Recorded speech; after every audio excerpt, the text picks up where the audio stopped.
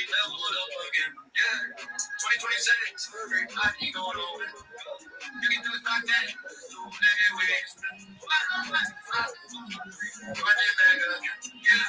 Run it back again. I was in the lab all week, no sleep. Stacked up goals like plates we eat. Turned no fears to receipts that's cheap. Let a floor shake every time they sleep. Group chat going off. New plots, new drops, new plays, new spots. Turn up the launch pad. Yo. You guys are absolutely crushing it. Shout out to you. I'm having so much fun up here on this stage with all of you. Shout out to our winner of this giveaway. That is going to be Dawn. My guy, Dawn, I did not know you had it in you. I have never seen emojis move so fast, so amazing. Shout out to you, my guy, Dawn Zip for life. My guy, hit me a DM on X with your ERC. That is your Ethereum address, and we will get that out to you within the next 24 hours. We are absolutely cooking today. We are feeling the vibes. 32 Dream. Can you feel it, fam? Yeah, and that song was sick. Freaking everybody that has a mic when the emojis go off, you gotta raise up your hand like you're holding up a ladder, my people. You gotta raise up your hand. But yeah, it was great. I loved it. It was amazing. Shout out to you, Mrs. Yucky Duck, for making another amazing song. That is why you are here. You are here to keep us focused, to keep us happy, and to keep us dancing. Shout out to you, Mrs. Yucky Duck. Everybody give her a follow. Let's keep cooking. Let's jump to the very next speaker. Somebody who's been up here for a little bit. Star Walker, you have been so patient, my guy. What is going on? How are you feeling today, family?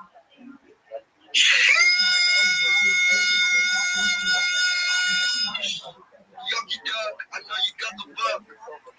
32 dreams, I see you in my dreams. Vibe-tron, you got a friend named Megatron. Yo, wise, I wanna know if you got dies. Okay, the female, I'll pull up on you when I see male. Oh my God, Miss Yucky. I'll pull up when I'm lucky. And I got the Joker. Are you good at poker? Yo, Rita. I just wanna see ya. Okay, I'm done right there. But what's good, people? Sheesh. Bro, so good to have you. I'm not gonna lie, I didn't know what was happening, what you just did to me, but I liked it. What is going on, fam? So good to have you here, bro. Oh, my man, thank you for the opportunity. This space is actually, wow, it's crazy. How are you doing, bro? Bro, I'm doing amazing, bro. I'm feeling like, yo, let's get it today. Let's get it this year. Let's absolutely win, bro. But I'm tossing you the mic, bro. What are you working on? What do you have cooking, fam? Yo, hi guys. I'm Star Walker. I'm an artist from Nigeria. So I make art basically. That's all I make art, and I just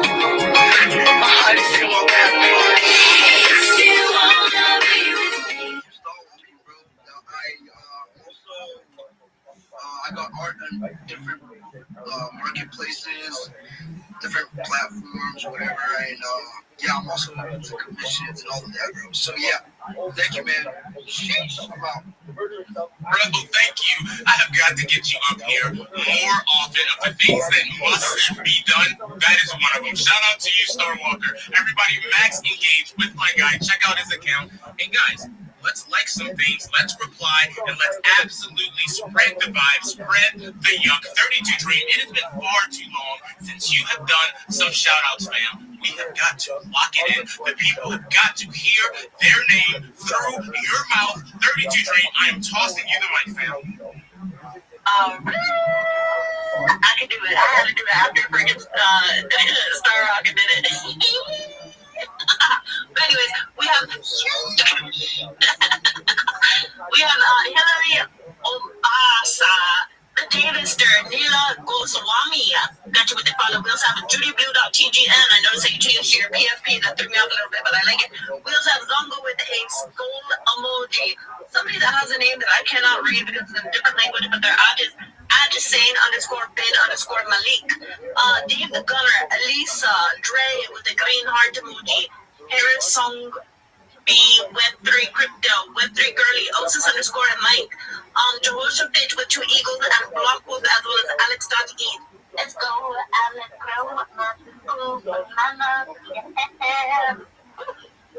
guys are absolutely crushing it. Let's keep going. Let's do exactly what needs to be done. Let me shout out some of you who are requesting. So many requests, so many base chats in this room right now who are absolutely crushing it. Bamsy, Tomsy, Young Fab, the Wizard, R101. I'm going to try to get you up here yet again, fam. You run, but we will try it again. Zaruto is in the building. What is up, fam? Peculiar, Zeno of Web3, I'll bring you back up again. Conspiracy Z, Emmy.tgn, AON, The Divester, Phoenix. So many people, so many requests. You are absolutely locked in on this Friday. Buckle weekend, you guys said. I am here to grow. So shout out to everybody in this room right now. Let's absolutely crush it. Yo, Minty, what is going on, fam? So good to have you here today. Yuki, wasabi, how you going, my man? Bro, I'm doing great, and you just made 32 Dreams week with that wasabi, so shout out to you. How are you feeling today? Man, I'm in love with 32 Dream, so I just have to sit down in the space right now. Yeah, dude, I had an awesome week, and like, you know, it's been really nice. There's been a few other Australians on the space as well, so it's nice to see other Australian people coming into the space. So that makes me pretty horny to see Australians are coming into the Big Step spaces. So yeah, it's really exciting. Dude, what I do, like, I basically get involved with like NFT projects. I get into their spaces. I listen to what they're doing. I see if they're a cool community. And if I really like them, I buy their NFTs. And after I buy their NFTs, I have my website and I rate their NFTs. So like I do a full analysis of all their NFTs, like social, you know, what the social sentiment is, you know, what the origins are as well. I do a bit of technical shit, like to do with the NFTs. Currently, I'm really enjoying the raid gods, and I'm also rating the retardios as well. So they're my two projects that I really love at the moment. So on my actual website, you can play some cool games like from the 1990s. I've changed them into sea cucumbers because I have my own NFT project going, which is called the Golden Sea Cucumber Society, which is like another of my accounts. It's a free mint, but basically when that mint's out, there will be benefits for holders. But thanks, man. Thanks for having me up. Love what you do, my man. And when you guys are launching your whole project, I will be rating your project as well. So thank you very much. Bro, that sounds amazing. We are looking forward to having that rating. Just make sure you drop me a DM so that I can do some bribes, bro. I gotta send you some gifts to make sure that rating is absolutely phenomenal. Shout out to you, Vinci. Bro, so good to have you here. And yo, is that a different PFP or is that the one you've always had, fam? Man, I've dabbed coins. I've been like up to the heaps of shit, and I've been so sick of being rugs and everything. My true passion is NFTs. I love the art. I love what people come up with. I love like the curiosity and the creativity of other people. I love what Dreamy does with her art. I love what you guys are proposing to doing. So, my PFP is just, it's Yoda, Star Wars with a mohawk. I've got a xenomorph from Aliens. I've got UFOs. I've got little cherubs smoking reefers. It's basically my mind, dude. I'm very open to everything, and I love my sci-fi, I love my horror, and that's why I love my art as well. So I'll be following the Duckies, whatever you guys are doing, because I'm excited. Bro, we are excited as well. Big shout out to you. Thank you, Minty, for joining us. Everybody give Minty a follow. Check out their page and absolutely max engage. Guys, the next giveaway that I do will take place in the Waddle Discord. That Discord is so much fun, guys. It's easy to jump in. Just hit that link on my profile. Jump in there, do a quick verification, which just entitles, all you have to do is like type in 2 words, and then you are in there. In just a few minutes, I will be announcing that giveaway. But guys, let's keep going. Let's absolutely keep crushing it today. And my good friend Nefertiti seems like she is back. Nefertiti, are you there, fam? Oh, finally! Guys, I'm trying to change my voice. Maybe my village people will not recognize me this time. The last time I was on here, I was rocking badly, and now again. But no, we stay acting. We'll stay acting. GM Yokidaki, Happy New Year to you. How did you celebrate the New Year? Yo, you know what? We had an amazing space on that Wednesday, and I pretty much just relaxed and made plans. My room looks like I should be in a mental asylum. I have so many things written on these walls, papers everywhere, things to do in 2026. So I was just fully locked in, fam. How about yourself? I'm very well, thank you. I had a blast yesterday and I enjoyed every bit of my new year. GM, Mr. Kidaki, Digital Dreams, vibes.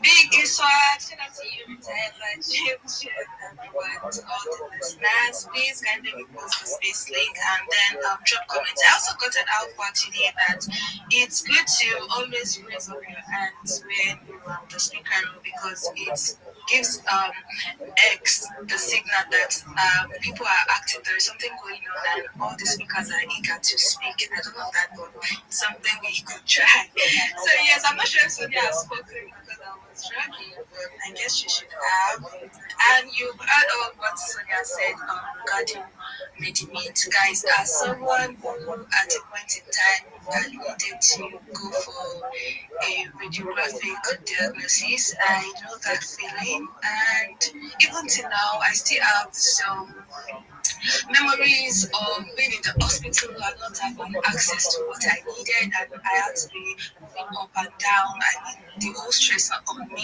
on my family.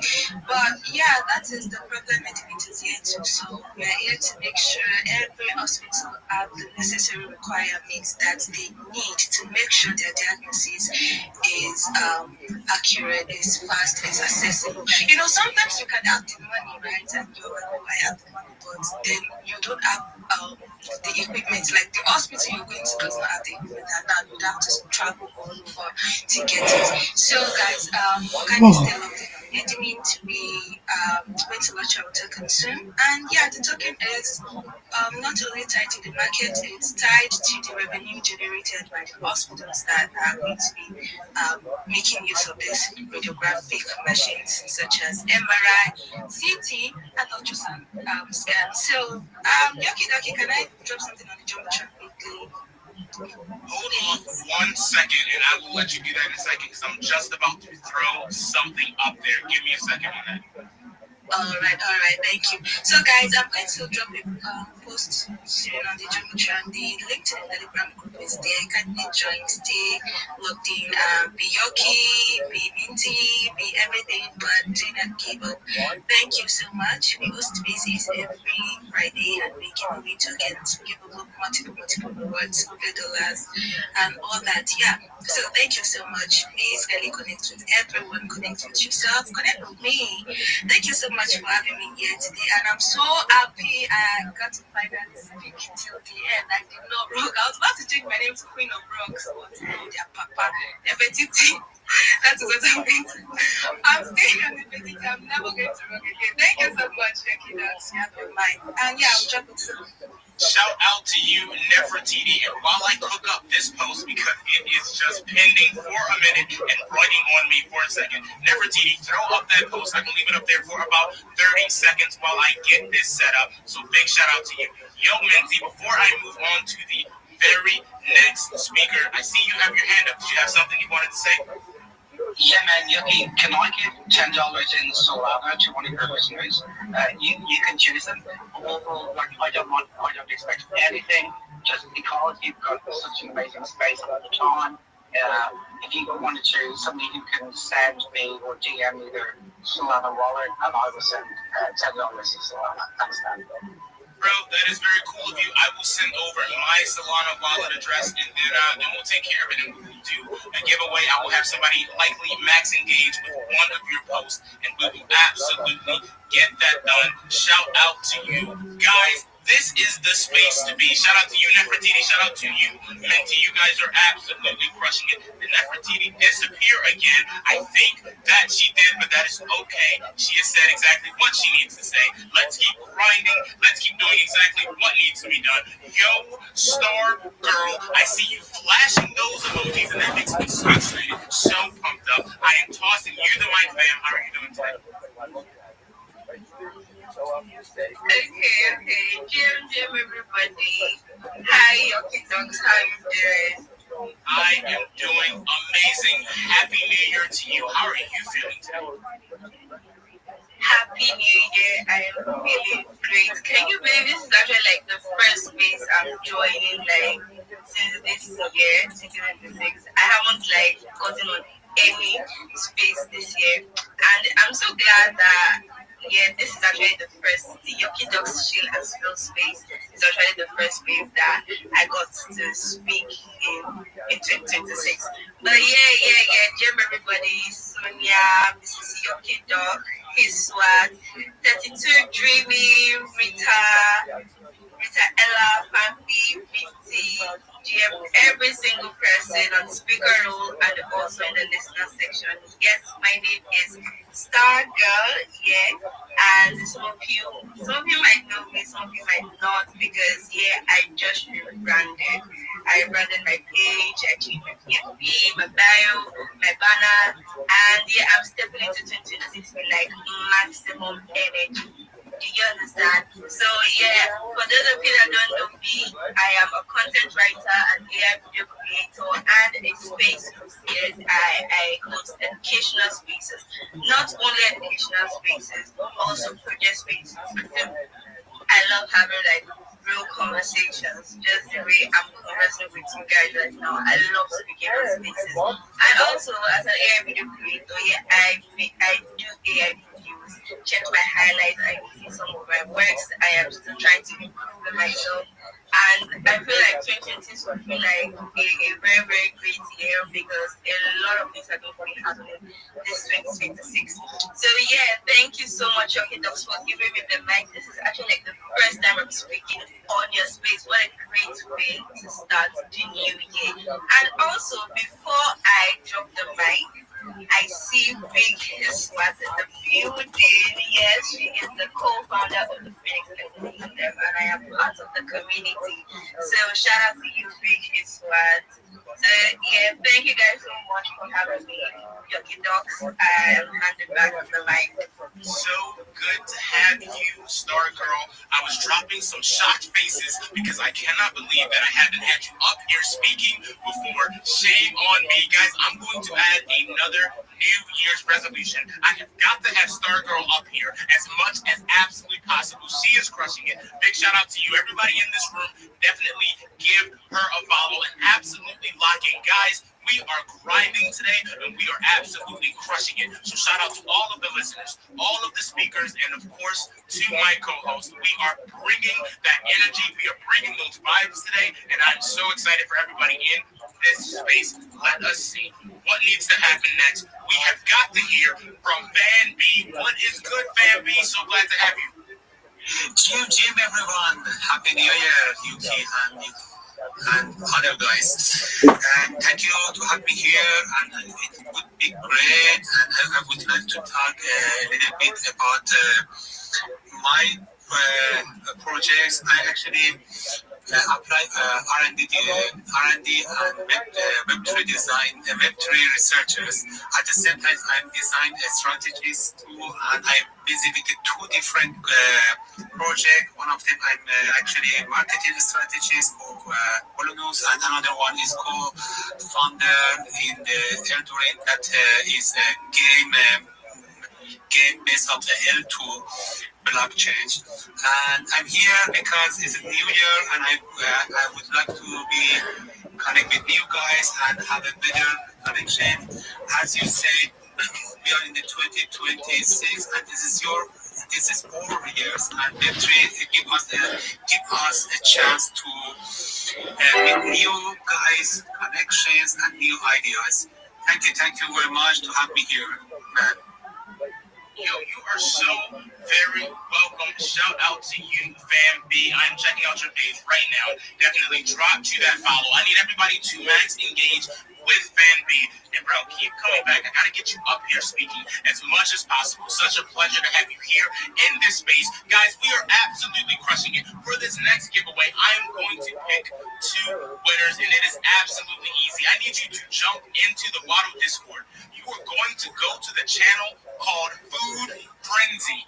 Food Frenzy. Guys, if you put this in the wrong channel, you will absolutely not win. You're going to go to Food Frenzy and just drop a picture of some food that you guys ate during this holiday season. It could be Christmas, New Year's, whatever, breakfast today. Drop a food item right there in Food Frenzy, and we are going to pick a couple winners from those pictures. So absolutely lock in. I know 32 Dream has just started sweating.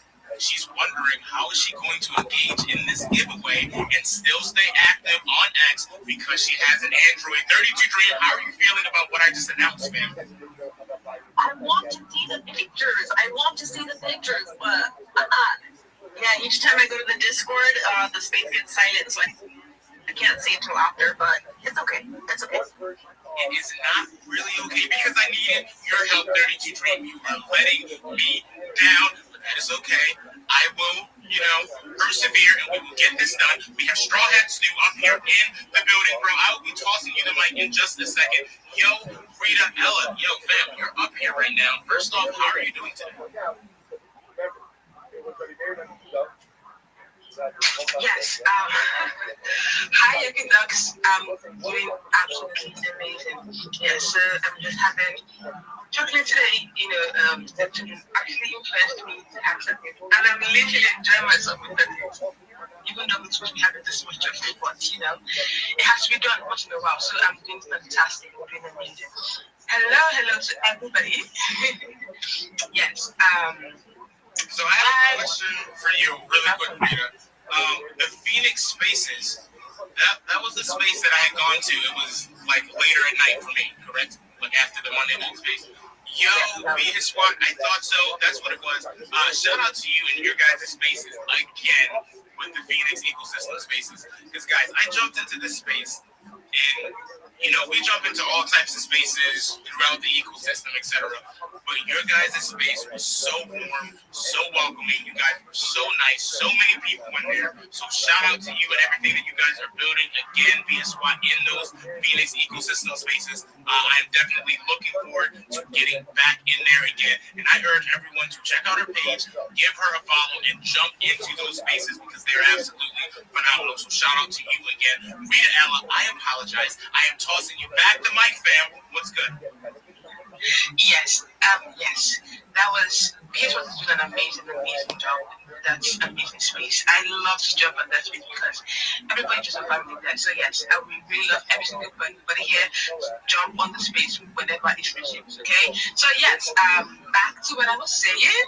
Hello to my amazing co-hosts, Vibes and Destiny Dream, and to the familiar and beautiful spaces I always see here every single time I come up here. Biggie Swat, Sonia. Miss Sunny Ducks. Yeah, man. She is the space herself. Yes, and also to Nefertiti. Yes, I love to come up here and see every single one of you here. You guys are amazing. I love coming up here and when I come up here and see the number here, you guys are amazing. The support you guys have, Yuki Dogs, that is amazing. I love you all so much. So yes, I'm Mr. Ella. I'm a content writer, a community manager, and also a growth strategist. And I'm also part of the team for Yuki Dogs. Let me give you guys a little secret, okay? Yes, anytime you come up to these spaces, it is not only about gaining followers. You can also get to connect with people, also get to connect with projects because a lot of people that show up here every single time you post that space. So anytime you're here, make sure you just sit in the space with every single of your friend you have. Tell them that Yoki Dogs is up here and they can come up here, make new friends, get up, get project attention to them by speaking or even by commenting. Once your name is shouted out here, you're getting the visibility here. Yes, we have the number. I can post of that. Yoki Dogs definitely have the number here. Show up here every single time and get that amazing visibility. And don't forget, very soon, very soon, we are launching our NFT, okay? We're having our NFT means this year, yes, very soon. So anticipate that and keep that in mind because when we do that, it is going to be fire. And everybody, the entire crypto space is going to shake because we are coming with the force. So thank you so much for showing up here every single time. I love you all so much. And please don't forget to follow me and I'll definitely follow you back. Thank you. Peace out. You have the mic back here with us. Yo, shout out to you, Rita, Ella. You are bringing the vibes this morning. I love having you up here on these spaces. You make everybody feel that much better. We love you too. I hope you're having an amazing new year. I need everybody in this room to follow Rita Ella, to absolutely max engage with her. You guys already know she is everywhere. She is supporting so many projects, so many spaces, and always bringing those good vibes. We love to see it. So shout out to you again. Let's keep cooking and let's keep building. I see you guys in the Waddle Discord dropping those photos, dropping those pictures of some food that you guys had during the holiday season. You guys are crushing it. Shout out to each and every one of you guys. I'm going to shout out some of you who are requesting. There are so many requests this Friday morning. I know it's the new year. You guys are bringing that heat. There are things that you guys want to do. Shout out to you, Ample, Don Fancy, Tomsy, Young Fab.Base, The Wizard, Aura 101. I'm going to try to bring you up again. It's giving me a hard time. And Nessie, Vega, Zeruto, Peculiar, Zeno of Web3, Midas Community, Zeke, Chaos 4, CJ, and so many more. You guys are absolute base guys. If you hear these people, these are the exact people that you want to reach out to. They are grinding, they are working, they have something to say. Guys, reach out to them, jump into their DMs, max engage. That is how you absolutely win. That is how you absolutely crush it. Rita Ella, what is good, fam? I see you with your hand up. Yes. Sorry about that, but yes. Lucky Dogs, I have a request, a New Year request from you. I really hope this is granted. Yes, so let me just say that before you get giving you the graphics for me.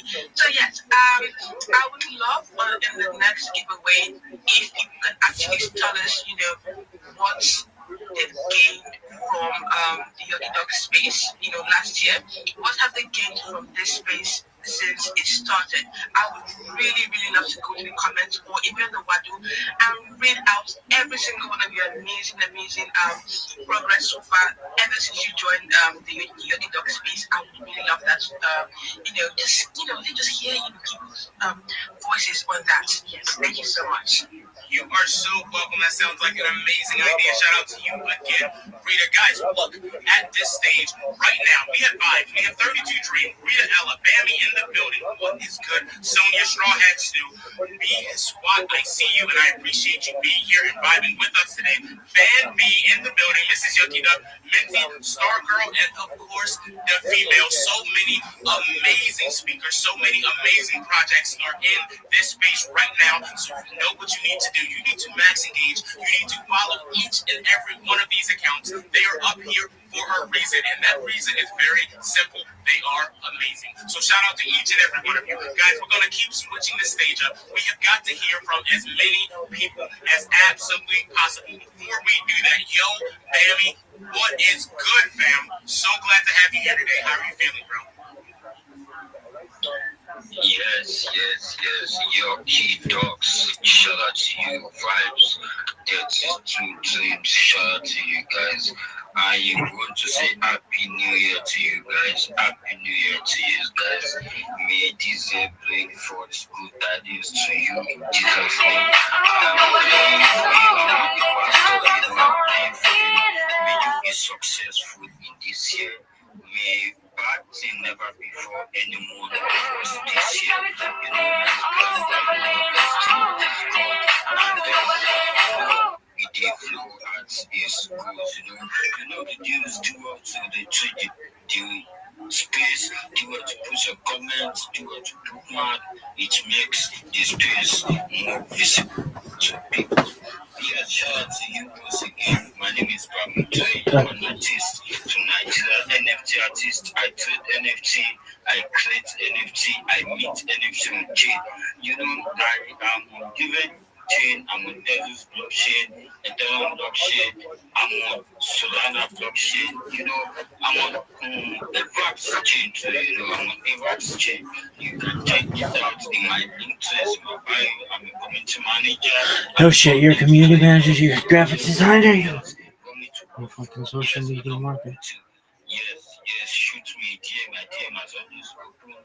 Yes, I am so glad to be here today. I'm so glad to be here. I had, it's really that said what I get in the Yokido space. Let me just, start by saying mine. I gained a lot in the Yokido space, last year, I gained more followers. Yes, I could say that.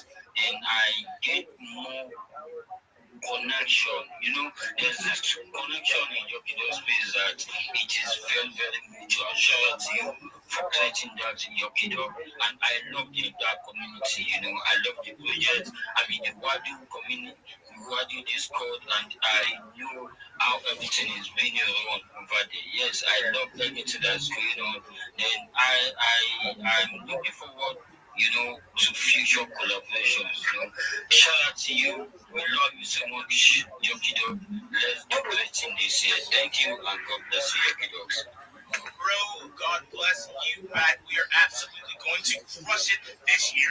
You have said it. Bammy, shout out to you. Everybody give Bammy a follow. Check out their page, Max Engage. Guys, there are so many requests, so many amazing people in this building right now. This is just a reminder to everyone who is requesting. Guys, make sure you are following your host. Make sure you are following your co-host. That is how you're going to get up here. We cannot wait to hear from you. So absolutely lock in and do exactly what needs to be done. You guys are absolutely crushing it today. I'm going to pick a giveaway winner from this food frenzy giveaway that is right there in the Wado Discord. You still have time to drop a picture of some food that you guys had during this holiday season. But guys, while I get ready for the next speaker, while I switch this stage around just a little bit, we have got to hear from 32 Dream, who is absolutely locked in, whose leg is shaking right now because she is going through withdrawal. It is call out withdrawal. She has not had a chance to call out some of you guys, and she simply doesn't know what to do. 32 Dream, I am here to save you. I am tossing you the mic. Take a breath and let's do some shout outs, fam.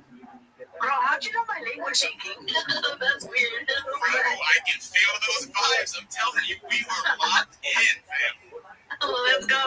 But anyways, we have Crypto Alpha 79 with a trophy emoji and the shaking hand emoji. We also have Nay with an exclamation mark, Straw Hat Stew, Active King, Paseo Rahman, I believe.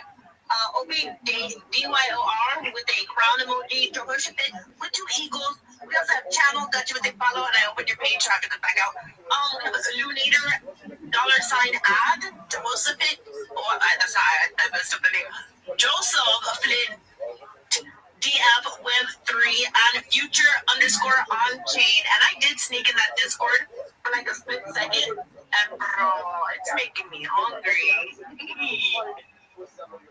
You guys are absolutely crushing it. I'm about to jump over there in just a second. That female, I see you with your hand up, fam. What is good?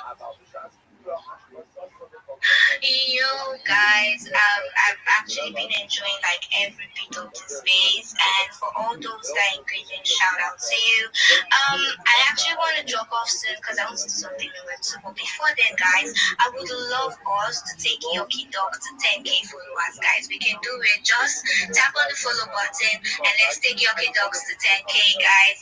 And I want us also like retweet if you haven't and engage, guys. I mean, the space is going crazy and I love it. And I just want to tell you something that if you look at your phone and you see the part that has the mic icon, just press it that request for the mic, guys, and come here to talk. Would like to know what you're building, would like to hear from you, would like to know how you're feeling for 2026. I mean, people are sharing a lot here and the vibe is giving other people vibes, and you know, it's just a good thing that we come together and know what we're building and get to support each other, right? So thank you so much, guys, for the space. And personally, I would also want to say what I did from Yoki Talks. Last year was amazing. In fact, I never regretted joining the Wado. It's been vibes upon vibes. It's been a lot, guys. It's been a lot. And you only get to experience when you join the Wado. So yeah, if you haven't, please join the Wado right now. And one other thing is my followers grew. I saw growth in the Wado Discord, and it's been amazing here connecting with people, different people, different talents, and you know, we're doing great things, man. So thank you, Yoki Dogs, for always showing up at 32 Dreamy and Vibes and Miss Yoki Dogs and everybody. I just love you guys. I love the Wado. Thank you guys so much. I will be dropping off soon, and thank you so much for the mic, Yoki. Yeah. You are very welcome. Big shout out to you, the female. Do your thing and absolutely crush it today. I look forward to seeing you later. Shout out to everybody in this space. I'm seeing some of these listeners in here, and you are absolutely base. PMs, I see you. Tammy, Freeman is in the building. And Nessie, Judy Blue, what's up, Judy Blue? Always a pleasure to have you in here. Claim your souls. So many listeners, so many base chats in this room supporting us. Shout out to each and every one of you. I am so grateful. I am pumped up that you are here with us. Let's jump to our very next speaker, Midas Community. I am tossing you the mic, fam. How are you doing today? I'm good, man. I'm good. How are you guys? How was your New Year? Bro, it's amazing, man. I had a great New Year. It was really, it was low key. It was getting some things set up, but it was exactly what I needed, fam. How was your New Year? It was all my mom, grandparents, took the kids. So I had a surprise night. Me and the wife, we ended up going out, getting a few drinks, coming back home with the ball drops, and it was a nice chill night for us. Bro, that's amazing, bro. It's nice to be kind of chilling out with the wife, like Mrs. Yucky Dog. I chilled out, I relaxed, but I plied her with liquor, bro. I just would not stop because some things have got to be done. And I had a great time. It was a lot of fun. Midas, I am tossing you the mic, bro. Talk to us. All right, so I want to hop up here, just let you guys know we're dropping some NFTs. We're going to do a whitelist price of 0015. It's roughly about $4.50. We want to help grow our community, help build our community, so that's why we want to drop the whitelist price to everybody and get everybody in on them. That is for being flat and for being up. Oh no, he was born with a fucking Mexican bell pepper for it now. That is filled with cheese, jalapeno cheese. It's simply it fits his face though. That doesn't fit anybody. Shout out to you guys. That's it with the ball head. So this is a big fight this weekend. It's in the boxing, yeah. It's pay-per-view. No, it's not. It's on Fox. It's on PBC. I don't think it's pay-per-view.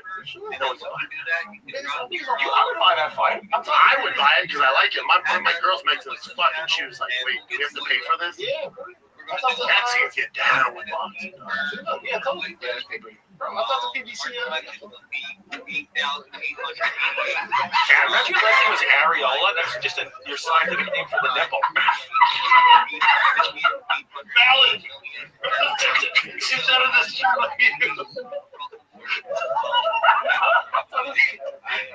by my statement. Stand by. Bro, I appreciate you, man. I was pretty sure I didn't have a chance to hear from you before. Really quick, while you were up here, your Discord, how is that looking, bro? It's growing. I like our Discord. Our Discord's cool. We haven't like promoted it as much as we should. But we're trying to. We're trying to build a community. We're trying to get this Discord going. We got about 300 members. But the features in the Discord are really cool. We got a bunch of stickers. We have Midas gifts. Like you can just search King Midas under the gift section, and we got Midas gifts dropping all the time. Yo, that is amazing. Listen, let's set up a game night with the Discords, bro. I'll probably jump in your DMs. Do me a favor, can you send me a DM with your Discord name where I'll find it on your profile? But let's do a game night, bro. Hell yeah, let's definitely do that. If you click on the link up there, the Discord is in the link that I dropped in the Jumbotron. Perfect. All right, we're definitely gonna cook. Let's do a game night. We're doing different. We do gaming events at least 3 times a week. I would love to set up something with you. It's always a good time to bring the communities together and absolutely cook. If you jump in our Discord, we have a way for your people to earn the Yup coins too, which is a coin that they can trade in for a bunch of different stuff in the Discord, but also for IRL stuff, things like charity donations and actual Ethereum.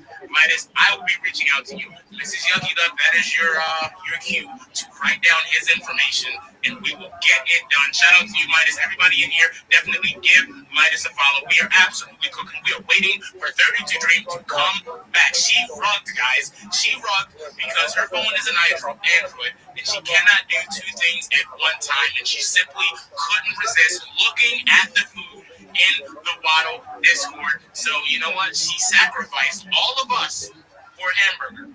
Just letting it be known. So shout out to you, 32 Dream. Let's keep cooking and let's move to the very next speaker. Yo, Chaos for CJ.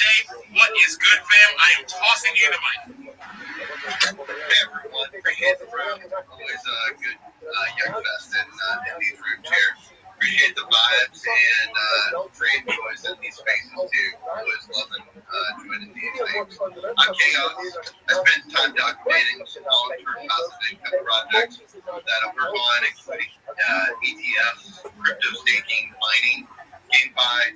Just really here to learn and share what I'm testing and connect with others focused on also making steady passive income or steady progress or builders. Glad to be here. Thanks for the mic. Thanks for the space. Back to you, Yucky.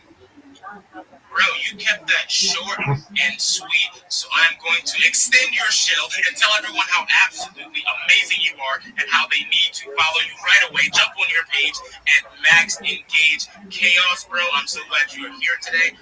Thanks for coming up here and speaking, fam. Thanks again. Appreciate it. Always love the spaces. And if anybody needs a little alpha and you're not following Yucky or Vibes or Dreams, make sure you turn on those noties. That way you get in here and you're able to go connect with people. I've grown like crazy with Stepas and several other spaces that I'm involved with. So get in here and grow. You can go from, I was at 400, I'm now over 1,900 followers. So you guys are just rocking it, killing it out here. Appreciate it. No, we appreciate you, and you are correct. These spaces are definitely the real alpha. Guys, jump into these spaces as much as possible. Chill with us. Doesn't matter if you're a listener, if you're a speaker, you are going to grow no matter what. It is absolutely going to happen. 32 Dream is back, guys. Welcome back, 32 Dream. You have some splaining to do. Tell us, what happened, fam? I went to go look at the food and it looked really good, and then I dropped a message and then I wrote. So exactly what I said. Wait, did you hear my comments about you and the hamburger? I heard the hamburger, which the Five Guys burger looked absolutely delicious, and so you called me out just right. Yeah.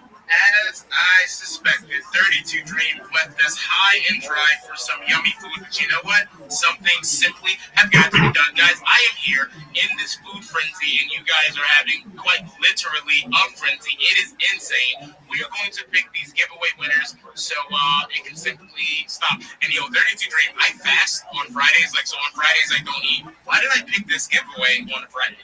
That was just dumb. That's ridiculous. This food looks so amazing. right now in here. 32 Dream, let's pick these winners. I am going to scroll and you are going to tell me when to absolutely stop.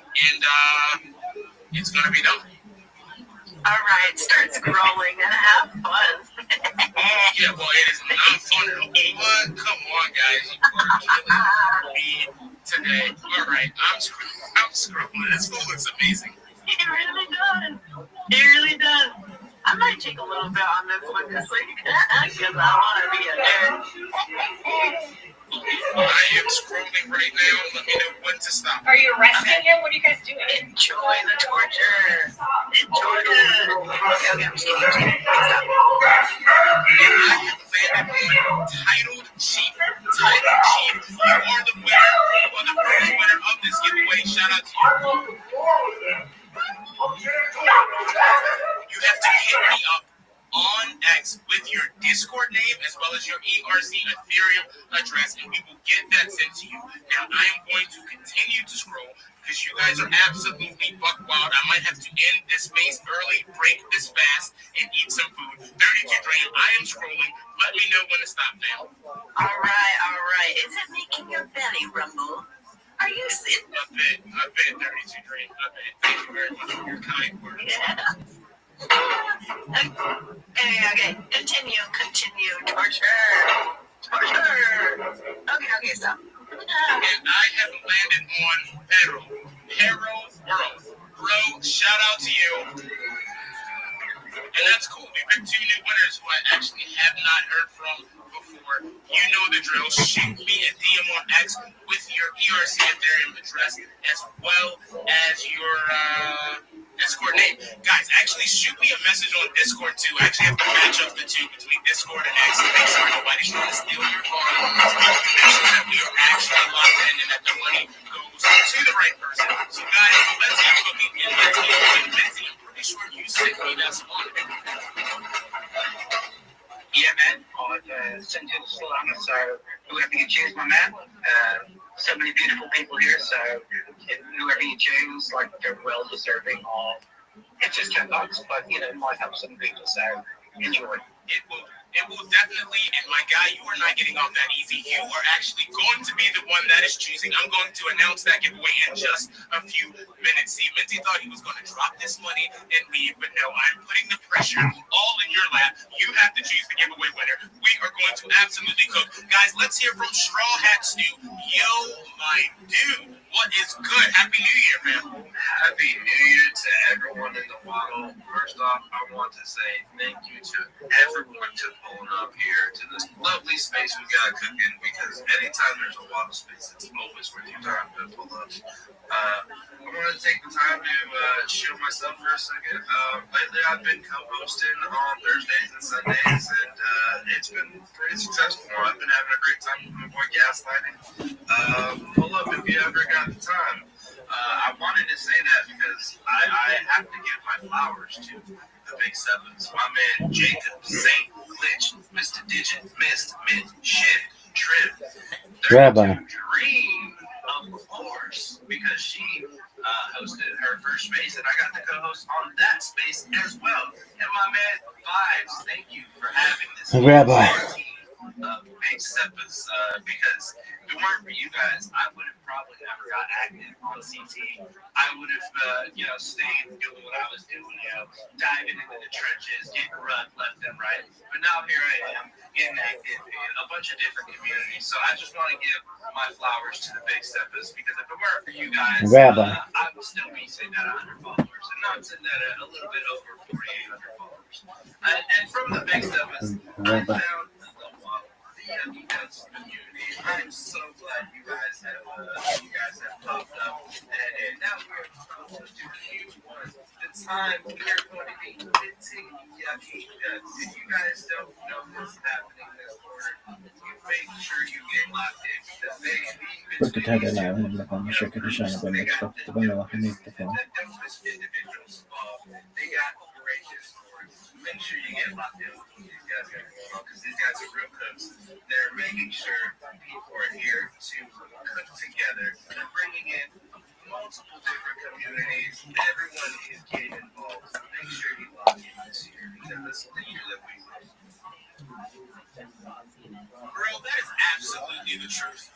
the year that we are going to crush it. We are going to win. Rocket Guys, you Academy gotta hemen manifest konuşacak this. şu anda You need to motivatif bana absolutely anlatmak know istiyorum. in your heart that you are going to crush it in 2026. That the things that you want are going to come true, and it simply will happen. It is going to start with belief. So shout out to everybody in this room who is believing in us, who is manifesting this amazing future that we are all going to have. We are going to crush it. 32 Dream. What is good, fam? I see you.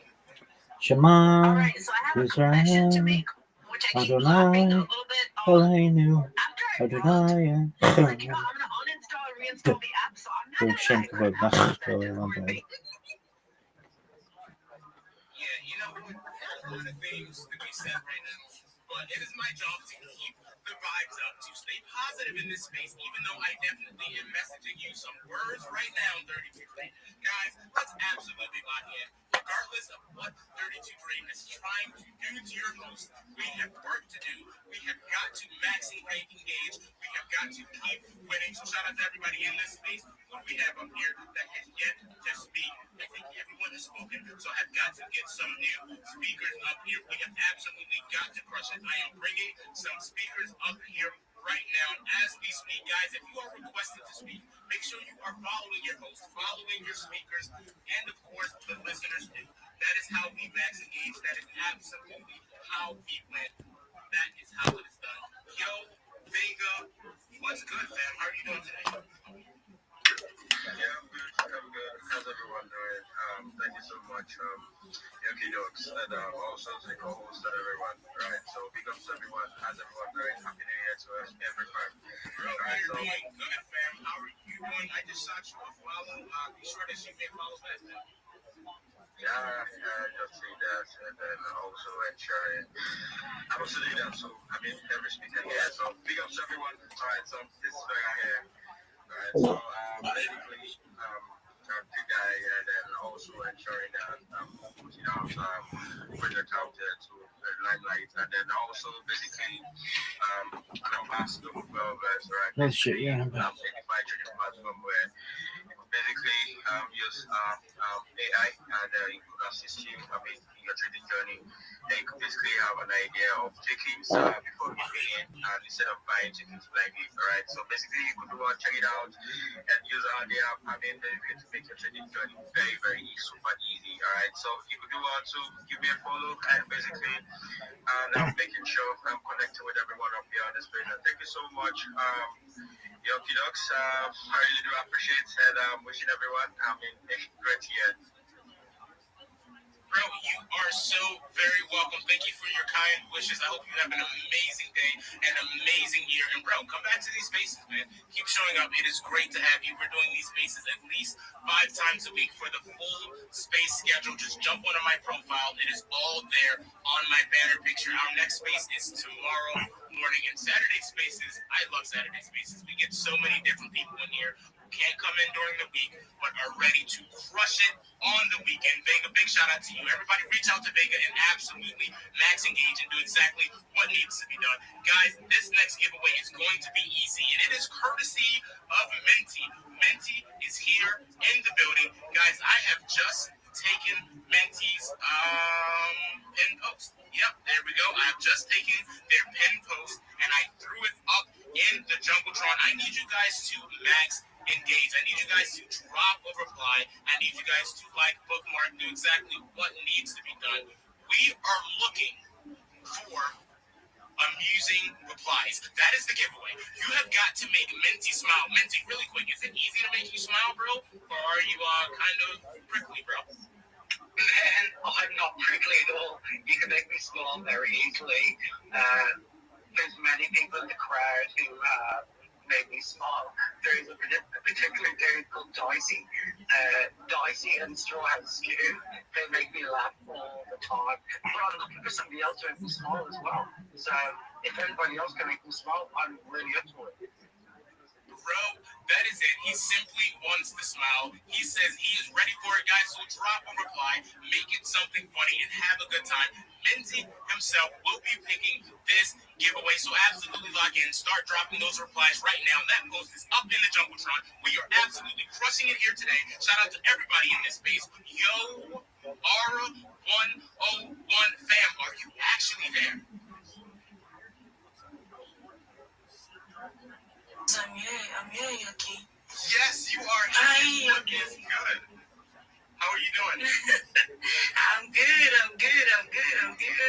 to the U to the C to the K to the Y. Yuki. Vibes. Bring in the pussy vibes. It's to bring me. What's up, my people? What's up, stress time. Big girl, Mrs. Yuki, that nicey, meaty. Rita Hella, the Weezer. I swear to the chaos for CJ. What's up, everyone? My name is Positive Around. I'm a space host, a community moderator, an educator, and I give people alpha. Yes, I've had more than 50 people that have given alpha that have made them maybe millionaire in my country. Yes, I'm very proud of that. Yes, I give out alpha. I have a WhatsApp channel, yes, and a YouTube channel with the name Bami Update, yes, and I'm a space host, and I'm here, and I'm ready for anything you want to. If it is a collaboration, I'm good. I'm a space hype lady. I got very, very well. Let me try it here. Does. I to the E to the C to the K to the Y. I say Yaki. I say dog. Say Yaki. I say dog. I'm a very good boy, but I don't want to disturb this because yes, we have to stay to Remy. Yes. Bring it the vibe, bring it the positive vibe every time. Happy New Year to everyone. Happy New Year to everyone. Yes. Let's have a good year. Let's be positive. Let's make the biggest money this year. Yes, this year is my year. This year is your year. Yucky Dogs, I see you. Mrs. Yucky Dog, I see you. That's the Grown Vibes. Bigger, I see everyone. Minty, I see everyone right now.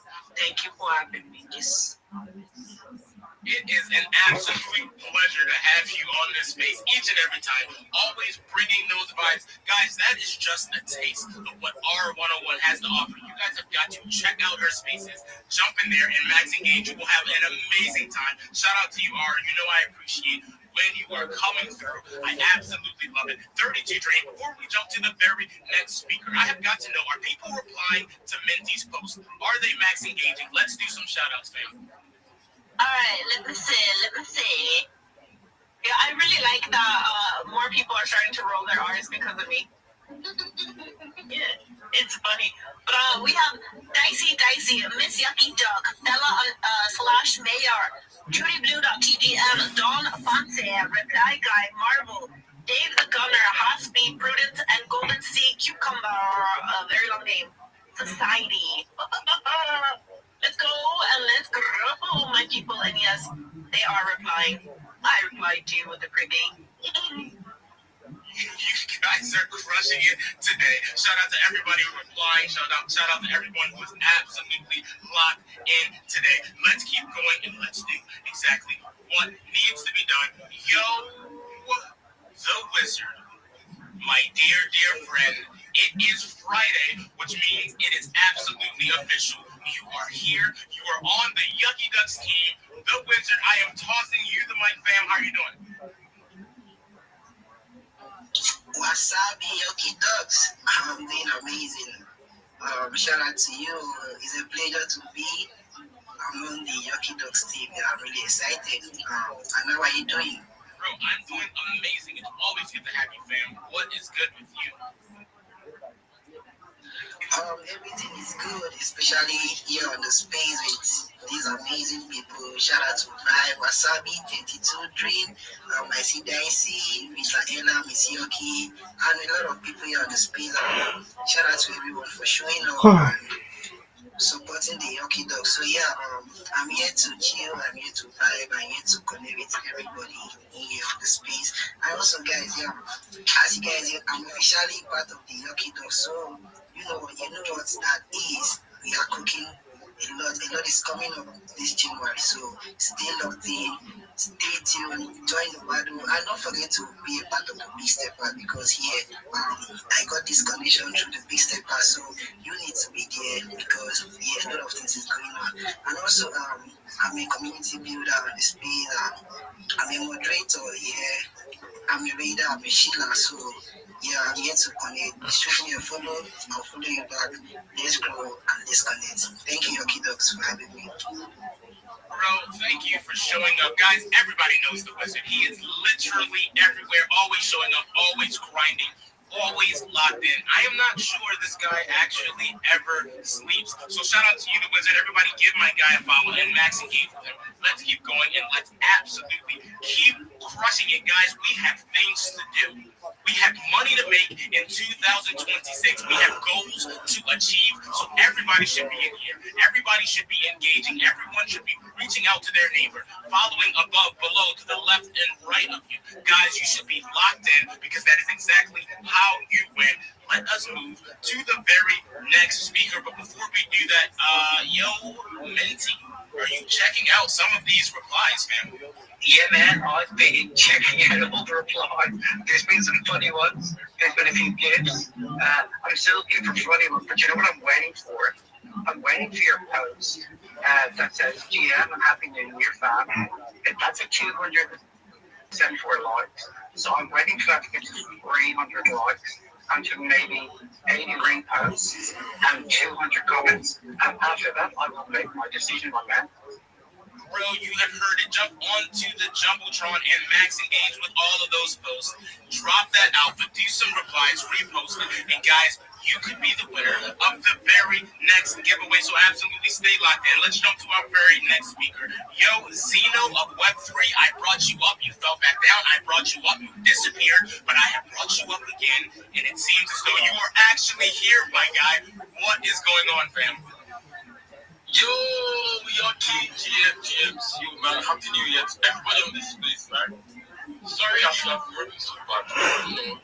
Net, I don't know if it's connection or something, but yeah, I'm glad to be here, right? So, GM, everybody on this place, I'm Zeno Bacteria, I'm a video content creator, and the space was an as well in marketer. Once in a while, marketer, trust me, but I do market, right? So, yes, video content creator, space was very, very, very deep into DeFi and Web3. So, if you are there, if you're right there, let's connect, let's share ideas, let's share alphas, and let's be friends for it, right? And also, I do have an alpha, I do have an alpha to share. So there is a campaign. There's a referral campaign that my projects we're currently working on right now. So it's a $5,000 referral campaign, and it's been on since late December 29th, 30. So that's quite a very good offer to anybody that wants to make at least $1,000 to $500 this month, right? So it's ending this month. It's a referral campaign for an AI chatbot that could be used by Web3 communities, Web3 projects, and also NFT projects as well. So there is an NFT buy alert. There is more like a chatbot whereby you can upload your real white paper and you can ask the bot any question relating to that project, and it's definitely give you an answer. So if you are quite into it and if you're ready to make some bucks this January, early this year already, so hit me up or send me a DM and I'll drop the link to the company proposal onto the comment section. So yeah, thank you very much, guys. Yo, shout out to you, my guy, and shout out to everybody in this room. Give my guy a follow and check out his page. We are absolutely cooking. I just had a call come in, so while that call is going on, I am tossing the mic to Dicey. Yo, Dicey, what is good, fam? Yo, what up, vibe? What up, Dead Studio? What up, Yoki? What up, Rita? Or Mrs. Yoki? Come on, Minty. Why are you laughing? What the heck? Jesus Christ, chaos. I can see Vega. I can see everyone in the listener section. Straw has to my man. Claim your soul. You're a fucking legend. I can see so many legends in this house. And, one day I wish to be a legend also. Yeah. I forgot to do my thing though, but maybe I will do it right after I'm done speaking. So I'm actually here to shield myself and also shield. I don't know. fucking bullish on.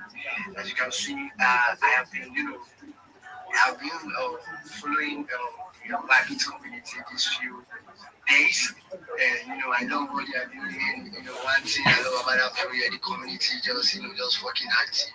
And let me go straight to the point. So we are Rabbits, and we are powered by the NFC Energy Drink, a real company from Miami. We're a real life company from Miami, and we have been around for like let me say few years, like 3 years now.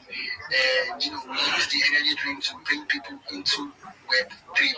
The energy drink part is our Web2 side of the project.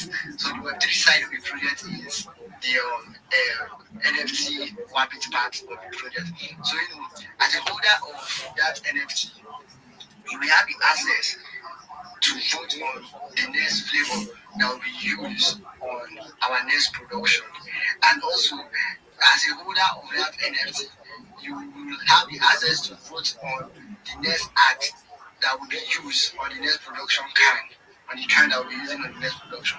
And as a holder of that token, if you're holding like 5 plus, or sorry, not the token, 5 plus of the NFT, you have the access to earn from the Wabbit simple drink.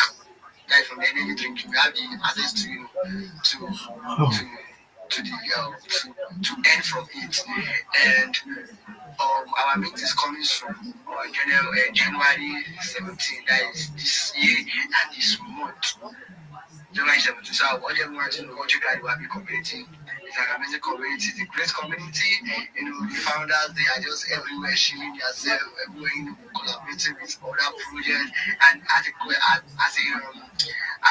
their collaboration partner, your project will have the access also for price reduction. Something like price reduction.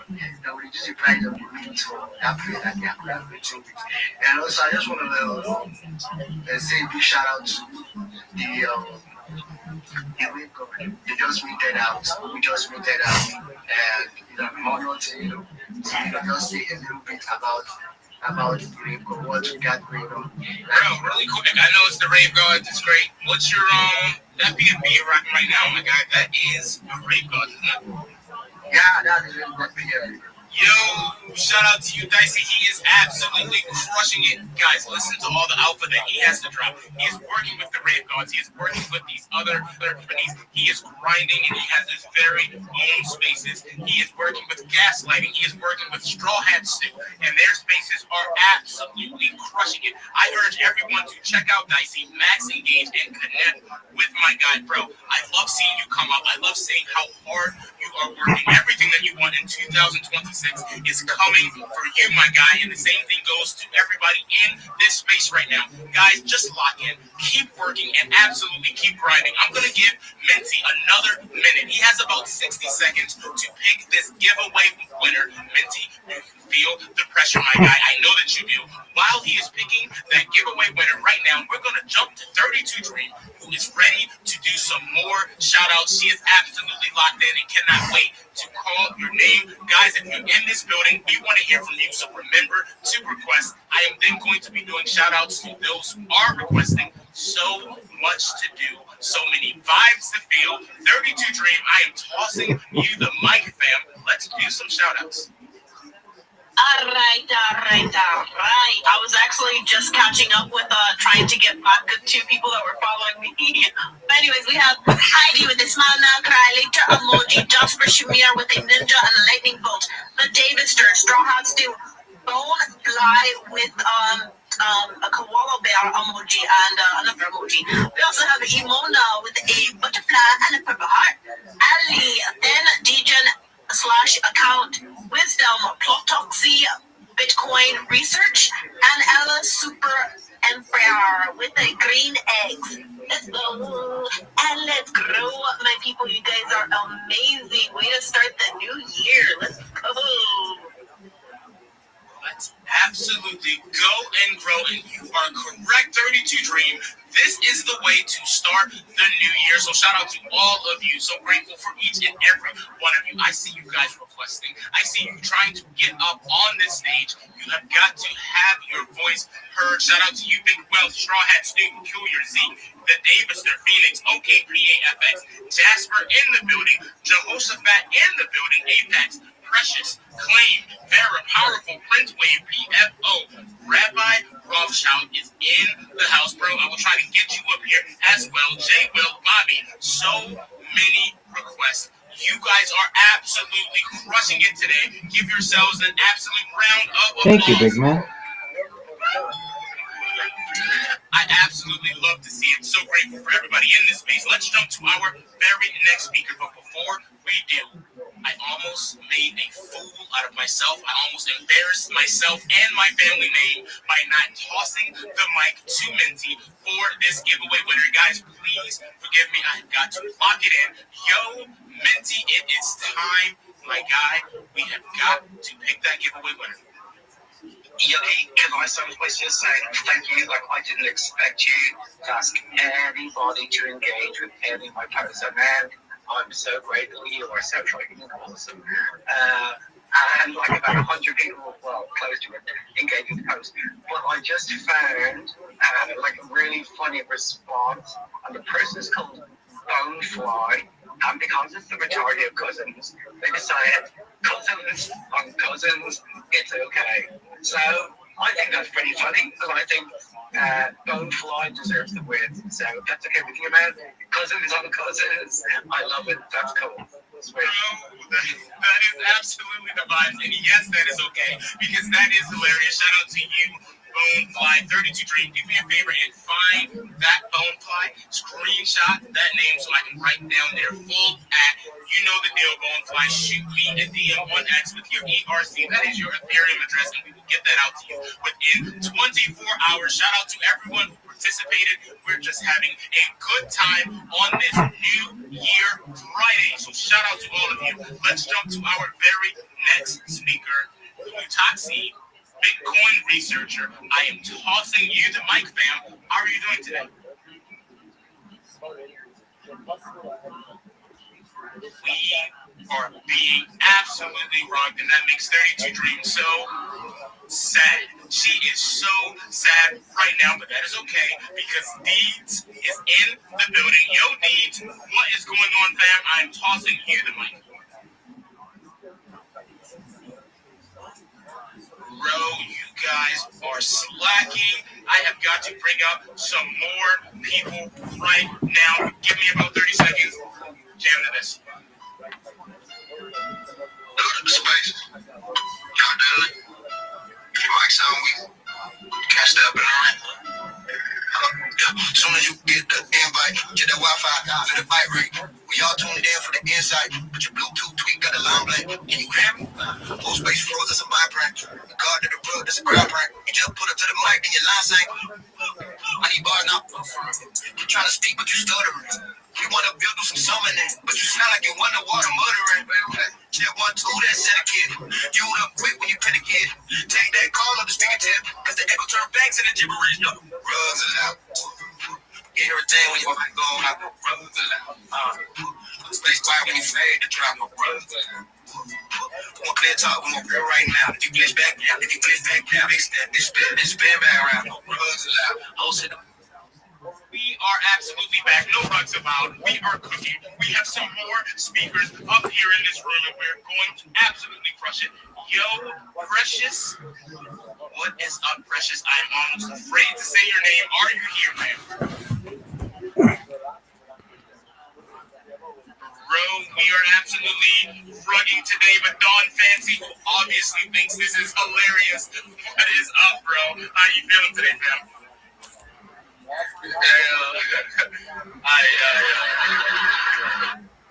It's actually very, very funny today. Massive shout out to you, Yukidok. Happy New Year to you. I hope you are doing well. I hope you are chilling well right now.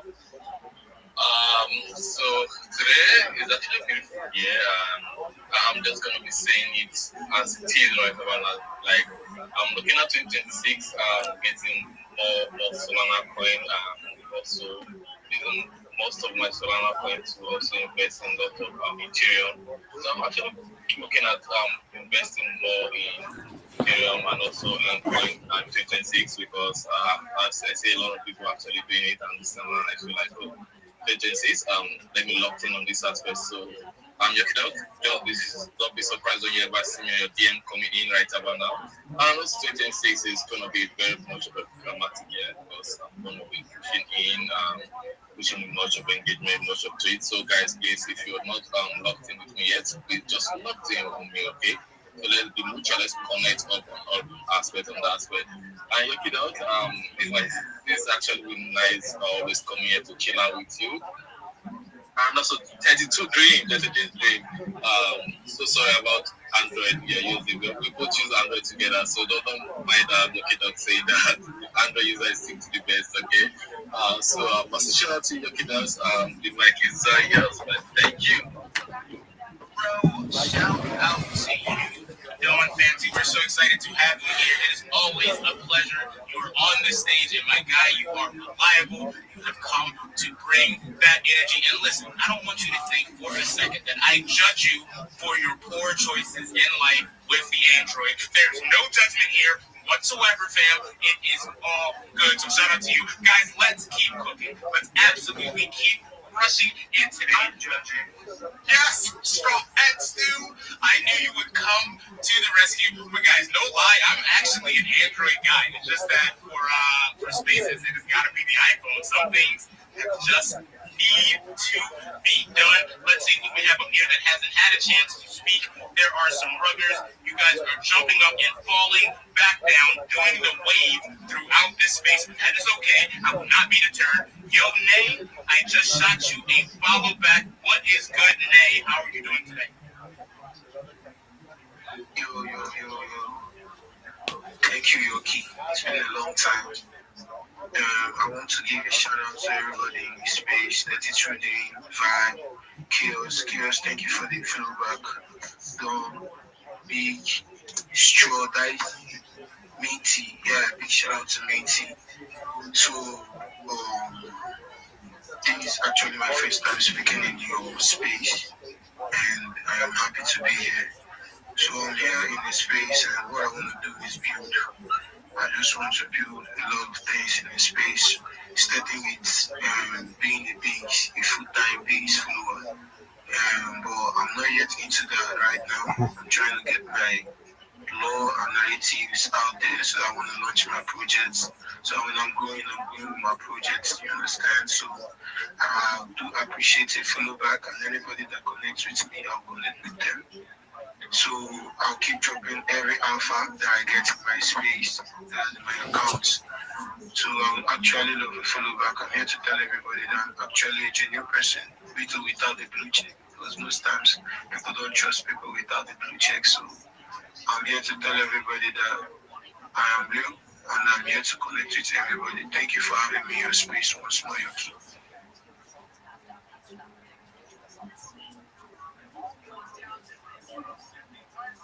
My man, Yoki. Bro, I am here, bro. I am absolutely here. I was dropping so much. You guys just missed out. I was dropping so much alpha for everybody in this space, guys. I let you guys know the way to have a prosperous life, an amazing life, how to make these bags, how to absolutely crush it. But my mic was unfortunately muted. Some of you guys have definitely missed out. I will try to do it again. I apologize. 32 Dream, I am tossing you the mic. What's good, fam? Yeah, and I just want to shout out Nate real quick because I saw him and he's been spamming the freaking emojis, constantly trying to grab a mic, and I'm like, bro, I'm trying, but it's not working. But I'm glad that you finally were able to speak. So let's go. It really caught my attention, and I typically don't see emojis, but the fact that he was like spamming it so much, I actually saw. I was like, what the heck is going on? And now everybody's spamming them. My girl just said she typically doesn't see emojis. And nobody has a problem with the Android, huh? Listen, guys, shout out to you, Nate. Thank you for joining us, bro. Keep grinding and keep coming up here. We're going to get you up here to speak. Guys, max engage with my guy. Jump on his page, like every single thing that you see. Let's engage with one another, guys. Let's help these accounts grow. All of us in here want maximum growth, but we have got to do it mutually. We have to do it together. That is absolutely how we are going to win. So shout out to each and every one of you. Big wealth, big wealth. That is what I need right now. What is going on, fam? How are you doing?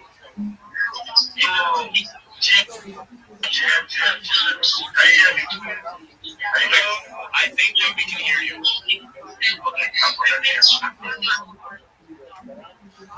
Your shit sucks, son. Oh boy. Big wealth. You are struggling, my guy, but that is okay. We will bring up somebody else. Shout out to you, Big Wealth. Everybody definitely find him down there in the listeners and give him a follow. 32 Dream, ever since you said the spamming the emojis, now all the speaker requests are going and trying to get up here to speak. Shout out to you guys. You are helping this space. You are helping the algorithm, and we absolutely love it. Fortune is back. I'm going to try to get Fortune up here in just a second. Yo, DeFi Mo, what's good, fam? Okay. Shout out to you, my guy. Shout out to 32 Dream, Miss Yoki Dogs, and everybody in the space. For the first time, I'm actually going to show the project. The name of the project is NFT Bingo. It is a utility-driven NFT gaming project that blends with classic mechanics. It's NFT that you could like mint. If you mint the NFTs, you're gonna use them to play the poker game on the website, and like there are going to be only 50 NFTs that are going to be out there. And there's a few unique cards named that you call them founder cards with exclusive benefits. And also, you could also delegate the cards to some people to play. So like they will rent it and use it, and then whatever they win, you get 25% of like what they win, and they get the 75% off. So I would actually urge people like the Discord link is on my profile. So like I urge you like to go on the Discord and check out the project. And it's really cool, like the white paper and everything is and the roadmap is in the Discord. So like thank you very much everyone for giving me the opportunity. Thank you, Yoki. Thank you very much. Bro, you are so welcome. Shout out to you, DeFi Mo. Thank you for joining us. You are based. I love the fact that you are in the model, that you always show up to these spaces, that you are grinding with us. Definitely give my guy a follow. Guys, we have had an amazing space. We are coming up on 2 hours and a half. We've heard from so many speakers, yet we still have so many more requests. Guys, if you are down there requesting, then make sure to come to our very next space. I'm doing another space with 32 Drink tomorrow, 10 a.m. Eastern Time, which is 3 p.m. UTC on Saturday. I love that space. I want everybody to come to that space, show out with us, request to speak, and let's keep growing nonstop. Guys, it is a new year. It is so important for all of us to take a moment and focus on what we want. Remind ourselves why we are doing it. Remind ourselves that it is all possible, no matter the cost, guys. Don't let yourself get in the way or anybody else around you. Guys, you are all winners in this space right now. We are going to absolutely crush it. So keep building, keep showing up, keep doing exactly what needs to be done. And you already know the vibes. You have got to stay yucky. You guys have an amazing day. Thank you guys so much. Squad on the rise. MJF, Julie, stars in the sky. Winning every game, got the prize in their eyes. Bottle up, yeah, we taking skies. Bottle up, so love, they amazing. Every expectation, they keep our eyes blazing. Bottle up, games they keep slaying. Community tight, yeah, no room for delaying. Happy got the light like a beacon in the storm. MJ spit fire, yeah, the crowd stay warm. Beauty steady shining, breaking every norm. I don't family together, that's the perfect form. Boy, like a backbone, strong and steady. They pulling up the faces, they always ready. Stacking up the wins, back look heavy. Water on the map, vibe sharp as my steady. Stars in the water, and you know they shining. Unity and love, yeah, the family. Always showing up, no need for reminding. Game after game, you know they redefining. Bottom left, so love, they amazing. Every ex, they steady, keep the vibe blazing. Bottom left, gang, they keep slaying. Community hype, yeah, known for the lane.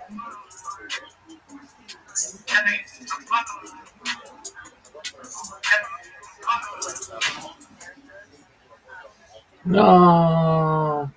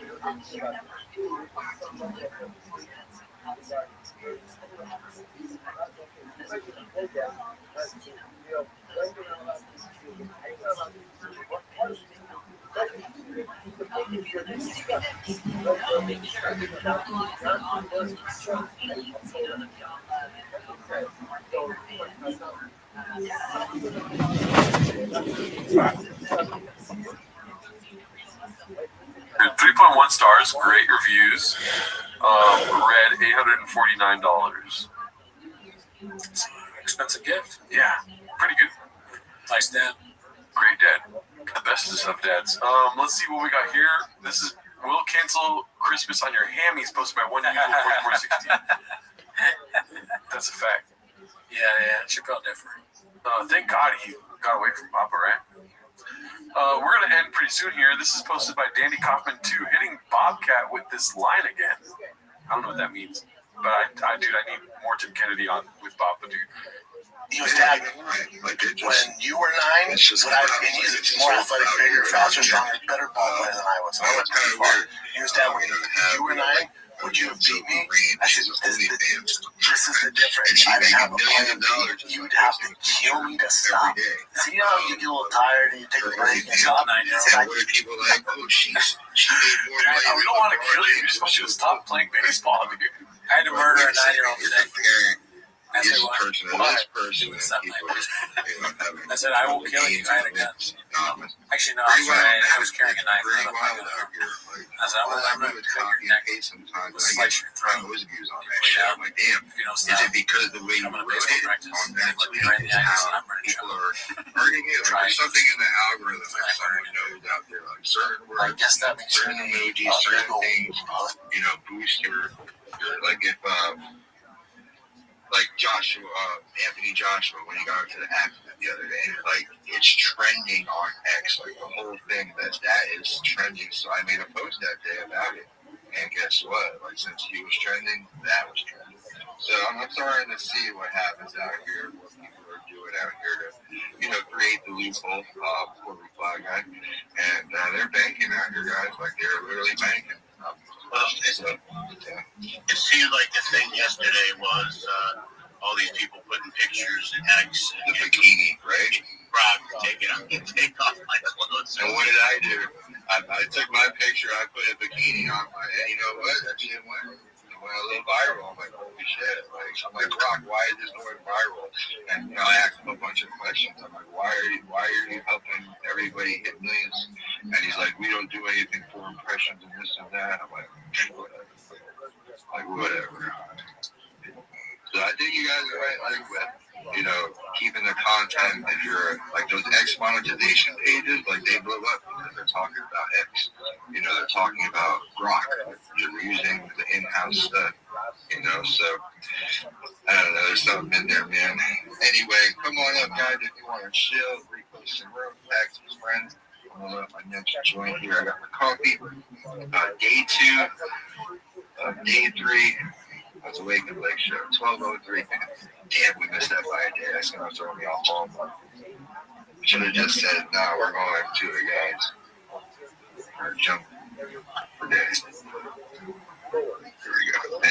We got a couple new people as well. We'll be doing some stuff with Cheddar.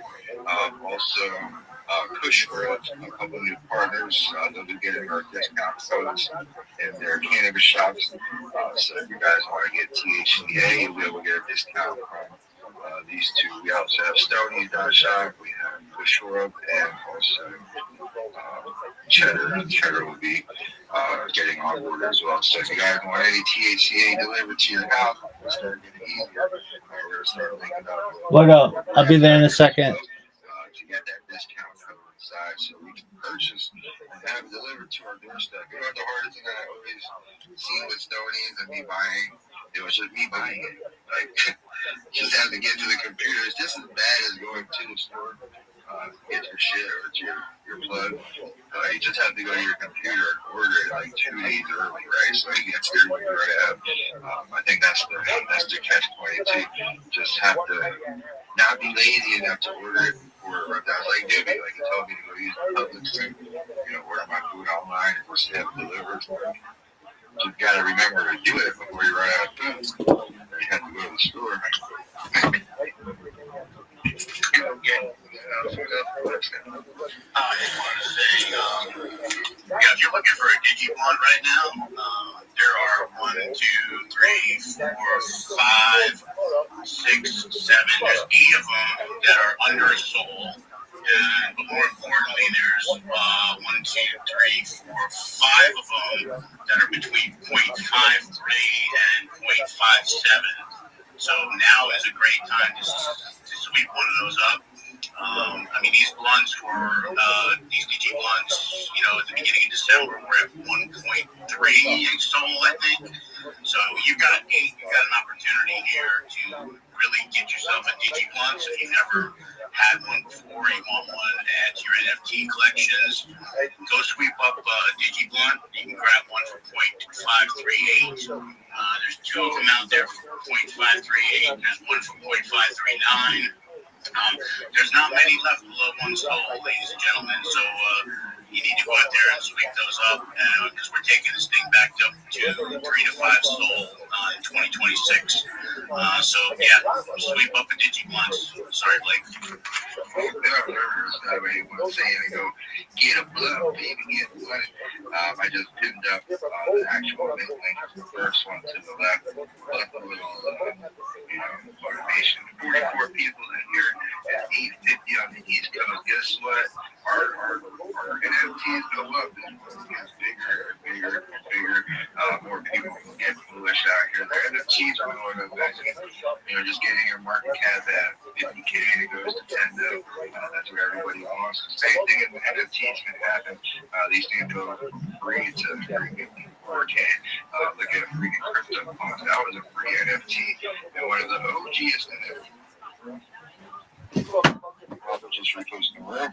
We got 43 people in here right now. We are cranking up.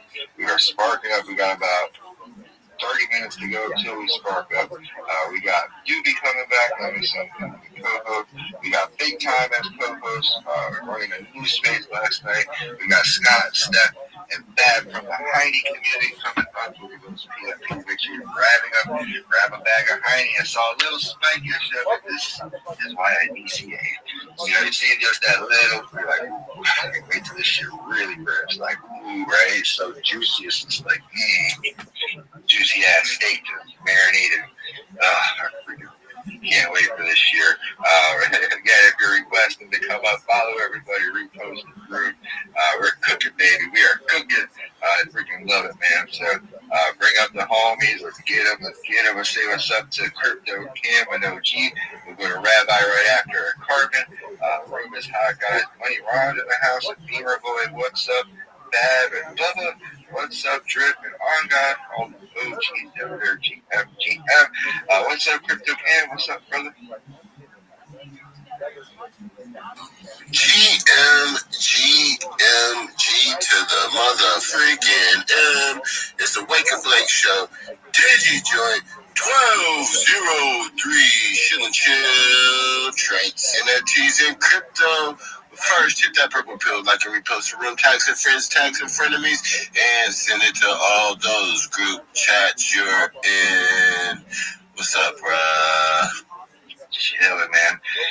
Feels like day 3 because I have 1203 up there, but it's only the second day of the year. So it's throwing off a little bit. I'm doing good though, man. Just chilling as usual. Room is building up before 9 o'clock. It's crazier. So after 9 o'clock, usually everyone else starts waking up towards, So we're looking good early, man. We got a bunch of OGs in here. Yeah, I'm normally not even up this early. I don't even know what I'm doing. I don't know. You sound like you're sleeping with your eyes closed. Yeah, with your eyes right up. Yep.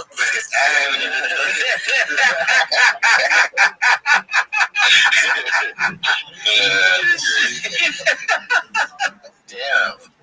Talk with his eyes closed right now. The screen was too bright. That's awesome, man. Welcome in, Cam. You wake up a little, come back. When I called out here, like, what? You calling me? I know. I'll be here. Yeah, we'll come back and chat with them. Get that joint or that bowl in there. You gotta get the coffee and joint ready. Like, it's always nice to have like a half a joint when you wake up right there. heavy smokers do that. They'll save that little one for the morning so they don't have to just go right into breaking up weed. I'm looking for my vape pen. Like, I'm like, where is that? Hey, bro, I made a little music video last night. I was just fucking around, just fucking bored. I'm trying to get La Russell to see it. Can I post it up top? There's some people show some love to it. Yeah. Yeah. It's kind of funny. Yeah. For sure. Oh, that one. Oh, spark it up. Got my eyes teary on that one, like emoji. What's up, Rabbi is in the house. Harvard and Metaguardian pull up. Wow. Dang. Rabbi, we'll go to you. Take it over while I consolidate my breath here. How you doing, Rabbi? Every day's a holiday, every meal's a feast. Thank you so much for the opportunity to be here. First and foremost, I've done my best to follow every single person in the room. I would appreciate a follow back if you can do it. I follow everybody back, so if you follow me, I'll make sure to follow you. Secondly, if you look at my timeline, you can see me pitch in a moment to all of you live on video. Nobody else is doing that.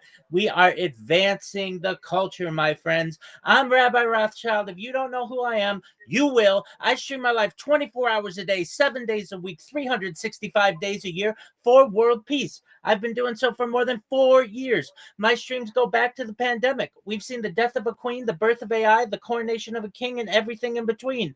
This is a real-life Truman Show, a real-life Big Brother. This is a timeline and a time capsule of human achievement. In the 1990s, Bill Gates coined the phrase, content is king, and I'm making it true today. I'm king of the internet. This is the biggest event in global history, and here's why. In 2018, The Economist magazine stated that data had overtaken petroleum as Earth's #1 resource, and I have more data archived on the internet than any person ever, which is making me very influential. I'm going viral, and when I do, I want to make you, your friends, your family, all financially independent if you're not already. I want to ensure that you have generational wealth if you don't already, and I want you to be able to start charities and philanthropic organizations of your own. I'm unlike any influencer you're ever going to meet. I'm not live on one YouTube stream nor 2 YouTube streams. I'm live on over 20 simultaneous YouTube streams, 24 hours a day. You can view my life in 360 degrees. I even have a ceiling camera. If you want to view these YouTube streams, they're available in my profile. Additionally, the link's available in my pinned post. You'll also find in my pinned post a link to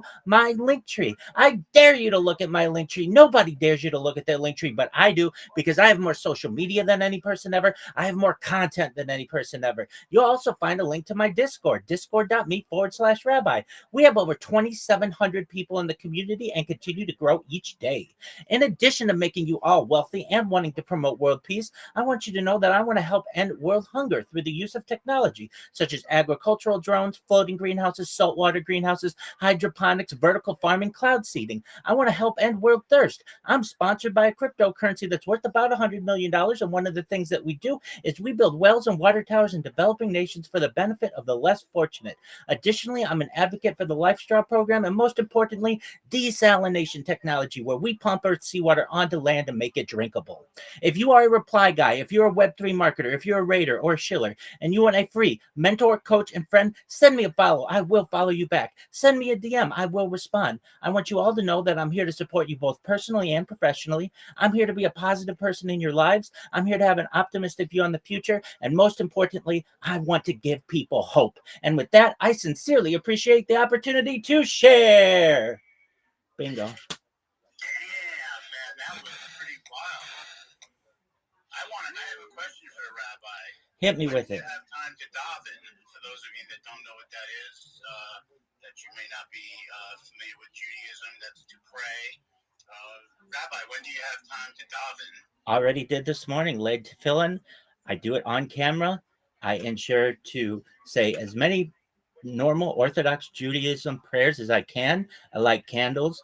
I certainly say blessings on kosher food. Do everything I can to live as Orthodox a lifestyle while still streaming it. That is awesome. That is awesome, Rabbi. Well, I gave you a follow, and look forward to learning more about you. And that was awesome. That was pretty amazing. You're I don't want to call it a shill, but you're obviously been around the block a few times. So nice job, Rabbi. It was always nice to have a man of the cloth in the room here. We appreciate that. Thank you so much for your high praise. I appreciate it. Yeah, great show, man. If you want to put anything up top, you are more than welcome to. There's actually a show and chill day Friday, so usually Friday we do a little chilling. So if anybody wants to come on up and something, you are more than welcome to. It's a dope day. It's Friday. It's the second day of the year. I did X payday and all the above the weekend too. Oh my gosh. The rabbi is here. Appreciate you, Rabbi Rothschild. Come on up anytime. We do this show every day, Monday through Sunday, where we chop it up with some homies. The room getting hot. Crypto Cam got his hand back up with a apartment right after. Just a quick question here, Rabbi. Do you only stream like at your residence, or like do you stream like when you're like out and about in the world and stuff, like mobile? Absolutely, I do IRL streaming. I've streamed as far north as Santa Barbara, as far south as San Diego, as far west as the Pacific Ocean, as far east as the desert and mountains. I've streamed to Beverly Hills, in Los Angeles, at Disneyland, basically everywhere in Southern California. Okay, all right, just curious. Thank you. Let's go. 9 a.m. That was the rabbi coming in hot. Anybody else have any questions before we move on? All right, let's go to Meta. Actually, let's go to Carbon. I said we're going to him next. We'll go to Meta Guardian right after. Hi, Tino. Yeah, that's right. What's up, Carbon? Man, this shit is hitting. Holy man, I can't even. What's up, Carbon? What is good, much? Hey, what you taking? I'm smoking candy cane indica right now, but this shit, yeah, I mean, I can't even. The second time I hit it, I almost like started coughing everywhere. Crypto can. Put that out for a second. What's up, Carter? Welcome up, man. Appreciate you for pulling me up. Joints, it's really an honor always pulling up on. Shout out to DigiJoints. You're very nice.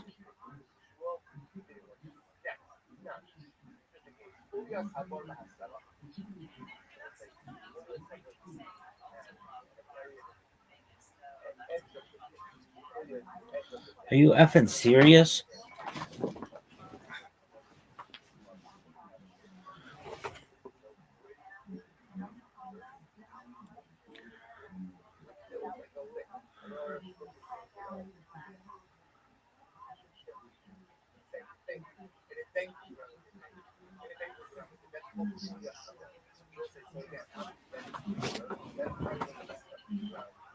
What up, LEU?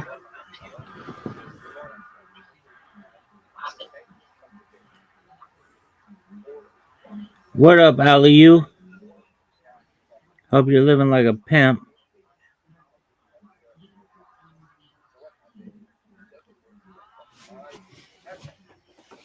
Hope all's good in your world, son.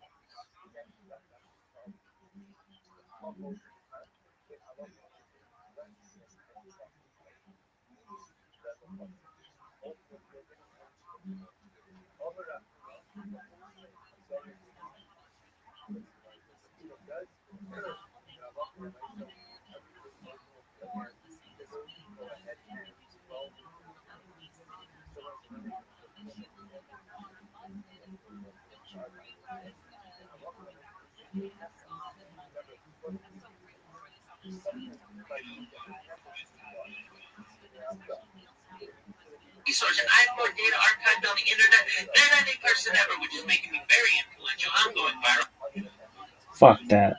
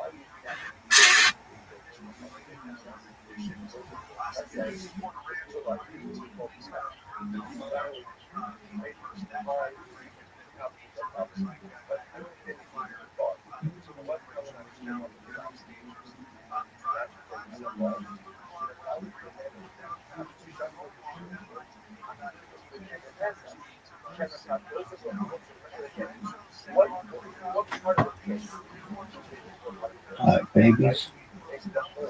It was tight.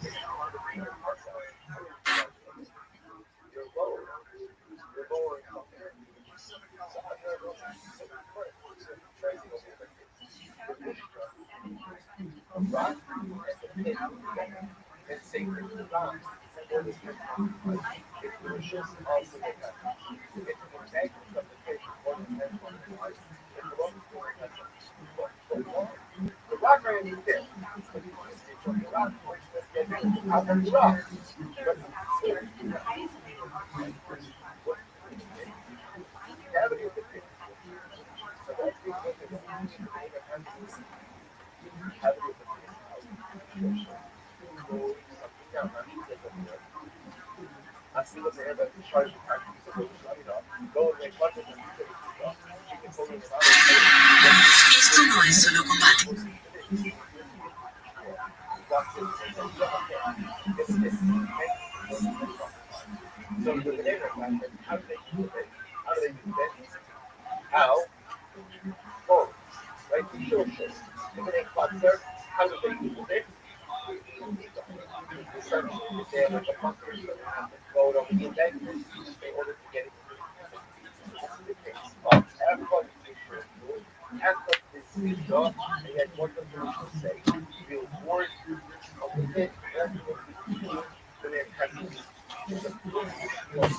That's athleticism. Baby.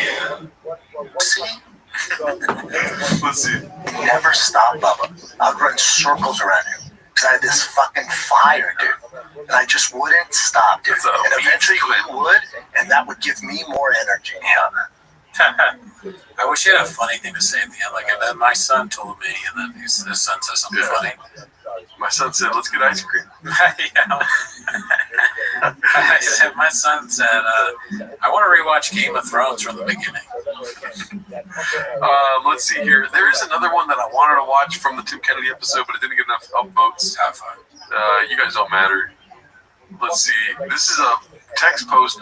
Tales from the Popiverse posted by Tony O'Hanlon. All syndrome of a Downs would never lean this heavily into chains. So at this festival time of pissing sinks, let's revisit our best content ever produced. I have been watching those because I was trying to find some like footage to put into the songs. Bada bing, bada boom, carne asada. Didn't find it, dude. I thought I just remember it differently.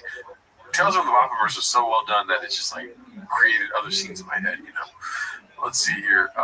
Me, Texas Racer B, posted by It's Loves Movies. Nice. I mean, okay, this is probably it. Going, oh yes. Wait, I don't know if this is it, but we'll see. Dandy Kaufman 2, going band for band with Psycho Tim talking about Puma pounding in sliders. Let's see. I'll show you goals from my son this weekend that, like, it's crazy what they can do on ice. There's 4 defenders all descending, like, okay, we know who that kid is. Holy pastor, so good. Off another kid's skate. That's wild. Before he scored a goal. There's like, bink, bash. Wow. Exact corner. 10 years. It's like, where's this?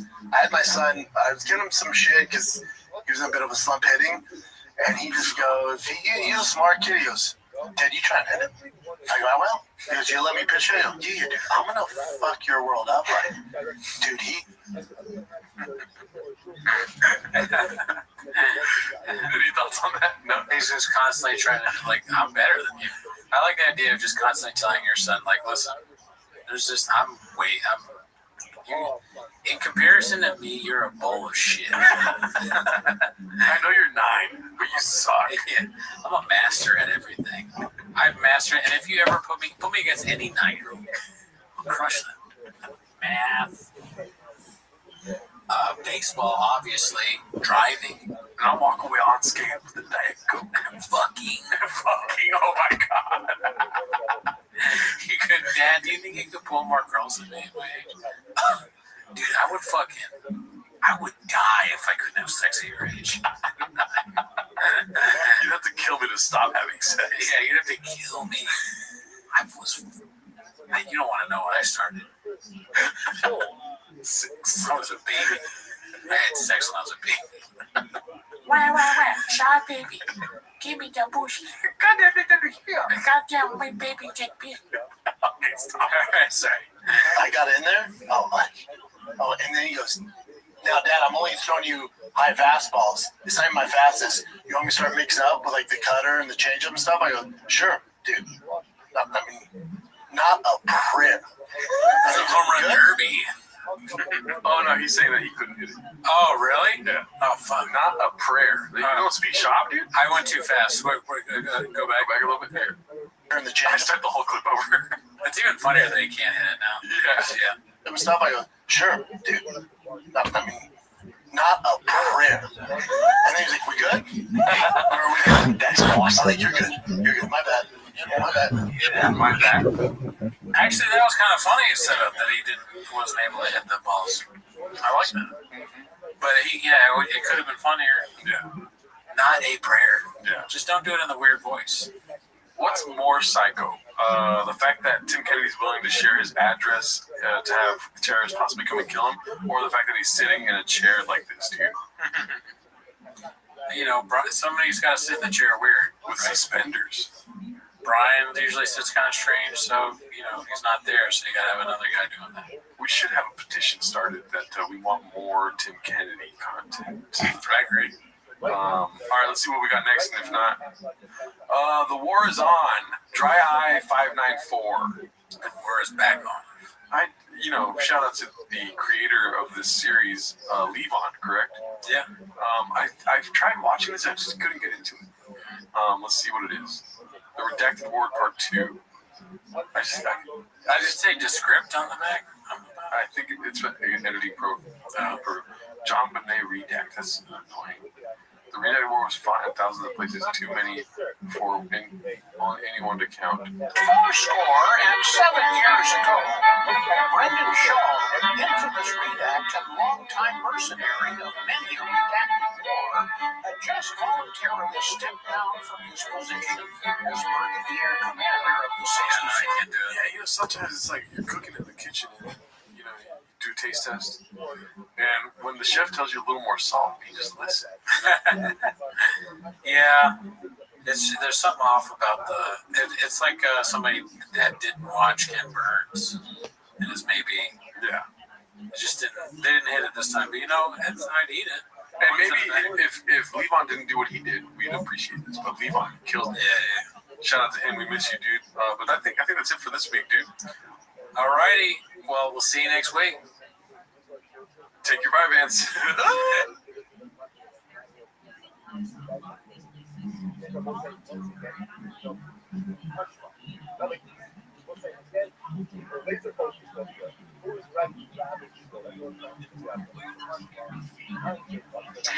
Hey folks, it's January 1st, 2026, and I hope a lot of you are doing something other than sitting at the computer today and are spending time with family or just taking the day off.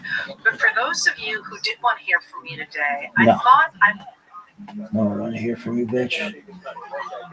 Where's bitch? Ever.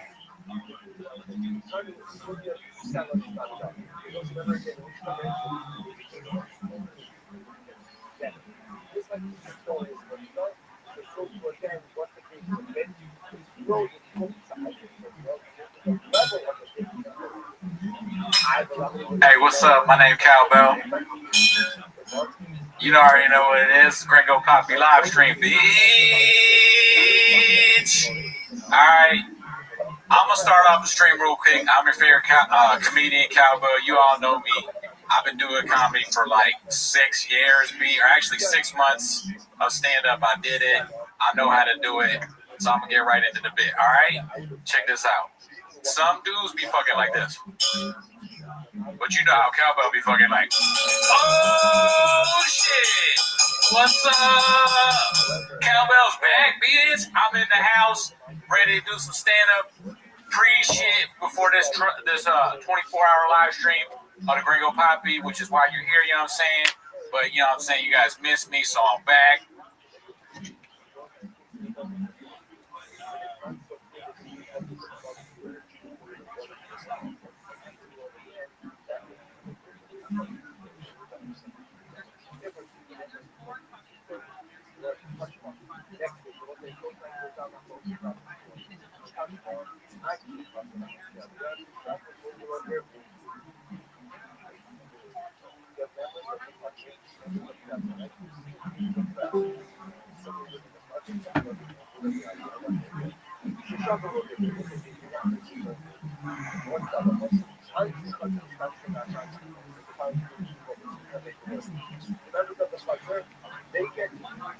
Yo, babies, it's day 8 of Kabbalah. It still sucks. So, I don't know. I was just like, I wonder what Kabbalah says about anal sex. And, well, then I also want to know what they had to talk about rim jobs as well. And I know I could have gone like to normal sex first, but I figured, why not anal? So,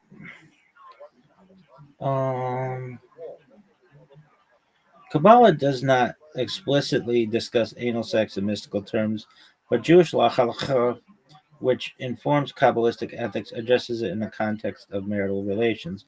According to classical rabbinic sources, anal intercourse with ejaculation is generally prohibited due to the concept of zera levatala, wasting seed, which is spiritually significant in Kabbalistic thought. However, some medieval authorities, such as cited in the Tosafot and Rabbeinu Asher, permit occasional non-vaginal relations, including anal sex, within marriage if the intent is not to avoid procreation and the act serves to fulfill mutual desire. The Igaret HaKodesh, the Holy Letter, a text attributed to Nachmanides, Ramban, and embraced in Kabbalistic circles, emphasizes that sexual acts between spouses can be holy when performed with proper intention, kavana, elevating physical union to a spiritual level. We'll continue this talk. In terms of tossing salads, aka rim jobs, in Kabbalistic teachings, the focus is on the spiritual dimension of eating and the sanctity of physical actions when performed with intention and holiness. The concept of tossing a salad as a euphemism for analingus, which I think is a hilarious word, analingus, rimming, is not addressed in Kabbalistic texts, as such topics fall outside the scope of traditional Jewish mystical writings.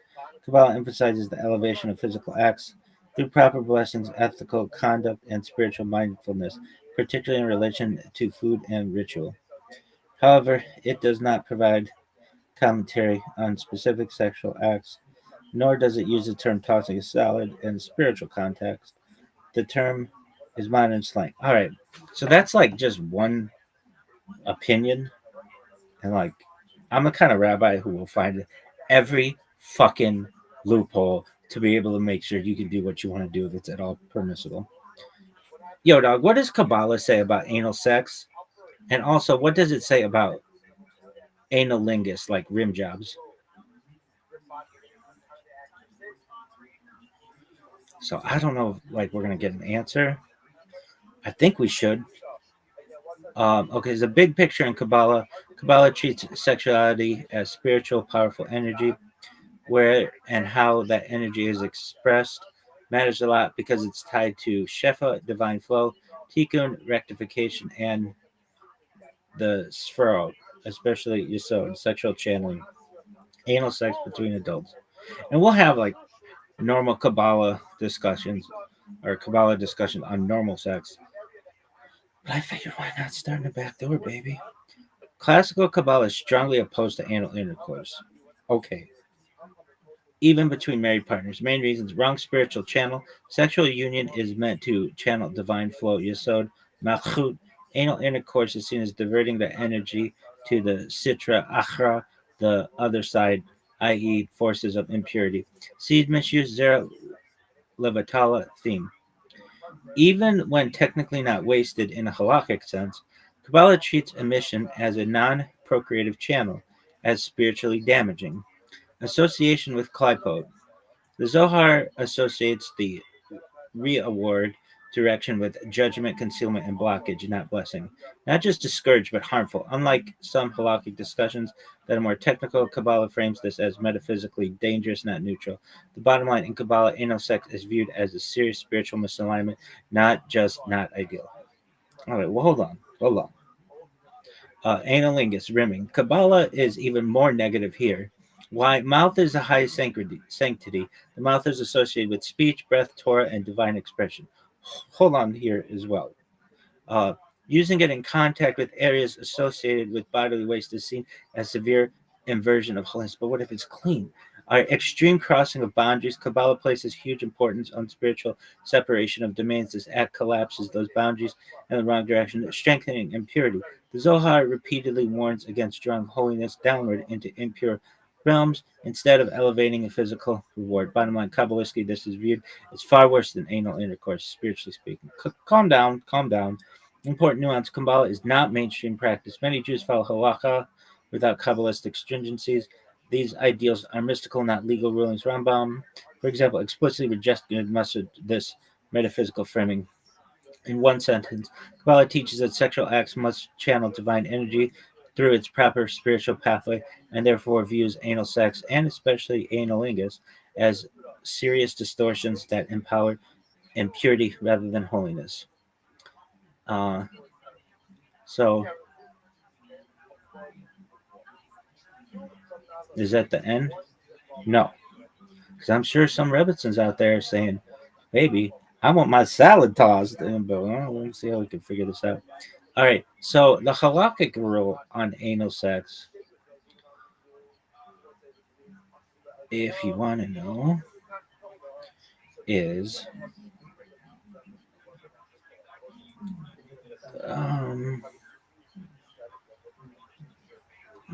well, generally, without Kabbalah, a core principle halakha regulates sexual behavior primarily through law, consent, and boundaries, not metaphysical energy channels.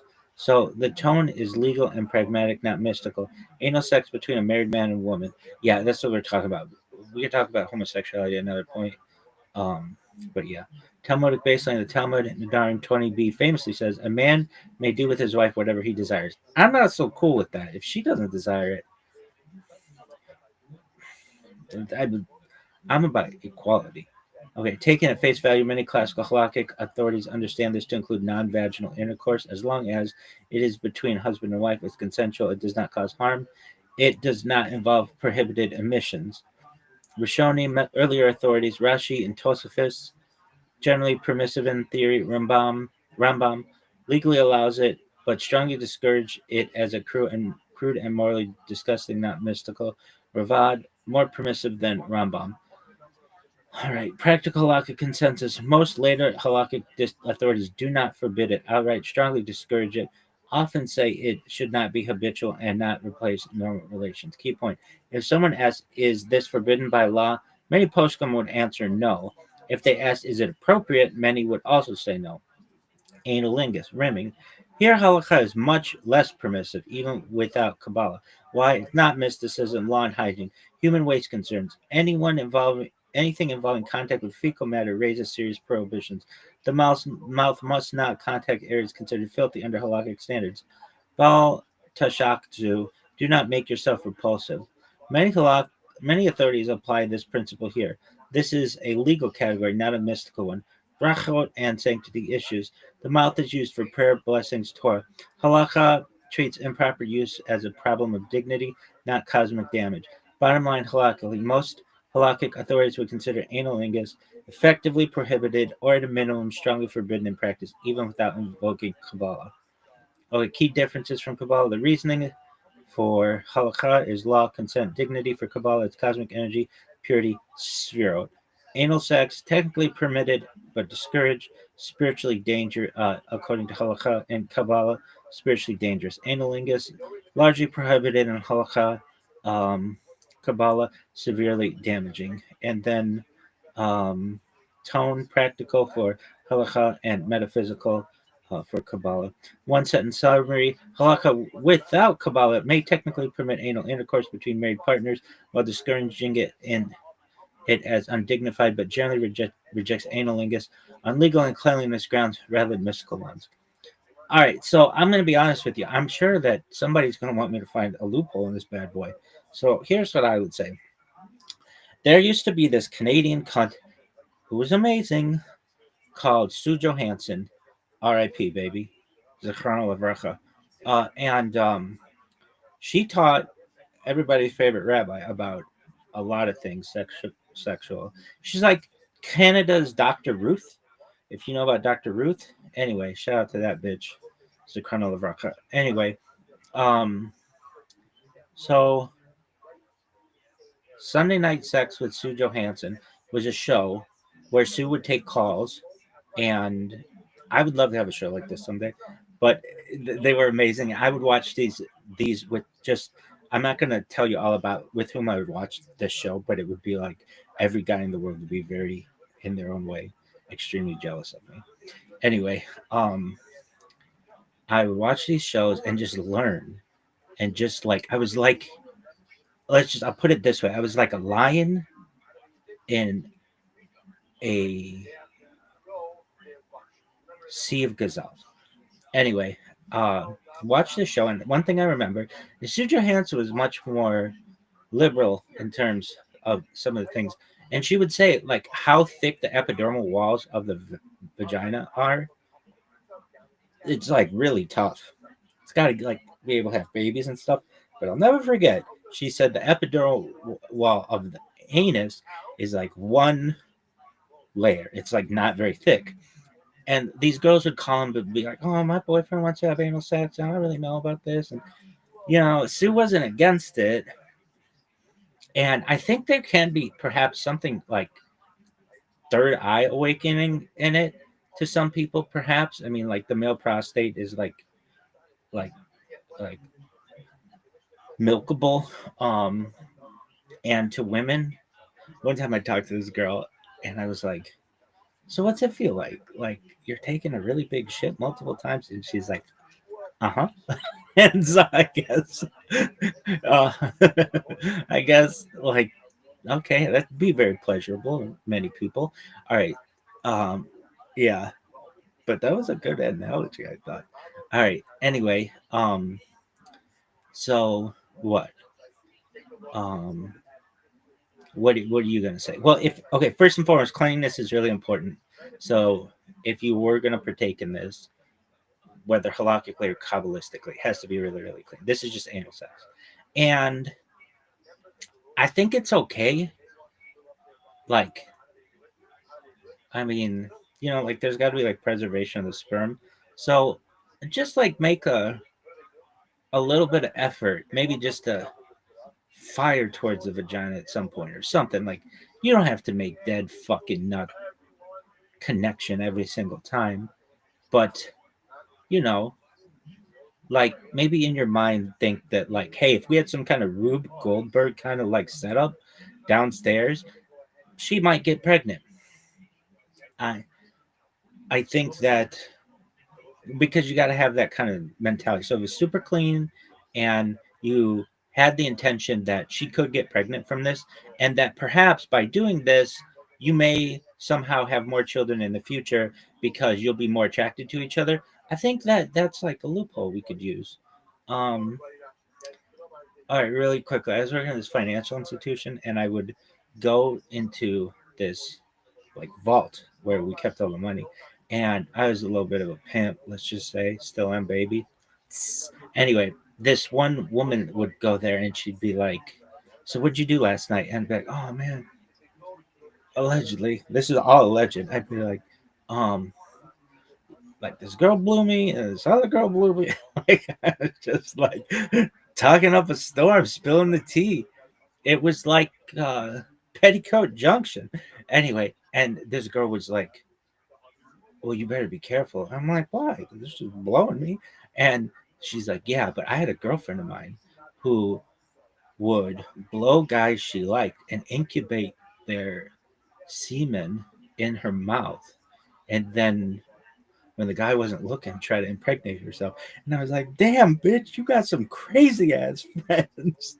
She's like, "Yeah, just be careful because you might meet someone like that and you could change your life." And I would be like, "Oh, this is all alleged. So we were just doing hypotheticals back there and everything, playing patty cake perhaps in the backs of cars or whatever." Um, but I was like, "Damn, girl, that's like, I never, I was a young man. I'm not so down on how shit could be." But again, I'm like perfectly virgin as a new fallen snow, so I've never been blown ever.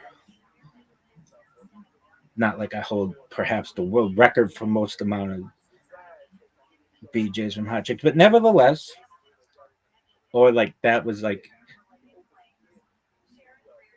I basically made my own fucking religion out of that, kids.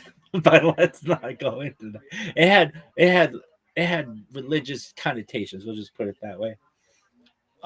Allegedly, perhaps. Why? Who knows? I'm just allegedly.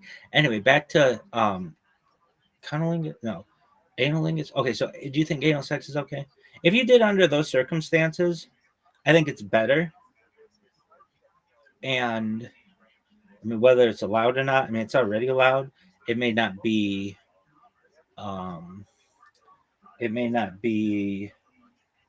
Um, it may not be like a mainstream thought, but I mean, it is. But I don't know. It's up to you and your partner, really. Look, I say this for all this bullshit. This is like Outback Steakhouse. No rules, just what right. And I don't know, that used to be their saying. And do as thou wilt, just don't fuck up. And I don't think if you did anal sex under these circumstances, I don't think that's too much fucking up. So long as no one gets hurt and it's totally consensual. Now, rimming, rim jobs, that one is interesting. This thing's never gonna upload. All right, so I have to make it quick. Everything's got to be really clean, and I think it's just like any other orifice. Then, if everything's super clean, then you don't have to worry about the mouth being like, like desanctified or whatever. And then the hole, I think, would be okay.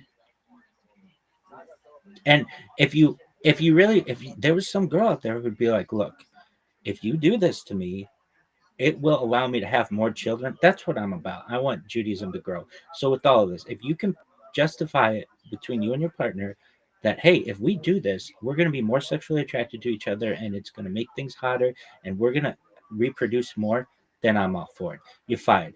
Go fuck yourself.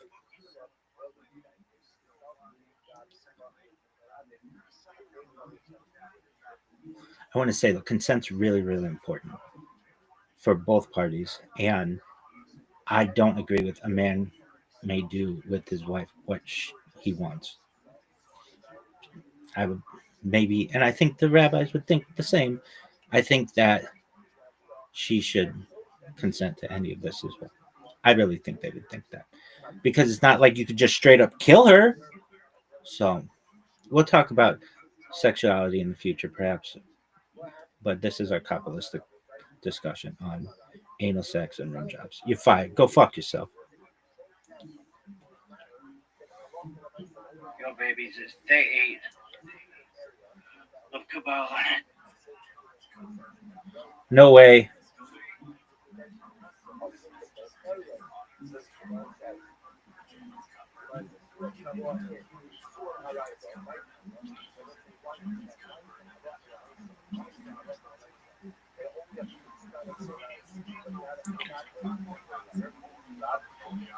Me? Yeah, we just want to make sure you know you're fixing any sign up here. No. Yeah, you're at the governor's Nixon's house. Yeah, the governor's house.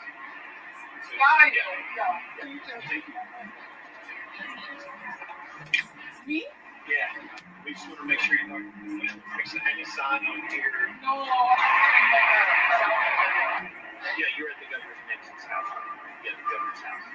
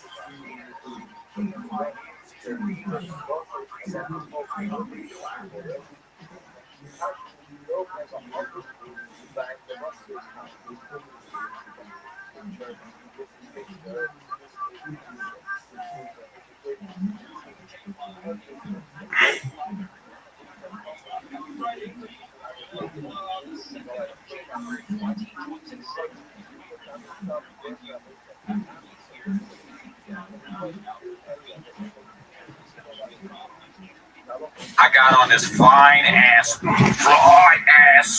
jersey. You know what I'm saying? Is what number is it, Brett? It's Daddy's number. Some people got sports jerseys. Their number is like 5. But you know, Cowbell's got Daddy's number. That's 66.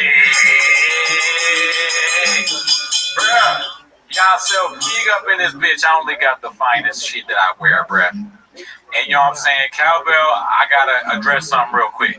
I did get tricked into voting for Trump, all right? But I didn't think that Trump was gonna be doing all that shit, all right? Know what I'm saying? I didn't think Trump was gonna. I got like, they tricked me, bro. I didn't know he was gonna fuck up my whole shit, right? I'm saying, like, some people vote like Trump like this. Cowbell voted for Trump like, yeah, motherfucker, listen up. All right, bro, but big surprise though, all right? Because we gonna start off the stream right now, okay? We gonna get live with the Gringo Poppy. We got guests on the show. We got Gerardo. Gerardo. We got Gerardo in the house. Know what I'm saying? We got Americanos for everybody. Know what I'm saying? Mark, why don't you go ahead and grab a coffee for today? Hell yeah. Hell to Mark. Is that Mark Harley was like? Oh, what's the motherfucking BT on the house? Mark off camera. No, he's on camera. It's coming to the it's me, all you, 24 hours. It's just you. You're I'm like, I'm in. All right, I'm stopping with you. All right, you say you're I'm gonna set her. Go for it. What's up? Dude, are we Twitch streamers? Yeah. Where's Tyson at? Yeah, dude. We are Twitch streamers. You know what I think about with regards to streaming is like, if you're in a generation where you're just like, hey, film yourself every day of your life for every minute, like, when does the self-reflection happen? I don't know. You know what I mean? Like as you guys have developed your creative skills by being like, I sit alone in a room and write jokes. You know? That's not going to happen to millions of kids, you know. They're just like, I'm paying attention to a chat, you know, as if I'm looking in the mirror or flexing or something, which of course I'm familiar with, but, you know, I try to do less and less of this. Oh, dude, he's built for that shit. Has he ever talked about that? Or when he was there, do you ever go like, dude, we got to do like a live stream like Carrie Sinat or like... Well, you know what one of the funniest lines ever was? When he was on Logan Paul, and they just completely disrespected him. They were like, what's up? Yeah. It was like a 40-minute episode. They're like, oh, we have to go to dinner. It was like, oh my God, you're punking Brendan. Like, why did you even have him on? You know what I mean? Also, at the same time, you know, it's an acknowledgement. Like, we don't actually give a fuck about you. This is a favor, but it was awkward. Oh, yeah. They like shit on him, yeah. And what's the guy's name? Mike? He goes, oh, you're a YouTuber now? That was the best line of the day. He's like, I really did on YouTube. Then Brendan pretended the whole time. He's like, oh, yeah, I had a bunch of offers. I'm like, no, you didn't. That's crazy because you told me how you were like, yeah, you got to lie sometimes. Which, Oh man.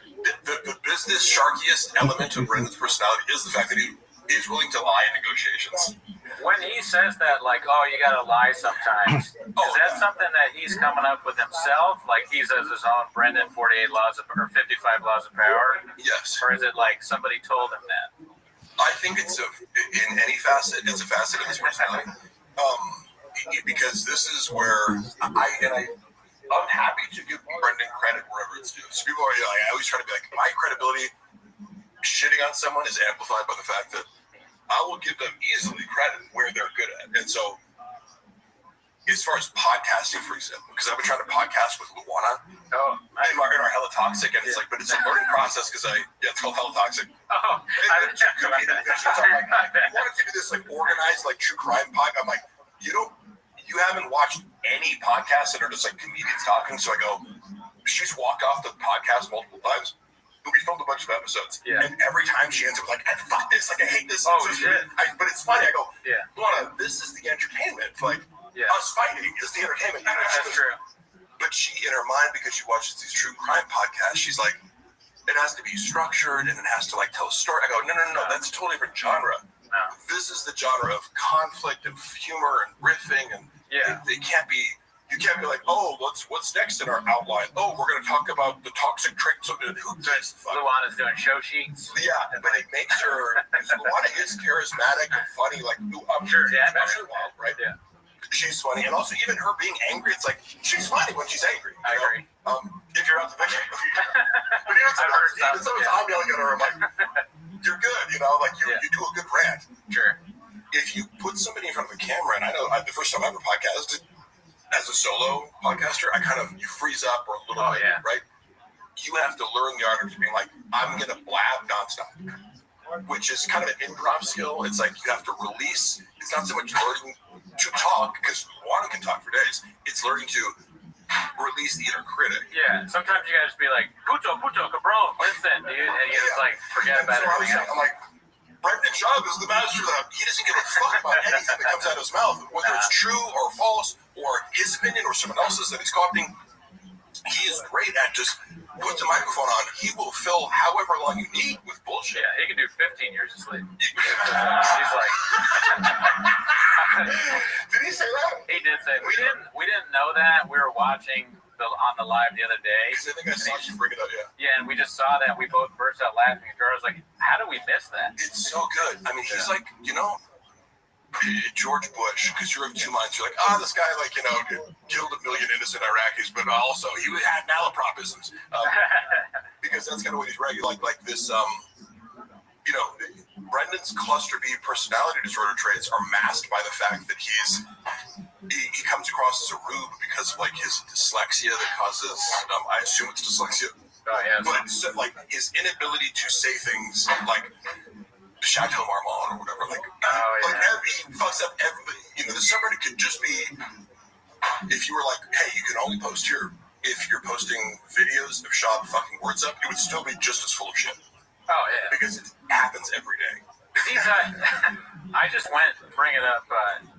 The Chateau Marmont. Ever heard of it? I went there the other night. I saw Dolph Lundgren there. Oh really? Yeah. He's a cool guy. I didn't talk to him, but he seemed nice. Yeah, because I say that because I know the whole story of he has a master's in chemistry, so he's a really smart guy, right? Yeah, And so I'm a big fan of buff guys who are exceed your. Yeah, I always want to go up do you know Mark?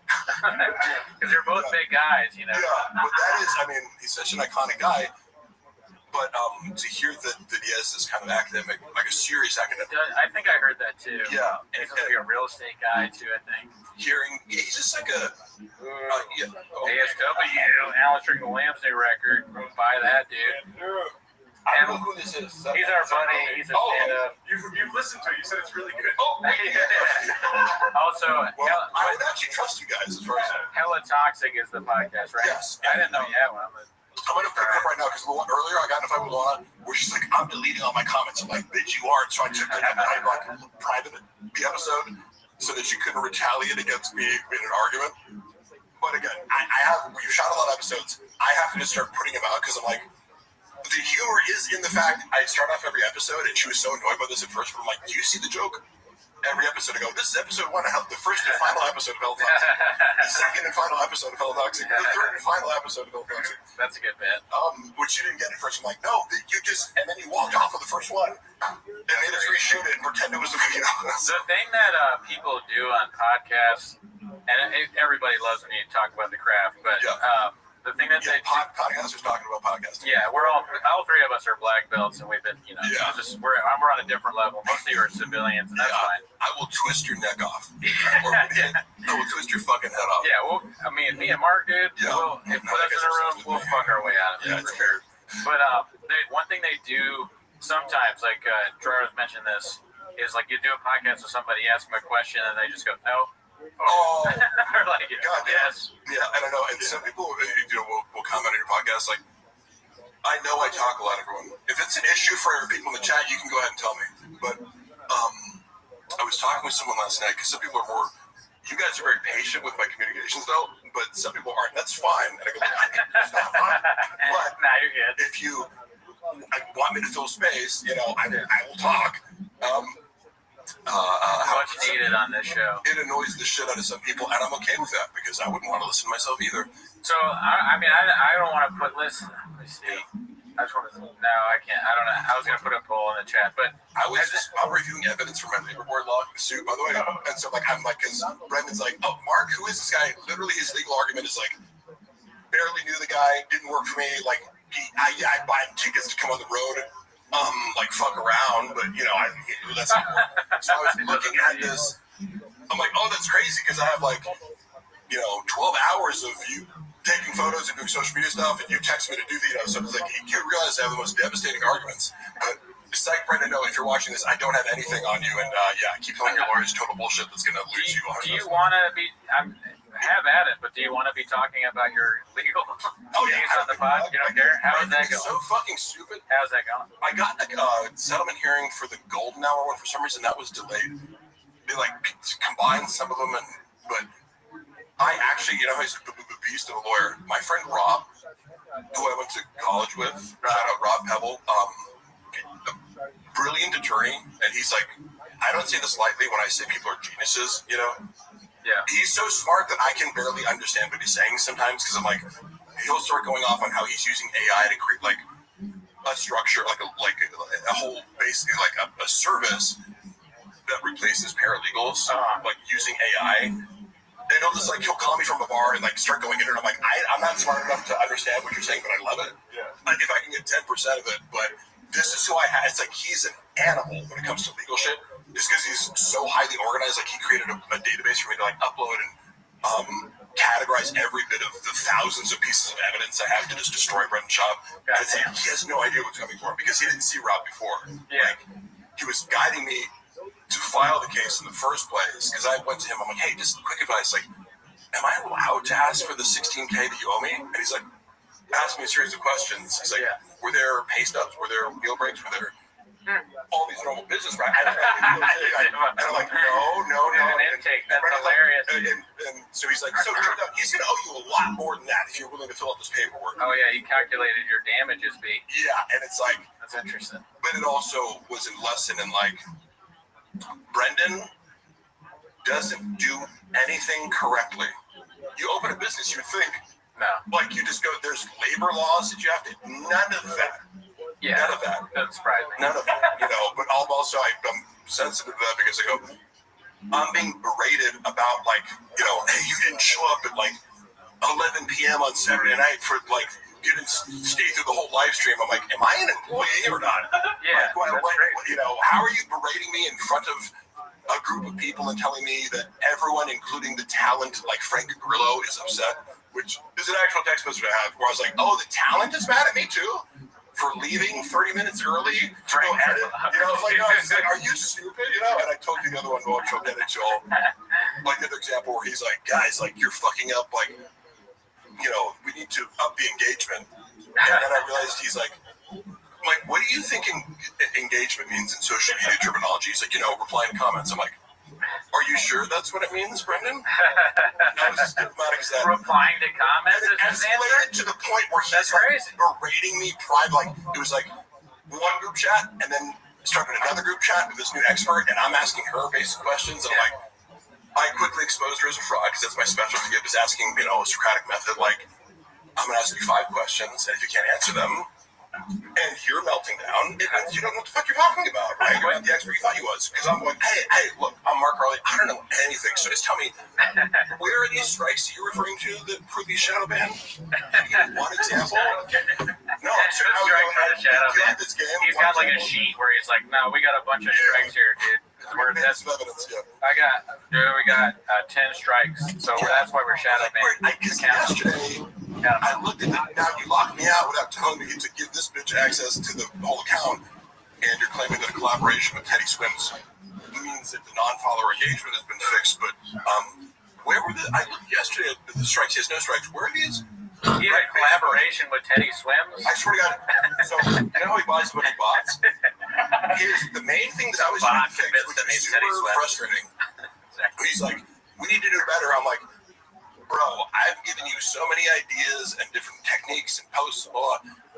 Your non-follower reach doesn't exceed 1 to maybe 3%. It was like, yes, too much. How are you 1% non-followers? It doesn't make any sense when you look at analytics. Oh yeah. Because the Fake Boy Network page with like 25,000 followers, it's hit or miss, but you're at least getting 20%. And if it goes viral, it's like 90% non-followers or whatever. But I was like, every single time you're getting 1% non-followers. Like, I couldn't figure it out. And I'm trying everything to break it. And so he brings in this expert, because it's like the creative director he used to work from. Right.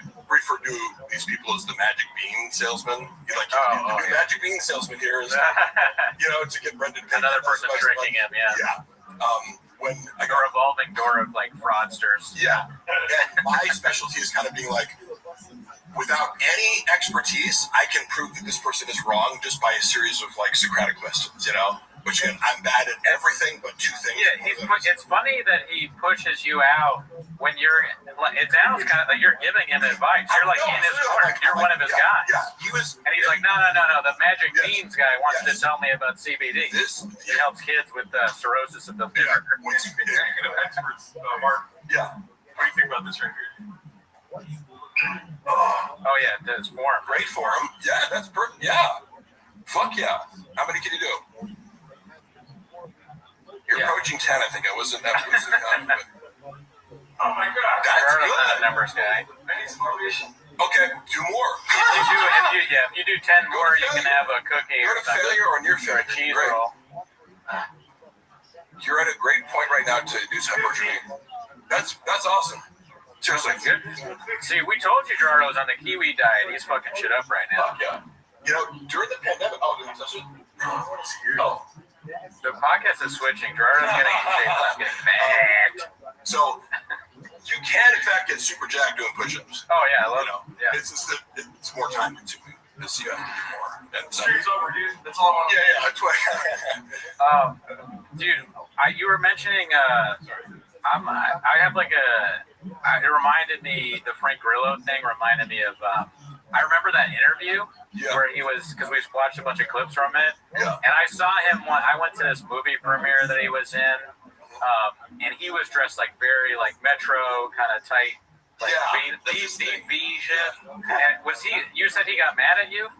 I always wondered what he was like after that. He didn't get mad at me. I didn't make this up. And what's funny is, so this is, again, as I collect my evidence, one of the things is, it's like, I have to prove the hours that I claimed, which was like around the clock is what it really worked for. So when Brendan started smearing me privately, like, I'm not super vindictive. I just go, look, give me the fucking money you owe me, I'll walk away.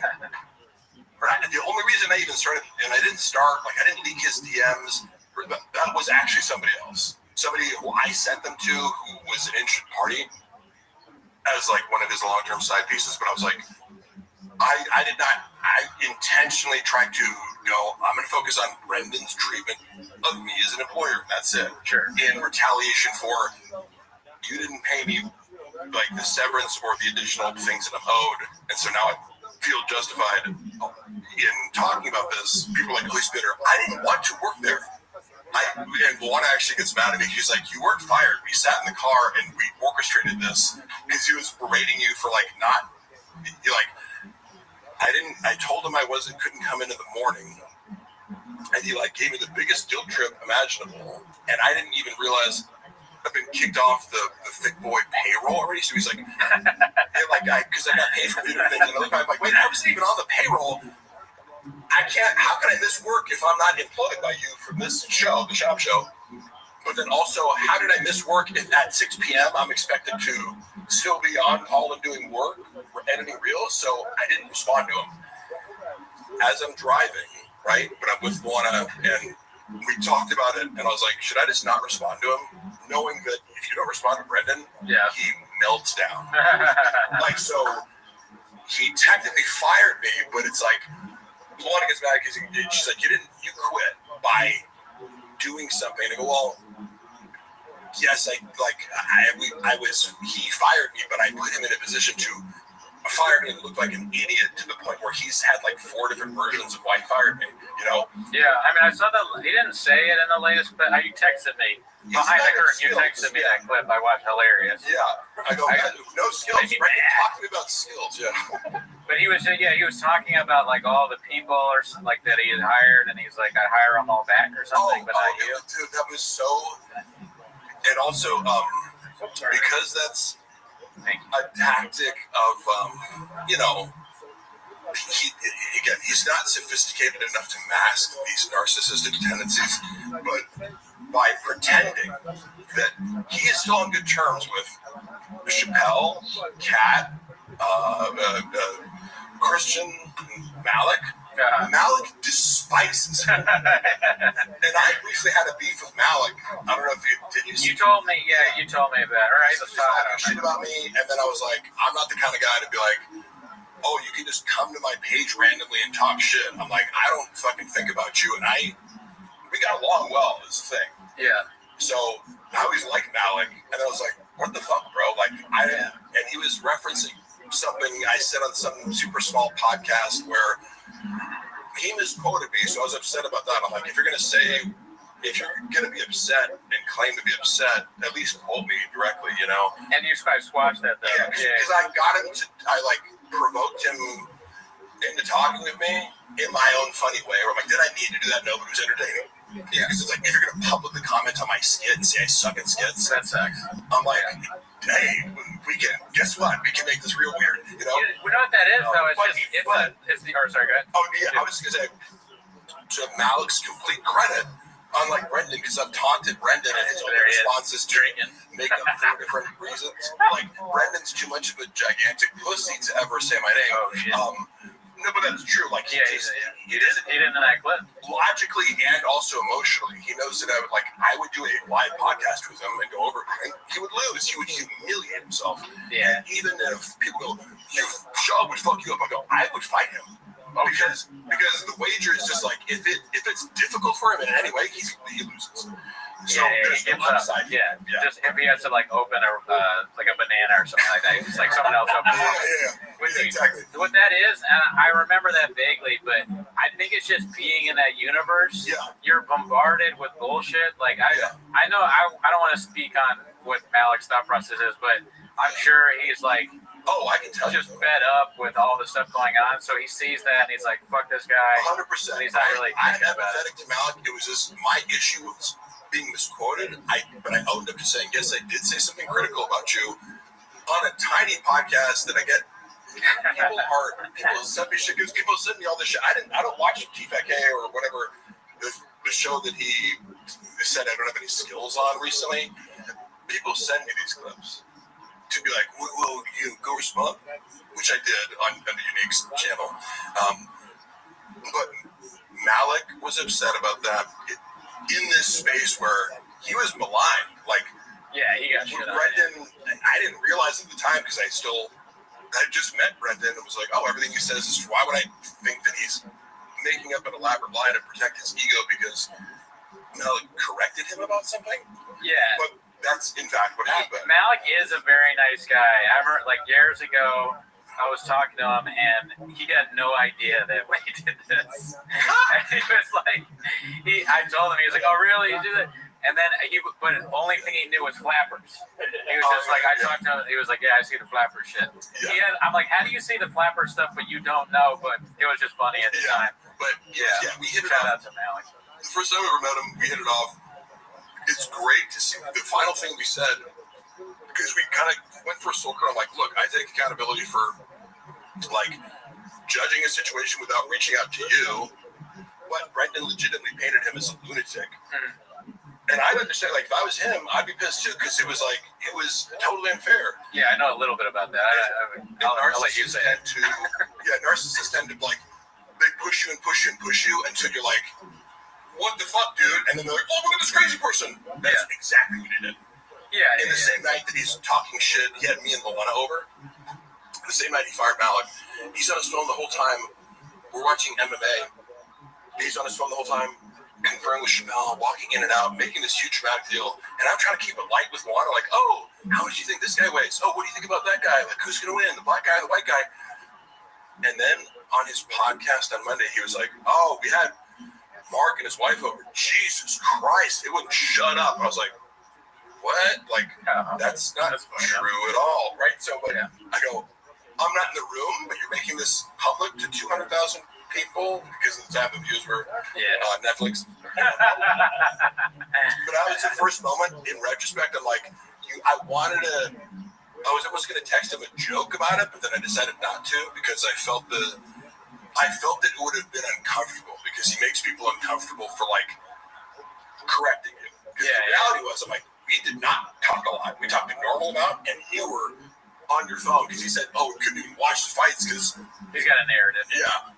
You couldn't watch the fights because me and Luana were talking so much. I'm like, no, you were on your phone and walking in and out of what the fuck are you talking about? But how did I dismiss that? You know, it's like, oh, people show you who they are immediately. You just look, you're like, whatever.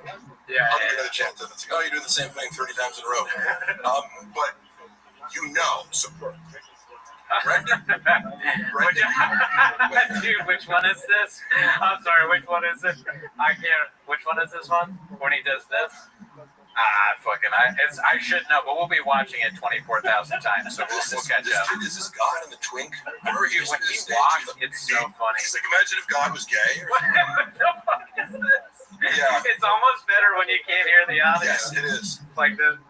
But I used to know his act by heart, and it's funny because he's kicking things. In an hour, it was edited shooting out. Stuff. Like, I would have loved to be a fly in the wall in the editing room. Dude, he's Pagliacci, man. He's a fucking idiot. Yeah, I can hear it. Your boy's gonna go viral. It's gonna be lit as fuck. I can't wait, man. They're gonna go viral, man. That's crazy. Go to bed. I don't even remember this part now. I've watched it 1,000 times. My girl's like, go to bed. Oh, there it is. Puto Gabron. It's crazy that you can just land on that. Taquitos, bitch. His poor mother-in-law, who you met, said was nice and can speak. But that's what he does to people. No, she's the sweetest. I'm like, you're hot. You're gorgeous. You're like, you look like this, gilf goddess, like, But she's been reduced to this, you can picture some, like, little Pueblo dwelling, Guatemalan woman. I wonder if that's just how Straub sees anybody who has even a hint of Mexican heritage. He has, his like that ability to convey anything with nuance or originality, because it's like, this is an entire special, like, everything's wrong with it, look how fat he is. Like, wouldn't you be like, maybe I should lose 20 pounds before I shoot my special? When also, his agents at CIA were like, don't shoot the special. He said, fuck you. I swear to God. He was like, man, my agents think that I've been doing this material for so long. Okay, cool. You can tell the same shitty 5-minute set for 10 years, as many comics do, right? Yeah. That doesn't mean it's good. You got better at it, Yeah. He said it's not good enough. Maybe listen. Yeah. Wait, who said it's not good enough? His agents. It's their own agent. Oh, they were like, no, it's not quite ready. No, they were more diplomatic about it. That's crazy that he was part of that. I mean, I guess he was. I mean, he's big, so it makes sense. Yeah. It's just funny that CIA. Who's the agent that signed him? Like picked him? Because that guy should be, or woman should be talked to. They should be celebrated. But he paid them a lot of money. It's like, you know, it was a cash cow. Like, he's earned a lot of money. Let me ask you a question about that, because I know nothing about the business. All right. So he made them a lot of money, and that's enough to be like, all right, good job, even though they're not repping him anymore, I'm assuming. I don't know what his current representation is. Yeah. However, yeah, I know some of the numbers. I wouldn't know everything, but like, what's the blowback is my question. Is there any blowback for Gringo Poppy or the Showtime thing? That's a good question. Showtime execs, are they in a gulag somewhere that greenlit this, or what's going on? The main thing that I remember was because cluster B types always have to look outward to deflect, project. It's this person's fault, right? Right. There's no reflection, therefore no accountability, therefore no ability to shift course or change or, you know, even get better. Like, for instance, I'm good friends with Shimali. He looks at his material every single night, then he performs and scrutinizes, you know, so that's an art, right? Yeah. But pretty good. Sounds good. He was under the impression that, like, his agents weren't doing a good enough job. Like, I'm not getting more opportunities because my agents are pitching me for the wrong things. And it's like, well, what do you do? Yeah. Are you a host? Like, you can't even speak English, you know? And it's seemingly he burned every bridge. You know, it's like he worked for Bravo or whatever. And this is funny because I remember the Ariel Hawani beef started because they were like, he said something about how everyone hates me. Did you hear that? Did you hear that? No. Oh, sorry. It's like speech music, but don't worry about it. Oh, I turned it off. But sorry, keep going. It was speech music, you know, because I'll give a speech. I thought it was the hawk noise. This one is the hawk. Yeah, that's hawk. Yeah. He was always convinced. He's like, man, I get in arguments over like, yeah, technically they're booking my deals. He used the phrase, I eat what I kill, because he didn't want to give a percentage. Thanks, Jake. His stand-up weekends to the agents when they just kind of like booked the show that he could have done on his own or whatever. So they have a question for you, Jake, Billy Gates. 3 to 4 30 milligram tabs. Yeah. Well, I would only know the exact answer. I mean, I'm like, you went through that many in this short a time, you know? Mark, we got some regulars here. We got Janae, Bud Deasy, Man Lehman, and Elizabeth Marsden. Pissed myself laughing. This is, by the way, your community is by far the most supportive community. Oh, there you go, guy. Like versus, I revisited some Revenge of the Sis thing before, because like from years ago when I did the AMA, and I mentioned them, and they were like, "Oh, he knows about us," and they attributed some opinion of like, they're like, "Oh, he's repeating." I'm like, no, that was just the logical conclusion of, you know, it's like anybody can have that thought or analysis. They were convinced, and I was like taking their ideas, watching their content, and also. I remember being like, because in this episode, they were like, oh, let's extend it all over. Sure, you're a douche and an idiot and blah, blah, but I'm like, do you think I'm the idiot? You guys took this whole clip of me, like, doing a bit where I was being sarcastic. No, literally. Because if you watch something where someone's being sarcastic and you mount them as if they're being serious, who's the idiot? Can I be honest with you though? You fucked up. You read the comments. I love reading comments. No. Don't ever read the comments. I've never read the comments, but let me just shout out two more people. Successfully, this dude goes viral in our Reddit. And so you gotta talk to Margot, go viral on his podcast. Okay. What's up to Ryan, Patreon member? Alright, shout out to the Patreon. Thank you, Ryan Hardy, for being a Patreon member. Sorry, I had to cut you off. No, go ahead. You should not read comments. As he did with my Eddie girlfriend's cars. Oh, drug flip. But I saw that video recently. Because I'm probably going to take it down because it actually affects my fucking jobs. You know, that's but whatever. What was that? I was You know what it was? I was arguing with Luana about the angle that I was like, you were backing me up into like this wall. She's like, no, it wasn't. You were having a logistical argument about like what position her car was in when she was backing up into me. So I was like literally debating her. She was going to run you over with the car, is what you're saying? You can't, it's hard to see in the video, but she was reversing it. Oh, man. You know, but the whole thing is taken out of context. Yeah. She's acting, you know, she posted it and let people believe that she's Cassie fleeing from a P. Diddy party.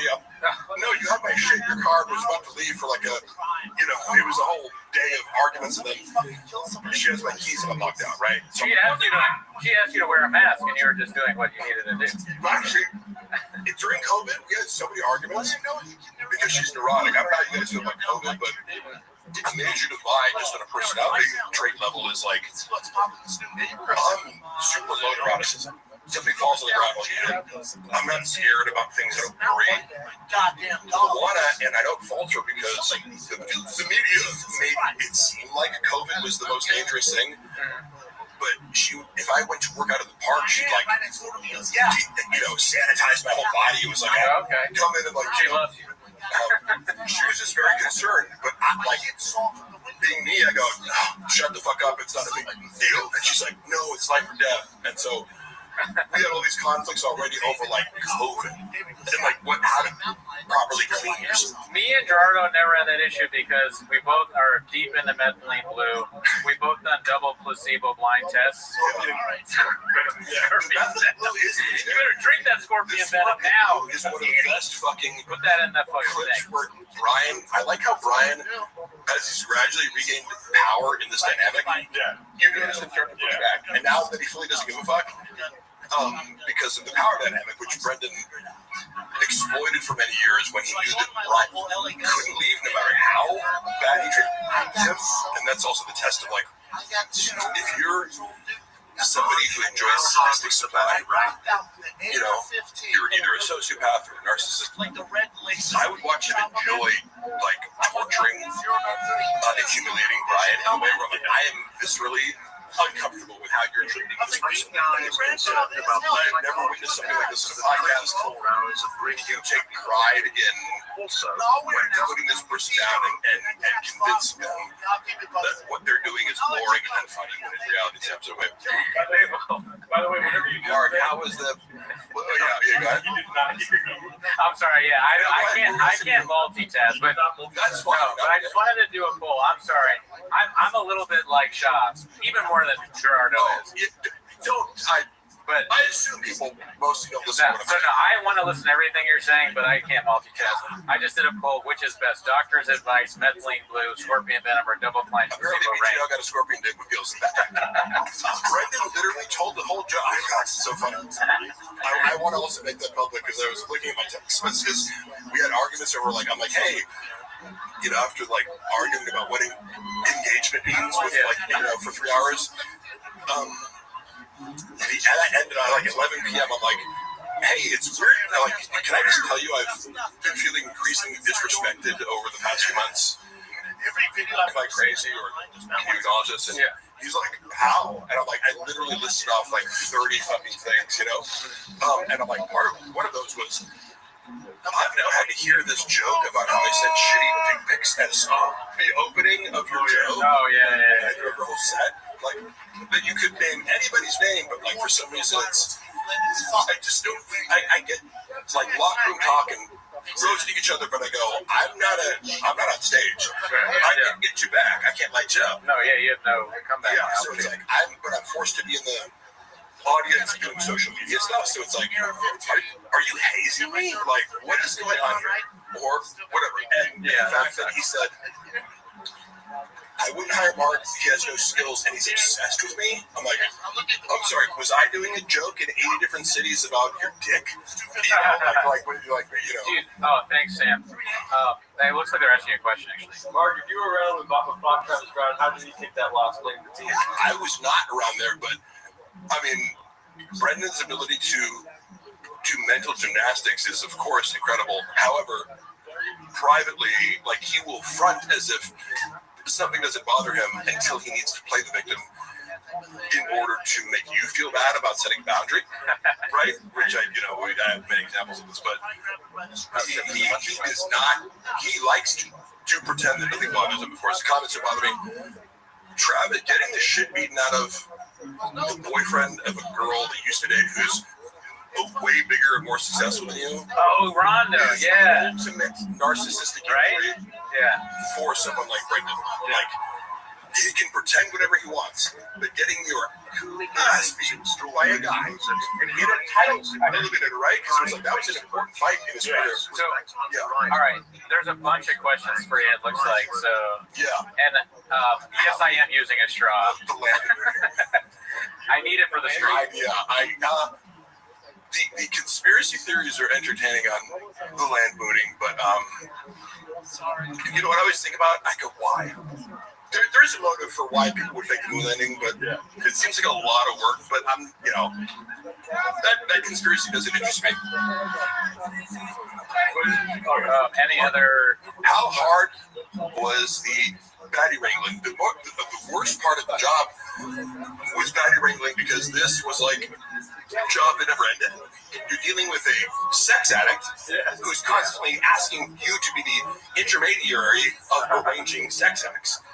It's constant attention and validation. So this is the part of the job that made it 24/7 was he's constantly texting me any baddies. Then I have to go to his Instagram and check. Send him screenshots of any new messages. And then he'd type out instead of, because like, look, I can write to bitches. Sure. I can dumb it down to sound like Brendan. Like I can chat GPT Brendan's voice easily. He says 4 things. They're all retarded. He says, thanka? Right? Is it a thank ya? Thanka? Thanka, like it's a Native American term. Oh, thanka, like thanka. Like thanka, or think, like got me thinking. Yeah, kind of like he says notoriously known. It's like the word notorious implies known. Yeah, he says learning lesson. The term lesson implies learning. Yeah. It's just one of these things where he picked up along the way and it's wrong. And he doesn't realize it. It makes him sound like an idiot, but he says it constantly. So I would have to copy and paste the stupid things he would say, then reply to a girl, wait for a response, then reply back. So it was like, move the rock over here, move it over here, and move it over here. So that was the stupidest use of my time ever. Yeah. But I was expected to do that in order for him to gaslight his wife into thinking it was cheating, because I don't even have Instagram on my phone. I'm just messaging Mark all the time. That was hours a day. What? Oh, that's not right. That's like English money or something? But thank you. Mark, how much of the Super Bowl commercial bit? Quite a bit so far. Probably like, it's coming in. It was like, for the session, I flew out to Madrid, it was like $10,000 for the week, but then the real pay is residual, so it'll probably be like $100,000 over the course of a year or year and a half. They're counting on me for English money. All right, come on, that was a joke, okay? That was a joke, okay? Bob Burger, shit, sexually. This is fun, huh? This is live. Thank God. These fucking visuals says so many people always comment on the fact that I say like. Yes, I do. But this is how I think and talk. You're from Africa, the country. Take it as I know it's annoying. Take it as a sign of sincerity that I'm not trying to be charismatic. It's like my I'm aware of this tick. I don't care enough to give it up. If you want to give me a speech without Mark, what's the story behind the bean cheese? Poor joke writing, I would say. Yeah. As I said before, if Brendan gets a single laugh of a joke, it's cemented as a funny joke in his mind. It doesn't evolve.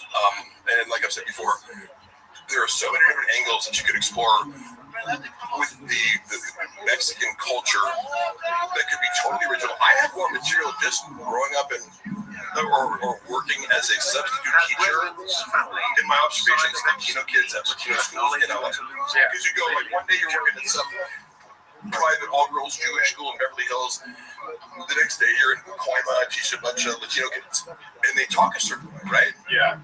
Like the term whatever, right? Whatever, like we can go, hey, I fucking love the gringo power or whatever. It's like whatever, but I love these kids. They always responded well to me, but I was like, there's, even if you just knew Mexican teenagers, you'd have more material. Oh, yeah. I mean, he knows nothing. Almost less than nothing. Like, how do you not say, no mames? Like, this whole thing, how do you not incorporate the phrase, no mames? Yeah. I first learned working at Round Table Pizza as a teenager. You know, I would hear these Mexican guys go, no mames, like, don't suck. You're cool. It's the actual translation of that. Yeah. Like, you could dissect that. Yeah. Right? Don't suck dick out of nowhere. No Just mames, stop sucking dick, Goonie. No mames, Goonie.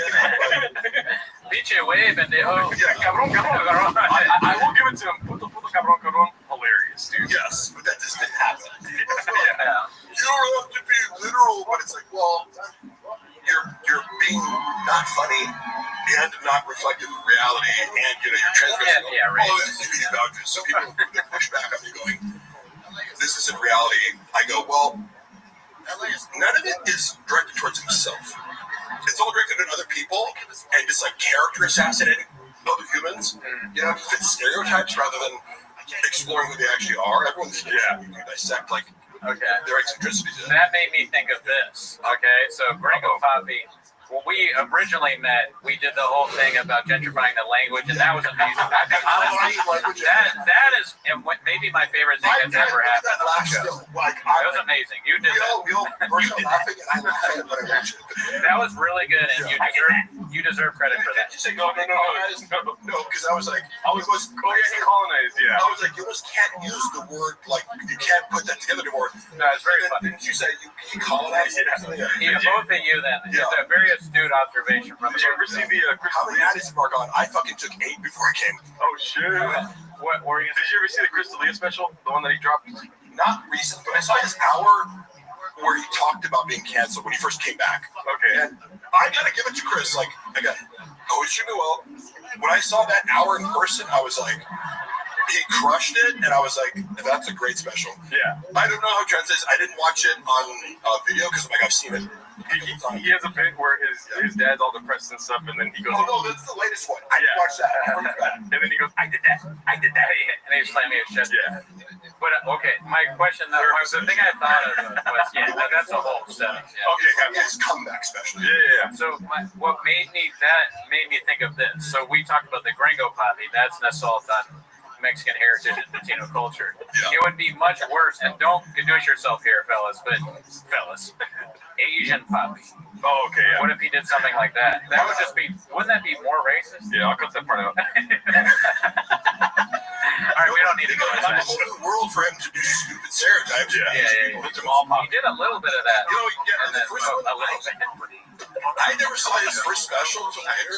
Like, because when you meet someone, you're like, and they're like, look, I got a bunch of crazy haters. And I totally get why, because in normal life, there's a certain percentage of people that project, like, the absolute worst interpretation of what it looked like onto my personality. But being associated with Brendan, it was like, oh, he is a narcissist, so everyone perceives me to be equally narcissistic when they don't get that I'm like, I'm more autistic than fucking narcissistic, you know. Like, I'm awkward, I'm not fucking exploitative, I'm not whatever. Sure. I have a million character flaws, not in the same direction that Brendan does. We all have flaws, Pete. Yeah. Like, no, I'll come to everything. I'll steel man your argument that I am a narcissist, but it would have to rely on taking things out of context. So, I don't know what the question was. Oh, so I want you to see this question. Mark should start a podcast about loser comedy / podcast culture. No one even semi in Rogan's orbit is funny. Yeah. I kind of don't. I'm not a big hater, like, because it's like a trend for podcasters. Is like everyone who's on Rogan is not funny. I like Ari Shaffir's special. Yeah, we liked Ari. Yeah. Shane Gillis is amazing. Yeah, Shane's great. I like Mark Norman a lot. Since I did, like, I don't know about that one. Keep going. No, I mean, listen. I don't want to hate on Mark, but he's not for me. Yeah. I understand he's a comedian. He's a spurtler, a tactician. Yeah. You know, but he's kind of like a classic late night comedian, right? Yeah. His jokes. So I appreciate like the genre that he's in. He does that well, and also in real time. His quips, he's incredibly quick. Right. He can give you speed. You know what else is quick though? Stage 4 cancer is also quick. You die right away from that. Dude, you break that down. That was really good, dude. That was Mark Norman level. When he said silver hack about Joe Rogan. That was one of my funniest. Oh yeah, I mean those are great clips. I'm not Mark, and in no way am I saying I'm funny or better. Obviously, yeah, no, he's a great, he's a very good. I like it. But I just don't. I don't enjoy it at all. Yeah. In any way, in any crisis. And I also think that people don't realize. I look at comedy like genres. It's like, do you not like this song or do you not like country? You know? Like country. That's a good way or whatever. Putting it. Yeah. You know, all comedians are different styles and genres. So yeah. I find Mark Norman laughable and trite. That's what Jeff Dye said. So Jeff Dye is the worst ever. But so Mark Norman, Jeff Dye is the nicest person in person. I could see he was nice to me in person, so I feel very bad about saying that. Yeah. And he's been out of the whole group that I met there. He's the one person who checks up on me. Yeah. He'll be like, I miss somebody. He'll meet up with me. So. He's a saint in my I'm definitely a bad guy. He was nice to me, and I shit on him. I always want to give people credit for before I say anything about his comedy, I want to establish Jeff Dye is in real life one of the nicest people, and it was funny watching the Mark. Sorry, I got this fucking acid reflux. You're good. I was watching this Mark Maron beef with him, and Jeff Dye's crime was calling out the fact that Mark Maron's an asshole. The people, I didn't really. I was like, wait. It helps him in the end. Huh? This whole thing, Jeff Dye, that helps Jeff Dye. Yes. That whole thing, it's now people talking about Jeff. Yeah. He can go on the podcast. He has something to talk about. But I empathize with Jeff because I was like, he was like, Mark Maron is mocking me. Oh, did your feelings get hurt? And Jeff was like, yeah, that's the whole point. My feelings got hurt. That's the kind of guy Jeff Dye is, where he's like, I'm okay to admit that something hurt my feelings. It's not a big deal, you know? Okay, here's my thing. If we're going to talk about Jeff Dye, I'll just say this. Yeah. If I had advice for Jeff Dye and he cared, I would just say, think a little bit about your issues with women. What's going on there? Are you why is that a thing? Maybe I don't do some deep reflection there. That's what I would say. I consider him. He's not some people get into comedy like those the Hodge twins, who are conservative black guys. I guess they do comedy shows, and I've watched them. Yeah, they do. Yeah, they're funny, but I consider Jeff an actual comedian. But if you cater to a right-wing audience, and by the way, he posted a clip recently a few years ago on TFK where I was questioning him, and he was like, "Oh, Paige Van Zandt is she's got her tits out, her husband's posing behind her doggy style in a bikini." He's like, "Why she got to do that?" And I prompted him. I was like, "Hey Jeff, you're seeming real Christian conservative right now. Just tee him up." Yeah. And his whole comment section was like, "What's wrong with being Christian conservative?" I'm like, "Guys, it's a podcast. I'm teeing him up to give a funny response. To justify himself." But that is his crowd, right? So that tends to correlate with kind of being critical of the fact that modern culture has veered away from traditional values or traditional gender roles. It's more kind of soft or hard, but in Jeff's case, Jeff is lighthearted, anti-trans stuff. Just it's right-wing flavor, right? I'm okay with that because it's well, that's your audience, Sure. But part of that is going to be women. I don't think Jeff has any animosity towards women. Truly. I don't know. Into that. It's less that I'm kind of being funny, but even with that, he's just not funny. He's just not good at stand-up. So that's my main criticism, is that his stand-up is bad and kind of stupid. Was there a specific joke or fill me in on, would you say his issues with women? Sure. Do you feel like he picks on women? Well, he has a whole he did a whole episode where he's like, people think I hate women. Here's a list of comedians I actually think are funny. A podcast? Yeah, a YouTube. And then during it, he was like, who's that? It was someone he supposedly picked. He was like, Don. It was on his list. Did someone else pick this for you? You forgot who the woman was? And it was all network. It was It was very like industry plant and famous people for the most part. I'll give credit. He did They say are something. funny, mostly. What's that? But you're saying that they are funny. They're saying they are funny, but dude, would you do a podcast where you're like, here are the women that I actually think are funny? Crazy, you know? I mean, like, I know I'm acting insane here. Yeah. Like these women actually did make me laugh, and I jacked her off. He's like, and was one of them Whitney Cummings? Because that's a crime. If it was for Sharia law, he would be in prison, and we should have Sharia law. No, allegedly. Stop. We shouldn't. I'm sorry. We shouldn't. Jeff Dye is a super nice guy. You know, like I stand by that. Because I also, whatever he's leaning into as far as the anti-women stuff, I'm very sensitive to guys who have like deep-seated resentment towards women. Jeff Dye's not. Oh yeah, I don't know. I don't know. In comedy, he's like, oh, this gets laughed, or he has all sisters. He grew up with like a bunch of sisters. And I would love to have them on the podcast. Oh my god. I think he feels like more comfortable talking about women. Kind of having it's like, yeah, I got my 5 black friends over here. I can say, because he's got sisters. Yeah. So, I don't know, man. It's just like the vibe I get, but we don't need to attack him that much. It sucks, but I have like a medical condition where I'm putting off getting it checked out. I'm sorry. Oh, what? You got a problem with the human body? Get a grip. Balloon fart. What do you think of that name? Balloon fart. That's one of our big fans. Oh yeah.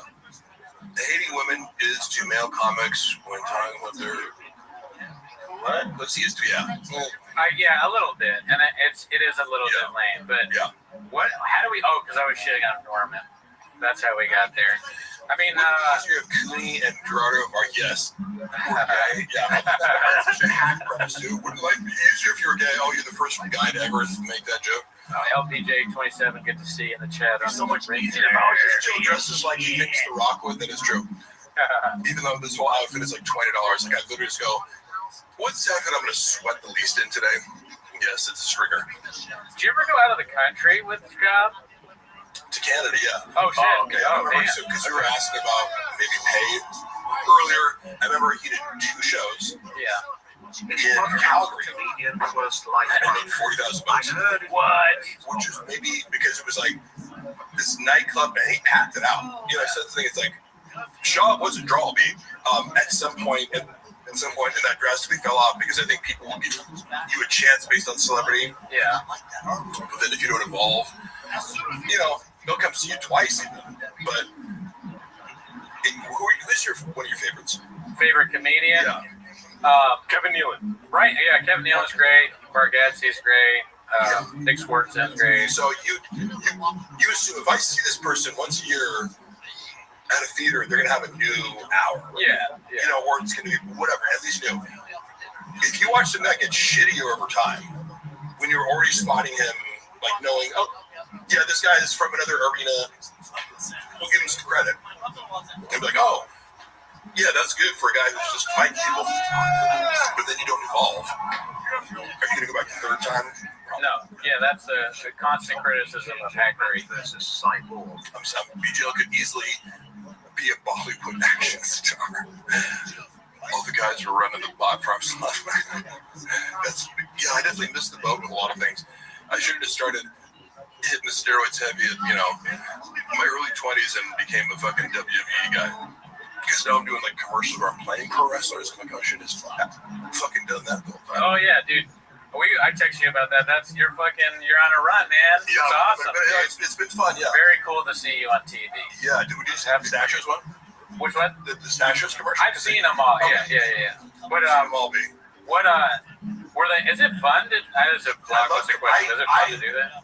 Love commercial acting. Yeah. And some of the days, the first Bosch commercial I did where I played Macho Man, we shot in Canada before the Super Bowl one. They hired me for the Super Bowl after doing this one. It was like a 17-hour day, whatever. It was so packed and but it's just my element. I hate doing so many jobs and I've worked so many different shitty jobs. Acting, even when you're actually busy and the focus of everything, then I'm standing in a singlet, it's cold outside, and I'm doing each line because commercial has to be perfect. So it's like that 30 seconds does take the whole day because every single second of it has to be perfect. Like the cinematographer is an Academy Award winner, so. But I love doing that shit. It's such great. I've never done it, but I consider a lot of the work we do with Rain, like when I have Rain on the podcast, kind of like a commercial for Rain. We're trying to get a deal with Sure Shot and Magic Mind. I just bought some of these the other day. There used to be a fridge to think about. I fucking lived off these. Like, I would have like 6 a fucking day. You know? That's crazy. Running on no sleep, fucking, you know, baddie wrangling all night and then waking up. And you need it. You gotta message girls. You're not gonna just do that without Rain. Do nicotine pouches. Yes. No, I just started to. Somebody sent me a bunch. I'm like, I don't really do nicotine, but it's kind of nice. Oh yeah. Oh, he loves it. Oh yeah. Yeah, I was worried about getting nauseous because I'm like sensitive to it. Oh, yeah. So you know, people, it's like, oh, here, take this. It's like, Sean was taking like 18 milligrams at the time. That shit would make me nauseous. Yes, but you know, if I take 2 back to back, I start hiccuping like crazy. When you get commercials on TV, what's funny that happens to me, thinking it about myself, is that I get like 6 or 7, maybe more texts from other people being like, "Mark's on TV," and we both get messages on Discord, Reddit, and they post it. My breath is burning Cooney's nose. Could be, yeah. Oh, because of the energy drink, or just that bad breath. Listen. That's a false narrative. If you find out you have bad breath, I'm like, oh shit. No, you know. I don't know if you know this, and Cooney won't volunteer this information, but he broke both of his wrists playing basketball once. What? Oh yeah. Do you see the scars? See the scars being? Yes. Surgical scars. He got crossed up. Yeah. I guess he crossed him up. Hell, no. Oh, but check this out though. I was pulling plants the other day, and I re-hurt my wrist. But look at the difference between this one and that one. Do you see it? Can you show me a little bit like that? See how this is kind of swollen up still? Nobody sees anything, right? No, Mark just said, yeah. Shut up, Gerardo. See how it's like way bigger than the other one? You don't see it? No, yes. So, 2 months. I think what happens is indent right there. It's like some torn ligament or something, maybe. Yeah. Or like a cyst or something. You're enabling him, Mark. I got an orthopedist appointment. It's got to be something. All right. But I'm sure it's fine. I don't think it's going to need surgery or anything. But my doctor told me, he was like, but you'll live. That's a Cooney. No, all right. I didn't mean to do that, actually. I'm live. Let's just forget that I did that. His first special. And when I found out that Brendan added a stereotypical Asian voice to a handsome, professional Asian doctor who has a flat West Coast American accent, I was like, did no one ever teach you that it's bad to be racist? All right, so Mark, this is my best friend back home, Othman Boucher. He's asking you a question. Does Mark have any insight on Barn Door's fake BJJ black belt? Is that what it is? Or cauliflower? Oh, yeah. He's obsessed with I believe all the stories about him faking it, that is something Brendan would do because he fakes everything. Like, I can think of 10 different things where it's like, he wanted something, he's like, I want more followers, I buy them. I want more views on Gringo Poppy, I buy them. Now, does he have grappling skills? Of course, but I'm not educated enough in this world of black belts and what the real experts consider black belt, but his story was like he didn't have it, and his son was like, but where's your black belt? It's technically, to me it doesn't really matter because it's like, you'll see guys who are submitting people all the time and it's like, oh, but he's only a brown belt. Like Mighty Mouse is a brown belt. He's submitted. Yeah, it's like a big. So many dudes with crazy submissions that technically he's a brown belt, but it's like he's the best to ever do it. Like to incorporate BJJ into MMA. So any belt is impressive to me. Except for podcasting where we're black belts. Yeah, I think Brendan's. I don't doubt Brendan's grappling skills. I assume they're better than his striking skills because of his lack of coordination, and speed. He doesn't look very fast. Like that's powerful, but just not like you know Ilya Chuporia? Yes. Like so, I watch him and his boxing is so crisp and precise. And then we watch Brendan strike. Like he looks like I wouldn't want to get caught with one of his haymakers, but it's sloppy. You know? He's a sloppy striker. Yeah. Get away with it heavyweight. I wonder if you were gonna stick on belts, like what kind of belt, like English language for Brendan, probably white belt. Acting ability, probably white. He's probably a white belt in most of this thing. But actually, I want to ask you a question. Acting ability, white belt for sure. With sticking on the ear thing, I don't really know much about that controversy, but what I heard was like what guys were doing is like they cut up their ear, right? Is that what it was? He turns on here and sounds like RFK. Fuck, that's accurate. Really? If you don't want to go back,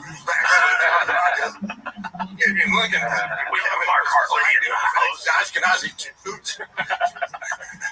We should do that for like a retarded old broad. I'm gonna mess up my ear for this podcast. So you don't think he did flyers? Very accurate too. What did they? I'm sorry. What did they roast you on? Somebody said Regis out here sounding like RFK, which is accurate. Okay. I love accurate roasts. Like, and again, I was talking about Regis. But they're also saying, "Yo, mama, black belt so big." People take it too far. You're just like, you're literally just trying to be mean, but it's out of touch with reality. If you roast me accurately, I will laugh along with you. Okay? Yeah, they say I fuck squirrels, so don't believe everything they say. I got small teeth, big gums, ball. It's like, how many things are you gonna say? Yep. Do you think I don't know how I look, motherfucker? Like, somebody said that he broke his wrist coughing. Black belt, ballpark. How much Bob will lose on Tiger Thick? I don't know. All I know is I got fired from running the social media, which I brought up over 10,000 followers in a couple months and was posting every day. I came up with a creative strategy that they hated, but I'm like, this works. Which was, I came up with a little lingo where, like, let's say, like Tiger Burn after like Psychic Production. He hated when I did this shit. I took over the Chief gay IG account and started talking to the haters in the subreddit language, and it was like, oh, notice how this post has 4,000 comments now? Yeah. Because I'm trolling these people? Yeah. And then also making it indistinguishable between, if everyone's using this language, then nobody knows who's a hater. Yeah. We're all using it.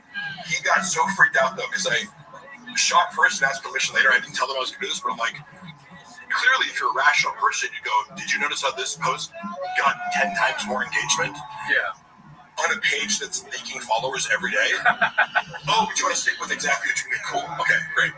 So, same thing with Tiger Thick, where I was like, I came up with just some catchphrases and things, and immediately was like, I'm like, this is working because you don't know how social media engagement works. We're like, what drives engagement when you have no money is like making a community and interacting and being unpredictable or whatever. And right when they say, oh, my investors, it's really him. Oh, yeah. Just being like, I don't like this. But he'd be like, oh, the team or the investors don't want it. I'm like, yeah, you're just a pussy. Because he was like, his directive was, it truly is like a child's empire.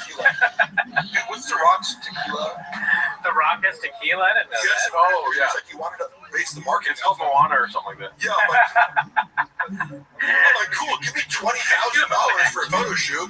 If it was called that, it's like you're, I mean, Hollywood is fucked up at that point. Like they're naming a Disney movie the tequila brand. We gotta shut this thing down until we can figure out what's going on. That's actually Sean Logic, because remember he thought that Dana White stole fucking Friday or fucking Wednesday or whatever. Oh, yeah. He goes, Dana stole my fucking idea for this thing. I'm like, you said it 1 week, and Brendan, Dana's been doing the show for the past 3 years. Yeah. And then you convinced yourself that he stole your, like, the term to make a show out of it. It was crazy. Yeah. You just can't say anything. You're like, yeah, for sure. Dana's stealing your ideas. I mean, podcasting is a dangerous thing. My wrist isn't working. You have pickups. Gerardo's. But dude, honestly, you know who else had hiccups? Fucking George Carlton. Calm down. One of my North Stars. He's one of the greatest ever do it. Yeah. What's funny is the only way to fix this is to drop. We got you covered there. We've been throw thing that we do in the pod. Drink a rain and you'll throw it. If you want. The most famous person on Mark's phone contacts. Who? I don't know, a guy named Antonio Banderas. Oh, shit, dude. I'm going to put the hawk noise for that. Yeah. Antonio Banderas. He was super cool about that. From the commercial. He FaceTimed Luana. Luana's like a huge fan. And I was like, hey, dude, first of all, he was super gracious and complimentary. He was like amazing to work with. He's so cool. Then I was like, hey, I have a little favor. Yeah. In full Macho Man Randy Savage commentary. So like FaceTiming Luana, like, hey, what's up, Bob? You know, in Madrid, guess who's here? And And she was like, oh my God. Like, so. That's so nice of you know. I like that. These people don't have to do that shit. Yeah. He's a very cool guy. Desperado. How would a shop say Antonio Banderas? Fuck, that's a good question. He would fuck it up somehow. Banderas. Yeah. Antonio Banderas. Let's drop a syllable. Banderos. Yeah, Banderas is good. He was in that last movie that I saw that he was in was that movie Baby Girl, which kind of sounds like something that Shab would say. His performance is amazing. Yeah, that movie. I really like that movie a lot. Water threw it on, and I was like, kind of like doing some other shit. Like, this is compelling. Oh yeah, it's great. And his performance Never seen is the emotional. Can we get some more English? Oh yeah. I'm trying to. I water the chat. No, yeah, reading. Also, chat. Navjot. If I'm saying that wrong, do pronunciation. But Rob a habit until he runs out of everything and becomes a drug addict. It's well, he's already been. No, it's English money. Yeah. Okay. So I'm curious too. What should we speculate on this? Like, you know, it's the slow train wreck. Yeah. Because he's impervious to like. And by the way, me coming out to like talk shit about him or like my work experience there, that was not an attempt to like cancel him. That was an attempt to preempt the fact that I knew he was going to go on a smear campaign, which he did probably. Yeah.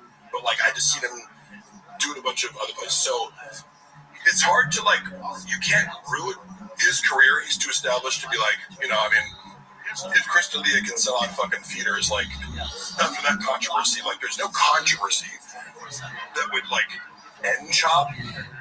But the trickle of like the trickle down is the funny part. Yeah. At what speed is this declining to? But it is not doing stand up because he can sell tickets or write material. Yeah. Because that requires honesty and self reflection. Yeah, I mean, that's really not, it's hard for a lot of the Rogan-verse to do that, I think, the honesty and self-reflection. Oh, yeah. And I think, I don't know, because I've never had a ton of money. Yeah. But it may get harder as you, like, if you're able to just go buy a Rolex and fall asleep during the day, it might be harder to do self-reflection. So, as a comic, because I consider comics under this umbrella of, like, you didn't get into comedy to be a millionaire.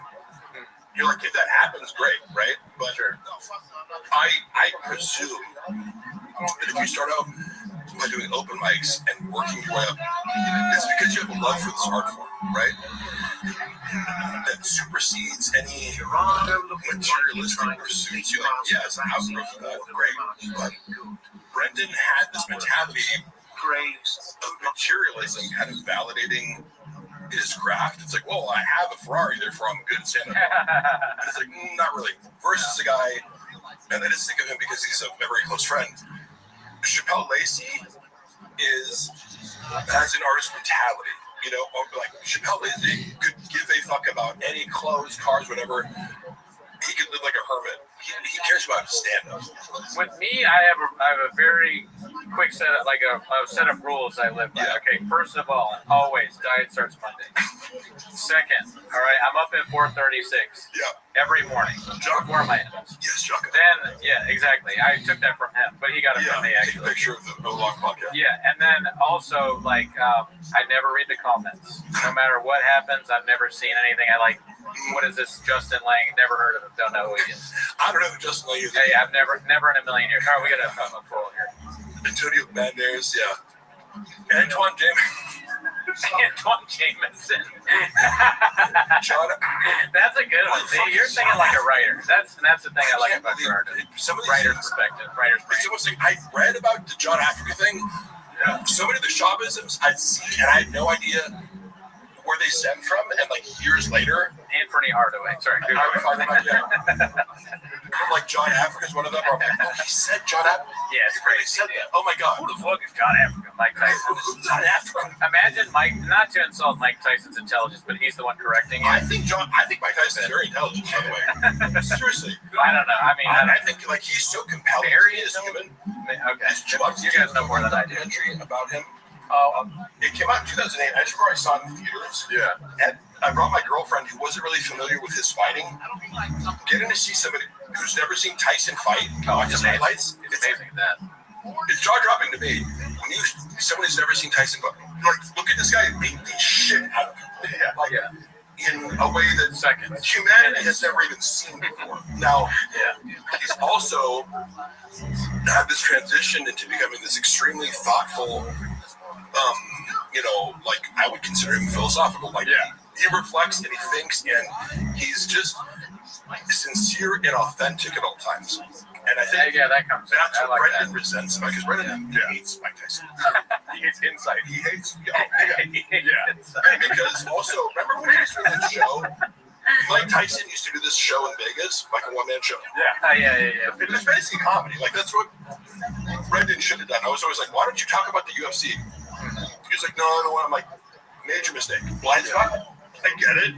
It's like people do this thing with like, oh, I don't want to talk about the obvious. I'm like, that is actually your best bet to at least make one special where you involve it. But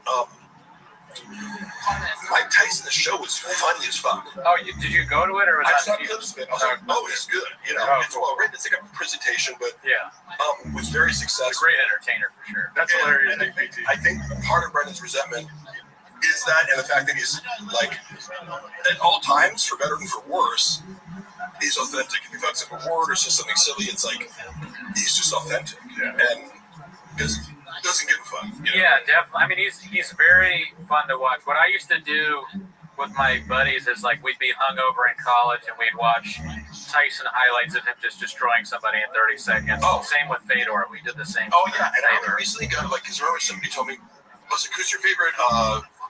Right when I got into fighting, and I kind of only Conor McGregor got me back into fighting in 2015, watching pay-per-views.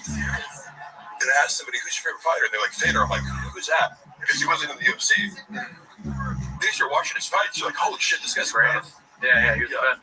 Somebody sent me a clip of Fedor interview with Luke Thomas. Have you ever seen that? It's hilarious because it's like, Luke's like, what's your favorite book? And Fedor says something in Russian, and his translator is like, he only reads Russian books. And it's like, what's your favorite movie? He's like, he only reads Russian movies. You wouldn't get it. And he's just like, give it up now. You would not understand. That's funny. Who hated first? Schaub or Tyson? Yeah, who hated who first? I think Tyson's really open-minded. I don't think Tyson hates anything. Yeah. I swear to God, because it's like, that's part of his journey. Like, you can just tell I don't think he holds animosity towards anybody. I think he's completely evolved as a human being. My favorite fighter is Cody's White says. Fuck you, Mark. He had a great comment. He said, he was like, if he thought he'd fuck up Mike Tyson, I think Mike Tyson today could knock out Schaub easily. Oh, yeah. Without question. Not gonna lie, Mark sounded like he's having a stroke. Yeah, so what if I am, bitch? So the fuck? Act like you had a stroke before. Do a few hawk noises. Yeah. We were talking about, one thing we constantly talk about on the pod, because we have to address it, is the violence in my DNA. I'll check back when the segment is over. Holy shit, it's boring. What are you doing right now, dude? What are you doing? You're fucking... Go watch porn. I don't know which one that was. You're doing a little bit reading of comments. That's a duck noise for you. Well, I want to engage.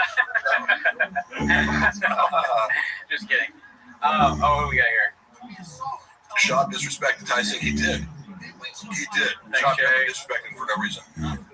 And just kind of acted like he was an idiot. He was like, this video's on a no-carb diet, the North Battery Days. Oh, who gives a fuck?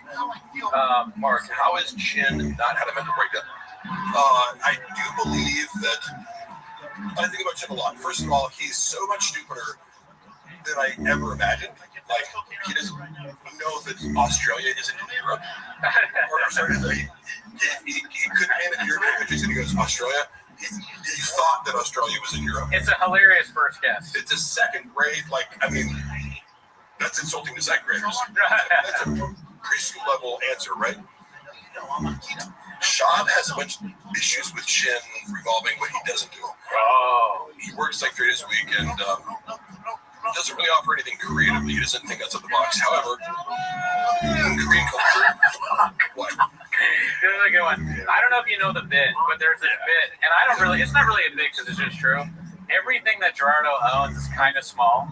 It started off with the fridge. Yeah. Because he had a guy deliver the fridge, and the guy was like laughing to himself. And Gerardo's like, "Hey, what do you think's funny?" And he goes, "I used to have a small fridge." Oh fuck! So it is small. But then he kept having other things that were a little small, right? Like, so if I'm like a single guy living by yourself, dude, what the fuck? It was fine, and we would never have known about it had Gerardo not made a big deal about how mad he was at this guy.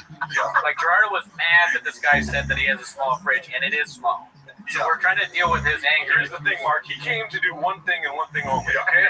See that botched paint job in the corner up there? Thank you, dude. He had to go paint that up there, right? And then while I'm like, do you need me to clear? So like, I'm over here. I'm like, do you need me to clear anything out? And I turn to him, and he's staring at my fridge, and he goes, with the, puto cabrón accent type shit. Yeah. He's like, oh, you got the small fridge. You got the small fridge. Yeah, you got a small fridge. This is Gerardo's deodorant. This is too small for deodorant. Okay. So what are you supposed to put this? I got small armpits, dude. Mark could eat Gerardo's fridge. Yes, I could. Don't touch the fridge. There, Puto. What a fucking idiot, Brendan. Mark, pick up the back of Gelato's fridge so they can't trip away. I don't need one right now, but we also have Diet Cokes. And then if you do want food, I mean, you can also at any time. Yeah, Diet Cokes make you nuts, dude. Yeah, I will drink a Diet Coke. The only thing I'm going to do is just try to throw up later so I don't have to keep hiccuping. Is this your coffee drink? I wanted to know. Because I got you an Americano, because that's what we drink. But do you drink Americanos? Yeah. No, I don't mean like literally, but is that what you drink? Mexicano, come on. Oh my God. Come on, bro. Made in America. I love them, dude. That's one, I share that with Delia, our love of iced Americano. Imagine being like, I'm a white guy, and I'm just going to make a special about how Mexican people suck. It's a crazy move. Yeah. It's like... it's a very strange situation. You want to put them out. It's like, that's crazy work. Sounds fucking stupid. We also Mark, will you sing the Golden Girls theme song, please? Thank you for being a friend. Yeah. You ever go to Porto's? No, where is it? It's a chain here. There's a bunch of different Portos. You're not a baked goods guy, right? Are you a baked goods guy? Oh yeah. Because like Porto's is a famous chain here. It's a Cuban bakery. Very it's like not expensive. You can get all our sponsors at the beginning here. Yeah, I mean, I wish they sponsor. I love this place. I think it's a great. I will try some of it. They got potato balls there. It's a great spot. Can you imagine? We need to get a sponsor soon because Mark, do you think Brendan offered Shin anything monetarily for the move to Austin? I do not. Seriously, I've thought about that before. I think he offered him zero. Whereas, when you work for a corporation, people would just be like, "Oh, here's $15,000 for your move." There's no fucking way that Brendan offered any money. So I'm sorry, did you say he moved on his own? He didn't have to pay? That's my assumption. That's great. He almost he didn't have a place to live either. He would justify it as like, "Why already pay you enough? I pay you $100,000 a year to work 3 days a week." That's just nobody does that. He's like he's alone in that. That like you move and I don't give you any money because like Mark BTL looks like Lil Nas X on steroids. Do I look like a gay black dude? What is that? What Lil Nas X is? I forget. Yeah. Mark, did Akash help Waffle with Dream Puppy? Well, no, I remember meeting Akash. I thought he was super cool. Like we had a pleasant interaction. Here's the thing about helping. You scoop up the bag? Sorry, go ahead. Did you scoop up the bag? That's what Schultz and Akash say. Scoop up the bag. Yeah, get it out the mud. Get it out the mud. 10 toes down. 10 toes down. I hope you were 10 toes down when you met him. Must have been if you guys got along. Because if you weren't, they would just. Good luck, me. I want a little bit of flavor, but that's you do that? Because I do find Schultz annoying as fuck. Because Schultz seems very arrogant to me. Yeah. Oh, yeah. And I'm turned off by that. Like the most. Seemed less so. I don't know. In the context of that show, different than how I perceived him. But Bud Deasy, Bud Deasy is one of our big fans there. He's a great guy. Never met him. He says, will you tell the Red Bat story? The Red Bars? Red Bat? I assume he means Red Bar. But oh, you spelled wrong, Bud Deasy? All right, well, you're gone. They just pushed out. They were like, do you want to come on the show? I wasn't even planning. That's the thing. It's like, again, to address Brendan recently on the Patreon, I don't know about this because Unique made a video. He called me obsessed with him. He like with his employees. He goes, yeah, he's obsessed with me. It's weird. And he goes, bad fire because he had no skills. I was like, oh, that's the third fake reason for firing me. Yeah. As I was editing 6 clips in a night, but I had no skills. You know, so the Red Bar story, not much more to it than they just reached out. So you had people not wanted to have me on the show. It's not like I was going, I need to like expose this story. People were reaching out to me going, do you want to come on my podcast? And I was just like, I guess. And Red Bar, they are so scared of Red Bar on TVK, and I didn't know a ton about it because it was just one of these things where it's like, oh, stay away from Red Bar. It's like the forbidden clause. Who tells you that when you start? Is that an orientation? Brendan versus his vibe, like they knew of Red Bar. It was like kind of like the Reddit. It's like stay away from the Reddit. Don't look at the Reddit because I mean, to me, Red Bar is funny and does good content. With that, that's kind of funny to me because that makes me think like I was joking there, but an orientation of some kind where you start at Thick Boy Nation and they're like, here are the few things. Thanks for joining the team. It's like orientation. Here's a donut. It's like drips on your shirt. Got you. You're not gonna get paid. Watch out for the dripping donut. Nothing they say is true.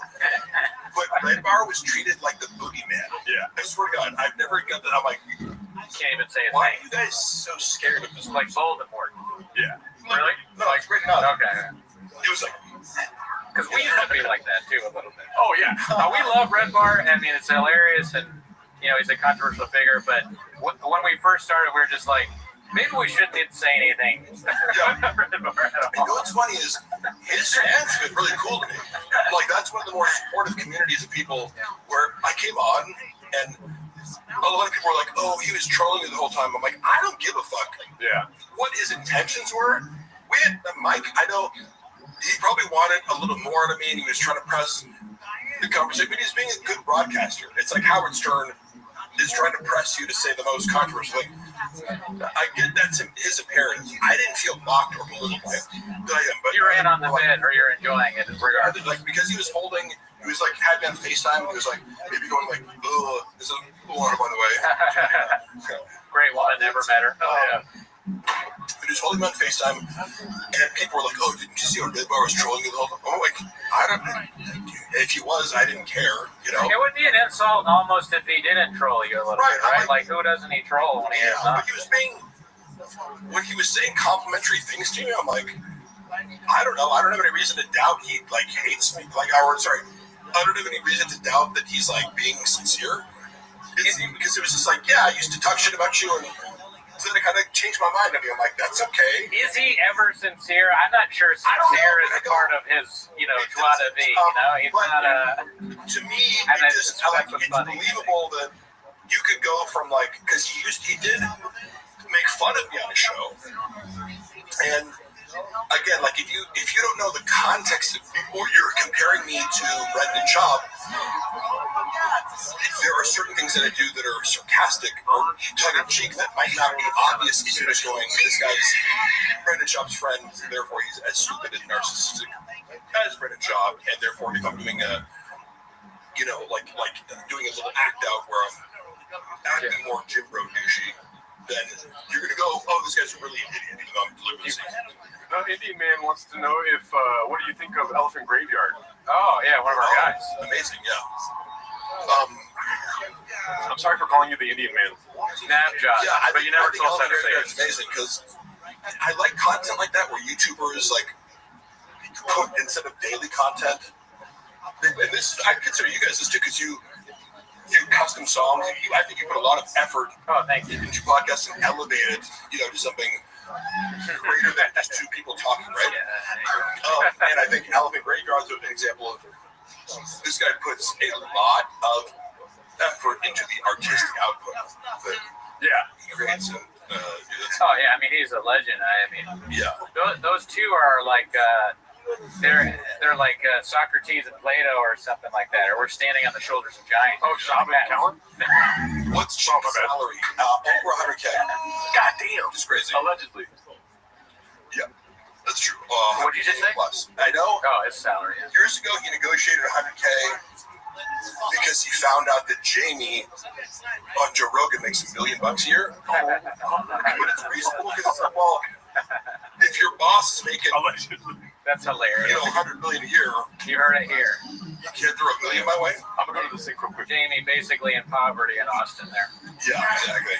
$1 million. What the fuck is Mark talking about? Effort? I don't know what that means. Will Sass was watching. Let's get sun over today. Thank you, FB. Did you watch the latest? Well, I forget what it's called. The latest Pelican Graveyard that just blew everybody away. Yeah. So funny. At least most of it. Yeah. Yeah. What was the title for that, Chad? I have Graves. I forgot. Put the title in the chat. But yeah, I mean, that guy, he's just, I really, poetry of it. Have you ever done something like that where you sat down and made like an edited thing where you're talking about something?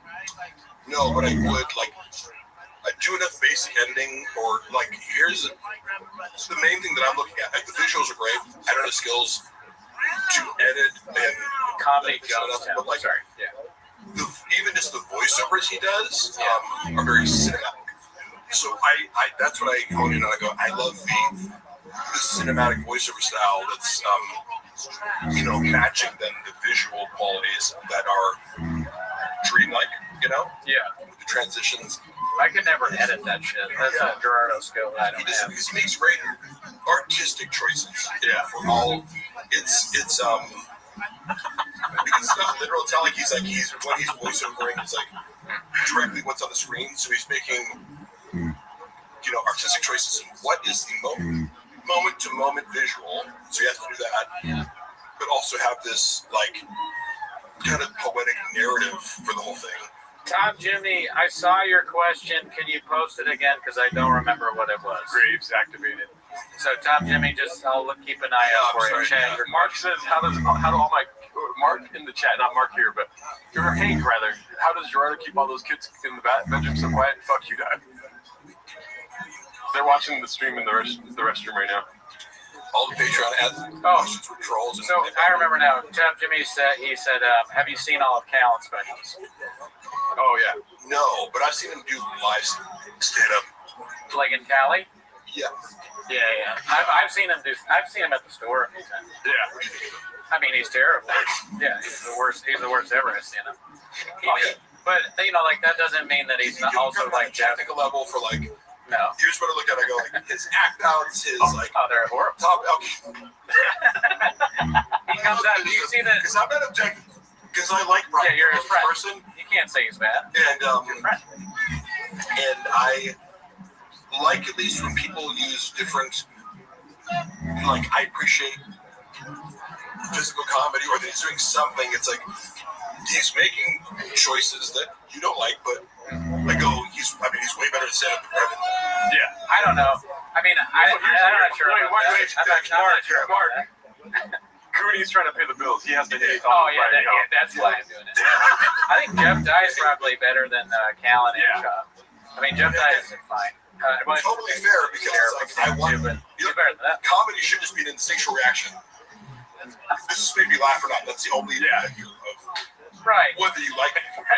That's the thing, though, because now when I watch Brendan Schaub, I laugh almost every time. But I don't laugh. I don't even laugh when Callan does the hawk duck thing, which I love.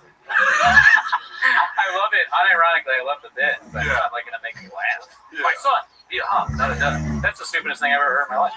Yeah. Part of, when I see clips of Brian on the podcast, as a friend of his who likes him, it makes me sad because Brendan is such a bad comedic partner most of the time, Oh, yeah. He doesn't understand the basics of comedy, or improv, or yes-anding, so it's sometimes he gets it, but he doesn't, he shoots Callan down way more than he should. Callan is very good as a comedic partner for teaming people up. Him and Chris D'Elia have great chemistry because he allows Chris D'Elia to make him the victim of the comedy. Yeah. And we're wait, that's not fair. As Chris D'Elia is roasting him, he knows how to keep it going. keep a bit going. You hit on two things that happen in our show. One is, okay, I'm going to start with Brian and then I'll do the delete thing. Yeah. So Brian, when we're watching Brian and Shab, Brian will go into one of his bits, and granted, it's not funny. What is it? Oh, someone says, Mark, does Baba have any incriminating info on you? Fuck no, dude. He has no idea what I have on him. He has no fucking clue. You know that movie, The Dark Knight Rises, when Catwoman, played by what's-her-face, leans into Christian Bale? It's like, there's a storm coming. That's literally what I think of when I, think of what's coming for Shab. And I have to keep this under wraps because part of it is my legal case. So to put it out on YouTube would be detrimental to my financial bottom line. But it's like, he doesn't even know what's coming, and he's too stupid to realize I have everything, Right. He should have just nothing. He should. He hired a private investigator to go to Luana's house, and Luana, owned the private investigator. Oh, shit. Well, I mean, she's charming enough to be and she knew more about, but Luana is skilled at manipulating men. So, but also, she played it very, savvy, and I applaud her for that. She was able to get the fact that Brendan Schaub was this guy's employer out of him when you're not supposed to do that. It's private detective. And I have, and I somewhere on my phone, but I can show the guy's card. I can show the letter he wrote and put to our apartment door, not realizing I was living there at the time, you idiot. Yeah. But he's operating under suppression. And I remember Luana called me. He was like, "What's this guy doing out there?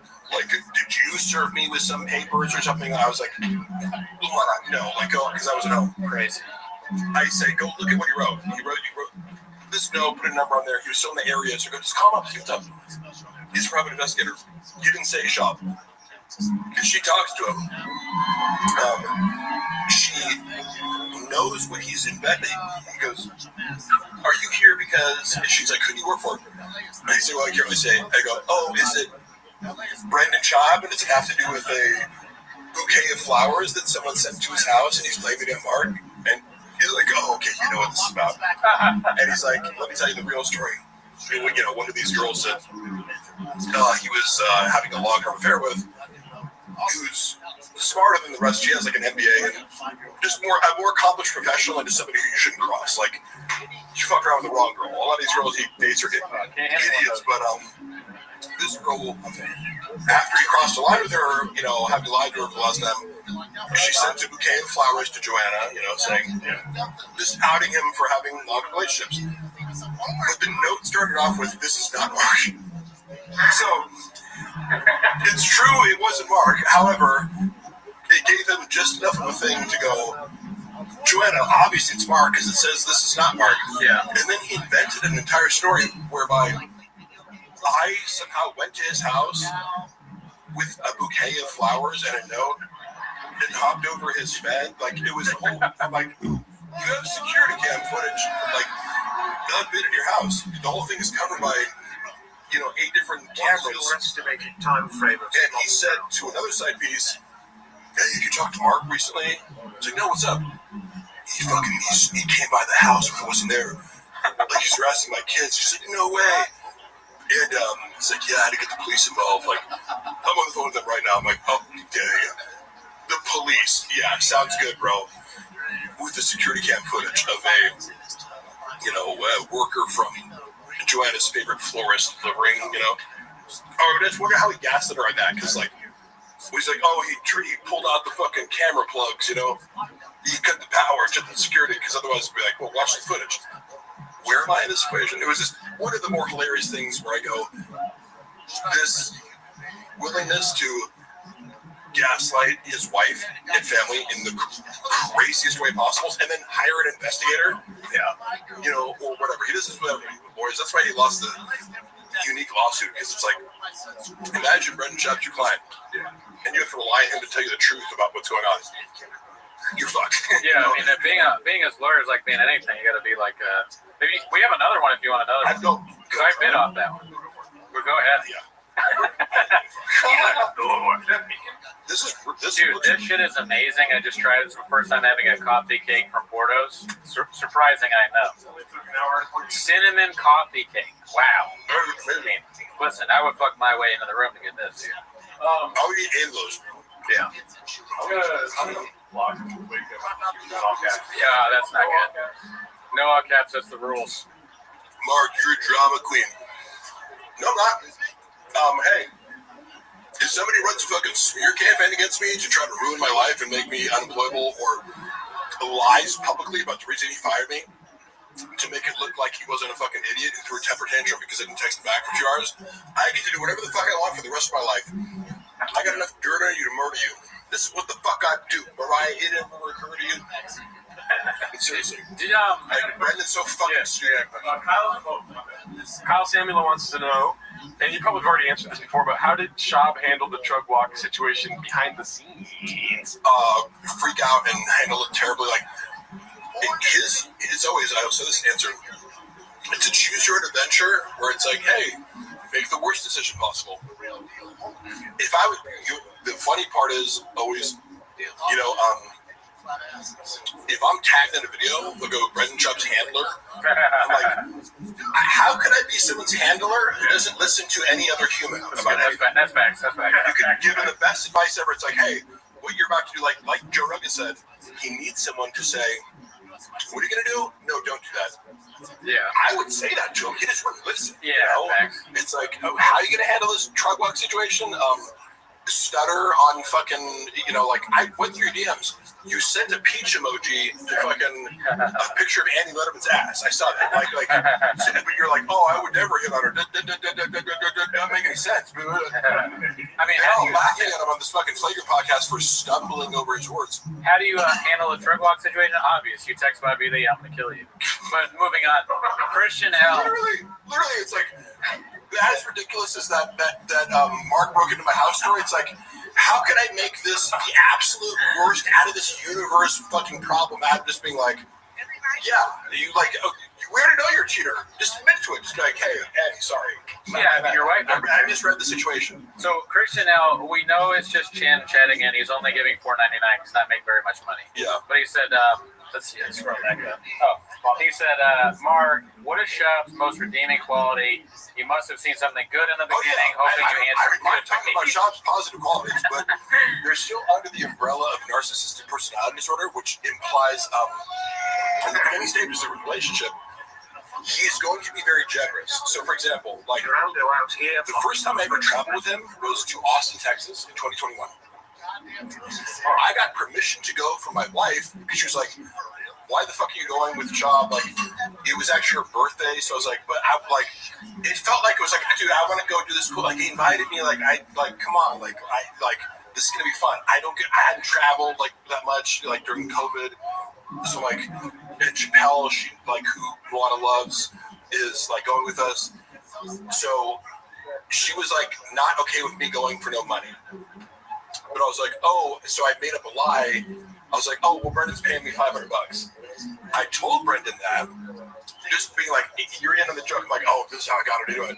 But then he gave me $500 to cover my ass, so I could be like, so that was a good deed, right? But I can name many things where it's like he'll be generous, he'll pay for food, all these things, but that's a short-term strategy to earn trust, loyalty, and indebtedness, so that in the end, the next year or at some point, as he values you and he starts to exploit you, you feel indebted to him, right? Oh, thank you. So I would deliberately stop taking things from him because he'd offer, when I was having issues, like me and Luana started having conflict because she was working a shit ton. She was working 2 graphic design jobs. She was suffering from burnout in late 2022.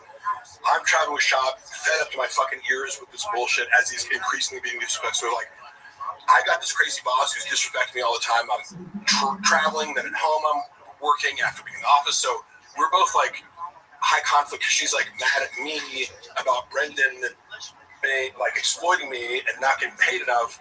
And I'm mad at her because I'm coming in the door from traveling and she's giving me the stank face, but I understand her perspective. And then, What the fuck? You're talking about like how he's a good guy. Oh, okay. Yeah. So, or that things he does well. That's the other end of it, is what I mean, where it's like he sets it up so that later down the road, he was making me feel like shit for whatever reason he felt like. Because you owe him, right? Yeah, because I owed him. Yeah. And I had to finally be like, look, dude, like, you're not even treating me like with 100th of the respect that you treated me last year. And I'm like, putting all my time and effort into helping you. Like, you think you're doing me a favor by doing all this? Like, yeah, I, am college educated, professional writer. I do all these things. Like, I don't need this job. Like, I'm doing, like, you're underpaying me, and I agreed to do the same fucking.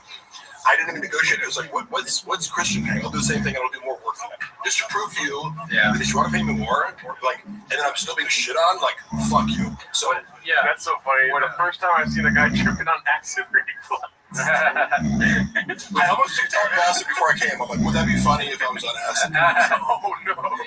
Yeah, like with Shab, what I've learned from Shab, because he does have good qualities, is like, number one, he's helped me a lot. Like, I wasn't really that into my son's baseball team, and then like I was in the shop, I was like, you know what, I should be like a baseball dad. And when you stop yelling at the umpire. Yeah, my son Denver has gotten a lot better at the swing and the pitch, and he never like loses to a fat guy anymore, like a fat kid. So we got rid of that. Like, if a fat kid is playing, he's always better than the fat kid. I didn't like him until I got my own truck. Yeah. Oh yeah. Hey, reading the Reddit post by one of the baseball parents was so fucking funny, because now again, this constant identity shifting of like, now I'm a baseball dad and my kids are my life, after cheating on their mother publicly for a decade. Like, it's hilarious watching this, and then hearing the other side of the story where it's like, Shops also, as he is with everything, portrays himself as like this beast of work ethic. I'm trying to pull Shop. Then you hear the other side of the coin. You're like, so from a third party perspective, Shab is just a lazy fuck who likes to eat chili dogs. So, but yeah, he's and then there's some footage too where he's like 4 ounces of fucking up all the like.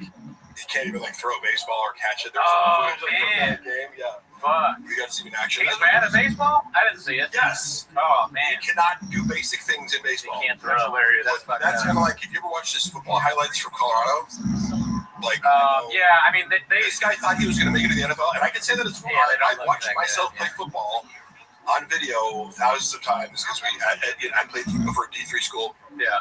We used to love to do the difference between high school and college is you're watching practice film every day, one-on-one drills and scrimmage footage, and you're scrutinized one by one, right? It's humiliating when you fuck up, because like, as a freshman, I'm like, I don't know how to play football, like, and your coach is ripping into you, but it's a great, like, you're learning a whole humility exercise. So, but I look at Shab and I go, I know what it looks like. I'm not saying, like, I had good moments for me. I knew, like, when I was performing well, and it gives you an appreciation for, like, NFL caliber, but you have no idea until you see yourself play football on camera. Like, the fucking 300-pound D linemen, it's like, these humans shouldn't be able to move that fast. Watching Shab, I'm like, he looks like a D3 player. You know what I mean? Like, he's not good. Yeah, he's not good in the NFL. I haven't seen good highlights. Jay said, thank you, Jay. Jay, how does Shab feel about Eric? Good question, because that's another nuanced one, that falls under the umbrella of Shab hates everyone who he feels is socially beneath him. However, he did negotiate on Eric's behalf not against, but like, when he was being brought into the King of the Sting situation, apparently, according to Shab, which take it with a grain of salt, but I think Thea was kind of like, making it more difficult for him to kind of be an equal partner in this like dynamic or something like that, where it's like, because they were inviting him on as a guest, and I'm like, we'll throw you this much change per week, and he was kind of like, hey man, like, if I'm going to keep myself available every week, which is totally fair, it's like, am I getting on call, or am I going to be part of this thing? He was asking very fair questions. Shab advocated for him to be a more fairly paid kind of, or splitting in this kind of thing. I think it was Thea who was kind of going, I don't want that, but also but part of this pie was the fact that like King of the Sting is what it is because of Theo Vaughn. Sure. Theo Vaughn is the draw here. Theo Vaughn does a solo podcast and gets a million hits. So, like, obviously, you know, in a business sense, you could realistically go, what's your value to this? Like, what you add. In a friend sense or a very fair sense, you go, if we're doing a podcast together and I said that I need you, let's all get paid the same. But baked into this cake is a condescension towards Eric, not like his attitude of like he likes to dismiss people. I can't really sell tickets. I can't do that. But Eric's a better stand-up comedian than you, Brennan, and he's been on TV and he's like, you know, I don't know. Eric again was always very nice to me and a thoughtful person too. He would always like. He was the first person at Big Boy when I was like. Really like I got depressed where I would like come to work every day and I'm like I'm waking up early and like dealing with Brendan's bullshit until like 10 p.m. every night, 7 a.m. like I just started to become dead at some point. Like I was like I hate every moment here. And he was the only person to be like, hey man, you all right? And I was like, yeah. And he said it's okay to not be okay or something like that. Really? I wouldn't have picked him to be a guy that talks like that. I mean, this is my lawyer, Rob Pebble. That sounds like a good idea for like a sitcom, you know? I moved in a house recently. Moved in a new house in LA. Whenever you move in a new house, it's always weird. It's even weirder in the middle. Hey, Rob, you're on a live stream right now. Are you okay with that? Oh, sure, yeah. I mean, how big is a live stream? How many people? There's a lot of people watching actually for this the 10 minutes of Shab thing. Funny enough, this is my labor attorney, Rob Pebble. Hey, Rob, who's about to destroy Brendan Shab in court. Actually, no, he's not. He's totally incompetent and it doesn't do anything. And Rob, we're actually having an informal discovery conference right now. I share a concept with you. Yes. So, part of this flat thing that we have going on is that I want you to be an advocate for yourself, and I have another potential client who's ring stuff, all that stuff, the doorbell, all the ring security stuff. I'm good. Why not? Not to make me look like an idiot. Of course. So what I want you to do is go through this evidence upload process. I want you to think about how do we scale this? This deals advisors, right? Yes. We can throw in help plaintiffs figure out their cases in situations just like yours, and you're the guinea pig. Yeah. That's what yours. When you guys are doing this, since you're a creator like me, and you are going to teach us where she decides she wants to do this, I'm going to introduce you to most anything Robert calls home. Right? When I get you guys to like all proceed together because I'm building your database too. All set? Yes. Thank you. Love you. Robert Pebble, attorney at law. All right. Good luck, Rob. Yeah, so Rob is like, I feel like we're in the I went to college with him. He's literally one of the smartest people I know. Right. Like I was saying earlier, I'm like, if I get 10% of what he's saying, I'm lucky. But like, man, he's just better than Chop's lawyers. Right. Motion to dismiss. Yeah. Saying random shit now. That's it. So you went to college with this guy? Yeah, we both played football at Pomona College. But I would consider Rob, if he had 150, 160 IQ, I wouldn't be surprised. But he's like extremely intelligent and specifically with organizational systems. I remember when he was like 20 years old, he's like a gym bro like me, so we like connected over lifting. I'm a few years older than him, so he was a freshman, I was a senior. We connected over like just lifting, and he was like, because I had this policy of like, if you ask me if I'm on juice, like I'll tell you, but if you don't, I'm not gonna talk about it. But he was like, oh, if you ever run a cycle, I'm like, yeah. And so I was like, you're the first person with the audacity to just ask me politely, Yeah. And I appreciate that, but he's very direct. And when you step into that deposition room, you want to look jacked because you're going to be like imposing your presence on people. Rob is really, it's deceptive because what I like about him is he's a jacked, handsome gym bro, but also he's like an autistic savant with organizational systems. So remember when he was 20 years old, he was like making $100K a year running like LA fitness clubs. Like he would like train other people how to like run a more efficient like personal training like architecture for all the clubs in Southern California. Like started as a personal trainer, like quickly they were like, oh, you're way too smart to do this. Like so because he was still going to college, and also making $100,000 a year, like telling people how to do their jobs. Yeah, that's great. Yeah. You didn't get your lunch by the 5th hour. You went 4 hours without a 10-minute break, dude. We talked about that earlier today. Yeah. You didn't get reimbursed for business expenses. Yeah. Okay, we worked off the clock. Yeah, and he's also very moral too. You don't meet a lot with lawyers, because some of these guys, whoever's representing Shab, it's like obviously you realize this guy's an idiot, pathological liar who has no case. It's kind of like whoever's representing Blake Lively, Ryan Reynolds. So this person has no case whatsoever, and you can charge millions of dollars and draw this process, but you're going to lose in the end, right? But Rob Hebel is extremely. It's a good. Actually, you know what? Now has a lot of integrity. That's a good advertisement. I mean, he's a lawyer doing wage and hour stuff in California, and he'll fire clients if you're not ethical. Yeah, if he's like you have a case or you're misrepresenting something, he'll fire clients. He fired me the other day. Trying to sue Gerardo. Had to fire some people. Not enough Diet Cokes. But we fixed that problem, didn't we? You know when I drink a Diet Coke, what happens? A meathead lawyer doing whatever, what could go wrong? No, seriously, Rob is one of the best labor attorneys in the state. There you go. It's hard. It's a hard concept for people to understand that you can have muscles and also be good at a job. But it turns out, actually it helps. It helps. Muscles help everything, dude. Yeah. That's what I say. Marg is Rob, the sharpest tool in the shed. I know literally one of the smartest people I know. He's designing a service, like an AI-based platform that he invented and programmed that essentially does the job of paralegal. So sorry to all paralegals out there, but Rob is designing a product to sell to law firms that automates all these different things using AI. And I'm doing an AI platform that watches shop content too. That will also be part of our Patreon. Yes. Mark, have you seen Brendan tossing his dignity pouches on the ground? I know that's a meme. Of course, he's not conscientious, so he's the type of person who would just throw trash on the ground and expect someone else to pick it up. So, of course, that's fucked up. Mark, what is your opinion on P.F. Chang's? I loved it. We hated P.F. Chang's. That was a great time. Anything else? Any other questions? If you guys played Sega NHLPA Hockey 93, this would be the exact same for Swinger. Well, I love that because I love that movie and I love that game. You've seen Swingers, right? One of the greatest movies ever made. I played that in high school. Yeah. Did you ever play that game, that hockey game on was it Super Nintendo? Yeah. No, I don't think so. Dude, that game was the best. All you had to do was you go around the goal and then you click and then you could get a goal every time. And then you could also fight in the game. Yeah. Amazing. Super Mario Brothers on that. Super Mario's on there.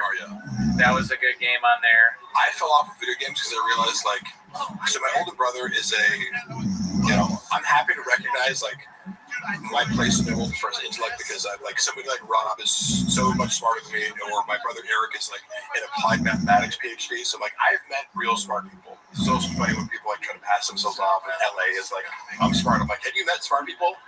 Have you go to Austin, Texas? Yeah, dude, that's where the philosophers are. Yeah. And I'm not saying comedians can't be really smart, but it's if you get a room full of PhD, applied math and computer science PhD students in a room, it's going to be an odd bunch.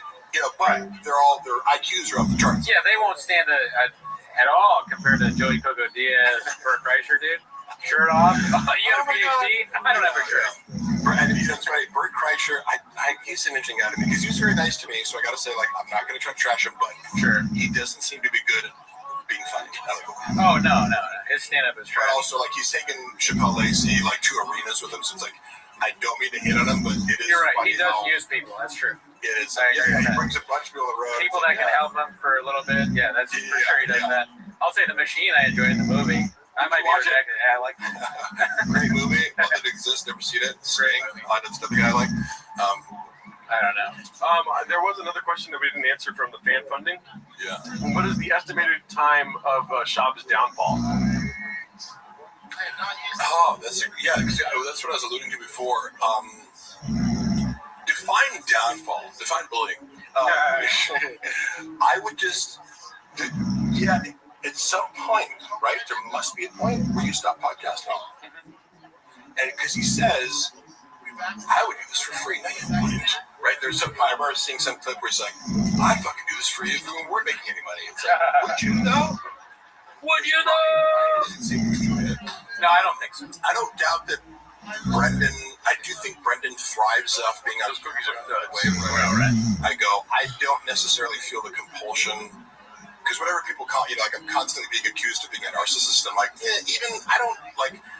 I feel like I get enough attention in life where I don't feel like there's this deficit of like, I need to post things, I feel like some people do constantly need to be in front of the camera and courting attention. I feel like Brendan does thrive off of that, of like just like even the feeling of importance when you walk into a studio, because I go like, he could be doing all this himself. There's nothing sophisticated about his production.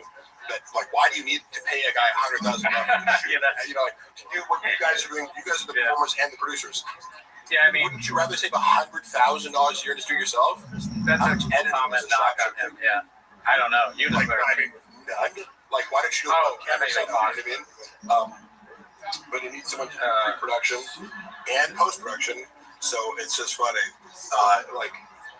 The shit that he wastes money on. He's like space and be like, there's a bunch of people here, and I'm the center of attention. Let's check. Nope. Okay. It's Brendan's Crazy Ex. I like that people go like Crazy Ex. Do you think Brendan is a sane person? And again, hey, how did I get into the show? Did I beg you guys to come on here, or do people seem to be interested in having me talk about Brendan? No, we begged you to come here. If you were like, hey, come on my podcast and talk about fucking lifting weights for an hour, I would. But I'll do 10 more push-ups. I'll do 10 more push-ups. Once my wrist is better, I still think it's a funny idea for me and you to go to the gym. Because I want some time to prepare. Because I think I can probably still do 2 plates maybe. Or I was able. If I worked a little bit too, I think I could probably still. I might be able to. But I would need you there to make sure I don't die. You would come back quickly, but just kidding. Would you want to film it? I'm saying 1 plate. How many? Let's do 1 plate. Yeah. I could probably do that once my wrist is better. Stop being blockbuster. Yeah, I can do 2 plates 25 times. Get Baldy and purple shirt Mexican Jack. What does that mean? Oh. Or you know what? Elizabeth Marsden said this earlier. You and me, or Gerardo too, doing a race to see. Somebody said, "Who's the other from downtown?" Is that me? On the left with the Mark, eat like a bigger slob. If you think you're gonna offend me by telling me that I eat like a slob, good fucking luck. I mean, if you say the words "oh" from No Talent, you have to be specific because look at the 3 of us. I assume people want to say that. We all struggle. We're all imagine thinking I'm insecure about my own talent. I know exactly how untalented I am. I'm not sure I could ever do 2 plates. Maybe back in the day. I could chill that good stuff. Yeah, once I roid out. Yeah. Roided, because then the violence in my DNA with the roids. Don't worry. I like the idea of like raping people with steroids. Yeah.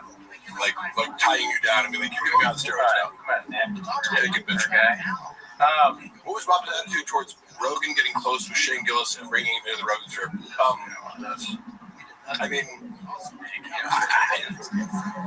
when Brendan and Shane hung out, I think we were in Philly doing shows and we went to some Barstool event. Chappelle Lacey has been boys with Shane, so I knew about him a little bit like before the SNL thing happened, and I remember watching his. He did a really funny bit to me about being like a sucker for like Trump advertisements. Because he was like, I'm the guy, I'm the target Trump voter. Right here. And he was like, I thought it was really funny and a good angle on Trump. I love his Trump impersonation because I feel like it's neutral. It's not like, oh, I hate Trump because he just does it. And it's like, finds it funny. But, wait, who was that? Shane Gillis? Shane, yeah. Yeah, he's funny. Yeah, he does that great bit where he's like if Trump, it was before Trump was somebody attempted to assassinate him, but he goes, Trump would like be if he did get assassinated, it would be funny. Yeah. Sit down, you're gay. Yeah, man. Yeah, I'm sure that Brendan resents the shit out of Shane Gillis. I've said this before. My take on Shane Gillis versus Brendan Schaub is, you know how Brendan Schaub is like cosplaying as like a blue collar guy? like trucks and blue collar and this and that, and it's like Shameless is like actually that, you know, like where he's like kind of he's actually kind of a history nerd, and he went to us, but he actually played college football, like was an O lineman. His level of self-awareness and his level of like he owns 2 pairs of pants and a couple pairs of white New Balance. This is such a hard concept for Brendan to rationalize. He used to look at me and be like, "Oh, you like don't care about materialistic shit?" I'm like, "Yeah, because I'm not rich. Like, why would I buy expensive shit and try to look like wealthy if I'm not, you know?" But it was like, I saw his mind spin. It was like, "Huh? Like, how are you not totally obsessed with material wealth?" Shab's girl for sure cheats on him too. LOL. Tim. That's kind of funny to me because it looks like it's maybe his girlfriend's profile and he's commenting from that and clarifying that it's him. Yeah. Marty said, "You on your face, or you just walk Bob into his truck." Hilarious. I don't know. Who is? Do I still have Brendan's comment on my face? Remember YouTube speak? Don't get. Oh yeah. Spoiler alert! I'm looking. I like the idea of people raping people. Sure, you want to switch real quick? Sure. Hey, don't clip that. You're taking it out of context. This is a bit because I always tell people like, "Oh yeah, for sure." I'll like, "Yeah, you don't want to take juice." Well, if it's if I do it for you and you don't know and you're asleep, then are you taking steroids? Oh my god! If you don't know about it, 100% B. Yeah. I don't even know what you're saying. Let me see here. Mark, are you still working with Jim Stepani? Yes, I am.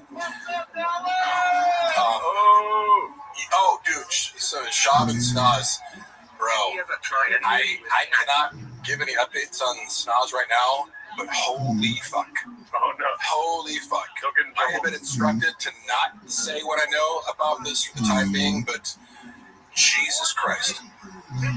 Jesus Christ. That's all I have to say. Do you have a favorite joke from the Gringo Poppy? Let me think about that for a second. I was going to actually try to answer. Yeah, okay, I thought you were thinking. I don't know what's in the special versus I've heard it so many times, the full hour that he cut down to 26 minutes. But I thought the worst joke was he would end with the getting a rifle to kill the cougar at the end. Okay, yeah. I was like, as a cat lover, I'm like, why would you just want to murder a mountain lion? His closer. Yeah, I was disgusted by it. Yeah. Like I'm kind of low key, like when people hate animals, I'm just like, yeah, I want to get those women to go kill a mountain lion that hasn't done anything to my. Yeah. I get it if it attacks your animals or something. You're a farmer. It's like I get it, but you're just like a guy who knows who thinks mountain lions are just dangerous to you're in Woodland Hills. Yeah. Woodland Hills.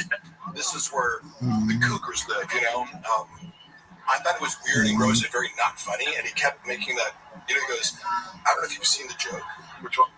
Yeah. The mountain lion bit. He keeps doing this callback to go, zoom out there, the goggles on to this. Big dick, sorry about that. I was like, this is so ridiculous and not funny. And I hate humor that involves references to having a big dick. Yeah. You feel the same way, but it's like, when a guy's bragging about having a big dick repeatedly, it's like,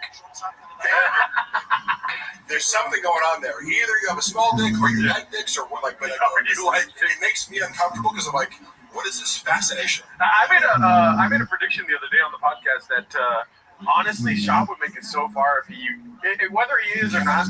Yes. Oh, for sure. He would be like a huge influencer in the gay space.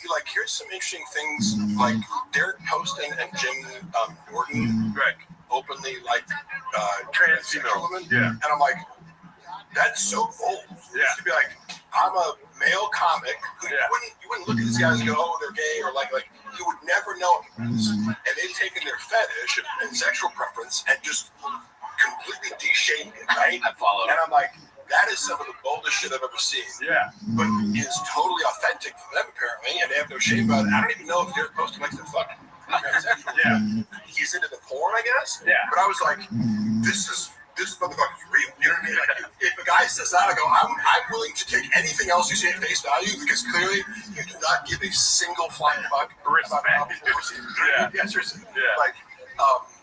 So I always told or would say about Brendan, if you just were more authentic, the whole thing would work better. But if you have no real self and you've constructed a false facade to make up for, a wounded self, whatever the NPD is. It's like you can't be authentic, unfortunately, because you dig inward and there's only shame, you know. NPD, what's that? NPD, what's that? Narcissistic personality disorder, or any cluster B personality disorder, sociopathy, borderline personality, histrionic personality disorder, Machiavellianism. You know, cluster B has a lot of overlap with regards to like a damaged self that allows you to be either self-destructive or destructive of other people. Yeah. In various expressions, but they gotta have a core commonality of like something's wrong with your brain morally. You know. How did you learn about all that stuff? Like, I'm very interested in personality disorder because people misuse these terms to be like, oh, that person's bipolar, or like I go, you don't know what bipolar means. They think people who have like mood swings. I go, no. Bipolar means extended periods of mania and extended periods of depression. So these things are fascinating to me. With narcissistic personality disorder, the moment I started to get buff, people would be like, "You're a narcissist." I'm like, "Am I a narcissist?" Because I'm like, so a little bit down. Mic check. That's good. That's fine. My cable was raised the Deadpool costume. Oh my god, I saw that skit. The Deadpool costume that was so cringy. But also representative of like he used to have a team that would do these skits for him, so it was like high production value, but terrible and unfunny. Yeah. Okay, so I like how, so I don't know if you heard, but I asked him a question. I said, what's your favorite bit from the Gringo Poppy? And he was like, my least favorite bit. Somebody says, we get it, Mark. You've watched Jordan Peterson podcast. First of all, I have consumed many hours of Jordan Peterson, but like, imagine me learning psychology from Jordan Peterson. Now, he has, that's his area of expertise. I don't subscribe. Can you show me where I can get some but he is an expert. Like, have you listened to Jordan Peterson? Because what he says about psychology is highly accurate. You've been able to get pills in the past, have you not? I'm sorry, Mark. One look at Jim Norton and I knew. Well, good for you. I didn't. But I do. You know, I know a girl who used to date Jim Norton. Here's a funny story about him. So he was dating this straight girl, and for either his birthday or her birthday, I forget which one, but they hired a male escort because he wanted to watch this girl get fucked in front of Jim Norton. Yeah. And like, so I'm sure they could have gotten a huge con. And he's like face fucking this girl. Oh shit! Oh my god! Ends up throwing up, and Jim Norton couldn't take it. Oh yeah. He thought he wanted to see this, but he couldn't handle it. And like stormed off and created this huge conflict. Yeah. You know, because this girl was getting banged by BPD, SPD, NPD. Yes, exactly. That'd be funny. I like Jordan Peterson. Oh, Mark, who provided the 300 pages of evidence? Brendan was. I have repeated this a lot, but let me.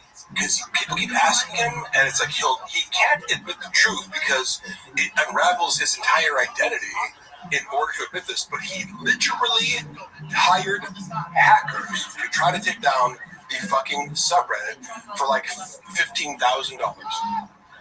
How could I make that? Yeah. Right? I mean, it'd be funny, like Jordan Peterson. If he wants someone else, Jordan Peterson on crack. Thank you. I like Dink PT's comment. Does BGL cry like Peterson when talking about men not having sex? Yes. I have no shame in crying. If you don't give me sex for a little while, I might fucking cry. Okay? That's if you want to hurt me, you got me, brother. You know, deprive me of sex for a week, and I might get really emotional. Yeah, it's not right. You cannot give me sex. Hopefully, no one ever tries to Hogan. You know, where they're like, have sex with my wife. In the bed. Has anyone ever tried to Hogan you? Asking for a friend, where they like, where they're like, have sex with my wife. I feel like Jordan Peterson might do that. Like Red Bar once he withdrew the sword from the stone. I don't know what that means. Beachel is steamrolling this live. I'm sorry if I'm steamrolling. No, you're good. You're good. We got 24 hours of this. It's a long time. People don't realize how long we did that podcast. 24 hours. I have the benefit of being like, I can leave whenever I want. Yeah. Don't use her name for dick showers and bread and do it. Hungry. Marcus Demonitis. No, you know what I did take? I took a microdose of mushrooms before I came. I had a coffee, fucking energy drink. I'm drink one of the range, yeah. That's pretty good, dude. And you guys are like, okay, so Addie's the last time I went to your show, I know you guys like had a work day and retired. Like I took pre-workout before I came. It doesn't take much to get me going. Yeah. You know? But I was, but hey, that's me. If you don't want me in a podcast talking, way too much, then Find someone who talks less. I want you to talk to Jordan Peterson. I would love that. That would be so fucking cool. You could probably figure that out, right? I would like to talk to him. You know what I thought was he went on Jim Jeffries, and this is a rare moment where a political pundit, Jim Jeffries asked him a kind of gotcha question, and normally pundits get very defensive because he like made a point. He's like, so would you say that this? And Jordan Peterson goes, yeah, you're right. I was like, what? Yeah. Did Jordan Peterson just admit that he was like wrong about something? So I respect him for that because he like thought about the question. I was wrong. You don't have it. You know, I don't know if you know, but Cooney is known more for his Peterson impression than his shop commentary. Yeah. I mean, I do the Peterson impression on the show a bunch, and people request it, but I'm not convinced it's any good. Can I hear it? Go for it. Oh yeah, I've been doing it. Mark, I've heard that you at one point couldn't take pills. Is that still the case? Have you ever thought about working with a Canadian? Yeah, I think he's pitched for sure. Benzos. He's ridiculously high pitched. Mark, your goddamn mouth and get me benzos. Yeah. Oh, my daughter has plastic surgery on her face. Have you seen it? I mean, thank you, David. I'm still not convinced. It's really, it sounds too much like when I do my mom, like an impersonation of my mom. Has Mark ever laughed genuinely? And that why do people think I don't laugh genuinely? I'm very open with laughter. I don't try to shield my laughter. If I think something's funny, I laugh at it. Can we get some more English money in the chat? We need English money. Nabjot, where are you at, Boo? Boo. Are you saying English money because it's like in pounds? I'm joking around. He fucked up. I mean, I did it on purpose. It's a printed shop. It's a joke. Now, there's a guy that gave us, like, I'm not sure. Was it rubles? Yeah. Oh, I didn't know that. He gave us that, and I was like, is that English money to Gerardo? And Gerardo didn't cut it in time. Does Mark know the lyrics to 10? There is I should have.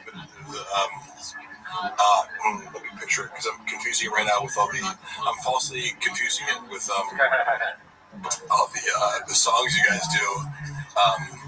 Give me the start of it. It's time for my favorite time of the week when we get to hip hop and trying to be. Benzos now.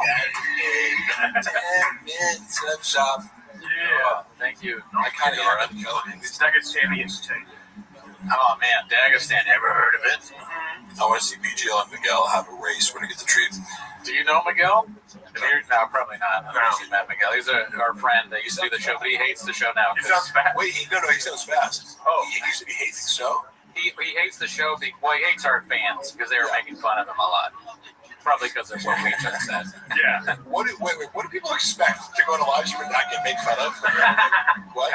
Yeah, take that, Miguel. What if I was on here and everyone's like, look how cool Mark is? I'd be like, are you guys trolling me? No. Like, did you make a bunch of like bots to be like? Oh no, we actually made a decision.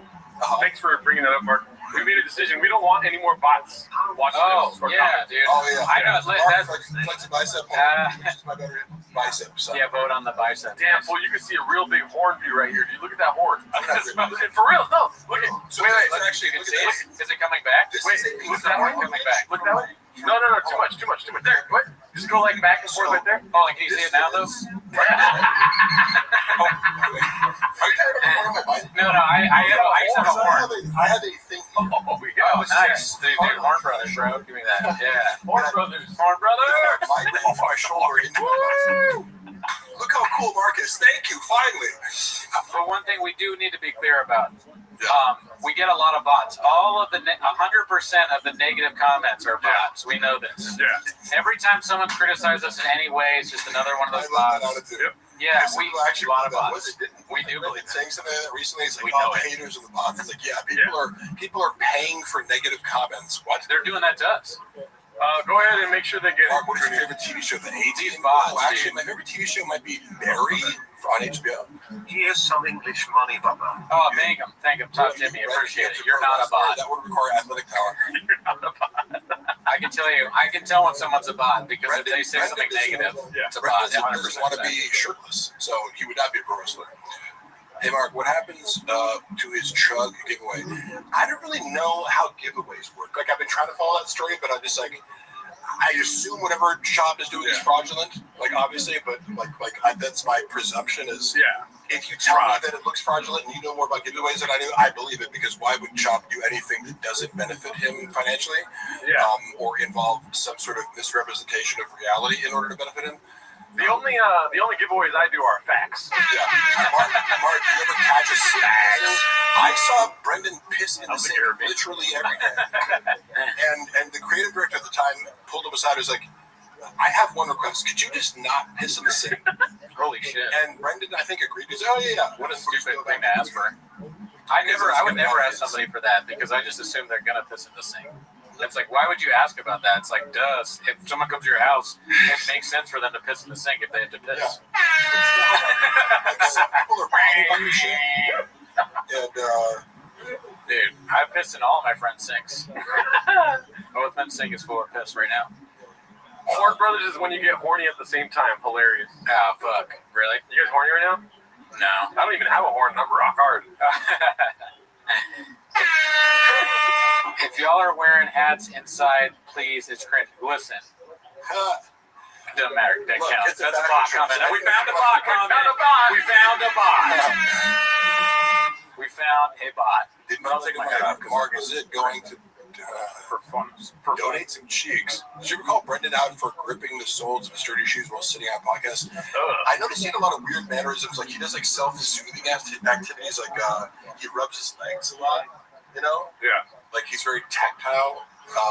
So this is a neutral observation, just because certain personality types, I think, do like rubbing behaviors or like. But he's always doing this on his knees. Yeah. You know, he's like. What is it called? Stimming? Yeah. It's like self-soothing. Yeah. But he would constantly. Oh, yeah. He does that all the time. I self-soothe once a night. Like compulsively, to the point where... I would say the most. I have my own compulsions, but then if people make you aware of them, you become self-conscious. Yeah.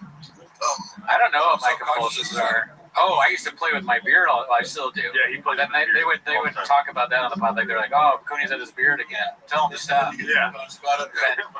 Good luck with that. Mark, did you hook up with... What's your... Okay, hold on. Yeah, no. What's that? Mark, did you hook up with... No, you don't need to read that. No. You don't need to do that. Jamal, let's see. Did Shop take his dick juice straight or require a rain chaser? Great. That's great. Oh, shit, dude. It's called autism. Yes. Shop's not autistic. Yeah. He's mentally retarded, but not autistic. Why won't he answer about Sanaz? So I got word that Sanaz called me deranged. But turns out, you know, hopefully you'll find a better future, but she's the most deranged person who's ever worked for Shop. And I wouldn't say it if it wasn't true. She's crazy? Hey, Sanaz. Why is she crazy? Hey, Cooney, you have no fucking idea. You almost forgot. I like crazy chicks. It wouldn't surprise me if she ended up in jail the next 2 years. Let me just say that. Whoa, that crazy? Maybe. Okay, allegedly. Maybe. Sure, I get it. Why would I say something that didn't come out to be true? You know what I mean? Did you ever see? Let me rephrase this question because it is one of my questions, Mr. Mark. Yeah. What's the most kratom you've seen Shop take at once? I like the. Jesus Christ. It wasn't Happy Hippo. Can I have that water? No limit. Like, he takes an amount that would make me nauseous. You know what I mean? Where I'm like, and I've taken kratom shots where it's like, one can be fun. Yeah. It gives you some sort of buzz. It's a liquid? He would give there was Happy Hippo shots. Oh, I thought there was like intravenous. God damn. It's like heroin, right? I'm sure you could do it intravenous if you wanted to, but battery. Tommy Lee was talking about how he used to do like Jack Daniels intravenous. Oh wow. Why? Who did that? Injected alcohol. That's crazy. Who said that? Tommy Lee. Oh, yeah. He's already injecting a bunch of drugs into things, but I'm like, I don't know. I just would try to minimize the use of your veins to inject things in if you didn't need to. You just drink it. You don't even need to inject it. Why do that? I'll tell you why. Because I love benzos. That's why. So funny. It's like, there are people here. Look at all the people that are excited. Here's the paper mache. I used to inject benzos directly into my penis. Oh my God. That's not even when it was really bad. Mark, is that why the show's called The Gold Shower? I come pills of benzos. That's good. Cooney plays with his left eyebrow like That's true. Christian, you're blocked. Hey, you know what? Bot comment, bot. We got bot, What I dude. know about We got bots, bots. I actually would be surprised so many bots. Her and Brendan didn't have sex. Right. Allegedly. From what I know about her now. Yeah. And I say that with like, I'm not slut-shaming anybody or like, I'm not one of these like, oh, of course, I go, I know enough about her to know her proclivities. That's all. But what do I know? I'm just a guy who I heard she stands 10 toes down. That's what people were telling me. She stands 10 toes down. She does stand 10 toes down. I mean, I don't know. What is your favorite bit from the Gringo Poppy if you had to pick one? Wouldn't it be cool if I was gay? Things like it was just like bros, like COVID with the bros. Yeah. Just everyone was gay. Yeah, that night we fuck each other. Yeah, it's a good one. Because then you remember being like, ugh, like it's just so hacky. I don't know. It's just like, what's your favorite bit? I'm confusing my favorite bit with just kind of like what I thought about the most, like watching him do it and like do a twink act out or like what if God had a little twink assistant? It's funny how he works gayness into everything he does. Like he has to be. Yeah. Because look, playing high school football or whatever, it's like you're always making gay jokes. Oh, you're gay. This guy's gay, but when you see like a 40-year-old man constantly making gay jokes, you're like, what's going on there, bud? Yeah, it's bad. What's going on with fascination with penis where every single episode you have to talk about dicks and being gay? I don't even believe that he plays video games, right? Because you know in the videos, like when we play video games with each other, like what video game does he play? None. Right? So that's just like, he's like a non-human trying to relate to humans. Grant the podcast. He doesn't have a fucking console. Like, no, he's too stupid to play.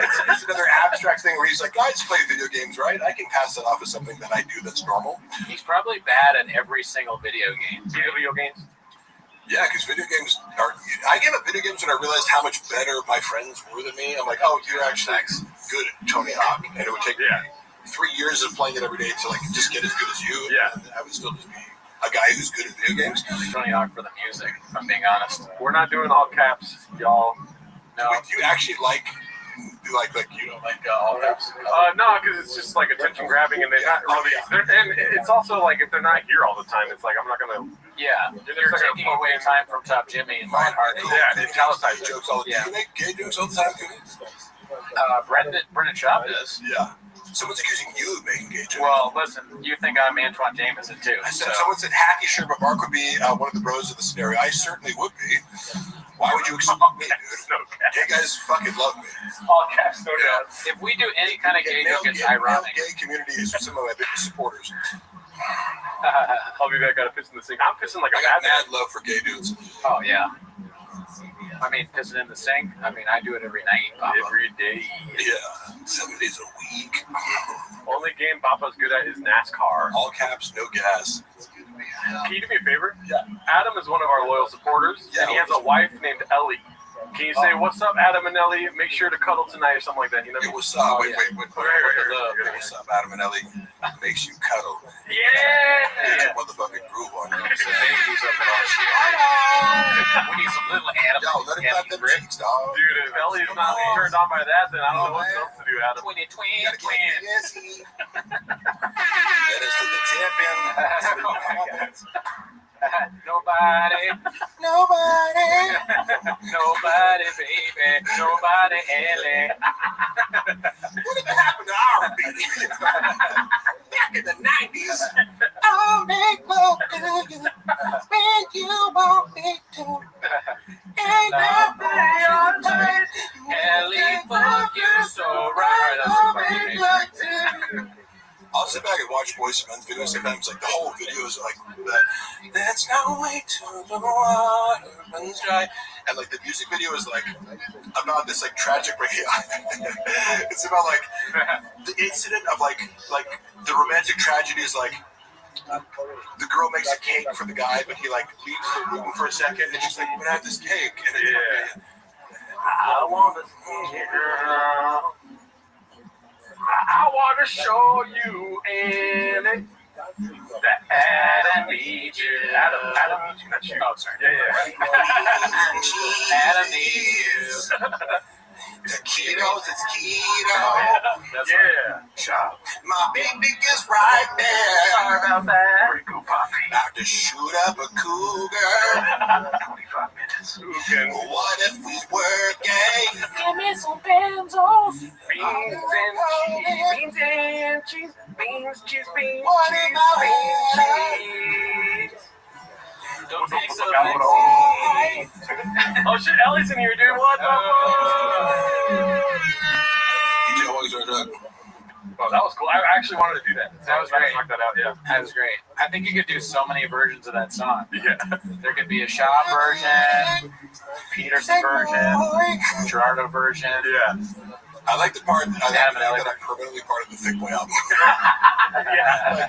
Shop took down all the episodes where I appeared as a guest on The Fight with the Kid from the video, but there's still like clips of me from the episodes on the Clips channel, Yeah. and you can still get the audio version, but like this was like to spite me, you know? It was like, oh, like even though I appeared in like 100 episodes after that, like in Cat's Chair or whatever, but I'm like, oh, you got me. You took down the 5 episodes that I'm on as a guest. That's fucked up. You said you're still on the record. The music. You can find me. He didn't take down the audio versions of the podcast I'm on, and then there's clips where it's like, oh, Mark Harley talks about lifting weights on this episode. Yeah. It's like, Yeah. and you didn't quite finish the job. Erasing me from That's lazy. I guess, you know. I like this. Bench at hour 22. Two S words. Frijoles y queso. That's pretty great. He probably has gotten called out more for saying he played in the NFL. I feel like he does get called out a lot, but it's insane. That is an insane lie. Yeah. We just become more brothers. It's like I don't know. Just because he didn't, it's so far from doing that. It's like I don't know, showing up at fucking like Buffalo Bills Stadium. Like I played. It's like, that's how close he was. Damn. Yeah. You know. Yeah. It's like having a courtside seats at a Lakers game and saying that you played with LeBron. Mark Yeah, it's like throwing up at the Lakers game. 25 46 times. I was there when there's multiple. The truth of that he compulsively repeats saying that because he'll say this to Rogan, for example. He said it so many times, and I love when compulsive liars repeat themselves. He said he did it. Okay, in reality, we were in zoo culture when we were heavy into the deadlifting and benching and blah, blah, blah. Now, for the record, I did it 33 times as a 19-year-old in college, so it's like, this isn't that impressive, right? Yeah. Doing that 33 times, it's an NFL-level number. However, you also have to, like, if you're a linebacker and you bench press 225 33 times, you also have to run a 4.6. You also have to have a fucking, 38-inch vertical leap. You also have all these other things and be super good football. So bench press is really not relevant to the bigger picture. Yeah, you want to be strong, but Brendan will put this out there as if he's like, look how struggling. It's like, no, first of all, the time he's referring to what turned into 40 reps because he kept repeating this. Instead of actually saying 42 or whatever. I was there. You did 30 reps, which is impressive for a strong bench. 30 reps is very good. However, the plays in zoo culture, and I have photographic evidence of this, they don't weigh 45 pounds. Everybody knows that. You wouldn't, but there's calibrated plates for powerlifting that are colored and they're from, Aligo or whatever. There's certain brands of powerlifting plates that are calibrated to be exactly, but just regular iron plates, there's like discrepancies between each plate usually. Interesting. So Yeah, I would have just assumed that as low as 41 pounds. So it's possible if you take 3 pounds off each plate, all of a sudden you're dealing with 12 less pounds, which is significant. So that's much less. 212 pounds for 30 reps, and you're bouncing off your chest and not locking out, which may not count in a combine situation. And then you're lying about it and turning it into 40, despite having the eyewitness here. You are there. Why would he tell you something different? Yeah, just classic pathological lying where he's relying on other people. I'm like, hey, I was there. You didn't do 40, you did 30. And then because he kept saying it, like, and Rogan's impressed by it because he wasn't there, so why would you lie about it? You know? Right. You should know better. Because again, I've seen Shab bench press 4 plates. Like you don't need to lie about that. What do you need to exaggerate? The other thing was impressive enough. Yeah. So, but then were you aware he's posting for a while? Like, because people would always send me this. They're like, oh, look, he posted himself doing the bench press. Yeah. At first, he would just post, like, a picture of the bench press. And it's like, well, 25 times. Just did 225 this many. It's like, cool, but show you just doing it. Wow, story, bro. You know, it's like, oh, yeah, just did 700 pounds. Here's a picture of 700 pounds on the deadlift. Yeah. Why don't you just film yourself lifting it? So then he posted a video and it's like, but you did 26 reps. What happened to the 40? You know, like in his mind, he was like, see? I'm like, but no, we don't. It's less, yeah. Way less. He's like, what do you believe, me or the guy that sent a dick pic to my stepmom? See how, I can do 100 reps. See how I just did 20? Obviously, I did 100. This is a great question. Do you think Brendan can do an oil change? No. Is there any truth? It's so funny. Is there any evidence of him performing an oil change? I don't see any online. It seems like he barely put gasoline in the car. That's the Diet Coke talking. 6'5", bench pressing 225, done count. Yeah, I do. Okay, so what the done count thing was really funny because we were looking, and I think I maybe present this video when I was doing current events, but I showed a video, and maybe it was Ryan's opener. Nick is this really buff guy. Oh yeah, that guy. Yeah. He seems like a cool guy. Like I think I'll DM with him because we were referencing this. I was like, dude, Shab's so ridiculous for like trying to mock you. Yeah, because he's got short arms. 20-pound dump press, you know, which is in most commercial gyms 120 pounds of lift. That's a lot, right? And he shoulder presses them with a full range of motion like 9 times or something, which is a shit ton. Yeah, he's a big dude. But he had like, so if you do a wrist wrap, it's just for wrist support. It's so your wrist doesn't like collapse. I need that. It doesn't help you with strength, right? Yeah. Like, if you put an elbow wrap on, that creates an elastic advantage where it's like there's a rebound from going here, so you can add weight. Definitely. This thing is just for support. Shab looks at it and goes, he's wearing wrist wraps, it doesn't count. It's like, what? It doesn't help you lift more weight. It helps your wrist out. Yeah, he probably doesn't. He either is lying or he doesn't know it. But it was he's just. His logic for everything is, what's the thing I can use to dismiss the person who's doing better than me? Yeah. Because he couldn't do that, so he has to say it doesn't even count. But what do wrist straps do exactly? Do they help you lift more weights? Oh, I don't know. He like hates anybody that does anything. You know, when the question like it's true, no, truly. Can you either saying can Shab do a oil change and then someone I think it was Mark Mayer said can Shab change a tire? The real question is can Shab change a light bulb? The yellow one right there. How many Shabs does it take to screw a light bulb? 8 inches. Yeah. Long Shab is deaf watching what's best to do. The funny thing is, Shab is just scared to watch this. He's a man who's scared of, he's scared of comments. He literally is. Yeah, I mean, so you know, he really doesn't read comments? He's scared to. Yeah. Like, I read them because I go, give me something to argue with. This is fun for me. I read them compulsively looking for conflict. I just learned a long time ago that you can never, ever read, even if the live streaming does, I haven't read a single one of these things coming out. Baseball Dead Letter, what did you guys think about what happened to Baba's dog, Donnie, and he guesses in the community? Oh, is Donald Trump talking that? Oh, is that dog off the pod now? I don't know. Probably his own solo pod. You know what it's reviewing as I'm looking over all this big dog. Big dog pod. Events. I had this video on my phone of when I lost my cat in late 2021, early 2022. My cat went missing for 8 days, and like me and Luana were really torn up about it.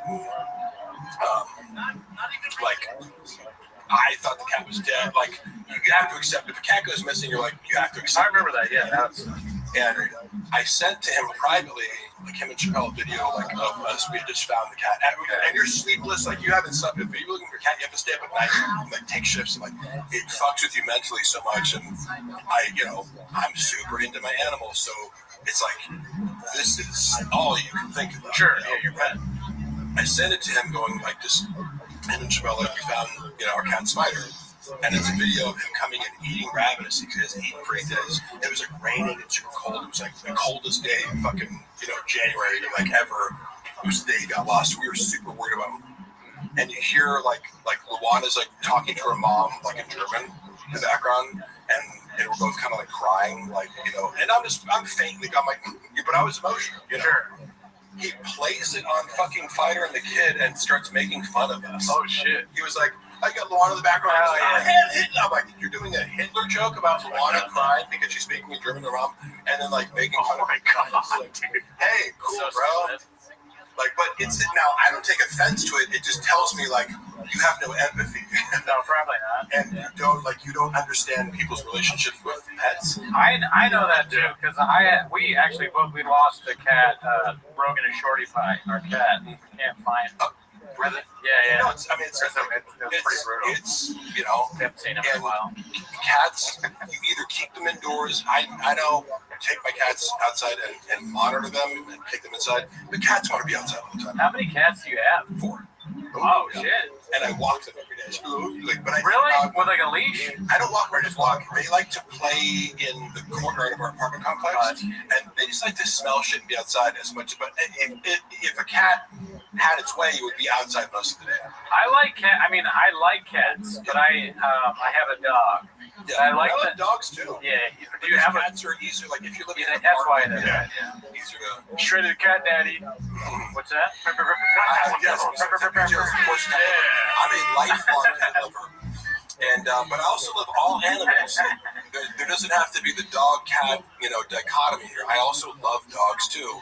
It's just dogs are higher maintenance, Yeah, you can't really like leave with the dog. You have to make all these plans. Dogs are like have someone come feed it. We selectively bred dogs to be more attached to humans and need more human attention and kind of be by your side all the time.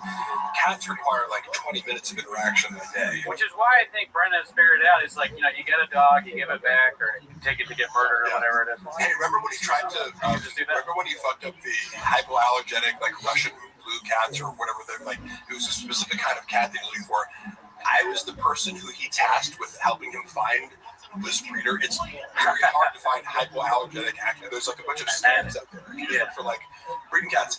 He got scammed first, maybe after this, but like it's difficult landscape to navigate if you're not savvy.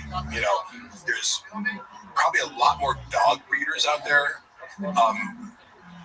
Cats that are like that don't trigger allergies. If you're looking at that, it's like a couple breeds, and you're either getting a hairless cat or just one kind of cat. And I connected them with these people who were legit. And he goes on his podcast after like I'd secured the deal. I'm like, you're gonna go pick him up this week. Yeah. And he talks shit about the cats. Oh, these stupid fucking cats. And the owners have been like, and somebody from the Reddit forwards it. I think to his wife. Like someone clipped it and it was like, you could easily just like, there's one breeder of these certain kinds of cats in LA. So they sent it to her, and I saw this like recently a screenshot of this hostile message where the one's like, but also fairly, it's like, I'm glad your husband like outed himself and like for being like you saved us the trouble of like giving one of our cats to a horrible pet, what would be a horrible pet owner. Thank you, man. But he couldn't even. I was like, oh, you can't like you compulsively talk shit about so many things in your life that you don't even realize. Like you just paid me to work 20 hours to find these cats, and then you're just like couldn't keep your mouth shut long enough for one fucking podcast episode to not talk shit about a stranger who you're about to do business with and fuck up the whole opportunity. I mean, Shab is such. I like how you bring up how he keeps getting scammed because I think we should try to scam him. He is the biggest. Yeah, he's the perfect target. I mentioned before how the former creative director would talk about the magic beans. The magic beans, like Shab, you need alien insurance. Yeah, it's like, oh, here's your social media. Yeah. Switch? Oh, yeah. He used to run this scam where he would get more followers.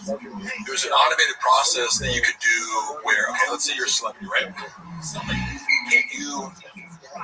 there's an automated thing that likes random people's stories. Yeah. Because if you're like, oh, really? Check mark and 1 million followers, and somebody sees that you like your story, it drives traffic to your page, and then they follow you. So it actually does work. Yeah. But at the time, it was being counterbalanced by the fact that he had like fucked with Bobby Lee, and like so people were just like unfollowing him by the thousands. It's like you can't make up for this. Like it would have worked if you had a net neutral following, but some engagement. I was just going through all these screenshots of people being like, "Oh, hey, thanks for liking my story, Brendan." Like, because I'd be sending it to him. It's like, you know, he hired this guy. I remember, and like stiffed him in the final month because he just didn't feel like paying him. Allegedly. Yeah, it was like $5,000 a month, like run this thing. He's like, it's not getting any results. I'm like, well, it is. It's just if you look at how many followers you're getting, it's just being drowned out by the unfollows because of your own actions. Crazy. Yeah. It's crazy because when you hit that hundreds of thousands or millions, yeah, it's like you don't see the unfollowing rate really. Yeah. But just somehow someone who didn't play on their college team is playing in the NFL. LOL, yeah. Yeah, exactly. The delusion, somebody says, Mark, you know how hard it is to play in the NFL, but somehow someone who didn't play on their college team is playing in NFL. Wait, is that a reference to current players? Because if so, I don't know. I don't follow NFL currently. Guys, can we let PGL Tom be? He hasn't got a person that. Guys, stop. Let me talk. Jesus. This has been so much fun, dude. This has been amazing. I like so how many times is Gringo Poppy going to play? I mean, we did the math. I think it's 57 or 58.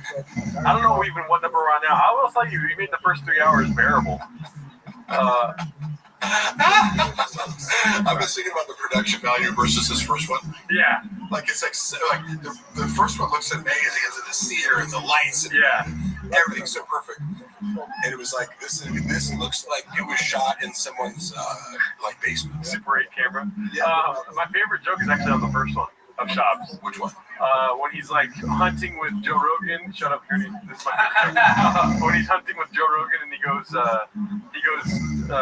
where are the turkeys at? Over there? Okay, cool. And then he goes, and he kicks all the turkeys. Fucking hilarious, dude. Why does he kick I don't remember this joke. Because he's like, it's so easy to kill them. You know, you don't need a gun. You can just kick the turkeys. He's like, where are they at? Over there? Okay. Oh, yeah, for sure. Yeah. And he starts kicking them. I like all these jokes about like callousness towards animals. Yeah, that's a good point, Mark. I mean, turkeys are great. You ever see those wild turkeys? They're so funny and they're kind of friendly. Yeah. Some of them like you pet them. I get hunting more turkeys. I kill one elk and eat the meat for the rest of the year. I totally get that, but I don't know. Trophy hunting is a little weird to me, but I get like the argument for it is it drives animal conservation. Yeah. Sure. Sometimes you gotta kill a deer. I just would never sign up and be like, let me go kill a lion. You wouldn't want to do that. So I can put its head in my fucking living room. It's a weird instinct. Yeah, that'd be cannibalism. It's dead animals. It's an enclosed environment, and I had a high-powered rifle. Talk about a lion killing a lion, baby. Mark, let me ask you a question about that. Do you feel any kinship to lions now? Yeah, that's a ridiculous question. Do you always have? I remember as a child, I saw this guy, an article about a guy like who somehow had like he had a pet lion, but there was some like he might have been South Africa, like he lived in a place where there would be more like an actual lion in the wild. Yeah. But he like befriended a large cat, and there are these people you can see them on the internet where they like that one famous South African guy who like he kind of has his like herd of lions, and he also does it with hyenas. But he knows all their behaviors. You can own a tiger and develop a friendship with them, but tigers are much more solo. Like they in nature, they have their own territory and they go solo. But lions are highly social. They're the most social big cats, right? So I've always thought it would be so cool to fucking have a big cat, you know, because they act just like regular cats, just bigger. Yeah. You know, and they could, instead of like, it's like scratch my arm, it's like you'd be dead, but you know. This question I wanted to ask you next right here. I think you got lost in the sauce here. Oh, what? We're already on another take of the Gringo Poppy? God damn, dude, not enough, man. Did he delete it? It was a great question. Oh, here we go. This is it right here. Do you think Brendan has ever read an entire book without pictures? No. Such a quick note. He only reads picture books. He hasn't read like Hemingway or Jane Austen. Shakespeare. Jane Austen. Do you guys remember, like, Little Women? And how do I say this? Harry Kennedy was also nice to me personally, so I'm going to with that, but I have a little Tim Kennedy story. In New York, maybe once together. But he was in the Food Truck Diaries when I was working there, and he came them together. Tim was very gracious to me.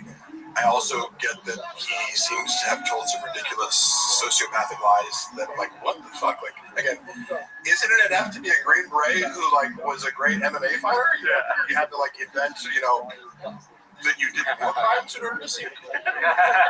Like, you know, and no one's checking that for you and being like, hey, bad idea, buddy. Who's surrounding you, you know? What was your upbringing like? There's still this deficit of attention. Did you have a bad childhood with the Vita Vice? Yeah. He goes, Tim Kennedy's like, yeah, I was in Glendale the other day and I was just shooting all these Armenians. Because he was looking at that like, not even looking at what it was funny watching Callan try to explain. Because Sean always has these like broad stroke, like, oh, I got it. So, okay, look, Kennedy's a good guy. And Callan's like, no, precisely what the argument is whether or not he had the Bronze Star would be good. Yeah. Specific shit that I don't know about. McCallum researched into it and had an understanding of like why it's a big deal to, you know, like even go from this star to something with a, you know, but and he actually looked into it and showed, yeah, he's a good guy. Like, dude, we're not fucking. You have to be, you know, this is a very nuanced debate here. Yeah. Military people are talking about the technicalities of medals that they get, and it's in that world. It's very important to be highly specific and not misrepresent yourself. Well, that's the thing about that world is that he's not Superman, but you're gonna find out he's Batman. You know what I mean? What the fuck does that kind of even? I was like, huh? You know? What? Yeah. I like his attempts at physical, like because we're just watching the physical component of this, you know. Yeah. But like what he perceives as like this is gonna go on this face on stage. I like donuts, you know. Well, I'm glad that we have a lion in here with the gator face. That's what I thought. His name is Gerbaldo Adderdock. I'm just like, he's Gadoosh, mate.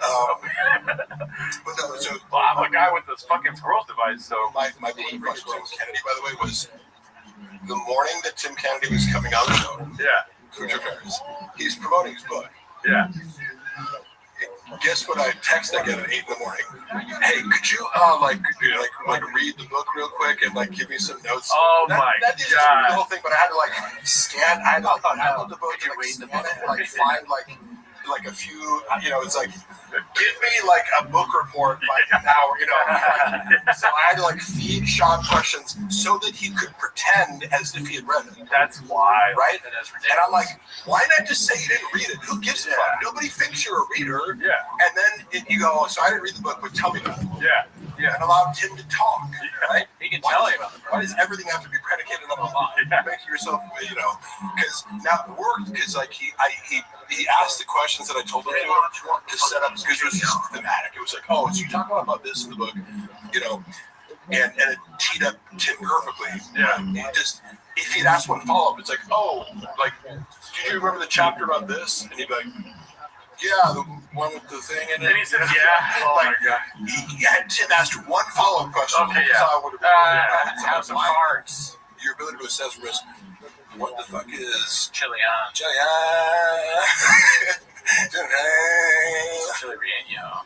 What the fuck is Wingus McDingus? He's Batman. I got a stupid Tim Kennedy out here. Tim Kennedy, ever been killed by him? Sorry, Mark, did Brennan after that video of everyone congratulating him for his Ringo Poppy special, or did Chin actually come up with that on his own unprompted? It was planned unprompted, but here, let me say this. What kind of person would you anticipate? Like, because, like, it's almost like, oh my God, you threw this surprise birthday party. It's like, I don't want that, you know? Like, don't give me an emotional thing. Right. Like, I'm recording a podcast, right? Yeah, exactly. It's like, so, Greedy tries to make me cry all the time.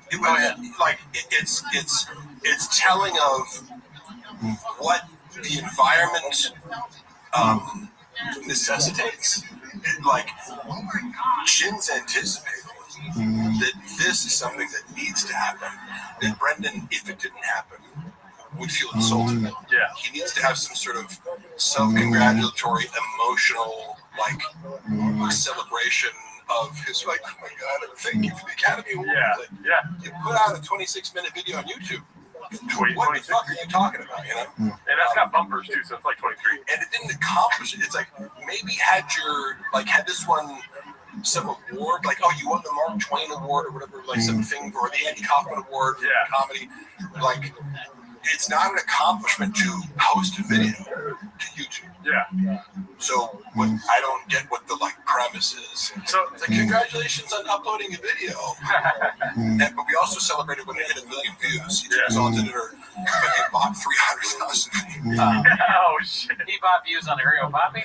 Yes. Oh, And I heard it from the source. He didn't even need to do that. Who was like, I need him because he felt in his mind that getting to 1 million views would like it's a benchmark. Prove everyone wrong. Yeah. But he gets fixated on like it needs to be this. It needs to like be a certain thing. Speaking of being fixated, I don't expect you to watch all of our shows, but we have this idea that Shop hates us, right? Yeah. So if you could do me a favor, because we've articulated our views on this, right? Yeah. And it's been asked a bunch of times in the chat, if you can close your eyes and paint the picture for me of what it'll be like if he finds where we are and how he would potentially hurt us. Let's go for it. Yes. Floor is yours. So Shop would handle if he figured out where you guys lived and actually was forced to watch your content. Yeah. Which you would have to force him to watch it because the moment anybody made any sort of fun of him, like he doesn't just like it's fun for me to be the butt of a joke. Like I said before, it's like if it's a good joke, like please by all means. If it's shitty and mean, like okay, but your community is very fun. Yeah. I mean you're not like you're not vicious towards you leave unscathed when you're here is what you're saying. Like I mean like out of all the places that like make shop content, you guys are very fair. Thank you. Okay, thank you. Good spirit. Thank you. Now get to the part where he comes in and We've you done destroy better, so I've never counted. If you were a normal human being, like if you had 10 minutes of fucking Chris D'Elia or Brian Callen, they'd be like, oh, that's hilarious. Like, that you guys like do a podcast about me every week. Like that's funny. Shop would hate it irrationally because you guys it's all fun and spirited. Even though we love you. Yeah, like we're his biggest fans. It's all good spirited. He would hate the moment that he discovered that he was the butt of a joke by plebeians, he was like beneath him. These guys are nobodies, right? So it's like, who are those nobodies in their mom's closet? And so he'd use every adjective to dismiss their uncle's shit. And then he would imagine beating up or talk about beating the shit out of you or outside of here. Like, yes. Shop would never confront you face to face because he has an aversion to face conflict because like I'm not saying he is scared to fight. Obviously he fought in the UFC, but he was paid to do it, and I assume he has more nerves and like some people are less bothered by it. It's like you think Khabib or Magomedov gets nervous to fight? Yeah. I think that's the coolest motherfucker. You're right. No, you know what I mean? Like but some guys, admittedly, like George St. Pierre, like he just be admitted to being very nervous, and it makes sense. He's kind of a nerdy guy, but he's just really shit at fighting. But it's like you're in an arena and some dude's trying to beat the shit out of you. Of course, but you walk in here and two fat dudes are eating coffee cakes. Yeah, it's a joke. Here's what I'm saying though: is that Brendan in real life, despite like his success in the UFC, he's not somebody who enjoys like conflict per se. Like I enjoy confrontation more than he does.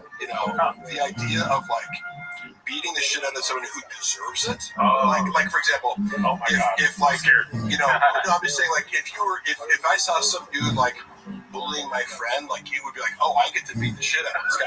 Like, nice, let's go. Justified, right? No violence. But that's predicated on the idea of a moral compass. shows. Yes. Right? Where you're right. Damn, you're fucking smart, Mark. What the fuck, dude? Yeah, you could have said somebody who did listen to who like literally enjoys sadistically inflicting violence on people just because you're capable of it, and it gives you pleasure in the act of committing violence against people. Like you draw pleasure from that. Brendan's not a sociopath, but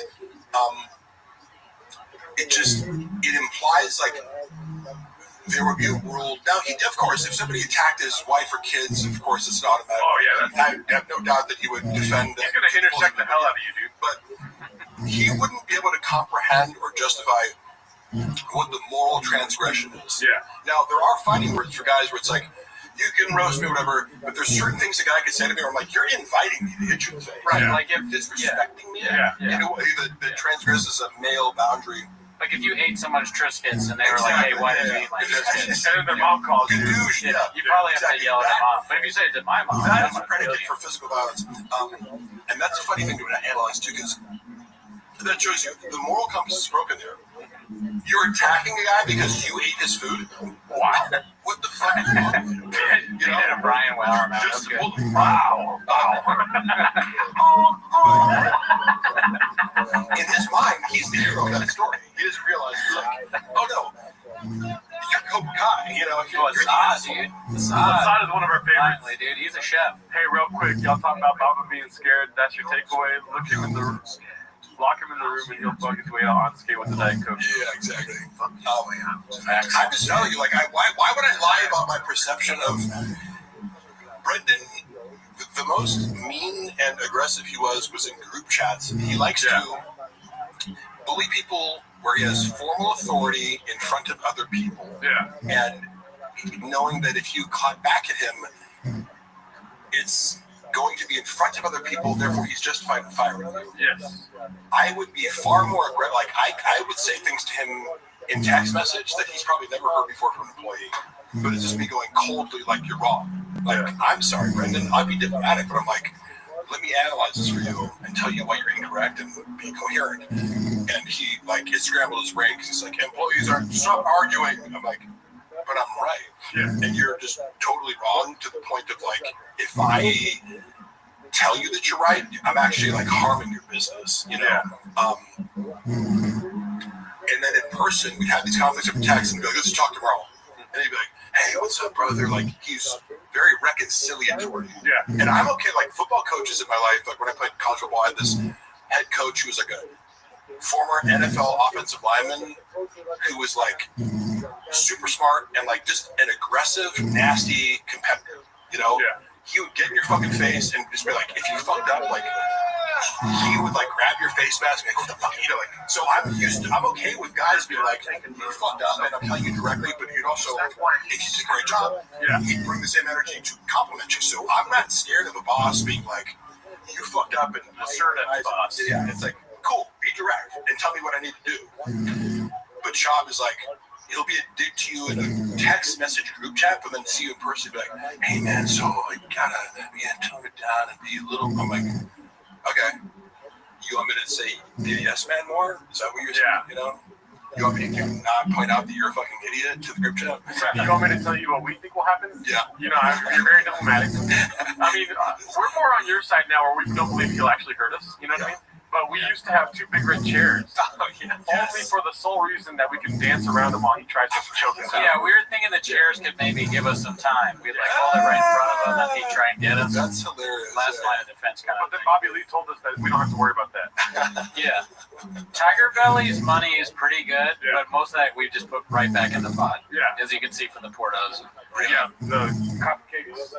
He pays us pretty well. He's a good boss. Bobby's assertive. Yes.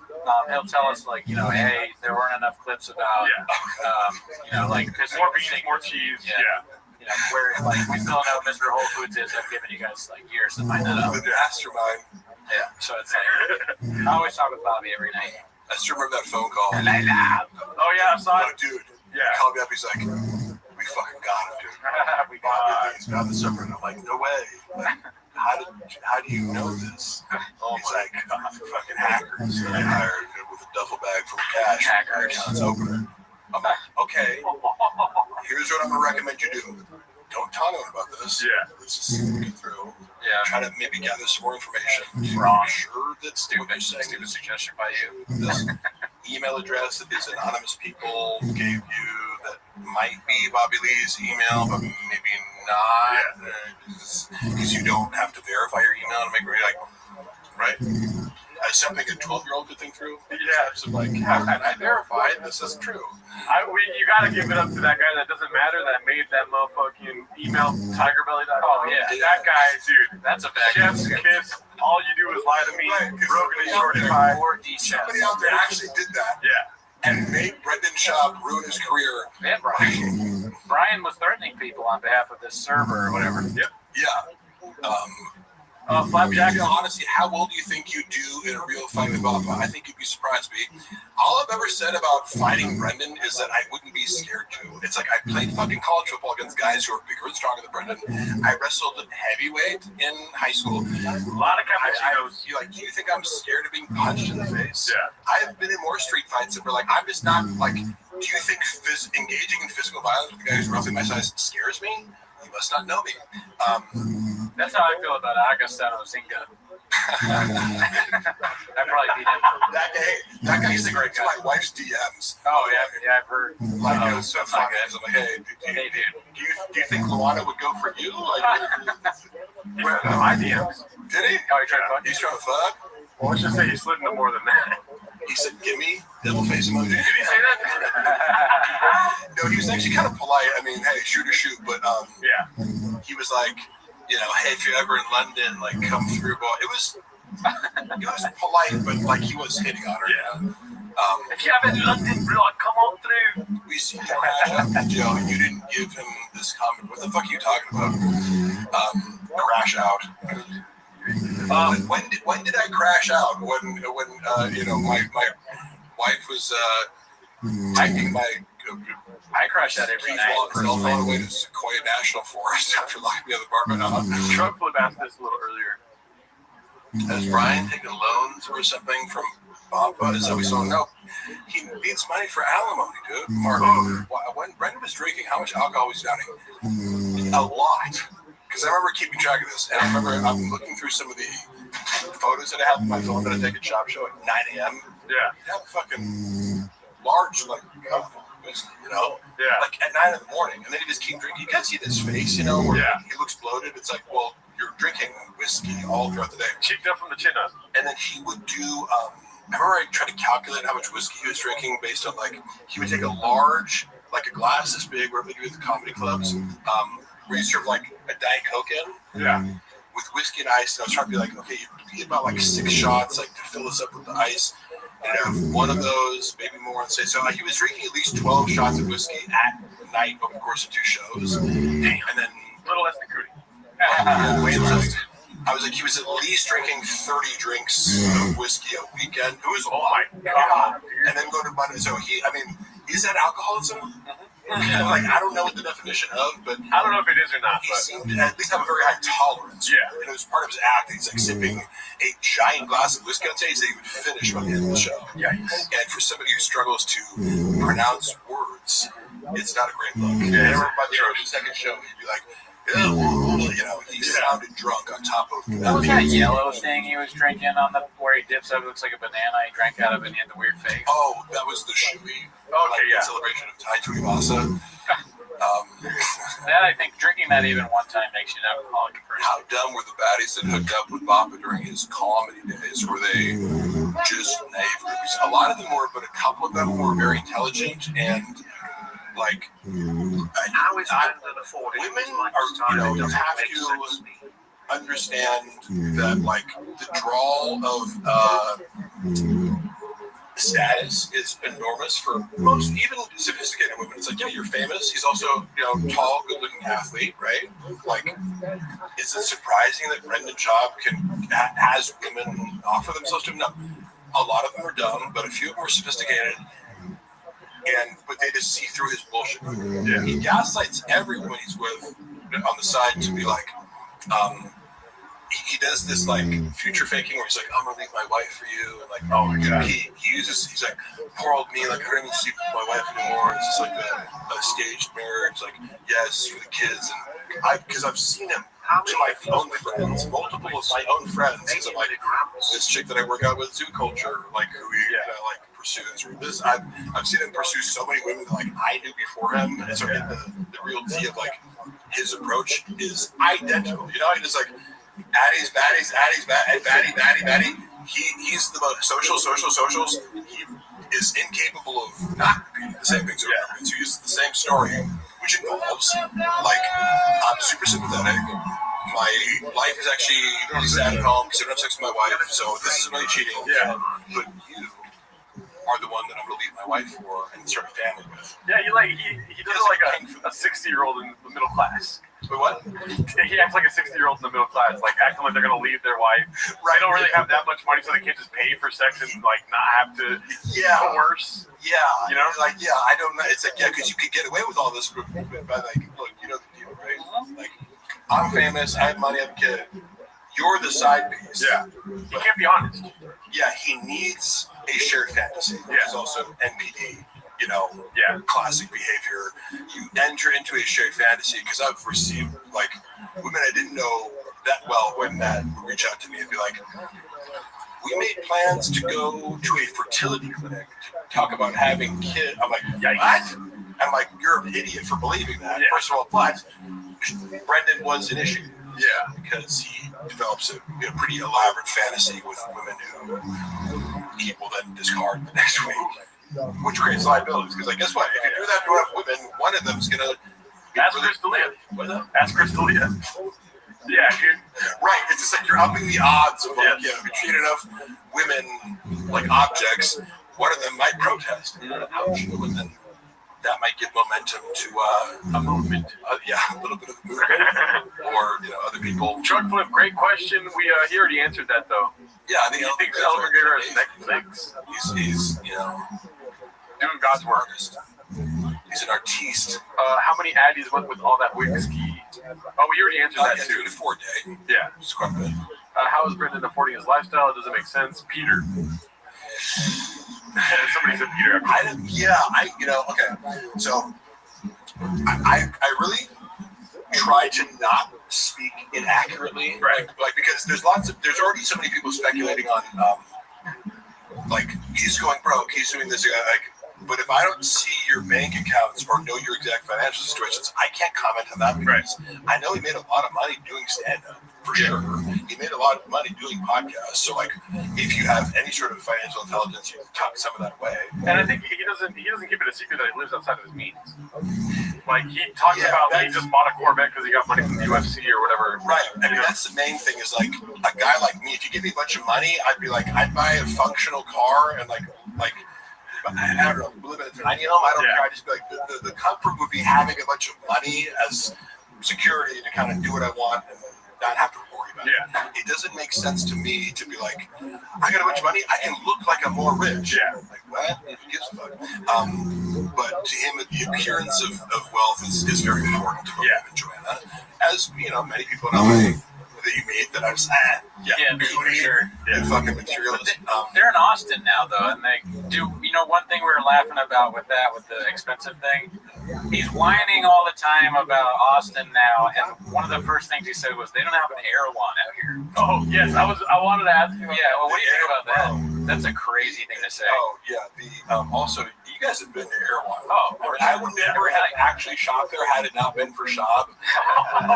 No, just because it's like, I hate, because I can as a bodybuilder, you cook your own food, and I eat steak and rice and chicken right now. Right? Yeah. I don't need fancy shit, right? Yeah. So I'm already cooking for myself. So I'm like, wait, so this $10 steak that I could get from Costco that's amazing.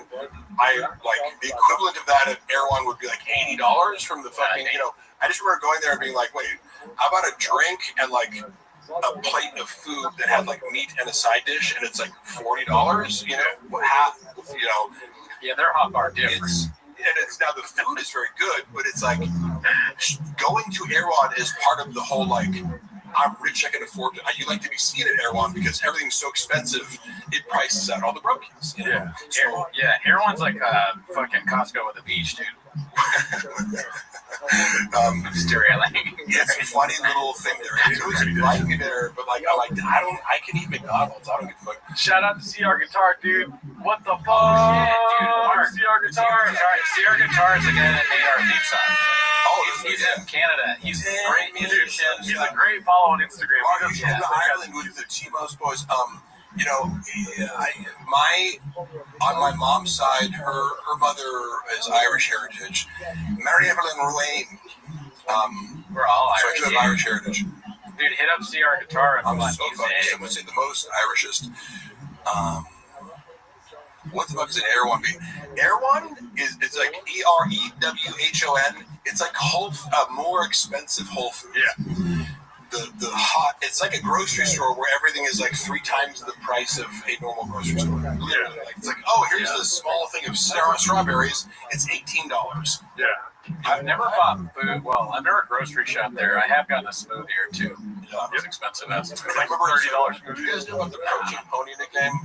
40. 60. Which one?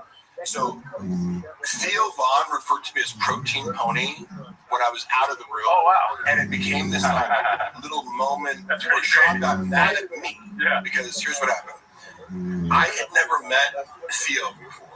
He was flying in and out. So like the first time I met him was when he came in for King of the Sting one episode early on in my tenure working there when I started to help with King of the Sting.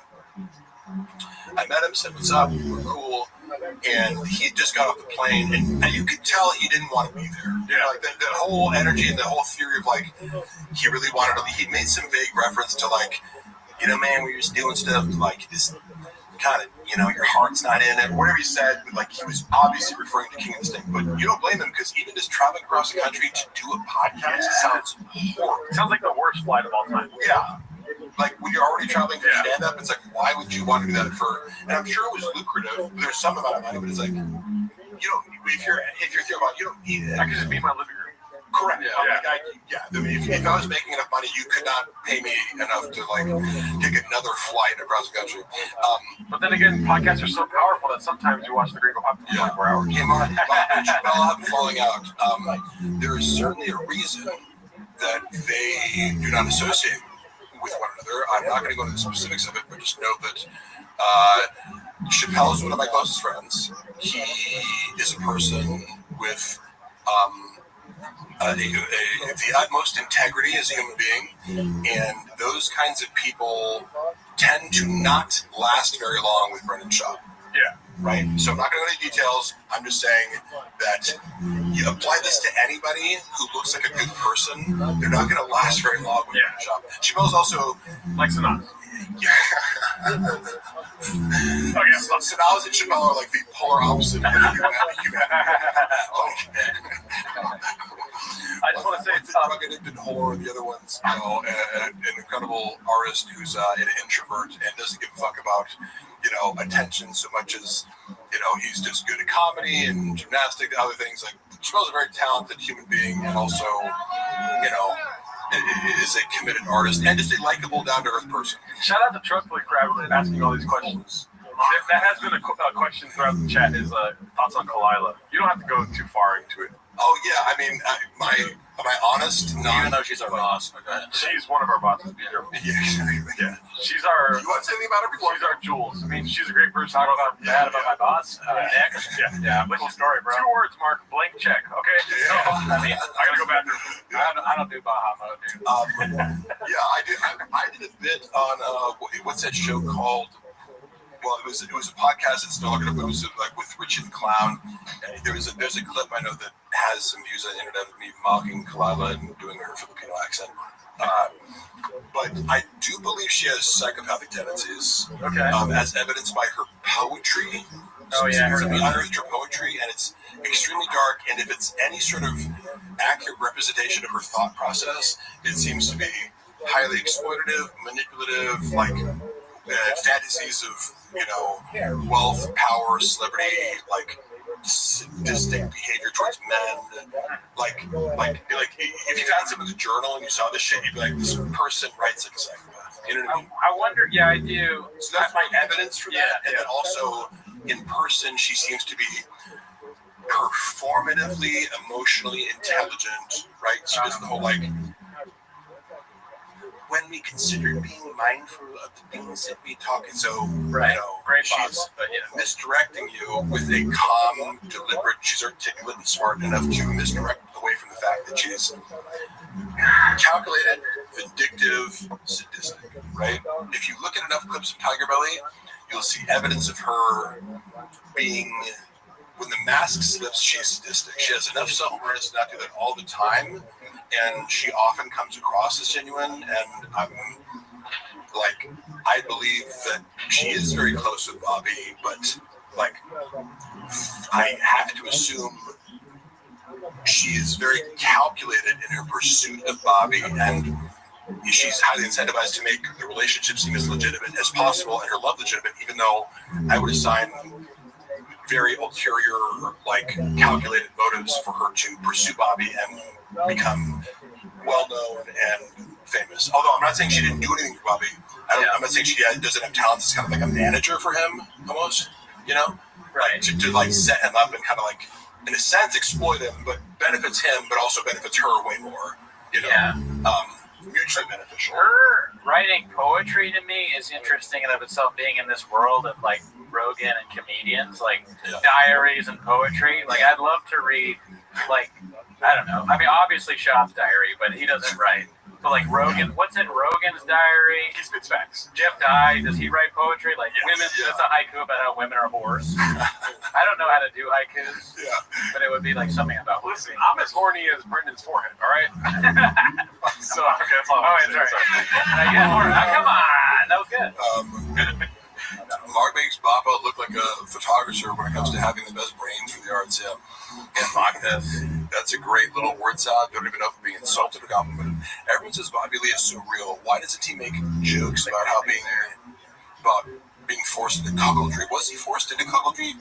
Like, technically, I know people throw around the term cuck a lot as like, if a girl that you're dating fucks someone else, but it's like, oh, does it imply watching? I don't know. I don't get it, because like Baba does say that quite a bit. He called Marin a cuck. Yeah, and like I feel like it's an overused word these days. It's like people say liberal cuck. It's like I've said that I heard from a girl that you fucked that you like to hear. You know, you got off on her describing. This is from the girl's mouth. He would get during sex. He would say, "Describe the biggest black dicks you've ever had." Oh my god! I was like, I can't unhear that. You know, this is Shop's sexual fetish. Wait, women tell people that? Huh? Like the Dalia thing, you know, like finding out. Wait, women say what you tell them to say during sex. Shit! Hold on, we gotta stop the pod. I need to call. Our thoughts on Slojo being the most superficial person. Can you get Rob back on the phone? Ever your lawyer? I need to confront some losses. When I said that during sex, I didn't know that you could say it to other people. Can you screenshot that? That's bad, dude. Fuck, somebody just asked me a question. Oh, where are my thoughts on Slojo? Yeah, she's in person. It's what I thought was funny about this, her portrayal in the Griot Poppy specifically is that it's predicated on her being a rattlesnake. Yeah, and like goddamn rattlesnake. Hot-tempered and this and that. It's like, if you meet Joanna, she's incredibly sweet. Oh, really? Superficial, spicy, like, but you know, she's like, well, want to be Kim Kardashian, right? Okay. Is Kim Kardashian mean and nasty? You know what I mean? Like, it's like, no. She's very polite and conscientious and sweet. Like, now Sean will, like, privately he'll complain about her, like, oh, you know, arguments and this and that. I'm like, well, yeah, like, anybody who doesn't buy into your, like, stupid worldview you're gonna have arguments with. So. Sure. I would imagine that she's, like, not accurately portrayed by Shop, for sure. There's no way he's, like, describing her accurately. No. Crop out the ugly. Yeah, I know for a fact he's actually extremely rap. He told me how, like, because there's a joke in Gringo Poppy where he goes, crop out the uglies, and sit back, and then the reveal is, we're in a group chat, dumbass, and he's saying that to his wife. Yeah. And I go, did she really say that? And he goes, no, that was me. I was like, oh yeah, we told us before. Oh, it was the opposite. There's always a swapping going on, right? There's always a projection or a like reversing of the victim and the offender. I'm fast. Or sorry, Let's call it what it is. 40 chess. Oh yeah, he's playing 40 chess. 40 chess. Yeah. 5D chess. Thank you, Timothy. Like 3D chess is enough. But 40, like he's playing 8. What is 8D chess? Yeah, 10. Yeah. So we're on right now. What's the 8th dimension? Well, it's 40, like 40. Oh yeah, 40. CT. I mean, some people are just giving money. I know, it's very nice. Thank you, Tim. They're just giving. I think it's because like you're already spitting facts as it is. They don't really have a question. They don't question the facts that Mark Harley spits. Somebody said honest thoughts on Brian Callen. Okay. Love you, Brian. You want to hear something funny that I learned recently? Oh yeah. Okay. I don't think you. I mean, I don't know. I don't give a shit. Who cares? I know somebody who was flying him around in his private jet, going back and forth in Austin and LA. So it's for a time period he was flying away. Right. So I know the wealthy individual who I'm personal friends with, JB, who I introduced. Did he ever try anything with cats? Who was using, and Brian loves rich people. Brian's favorite people are rich people. He also likes people in cow costumes. Saying underwear Lopez. I don't know what that fucking story is about the Lopez. I don't know. I've seen it out of context. And I'm like, what the fuck was he doing? It certainly was glitchy. Lopez. Funny.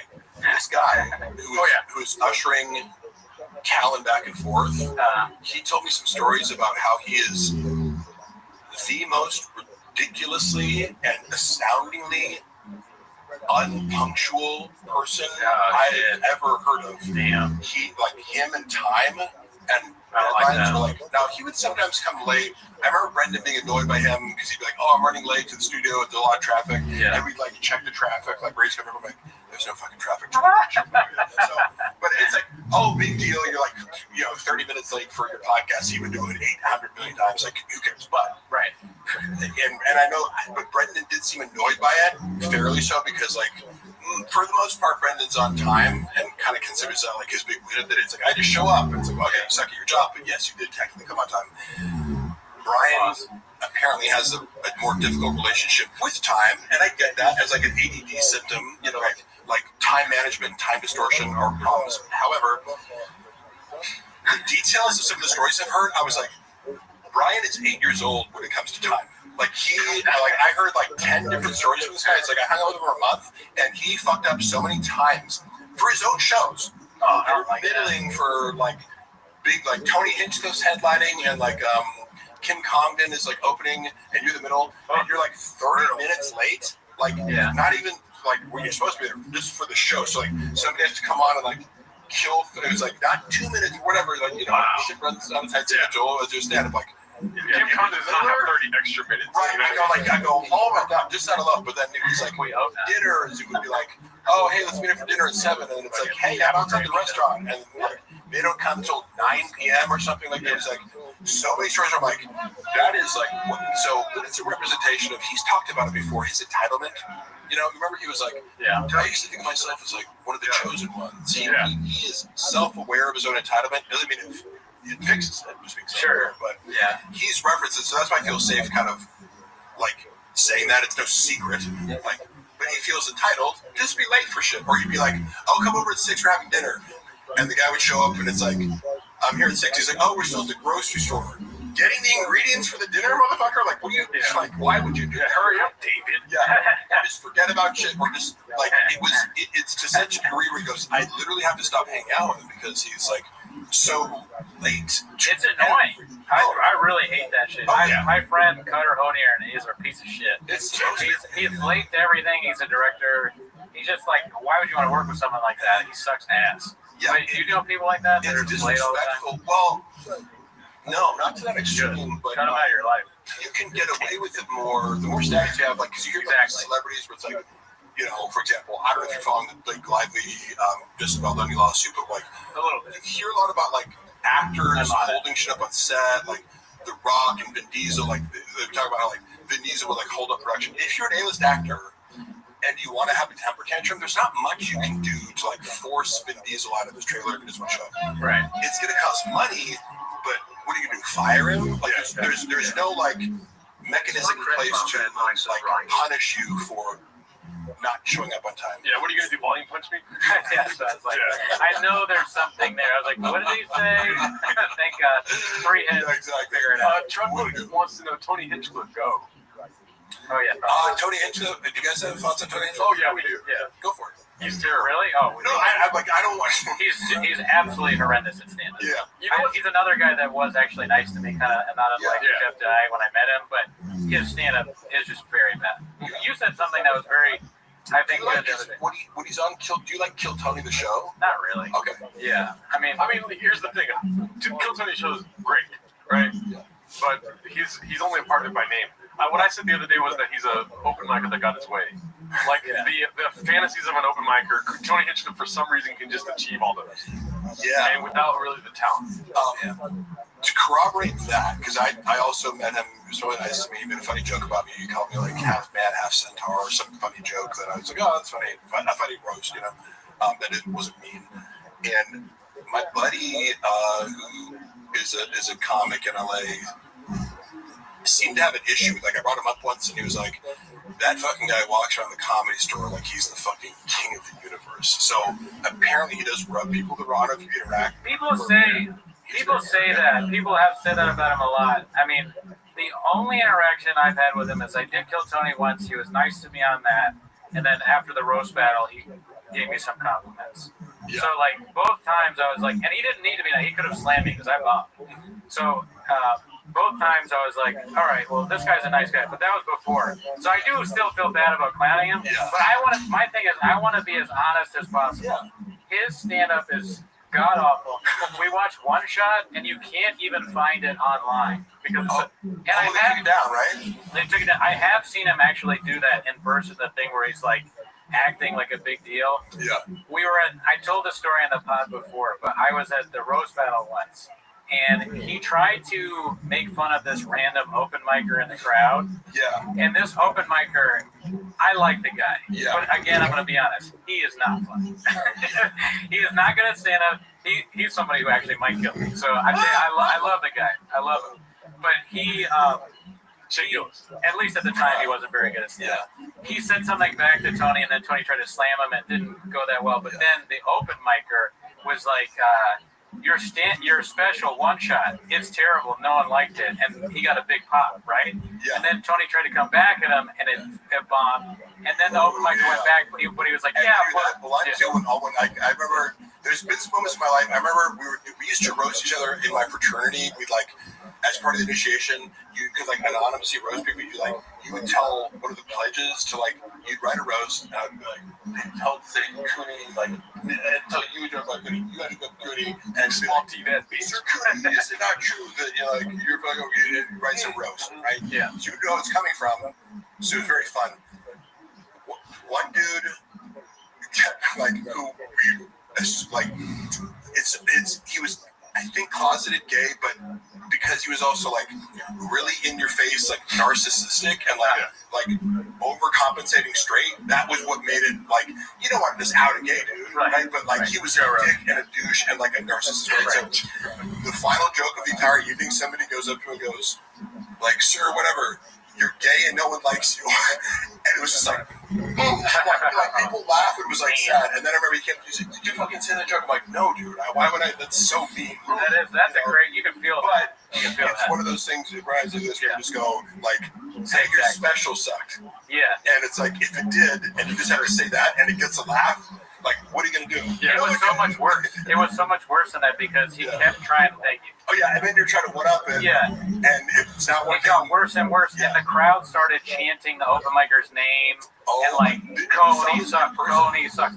Yeah, it was insane.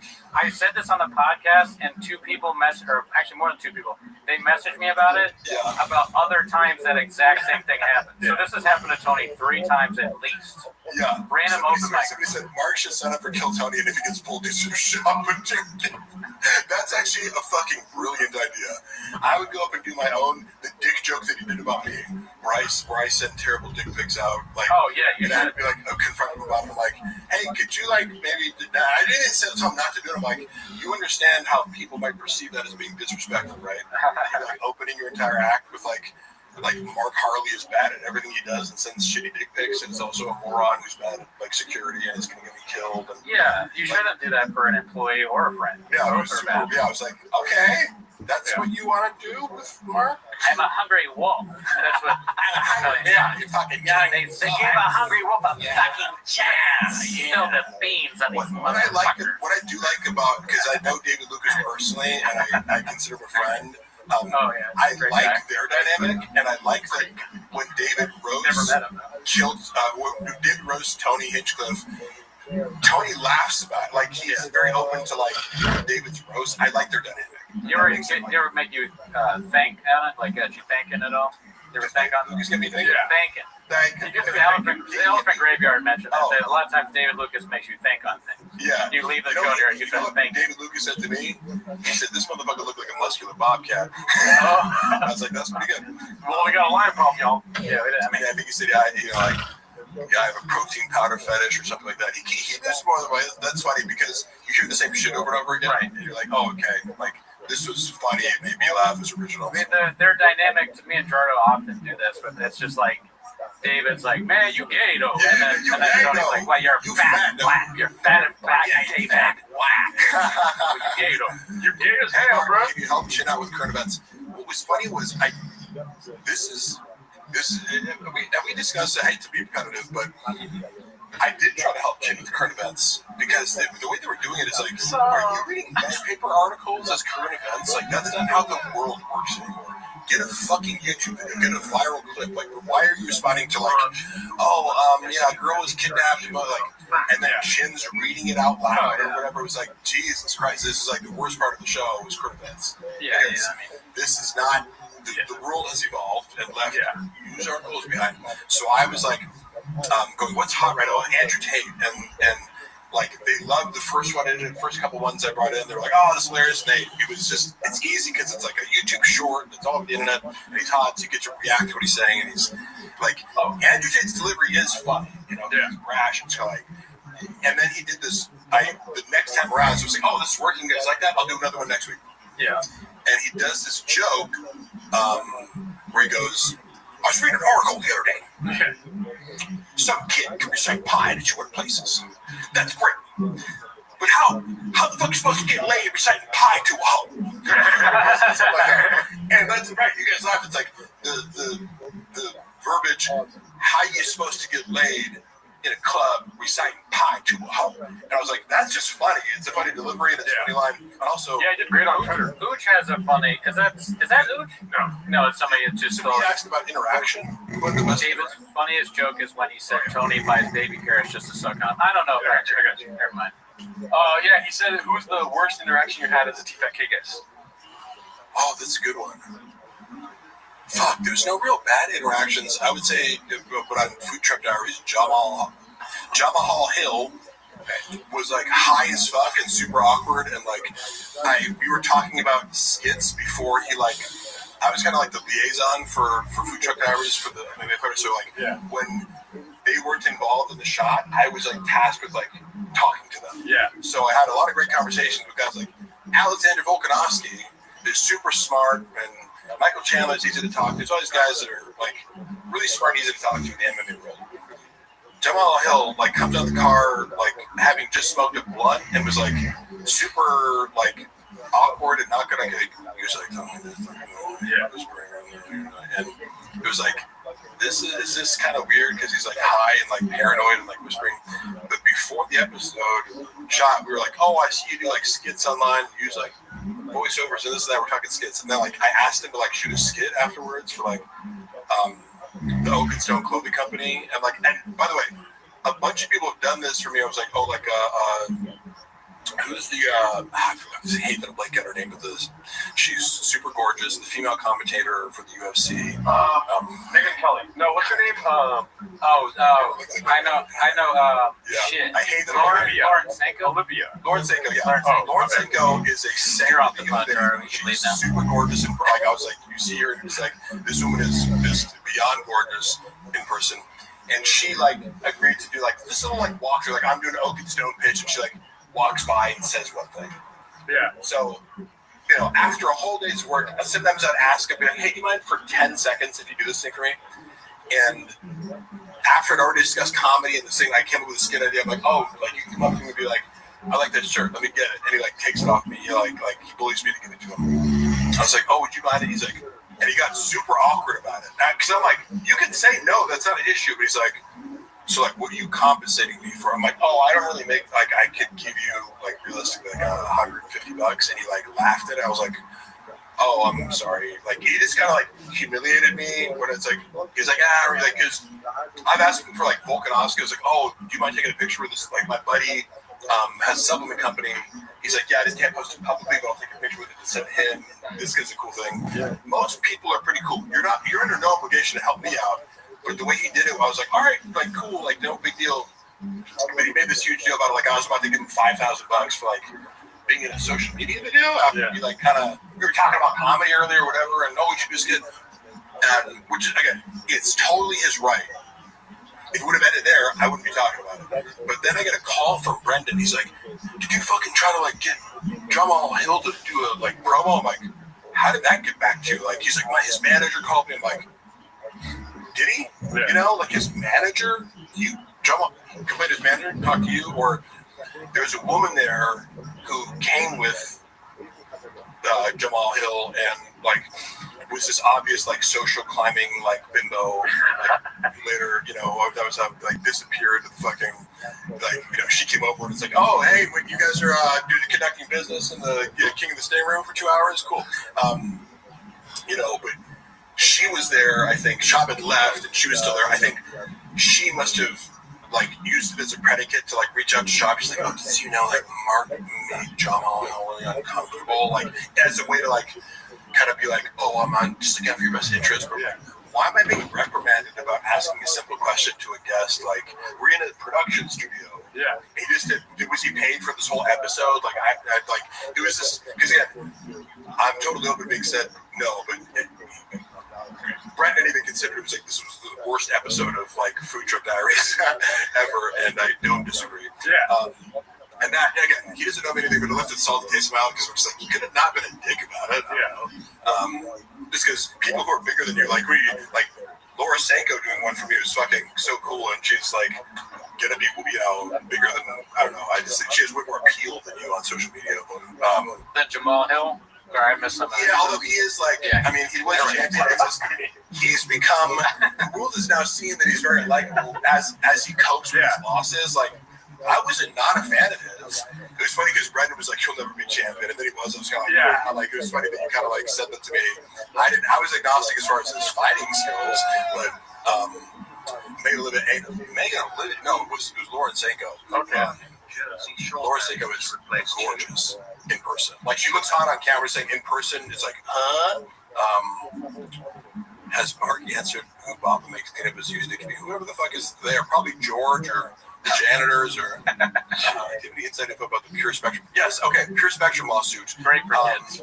That's a great question. All I can say is Brendan introduced the idea of the Pure Spectrum lawsuit. It must have been 2021 because we were at Zoo Culture lifting alone, and my recollection is not exact at the time frame, but we were lifting there, and I wasn't yet working at Thick Boy, so I believe it was like summer 2021.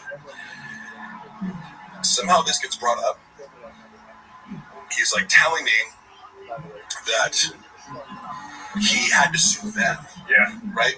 And so his version of events, again, when I first know him, so I have no reason to distrust everything he says, which I now, like, anything that Chop says is like, take it with a grain of salt, because if it involves him being wronged and other people, like, and money and numbers, it's like none of this is potentially true. There could be a kernel of truth, or he could be flipping it entirely on its head to like project, you know, his bad deeds onto other people and reverse victim and offender. But he told me what is literally an upside down version of the story that is on record now, which is he said this. I was working for the CBD company. Like, I got an ownership stake in it. They like, came to me and like offered me this. Like, and he presented it as I'm getting like, I own a portion of the business and it's like paying some sort of dividends each month and everything's going great. And then slowly that starts to dwindle down to the point where I'm going like, what's going on here? And I'm condensing this, but it's like the accusation that Shab was making is I'm being fraudulently like kind of my stock in the company's being diluted or something like that, or I'm being like what I should be getting is being artificially deflated, and I have to bring someone in and do like accounting, you know, like and audit their numbers because I'm supposed to be getting, it's like big check, and then it gets smaller and smaller and smaller, but like the company's growing. Like he was like, there's some sort of inconsistency where my paycheck is suspiciously getting smaller for no reason.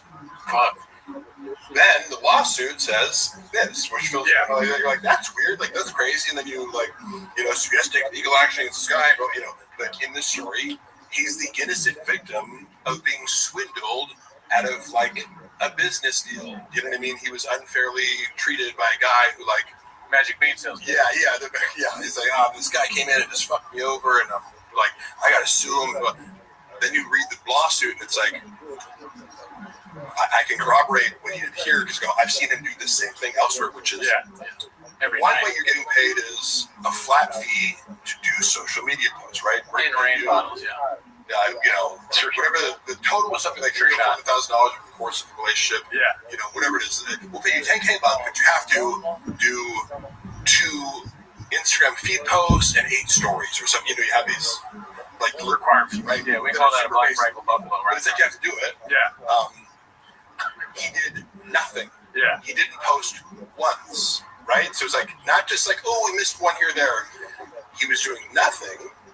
Maybe talked about his podcast, something like in his mind he justified it, but he was paid hundreds of thousands of dollars and just wasn't doing it. Like they look back at whatever time frame, they're like, hey, so it turns out you posted no posts and no stories. We have to stop doing that, or like we have to dissolve your ownership. So, and then the ownership of the company would be another source of revenue if it pays dividends. And then also like using a code, like use code shop, so you're getting the percentages of the sales using the code. Yeah. So 3 streams of income. Well, if you're not posting like the code, if you're not promoting it, you know, if you're not hitting the post, your pay is going to get docked. If you're not getting commissions, your pay is going to get docked. And then the ownership stake, I think, was negotiated because they were like, well, instead of us suing you for the $300,000 that we gave you to do nothing, how about you just like give us back the 10% of the company? Yeah. And that's where the point of contention is whether or not he had the 10% ownership of the company, which he claimed to have in some sort of legal document that does or does not exist. This is the whole lawsuit around that. But it's alleged that he took $100,000 after dissolving his ownership stake to pretend that he still had the or claim legally that he still had the ownership stake. Took $100K cash from these KGB guys in order to oust the CEO like in a hostile takeover, because it's like it would be like, these guys own 45%, ad shots 10%, now you have a majority stake and they can oust you. That's like, so go, that's kind of the opposite of what you told me. Which one's true? Gee, wonder who's telling the truth. Yeah. You know? It's sad because at the end of the day, that whole CBD thing was about the kids. You know, giving CBD to kids for their type 1 diabetes. And I think he justified it. Because I know he justified it in some way. Probably him crying about it on a podcast once was like, I did the promotion. I talked about CBD and how it cured my kids' seizures, and therefore like I am God now and give me $500,000. When I see a kid, I'm just like, do you want any CBD? You know, like, and I do my Jack. Not like Pete Holmes with Magic Mind. I'm like, you want some Magic Mind? I give it to kids all the time. Yeah, this guy's a real narcissist. The boys are getting tired. You know what? I'm autistic, bitch. Hey. No, I was going to ask him about the CBD thing too. We want to talk about CBD. You know what? If you have a problem with that, that's your problem. Why don't you go back to Dallas? I love it. If you allege me of being a narcissist, why don't you use the diagnostic criteria Oh, you don't know what the fuck you're talking about? There's 9 of them. Can you name them? Can you go into theory? Do you ever watch Sam Vaknin lecture on narcissistic personality disorder, borderline personality disorder? Oh, y'all must have forgot. Y'all must have Where are my pencils? Yeah, people accuse me of being a narcissist who know fuck nothing about narcissism or any form of personality disorder. Sounds like somebody is not watching YouTube. Oh, give me 1 second here. We got a guest coming in. Oh shit! We got a motherfucker zooming in. Oh shit! Who is it, Daddy? Oh, I don't think he's there yet. Okay, he's not there yet. Wait, let's not. Oh shit! Is that Brendan Walsh? Brandon, you got Brendan. Talk about Brendan. Another Brendan. What's up? What's up, Walsh? Dicey. Wait, you're okay. You're dude. Unmute. You're mute.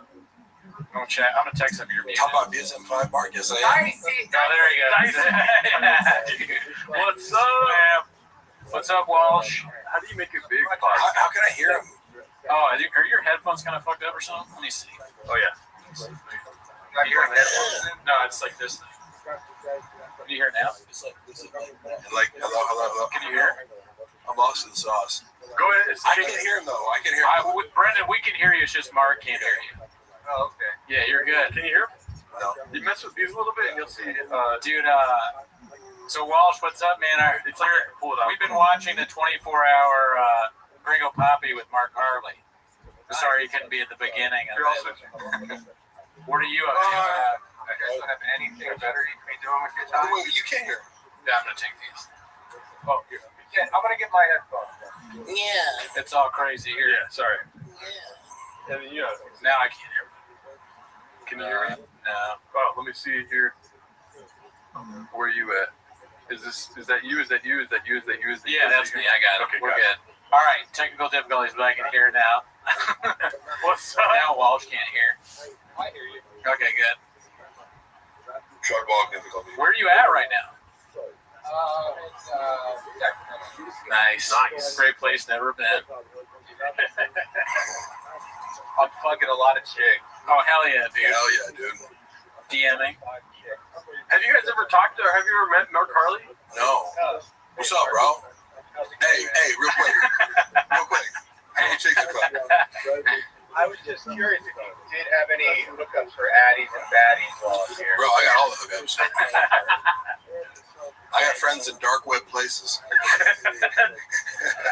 So how's it going with the watching? I mean, could there be a better way to? I think we've watched it 15 times. I'm not sure we've watched it a lot already. Yeah. We've got. Really? Yeah, it is pretty long. Walsh, do you have a favorite bit from the Gringo Poppy that you can remember? Oh, the I one. Did you go mute again? I don't know why. I'm trying to fix this. We can't hear you. That's the he's muted. Wait, He's muted again. You think Bob is still on? Can you hear him? How bad of a drug addict was he? When I was working for Thickboy, Brendan was on so many substances every day as like a business owner. It's like he's drunk, he's like creative, he's popping Adderall, he's fucking like his nicotine. It was like. So tell the story because we can't hear Brendan at the moment. Oh, we're trying to fix the audio. Can I tell the story of Brendan being a drug addict? Yeah. It wouldn't surprise me if he got off of drugs. Like I don't think he's somebody who would necessarily misrepresent that because it was all pretty out in the open when he was doing whiskey. Yes. Yeah. Now we can hear Walsh. Sorry. So what was your favorite bit from Gringo Poppy? I think I like when he makes his eye go like this.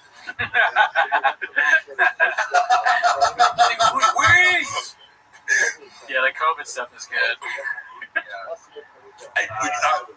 You do stand-up? Yeah. Oh, yeah. That's well, mostly I am the head coach for my son's T-ball. I don't know how. Yes, that's right. Is that why you're in Sacramento? You're doing some T-ball stuff there, B? Yeah, travel ball. Oh man, that's brutal, dude. You got to do a lot of time with travel ball. I'm surprised you could do this. Thank you. Well, it is funny. I mean, I texted you this, Gary, but it's like it is weird, like reading. I dip in and out of the Reddit. Sure. I feel like it is an unhealthy. What? No. Get the fuck out of here. I do have the empathy too, where I'm like, God, could you imagine? Like, put yourself in his shoes. Like, imagine you stumble across a Reddit board where people are just picking apart every second you're looking. Can I tell you though, I felt like that because I didn't know what it was, and then the first time I ever appeared on TFK, barely knowing Brendan or his history or the Reddit or anything, all of a sudden the next day I appear and I'm like, they bring me on as like a guy to talk about lifting weights and anabolics and dieting and stuff. So I'm like giving what I would consider benign advice to people, and then the next day, like, I'm being bombarded with like, you fucking ugly loser, you're the worst actor. Like, I at that time I only had like acting reels on my YouTube, and it was like thousands of comments like, you're the worst fucking actor I've ever. I'm like, what the fuck is this? Like, what did I do to these people? And having no concept. But then Brendan was also like, did you get a bunch of hate? Like, just want to let you know. So I'm like, I immediately dismissed the entire Reddit as being full of crazy people. But then you have to, so I was like, oh, okay, yeah, they're just lunatics. But then you go back and go, well, Brendan has been, a public narcissist who like compulsively lies on air for like a decade before this. So there's a reason for it, because he repeatedly makes these mistakes, even just, pronouncing words. He's a lolcow, but yes, it would be scary. However, if I was him, like, my best advice would be like, if you could go back in the time machine, lean the fuck into it, dude. Like, own the community or participate, or if it bothers you deeply, pretend like it doesn't. Otherwise, it's going to get bigger and eat your life, Well, I'm just curious how he does process all of this. Yeah. He is aware of it. I mean, it's brutal. Everything in his go-to coping mechanism is anyone who's criticizing me is coming from a place of jealousy, which dismisses any criticism as legitimate because you're going, I'm superior to you. Over 100,000 people consistently. Yeah. And honestly, it's illogical. That's what winds up sucking me back in, because I'll tell Toonie this too, where I'm like, I have better things to do with my time. I can't fucking do this shit anymore. And then, I'll step away for a month or two for free, and it'll just be one of those things. Like, late at night, I'm fucking, everybody's in bed, goes to sleep. My girl, that's the thing too. My name's Brendan. I'm a failed comedian. I'm a failed podcaster. It's watch sometimes because it's like close, My wife's name is Johanna. Is it really? Taco Bell. She's not a Taco Bell Mexican. Right. I mean, you can relate. That's part of what brings it in. See, the thing, what I would say, you asked, how tough is it to be in Brendan's shoes? But if you're in Brendan's shoes, your feet are going to be wet, remember? So he drinks out of his shoes, so you can't do that. But, it is, that's what sucks me back in, though, because it'll be late at night or whatever. For whatever reason, I'll be online just fucking wasting time, and I'll be like, I'll click on I'll go seek out, because I've muted the TFATK Reddit, so I don't even get any suggestions, so I don't even know. When you go on Reddit, because again, I think Reddit's amazing. You know what I mean? For a lot of as a social media app and all that, but I'll get away from it, and then I dip in for a second, and then it's like the guy. I mean, it's just nonstop hits. Like, I'm like, what the fuck? What? That was one time when I left. And I came back, and it's when he got the fucking chompy tattoo. Oh, yeah. And I'm just like... Yeah, the hits don't stop. As you're saying, he keeps outdoing himself. Brains hanging out. And then you start scrolling back, and then people making references of shit where I'm like, well, wait, what does that even mean? What are they talking about there? And then you go and you find another camp. Yeah. I remember finding out Best Brains for the Arts. Oh, fuck, yeah. The clip was him attempting to discredit a group of black MMA commentators. Yeah. And you're just like, oh my god, you're like openly racist. Yeah, that was just legitimately a racist thing to say. Yeah. It made no sense. And it didn't make Oh, sense. I didn't even know what that. I didn't know where best brains came. It was like, come on, these aren't the best brains because they're like a black panel. Yeah, it was like Cormier, I think, and somebody else is like, we get what you're doing. We get it. We get it. Yeah, It's all black. we get it. You're trying to do like the diversity hire thing, and it was just like, do you hear the words that are coming out of your mouth? Like, I mean, we were laughing about this today while she said, I just saw that movie 15 Years a Slave. And we hadn't heard that before. You're like, God damn, dude. but Job is legitimately a racist. Oh, for Like, sure. knowing him privately, I'm not going to say like the exact ways in which I feel comfortable saying. I don't believe it. Yeah, no way. Like, The Hino Poppy guy? No chance. I've seen various shades of racism expressed, like, depending on the circumstance. If we're completely alone and there's no one around, he's going to express racism in a certain way and more subtly in other ways, and it kind of slips out, even when he's on fucking camera and he knows everyone's watching him, he still can't help but be racist. But there's some sort of, simpletons are racists, right? But, like, I always feel like, I'm like, were you raised this way? Like, is your dad racist? Because I get empathy towards people. I go, look, if you were raised with certain terminology or attitudes towards other races because your father or parent, or your community acted that way and it's normalized. Like, I bet people from South Africa sometimes are like, the way that they talk about black people, I'm like, that sounds really racist in America. Harold Shaw was born in South Africa, his dad. Shut the fuck up. Well, I got a question for you. So with the Reddit time, is it like in the house? Is it like Daddy's doing his Reddit time? Sleep. Like, don't disturb. I don't do anything until everybody's in bed generally. Okay. Otherwise, there's fucking weird some shit on TV. But it does get. I mean, I haven't been this bad in a while, but there was a period of time when I did have to step away. When it was literally the first thing I would look at.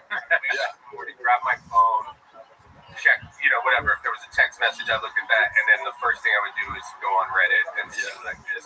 But it's a testament to the creativity of the group. Gay addiction problem is like you're going to it in the morning and there's nothing. You're like, damn it, there's fucking the same pose as last night. Hair of the dog. I would like to put a plea out to everybody running the TFATK Bobby Lee, Reddit board. Right. Bobby Lee and his cohorts. If we can please make a message across the board, because they did this with you, Mark, where I think they had to blur your face. Yeah. Can everybody please blur Callan's fucking feet when he's wearing his jacket? Yes, dude. Fucking On that board to see that cocksucker sitting Indian style, his goddamn flip-flop. Yeah. The Indian style is hilarious. Most offensive visual assault. What a great call. Because you're like, is that even comfortable? Or with the big gay lion stuff. Please make it mandatory. If there's any clips showcasing Callan's feet, You heard it here. Please the clip is feet are pixelated. Well, it sounds like you're running for office here, dude. I mean, like, you're going to be on the cabinet. Brian Campbell, watch out. We got a new guy. Like, strong action. Skits and Bits party, dude.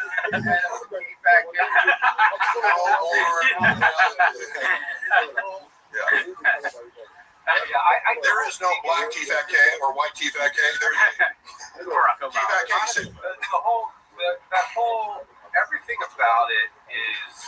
I mean, I have a pretty loose grip on reality sometimes, and it really does kind of fuck with my reality. Where I'm like, I can't even understand how it's real. I don't understand how. Because, like I said, like I podcast and shit. All of us here are less successful than Shaw. Yeah, that's not true. No, I'm very. Have you seen my Ferrari, bro? I think I'm all right. I guess for you, Mark. My Prius. Well, he's like, Brendan Jarno sucked. Prius, bro. He's like, I've been to both their houses. And we said that when Cooney came on my podcast, it was just like, I was like, could you? I mean, I don't know if this sounds racist, but I was like, if there was a black chick watching the podcast going, wait, hold up. There's two guys named Brendan talking shit about a guy named Brendan. Like it's crazy. But the whole, this really does baffle me, like how, because it's like, okay, people shit on their, because I guess, they used to get hundreds of thousands of listeners for Yeah. 700. Yeah. Well, I remember it was like looking back, it was the average was like 250 kids. Goddamn. Around 2019. I don't know. There was a lot at some point. But those are bone zone numbers right there. But the people will be shitting on it. They're like, oh, okay, it only has like 30,000 listeners, or viewers, or whatever the counts are. It's so huge. But even that is hard for me. I'm like, who? It really is confused. Like, who? What? I would like to hear from people who are true fans of this show. Getting and it's just from a fascination standpoint. I mean, that's where all of my interest in this is. Like, I don't even revel in, like, mocking him, or I don't take any pleasure in his failures or whatever. I mean, it's truly like a Jane Goodall style. I'm just completely fascinated with it, and I can't wrap my head around the fact that any of it is real on any level. Like and I do vacillate from thinking like, I can't give him this much credit, but I mean, because I do try to look at the positive. I don't know. I want life to be nice and amazing. Yeah. So I'll think like, this is maybe he's some kind of a genius. Like maybe this is a true like next level Andy Kaufman thing going on. Wouldn't that be great? And the only acceptable explanation, even though I know that it's not true. Yeah. Right. But that would be amazing. What if it is? He masked off Pagliacci. We talked about this before, but I think it's fascinating too, and I think it's something that like it's evergreen and keeps going because he has all these hits, like you said, and he is fascinating in a moronic way. Either way, I mean, it's like every time, and I don't check in on it every day. Now, one of the funniest things he said recently was that I had no skills, which is like so ridiculous. I was like, everyone, it's like this, everyone like this, like the it's like so. That's probably what you're thinking of. That was his one miss. Yeah. There's something new, and it just blows my fucking mind. The new stuff that I remember, like the last one was the Moonding. He said land Moonding. That was big. Yeah, because even just as I said, the malapropisms and dyslexia based. I don't know enough about dyslexia to say this, but it's the most innocent form of what he does because you're mocking somebody with like a speech impediment and some sort of what would you classify dyslexia as? Like a learning disorder? Yeah, learning disorder. So, but sometimes people will stop at that and go, oh, that's not funny. It is funny, but it's like you could go like, don't be a bully. But it's like, wait. He's a bully. Watch this guy further and start to understand that he's actually a narcissistic bully. And then you have a whole new world of like things to justify the It's really hard to defend him. If you know him well, but on the surface level. On a regular basis where it's just mind blowing. And then what else has he done recently? We've got a poll in the chat, and I just wanted to check in on the viewers. And I asked him because Walsh was talking about the hair of the dog checking the Changs in the morning. How long do you spend on Changs? And the winner is 8 inches.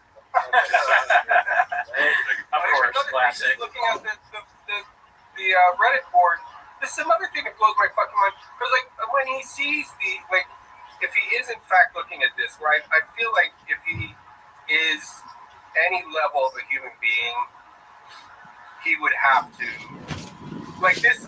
If this was happening to me, I would just have to stop. Like you just make believe it doesn't exist. I don't know how else you can cope with it. But if he is checking in on it, because like one of the clips up top here is him shoving those fucking nicotine pouches down the cushion of his chair. And it's like, that's the thing, is like anytime you try to find a shred of humanity in this guy and have some kind of empathy, all you have to do is open up the Reddit board and within 2 seconds you're like, never mind, fuck this dude. Like, it's just like that. Because it's a basic feedback mechanism. If you had even 100 people in a subreddit commenting on the things you did, I would be curious enough to go like, is what they're saying true? Like, should I be ashamed of things like, people will make fun of me for saying like, which I do. Not enough for me to really try consciously to expunge the word like as from of it, but it makes me self-conscious and makes me think about, should I try, but there's none of that with Brendan because he is very scared. He does not visit the subreddit because criticism is very threatening to people of, this certain personality. So is he just, I mean, he obviously was raised in a certain way. I have some insight into that I thought was interesting. If you want to hear, suffered any criticism or yeah.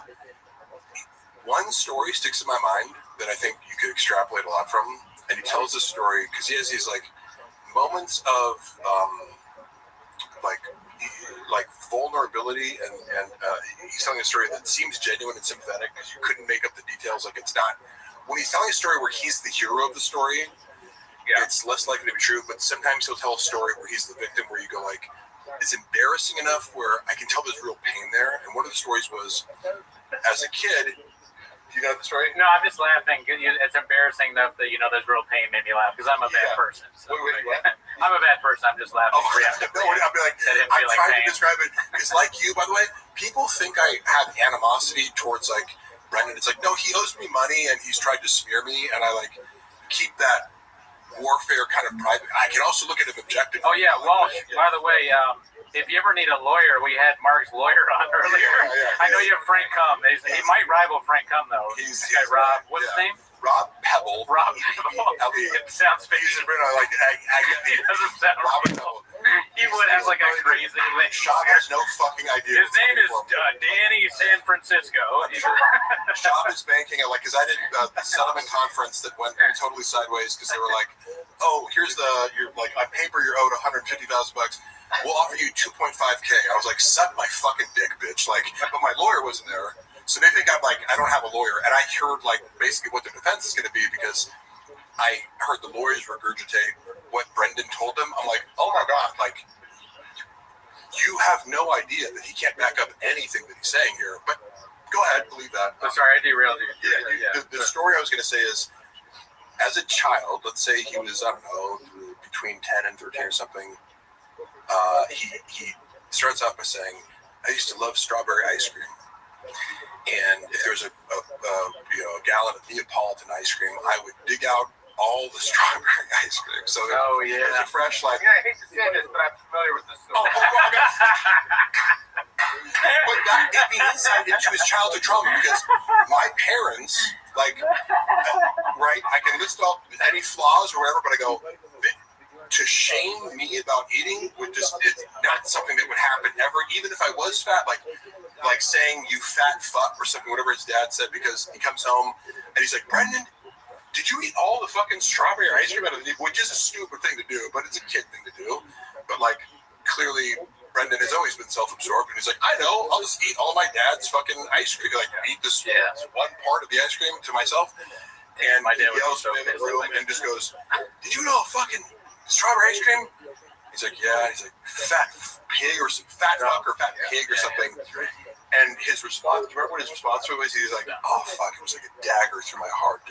So that was the moment where I'm like, oh, your dad hurt you. And trauma aside though, is the fact that he has managed to go this far in life with just, never really learning anything. I assume his dad is his dad funds everything he does. He doesn't, this. His dad made actual success. Actually made the Pentium chip or something like that. He did something where it was the diamond mines are pretty profitable. The emerald, he has the Emerald Empire. He actually built a business, rather than CT Freaka. I think I'm surprised that there hasn't been an actual. I guess there's the those YouTube channels like the Beige Frequency and Hell's Graveyard and shit. But this is just, he's such a fascinating guy. To have a real true documentary made about this guy. Oh yeah. But I guess you can't really keep up with it because by the time you're done editing, they're going to be like, he did 70,000 fucking crazy things since you. That's facts. Documentary. Yeah. So there has to be an ongoing reality show. I don't know. Like, yeah, a reality show would just be like the fucking. That's such a good idea. It's useful because it's like hive minding. It's like who's going to watch all this shit and come up with the, like find the footage that matches him contradicting himself and previous things. I never watched that Beige Frequency documentary or whatever it was where it exposes all like the lies in his like before I met him, because I met him I was like, oh, this is a guy who Chappelle Lacey opens for. Like I had a clean slate as far as meeting him, so he just seemed pretty normal to me. And I didn't have an incentive. Once the subreddit like attacked me for like appearing in his world, I was like, oh, these are crazy people. So why would I seek out more information about this person when I feel unfairly attacked? I think. And then later you watch a page, you're like, oh my god, he just lies about everything his whole life. You know. By the way, the chat is saying that you guys are on Baja mode. I don't know what that means. Thanks, Chad. I think that you guys have a great idea with the reality show. I would watch that, but my thing has always been documentary on specifically the Gringo Poppy, because that is like the most important aspect of his work. I want to work. I'm being serious here. I want to work on this. I was talking to Adam Sandler and Yasiel Puig the other day about this because we were discussing ideas and all that. And they were like, "Yeah, you got to do this. Like this is your thing." So that's something. But no, I do think that the main thing that I would like to see is a documentary on like the building of the set. Who wrote the stuff? Like, how did he come up with the jokes? Like, what is people's reaction to it? And then obviously Papa comes in it, and we interview him at some point, or the director does. I would like to contribute some things like I could add a few key, not everything, but I go like, I was there for the conversations where, you know, I'm friends with the editor who's being tasked with like you're sending. It's difficult because I edited for Brendan. I learned how to edit for Brendan, and I was his normal paid editor. Was having trouble editing clips down to 90 seconds. Yeah. He'd be like, oh, here's a 5-minute clip, get it down to a 90-second Instagram reel. Right. And I would treat him like a writing project. I'm like, okay, let me do this. You know, like I learned how to do it to do that because, and then Brendan started trusting me, right, to like edit more. So I did have a little bit of editing experience.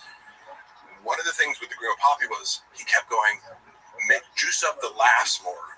Yeah. In his head, a stand-up comedy special is funnier if the laughs in the audience are louder. And so it was like repeated. It's like he sent it back. You know, he sent the dish back 4 times to the fucking kitchen. He'd be like, "Warm it up, warm it." I was like, "Dude, how fucking loud do you think the laughs need to be?" You know, so people might notice that it sounds ridiculous because it was ridiculous. Because you're like, dude. You want it more loud than that? Like, do you think that it's going to make the jokes better? Are you tricking people into laughing? He doesn't know anything, yeah. And by the way, the reason I brought up the strawberry ice cream thing was the insight was he has an issue with seeing other people eat. I eat a tremendous amount of food, but I'm also in shape, right? And this is a difficult concept for him because I think one of the reasons he wanted to be friends with me was like, I think he thought he was going to get like ripped by osmosis. And I'm like, yeah, we can work out in the gym together. I also run 6 miles a day, and I also like eat a strict diet. And you know, if you want to get ripped, you have to like live the lifestyle, which I don't always. But if you want to get to 9% body fat, you have to do a lot of things, right? He believes that it's kind of like, oh, if I'm around this guy, I'm gonna, you know, and then probably became disappointed later. He has a very strange relationship with food. In that, like, he hates when other people are eating around him and he can't be eating because he publicly presents a facade that he's on a carnivore diet or he's on this diet, which means if he's around other people, he has to keep pretending that he's on carnivore or he's not eating or he's doing this. But then it's keto, man. Like, I had enough insight to be like, he's like, yeah, I stuck to the carnivore diet today, but then like, I had a pint of Ben & Jerry's. I'm like, you're not on carnivore. That's not a carnivore. You can't be like, what a child. Oh, I ate steak, and then the next meal I ate, you know, a bunch of candy. That's not a carnivore. You just ate steak and candy. He would say something crazy like, yeah, I'm on the carnivore diet, but I ate 10 bags of Skittles yesterday. That was every day with him. I don't think he stuck to a diet for more than 18 hours at a time. So I go, well, you wonder why you're not losing weight. It's because you just like you're eating an additional 1,000 calories of fat. Right. So, but he would in the green room because like in the green room he's in charge, right? The opener isn't on there, but that's where we get fed, right? So I'm ordering like, oh, can I get 2 orders of chicken tenders because I eat a lot of fucking food, and if it's Saturday, yeah, I eat good all week. I'm gonna have some fucking chocolate cake or something because it's free at the Improv or He hated it. He'd be like, Jesus Christ, Mark. Like, I'm like, do you think you can shame me for eating a lot? Like, I feel like that's not how that works. But it's like, yes, he sees your joy. And I'm gonna rather be nail eating this the in cake front of you himself. and have no shame. You have shame over eating, yeah, and that's your problem. But I see you trying to shame me the same way your dad shamed you, and this is part of a body dysmorphia or eating disorder complex that you have, that it becomes very transparent because he has this like contempt, for other people eating around him, and the multiple stories that say like but the moment he could get in private, like he wouldn't want to eat before show, but then after show he's like, let's go get pizza. I'm like, aren't we supposed to be dieting, or like, you want to go get pizza at 1 a.m.? Like, He's like Chuck E. Cheese. Let's go to Chuck E. Cheese. His relationship with food. They have a cat though. Do you think, and I gotta jump off here real quick, but do you think he would his like narcissism, would he give, like, if somebody did present him with making a weekly reality show with him, would his narcissism outweigh his? Do you think he would allow that? So, would he allow a camera crew to film him and his family? If it was, yes. If you pitched it to him as this is something that's going to glorify you and humanize you, which I when I came into his world, I was like, because I'm a writer, I go, and a student of storytelling, I go, the best thing you can do is to counter the narrative from the subreddit, which they've co-opted your life story, right? And they're telling it for you because you don't want to tell it yourself accurately. You don't want to talk about your UFC shit on stage. You don't want to talk about, I go, you haven't written your narrative. You need to write a book or do something where it's like, I am Brendan Schaub and I'm XYZ. You're not doing that well enough, so other people are doing it for you in a very negative light. So my first recommendation to him was like, you need to reassert your own narrative. Hire a ghostwriter, hire me, hire whatever, but what you're not doing, like from a publicist standpoint, is framing your narrative correctly. And you're ignoring the fact that other people are doing it for you, thinking that helps you. It doesn't help you. You have to combat that other narrative that makes you look like shit. But I had a few novel ideas that I thought were fun, but like, for example, I took over the TFATK IG and started talking to the voice of the page. I was like, I'm going to talk in Shabanese. Somebody would say like, what are we doing here? And I'd be like, oh no, B, or so, like I would respond. And it drove the people commenting nuts. So they'd keep commenting, they're like, what the fuck is this? Because it broke the mold. And all of a sudden, oh, you can't do this. I'm like, oh yeah, I can, bitch. I didn't tell Brendan that I was going to do this. It was an experiment. And I thought that he'd be able to see, like, hey, do you see how I 10x to the engagement by, like, co-opting the Reddit speak? And then it also blunts the force of, the haters come to the page and they plant their seed by going dicey. If everyone starts talking that way, all of a sudden, the fans and haters can't be distinguished. He immediately was like, he gets uncomfortable. When he's the butt of the joke in any perceivable way, he was really scared of that. I started editing, because again, their page too, even though, like, they're just leaking followers. So I go, let me change something up. I started editing the clips in a way where, like, I'd have these, like, weird zoom-ins and kind of, like, like, do, like, a little bit different editing style for the clips. Because it's just normal, sure. But Brian and Brendan, because of their egomania, like, and self-absorption, like, no, like, we're funny on our own. It's like, hey, guess what? Like, I study comedy too, bitch. Like, you're not the only person in the world who has ideas about comedy. They always thought they were like, let me teach you about comedy. I'm like, okay, I've been a screenwriter for 20 years. Go ahead. Any idea, this put them at the butt of the joke, because the clips, by zooming in on certain things that Brendan would say where he's like stuttering or something like that, it was funnier, but it made him the butt of the joke rather than like, oh, we're telling a funny story. But if you do something like that, and I'd be like, I'd edit it in such a way that zoomed in his mouth as his. You were editing that to show that, and they hated it. And I have a couple examples of what I did that I can show. Like, there's probably still up there, but they were like, they also, again, I was taking. Who's they? Brendan and Brian. Okay. And the creative director at the time, because creative director. No, this guy, he's actually very talented and quit. Right. He quit, and I heard the conversation, and I was the only person in the studio. And the next day, Brendan goes, "I had to fire this guy." I'm like, "You didn't fire him. He quit. He told you you were the worst boss he'd ever had." Like, I was what? I was there. I heard the phone call. Like how are you instantly turning this into something that's the complete opposite of what happened? But he had to explain to Brendan because he tells me, he's like, Brendan's like upset about the reels while you're editing them, and he doesn't understand that like you're open to feedback and just trying things, and that this is a style, like an artistic style that you're experimenting with. And Brendan thought that I was like going to be too sensitive to I'm like, I can this is harder to do. So like, if you want me to edit it the easy way, sure, I can give you 3 normal shade reels, but these ones are getting more engagement because it's weirder and more kind of like watchable, and but they hate anything that makes them the butt of the joke. So any novel idea I had, like you're proposing, of like a reality show, well, yeah, if the reality show, if he knew that it would end up being something that was reliant on his stupidity and errors being the source of comedy, rather than him being just a funny person who's telling funny stories and roasting other people. Like if it was like, watch Shop roast his kids and his family and his loved ones, and like he's the only normal sane person in the household, that's his style of comedy. Everyone around me is stupid and incompetent, and I'm just a normal cool guy enduring all the idiots around me. That's how he perceives like his role in his comedy universe. The moment Brendan's the butt of the joke as a bumbling retard, he's out. He would not even entertain it in any facet. So you just got to trick him into it, Welsh. Right. So we got to figure out a way to trick him into this. Yeah. You'd have to do a long form and edit it all once. Well, again, he's got to be kind of so detached from reality. I don't know if his wife would point out that, like, because I don't think you have to have an angle of, like, making fun of it. I think you just present reality, and it's like, he wouldn't necessarily be aware. Yeah. Okay. If it wasn't overt, you could make it seem to him like it was great, but it would read as funny.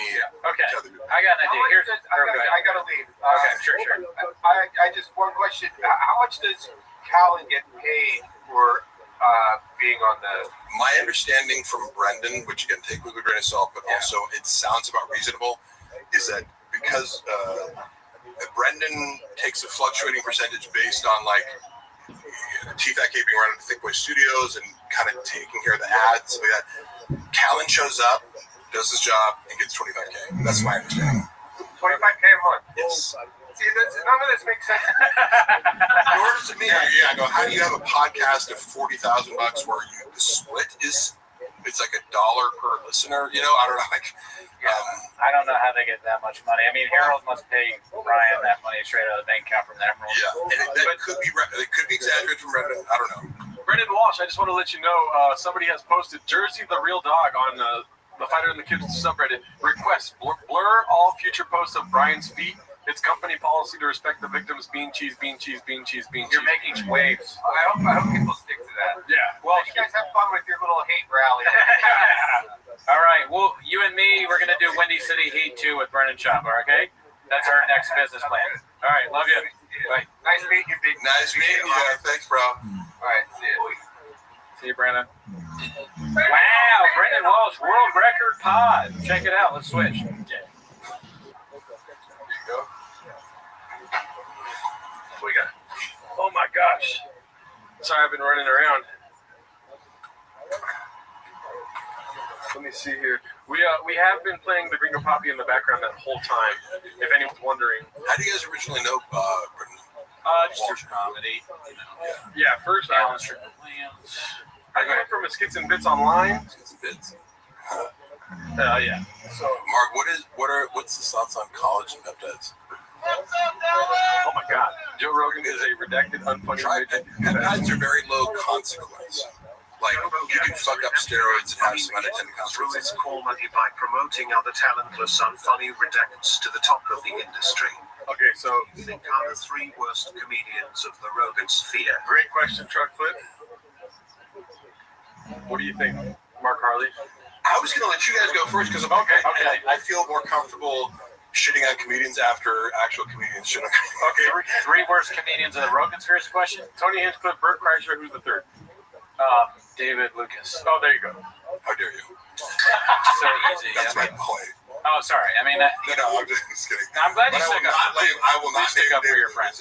Not enough people are sticking up for their friends these days. Yes. Yeah. I genuinely love David Lucas. We work out together. Like, he's just always been a cool guy to me. So. Do you guys play video games? Mark, how many monthly Patreon subscribers would you suppose to have right now? You know, that's funny. So Unique, and most people send me Unique shit, and then he starts popping up in my algorithm. So I see a lot of stuff from Unique's channel, who I have an odd kinship for, or like affinity for. He will say, like, oh, these posts are getting 60 likes, therefore it must be 60 subscribers, and I'm like, the 60 likes are probably out of like 200 plus 300 something. It's a fraction, you know. Yeah. I would assume 500 max. Yeah. That'd be reasonable, right? Yeah, let me see here. Let's do a quick study. It wouldn't shock me if there was 500 subscribers. Because it was like, okay, if you're getting, let's say you get 50K monthly viewers, you know, that's 1 out of 100. I mean, look how strong you are, dude. We got 438 viewers with 342 likes, dude. What the fuck? Hell yeah. Someone said David Lucas works out. David Lucas is actually very strong, yes. You'd be surprised, me. He will twist your neck off. Walksboss has a lot of stuff to say. Walksboss, first of all, let's put all your comments into one comment next time, yeah? Did Shop farting loudly during the business meeting really ruin the sale of Tiger Thick? I've never heard that before. But 100. It's funny you can say shit like that. I go, I wouldn't put it past him. Yeah. You know, how could you, like... Is he a gassy guy? Not particularly, but like, it's one of these things where it's like, you can see him doing it. He lacks self-awareness and self-consciousness. Yeah. He would rip someone else for farting and then turn around and fart somewhere else. Like, that's the thing. He just has no principles where it's like, the same rules apply to me and you. So you're disgusting for eating, but I'm not disgusting for eating. So there's this weird mix of like shame and projection with types like this. Let's see here. I'm going to make this a little... Could you make me more tan? Do you naturally tan? I go to tanning beds, and I also run it. Like, if I hate to admit it, but it's like I look for my auditions that I usually get. It's like if you're looking for I get like the bodybuilder or this kind of it's like I've gone long periods without tanning. It's just like when an audition comes up, they typically for the roles that I get, it's better to be tan. So either if I'm not tan from running outside, I'll go to a tanning bed. Like I wasn't, but you know I love donuts. You know. Oh. The Shop. Wait. When he talks about his mom and like getting a vaccine because she likes donuts. Oh, right. Some free donuts or something. I'll stop the Shop. Oh, wait, no, because you triggered something of the memory of like giving out free donuts for vaccine. Yeah, I remember that bit that he did. He was kind of obsessed with vaccines there for a little bit. Yeah, let's see what he has to say about vaccines here. This is the. He's like, what did you get the Johnson & Johnson? Yeah. There's always one guy. No fucking way.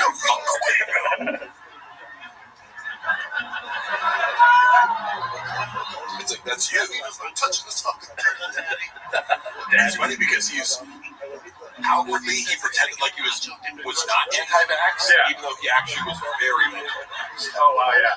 And I'm agnostic about I got the vaccine just because Luana was paranoid about it. Yeah. But I'm like, I don't give a fuck either way. But it was funny watching somebody have this, cognitive dissonance of like, you feel like you have to tell people that you're not like against vaccines, but then every time you're alone, you're like, look at vaccines, man.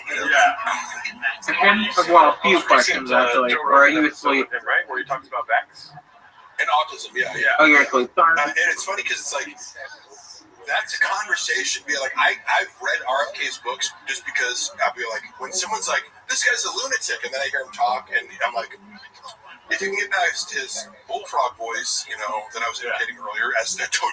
I didn't actually have hiccups because I go, this guy is coherent and clearly has an encyclopedic knowledge of certain things. So I go, I'll read his books and hear him out. Like I'm not, and I realize when someone's polarizing. Yeah. So I've read the arguments about the connection between vaccines and autism, and I don't know enough to actually I didn't dive deeper into it, but I go, I'm aware of the arguments. Yeah. But somebody like Brendan Shop should not be discussing this. You know what I mean? It's like, that's not your place to discuss. Thank you for having me on the Fighter and the Kid podcast. How much have you lived? How many chicks can you? I fucked 5 squirrels last night. And around Central Park with a dead black bear in my desk. And at night we fuck each other. I got a vaccine. RFK Gringo Bobby.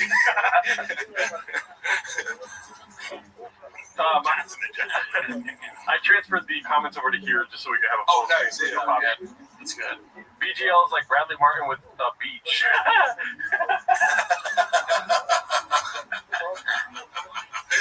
Oh man.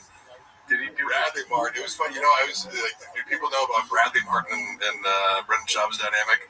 What's their dynamic? I know that he won money.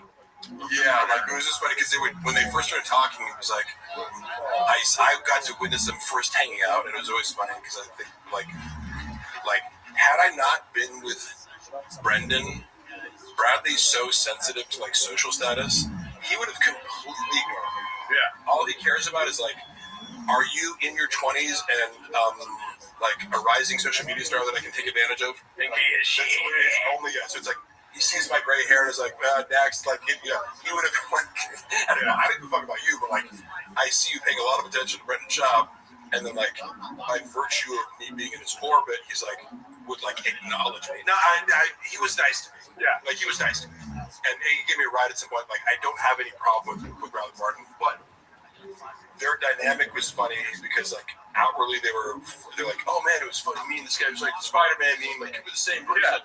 But then Brendan would talk mad shit about him behind his back because, again, anyone who threatens him, he tells a story of, like they were doing a podcast maybe, and something came up where he's like, someone's like, who's stronger between you two? And Brendan's version of the story was, or like Brendan's attempt to be diplomatic, right? Now, Bradley Martin's super strong. Like, he's not just a big dude. He can deadlift 700 pounds. He can bench 4 something. You know, it's like he's strong as fuck. And stronger than Brendan, because that's what he does. It's like, you can just look at him and be like, yeah, okay, Brendan's strong, but like Bradley Martin's an actual power lifter. Yeah. So Brendan tries to answer the question first. He goes, oh, I'm sure, like, you know, he's trying to do like, you get me a deadlift and I get you a bench, or kind of, I'm sure there's some lifts that you get me. And Bradley's just like, what are you talking about? I beat you in everything. Yeah. Which is true, right? Brendan was like so taken aback by that. Like, he had to tell me that he's like, what a fucking egomaniac. I'm like, but he was just saying, like, you were trying to be like, oh yeah, I get you. It's like, but that's not true. I'm trying to do literally every lift. Yeah. Like, have you seen me squat 6 plates? Can you do that? You know, like, this is, you know, but it is when he's like, Jesus Christ, like, this guy's insane. I'm obviously, it's right. I'm the star of the show. Yeah, like, there is a question I wanted to ask you that was in the chat here. My wife's not cool. Oh, and then he accused Bradley Martin of being gay. Because he was like, Brendan saw his girlfriend. But that's like saying, like, I breathed today. If you're in the shop, literally, I'm trying to tell you, like, that's another part of this whole, like, weird gay fascination was like, how many people do I have to hear you talk about being gay who you have no evidence for being gay, and it's either, are you lying about the person being gay, which is super fucked up. Yeah. It's for a gay rumor about a straight. It's like, how socially aggressive is that? Like, passive aggressive, right? Be cool. Right, be cool, bro. Yeah, it's like, and then if the guy is actually gay, you think it's cool that it's like out people who don't want to be outed? Like, what? You know? Look, if you walk into a guy sucking dick, like, you could be like, hey, you know, I think Mark might be gay. I walked in, you know, have a cappuccino with him. You know what I mean? Have a cappuccino. But the amount of times that I would watch him accuse someone of being gay with no evidence, the only evidence being he does something better than me. Bradley Martin's stronger than me. You know that guy's gay, right? Yeah, right.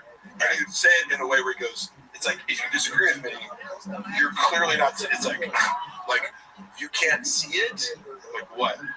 How he's gay? Yeah. Like, what part of Oh my Hey, god. Bradley Martin is gay. Like, then he's talking to this chick that you like. Yeah. You know, that you try to hit on. But you can always play your shots game and be like, well, dude, you can never be as gay as you. But I wanted to highlight this right here before it goes away. Kodachrome Graphics. Mark, do you have plans for a new podcast? If so, do you need a piece of an editor just to plug your podcast? Hit me up. Hit me up on Instagram if you want to do that.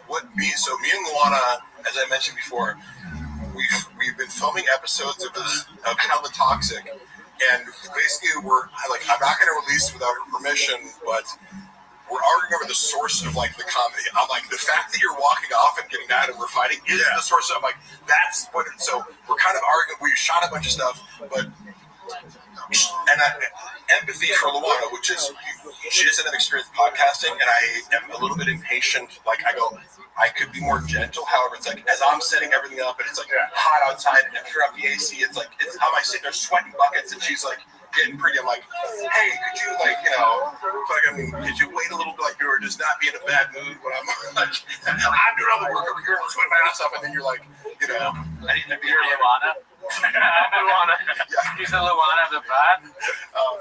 I'm the Luana. He's the Luana of the pod. Yeah. I lose my shit. Yeah. Is that true?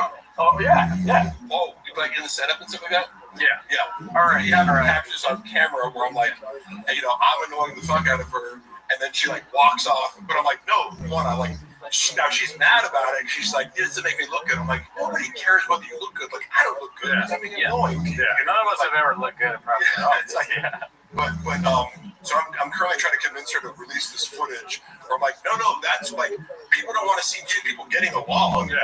Swimming. It's like, hey, here's our like perfect fine relationship. I'm like, no, it's called Hella Toxic. I know. And then you guys are just getting along and everything's working. And that's why I'm like the joke that I came up with. That she admitted, she even told me on camera, like she walked out and said, "This whole fucking thing about the last episode every time, it's so stupid." I'm like, no, this is because you're doing what I predicted. You're Hella Toxic. You know what I'm out of your time. You should, in the intro, have you like lifting a car. That'd be great. That would be fucking hilarious. To make that like the intro theme song. And then have her in the car like rolling her eyes, like here we go again. Kind of oh god. Meanie fat chick, meanie delta. Meanie Let's go leaning into it. You should. That sounds good. Well, check out Hella Toxic. It's on Mark Harley's YouTube channel. There's just one episode out right now, but like, okay. The real truth behind it, we released that first episode. It's the fake first episode because we filmed the real first episode, and we spent too long talking about like we just seen this movie Sinners. And we were both bitching about how we didn't like it, and she's like, suddenly as we were about to get to a part where we had planned, which is we wanted to tell our narrative, and we were like reading. We kind of like read out messages from when we first met 10 years ago, like on OkCupid when she was in Germany. I was like, I want to make that part of like the serial narrative aspect of it is we're gonna tell our story, but also just like banter. As I'm about to like pick up the binder with the thing, she's like, "This is fucking sucks." Like, and she's like, "Well," I'm like, "Wait, come back!" Like, no, that was fine. She's like, "We're talking about Sinners for 40 fucking minutes." I'm like, "It's okay." She thinks too much. Right? Yeah. It's like trust me, people aren't like, "Wait, they spent a minute too long on talking about a movie." People are just listening to it. If you think too much, you don't get great shit. Like Gringo Bobby didn't put any thought into this. No, exactly. Just put it on YouTube. That's part of it. I forget sometimes that I'm like, you have to practice that, and like just the art of releasing your inner critic and talking nonstop, right? And so if you're trying to worry about looking good, you're gonna speak less and seem stupid. And also, you should be like, in a couple weeks, you're gonna be like, I have nothing to talk about. If you only want to stick to like random topics, like so, just let it unfold, and if work on the dynamic of making like feeding off of each other. Can I give you some constructive criticism? Yeah. Because I've listened to the first episode. Okay, And you guys should invest in some of these, dude. Oh, I fucked it up before. I had this. I wasn't connected. I didn't realize. I was like, oh, they weren't. It was like the camera. So we reshot another one. I'm like, motherfucker, like I didn't even know how to work that. But these are great. I had that. Okay, so cool. We were wearing them.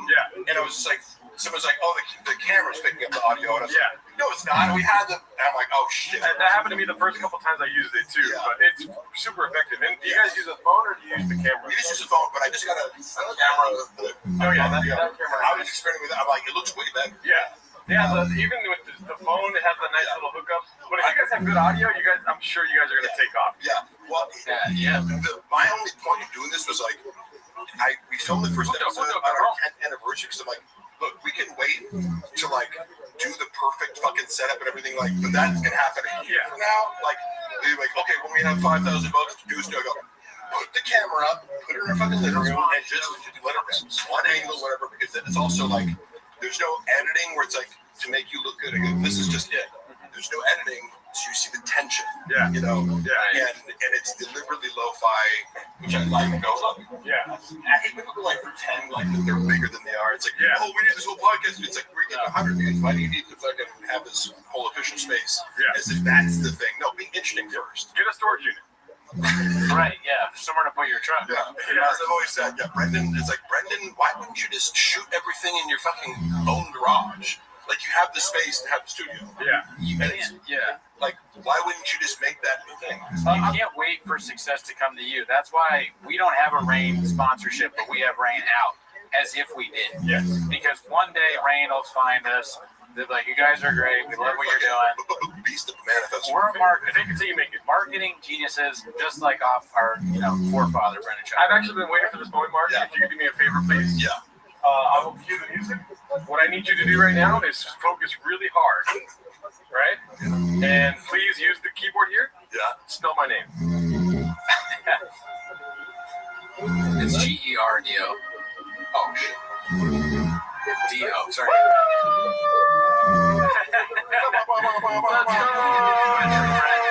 That's a good guy right there. Most people spell it with an F. I was saying Jafardo. That was great. Wait, is it spelled giraffe? Giraffe. That's one of those things, kind of like Chin, not knowing that Australia isn't in Europe. Europe, you go, how did you like figure out how to feed yourself? Yeah. You know, Nice Mexican man. How did you like make a Jordan, can you get me some benzos? Benzos. They're all trying to tell you how to spell it. You got it right, y'all. Gerardo. Just Tosto. Gerardo. Gerwaldo. Gerardo.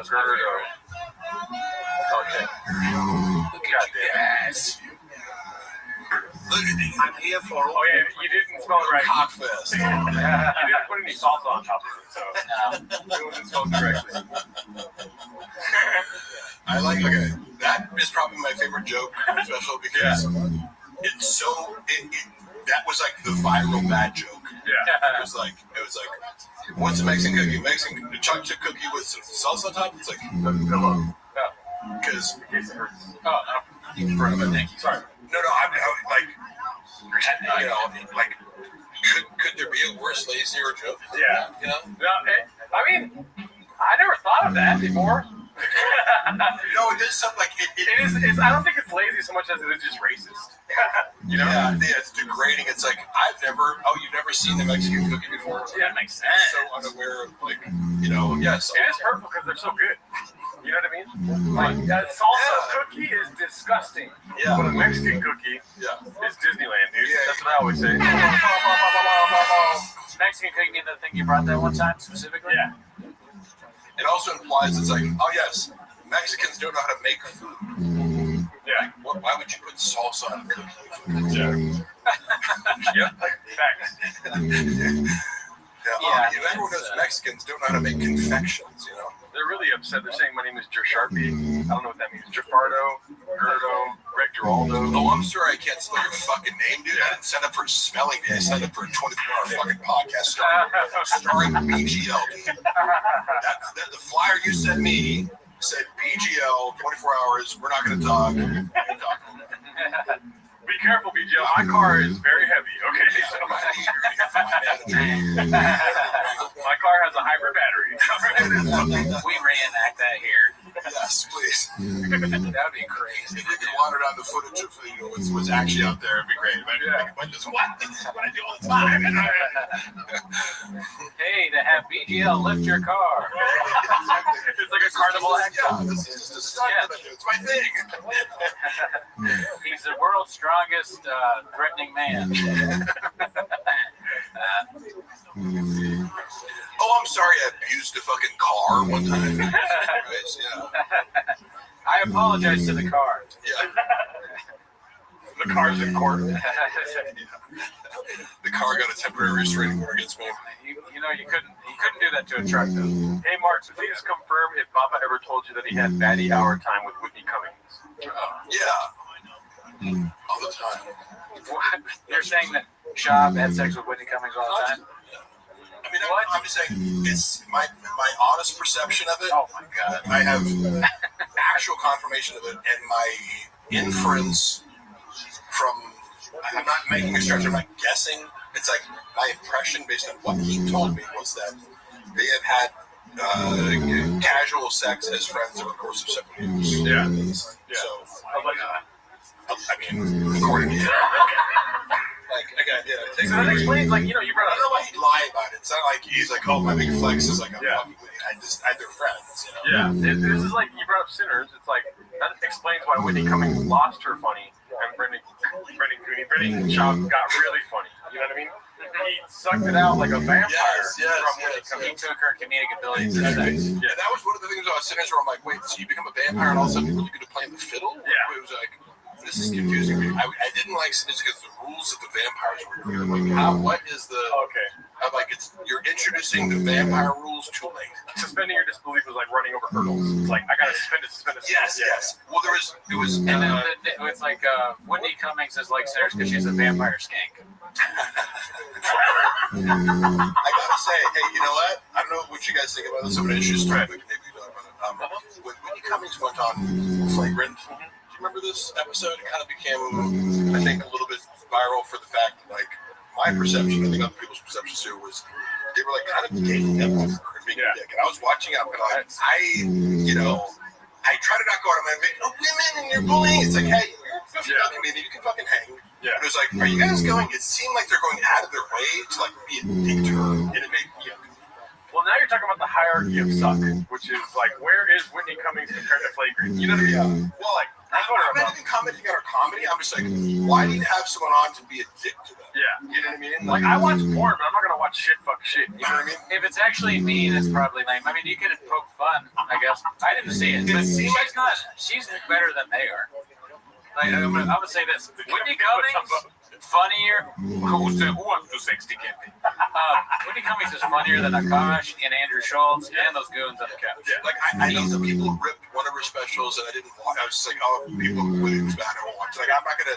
People are like, oh, burn your boat sucks. I don't really feel the need to watch shitty stand-up specials. Yeah, right. But like, dude, you watch it every week. Like, I've seen Whitney. There was one where she had like an AI robot, and I was like, oh, that special was good. So I've liked Whitney Cummings specials. Jokes. Jokes is the one with the robot. No, because we watch Jokes. I'm just saying, I don't think of Whitney Cummings as a bad. Like, I know maybe some stuff she's put out was poorly received, but I've seen enough to go like, yeah, she can write jokes. She's better than Brendan, whatever. But I just remember watching the Flagrant episode, being like, they're really going out of their way to like be like a group of guys kind of ganging up on her. And she calls it out. She's like, "Are you guys like really doing this right now?" Yeah. Like, they're going, "Oh, they're kind of gaslighting her." Like, "Yeah, just change it." It's like, but you're being meaner. Than, like, you know, when Logan Paul's on the episode, you're kind of kissing his ass. Yeah. And, like, Yeah. being a dick. Yeah. You know, it's just. That's funny to be like treat Mike Majak way better than Whitney Cummings. Yeah. Like he's a god. Yeah. They can't insult that guy. It's just a little trashy to be like, but when a girl comes on, it's like, we're gonna bully her. Like, like, I don't know. You gotta bully everybody if you're gonna bully. Yes. Or nobody. Keep the same energy. Everybody get these jokes. Yeah, it's just weird to like crank it up like in a, not because it's not one-on-one, which I would get if you're like, okay, I'm gonna interview a girl a little bit differently, or maybe add some tension vibe to it one-on-one. But it's like, there's 6 dudes here. Yeah. It's like a couch full of guys like all trying to like take their shot at like, you know, like roasting Whitney Cummings. She's horrifically bad at comedy, but so are they. So it's not fair. Yeah. Again, all that aside, it was like on a human level, like I feel bad for her. Yeah. You know? I kind of feel bad for her too. Sometimes I watch her, not just on that episode, just in general. I feel like she's a confused person. Yeah. And she's constantly under attack. That is for. It does seem like even when she's not being horrendous online, she's being attacked. Yeah. When she's just being normal, kind of. Yeah. So she has a target on her back. It seems like. one thing, so Tim Dillon riffed about this, about going over to her house, and it's like, he was like, one of this great rants about it's like, you go over to her house, and it's like, you got a 20-something hit with her. Like, he's describing, like, the, menagerie of people that are at Whitney Cummings' house at any given moment. And I remember I saw that after Brendan Schaub had kind of confirmed, like said something similar to me in private about, like, who hangs out with Whitney Cummings at her house, like, people who take drugs, and it's like a weird mix of people. The idea, kind of like, we got January 6th shaman. They got certain, I can see him there. There's a certain weird kind of oddball collection of Hollywood people. The lady from the Cincinnati Reds that was racist back in the day, she died. She's probably there. Yeah. So Brendan described it very like Tim Dillon like ranted about it to her face. It was like really funny, and she was like laughing in acknowledgement that it was accurate. I'm like, that gave me some insight into like. I think she does probably use a lot of drugs. Like, okay. Yeah. Who's the guy that killed Khashoggi? That guy. Ben Solomon or something. Yeah. He's probably there. Oh, Khashoggi. Fuck, man. The Ayatollah's in the corner. For a second, I just imagine she picks people like her. Now she's gone right-wing, so she can't have like Reese Witherspoon. Yeah, she's super right-wing now. She can't have like, fucking the Disney stars over now, but she's transitioned a little bit. She's gonna have more like right wing people, like Tucker, or maybe comes or whoever, Christine Levitt, and the I don't know, women that are conservative, I guess. Yeah, Tim Dillon. Women that are conservative. Oh, and Tim Dillon. Okay. I mean, I think she's somebody that just doesn't. She's not authentic. She's struggling with her thoughts, so she just asks herself, "What do people think?" And then she does that, And so that's what you get. Oh, what's cool? She's a constant. Is this cool? Yeah. What's cool right now? Okay, that's what. Wow, Matt Rife's not cool anymore. Sometimes people will wake up and meditate or pray or something, but she wakes up and she goes, "What's cool?" Yeah, exactly. She checks TikTok like Walsh checks Reddit. Do you guys watch TikTok at all? Because No, I don't really. And I kind of like draw the line there. When someone sends me a TikTok link, I'm like, if you're not sending me this on the app because I'm not on there, iMessage me a fucking TikTok link. Same thing with Facebook. My mom, all over Facebook. For some reason, I'm a hypocrite because I go on IG, but I'm like, one social media app that's addictive is enough. Yeah.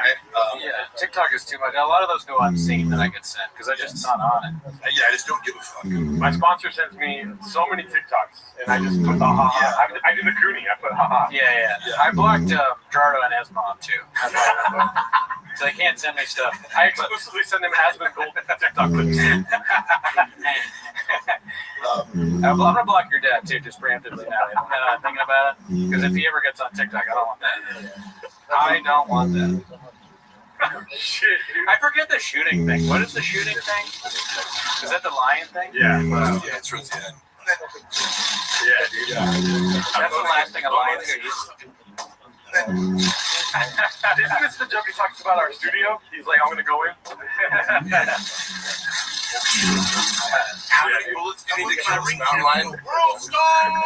World Star! This is closer. Yeah. Crazy. This is such a bad joke. Yeah. Some would say the worst. I heard that he wears those night vision goggles, but they're not on, so he's just blind. Dude, could you imagine?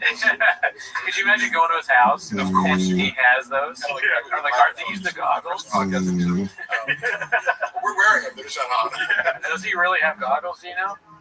It wouldn't Does he have night vision? I know he has guns. I don't know. He has guns. Which is also like when he was claiming that I like broke into his house. I'm like, why would I visit my ex-boss who like has AK-47s in his house? What kind of fucking? You know what I'm saying? Like, wait. So like, why would I go harass like a UFC heavyweight fighter who has an arsenal of weapons? Yeah. Like, and who's like, father-in-law is like a LAPD officer. Like, I'm like, on the bullet, it was engraved that if you're reading this, you're redacted. Homeless cat. Yeah, eat this homeless cat. Fuck, man. Catch this, you blockbuster. He's definitely coming for us at some point. Yeah. I'll fight to the death. It's a matter of when, as opposed to if. I remember because it's funny, like when he chose to. I would love to. Earlier you asked about Akash giving notes. Yeah. And one of the things I wanted to comment on was like It's like this mountain line. How do you give notes on somebody on a stand-up special that's already been filmed? Yeah. You shot it, motherfucker. It's like, hey, can you give me script notes on the movie? It's like, well, that would be at the script stage. You have to watch somebody's set and give them feedback. Yeah. Right? So he was doing a lot of, like, can I get feedback on this, on his finished product? And it's like, well, unless I have access to all the footage and angles and jokes you took out, I can't, like, unless I have the raw footage, how can I give you notes? I'm like an editor, and that would take so I remember he was just, like, thirsting for, like, is this good? Hey, Rogan, is this good? Then it doesn't get back to him, or he says, oh, hey, I'm proud of you. And then later he says he didn't watch, that story was like, did you watch it? You didn't watch it, Yeah. And he's like, well, clearly he didn't fucking watch it. He was just like, yeah, hey, great job, buddy. Yeah. I'm doing 8 3-hour podcasts. I definitely have time to watch it. There is precedent for that, though, because I think it was Joe DeRosa just did his special. Yeah. And he said that he had already filmed it. I keep thinking it's whenever he's the ones in Dallas. See, because it doesn't happen. Anyways, that's our donation. But Joe DeRosa filmed the special, right? Ladies and gentlemen, I'm the Bro Whisperer. I'm not used to that. A demo. We got your own mails. That's what I specialize in. I'm a real cockflash. I'm the Bro Whisperer. I'm the Bro Whisperer. Is Chin's family dishonored by him, Mark? Oh my God, that's aggressive. Probably not, because he's maintained steady employment. Have I told you? I don't know. I don't mean to be repetitive. The connection that I see between Korean culture, what I know about Korean culture via Malcolm Gladwell book, and do you know about this? Like how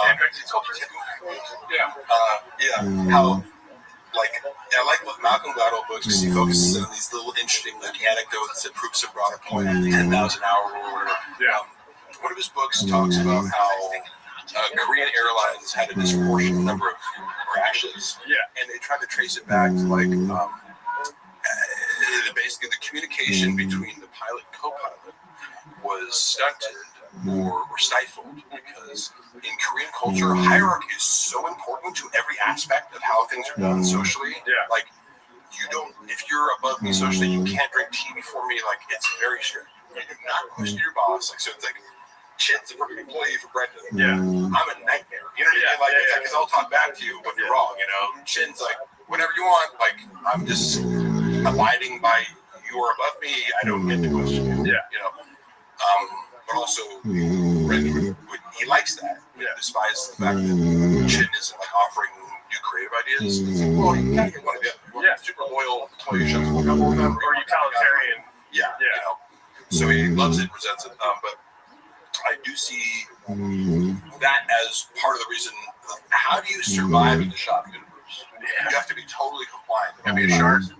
You can never stop swimming non-threatening. You gotta be it's like he either has to have some sort of leverage over you or be so vital or whatever. It's like, like I said to Chris D'Elia, is like, if you're funny enough, it's like Chris D'Elia can do no wrong just because he's like so vital to his world. He looks up so much to him. You're either like a god to him or like an appliance that never questions. Yeah, he is like a Jeffrey Epstein-sized void of like, why does everyone keep Chop around? He's not funny, and he sounds like fucking terrible to be around.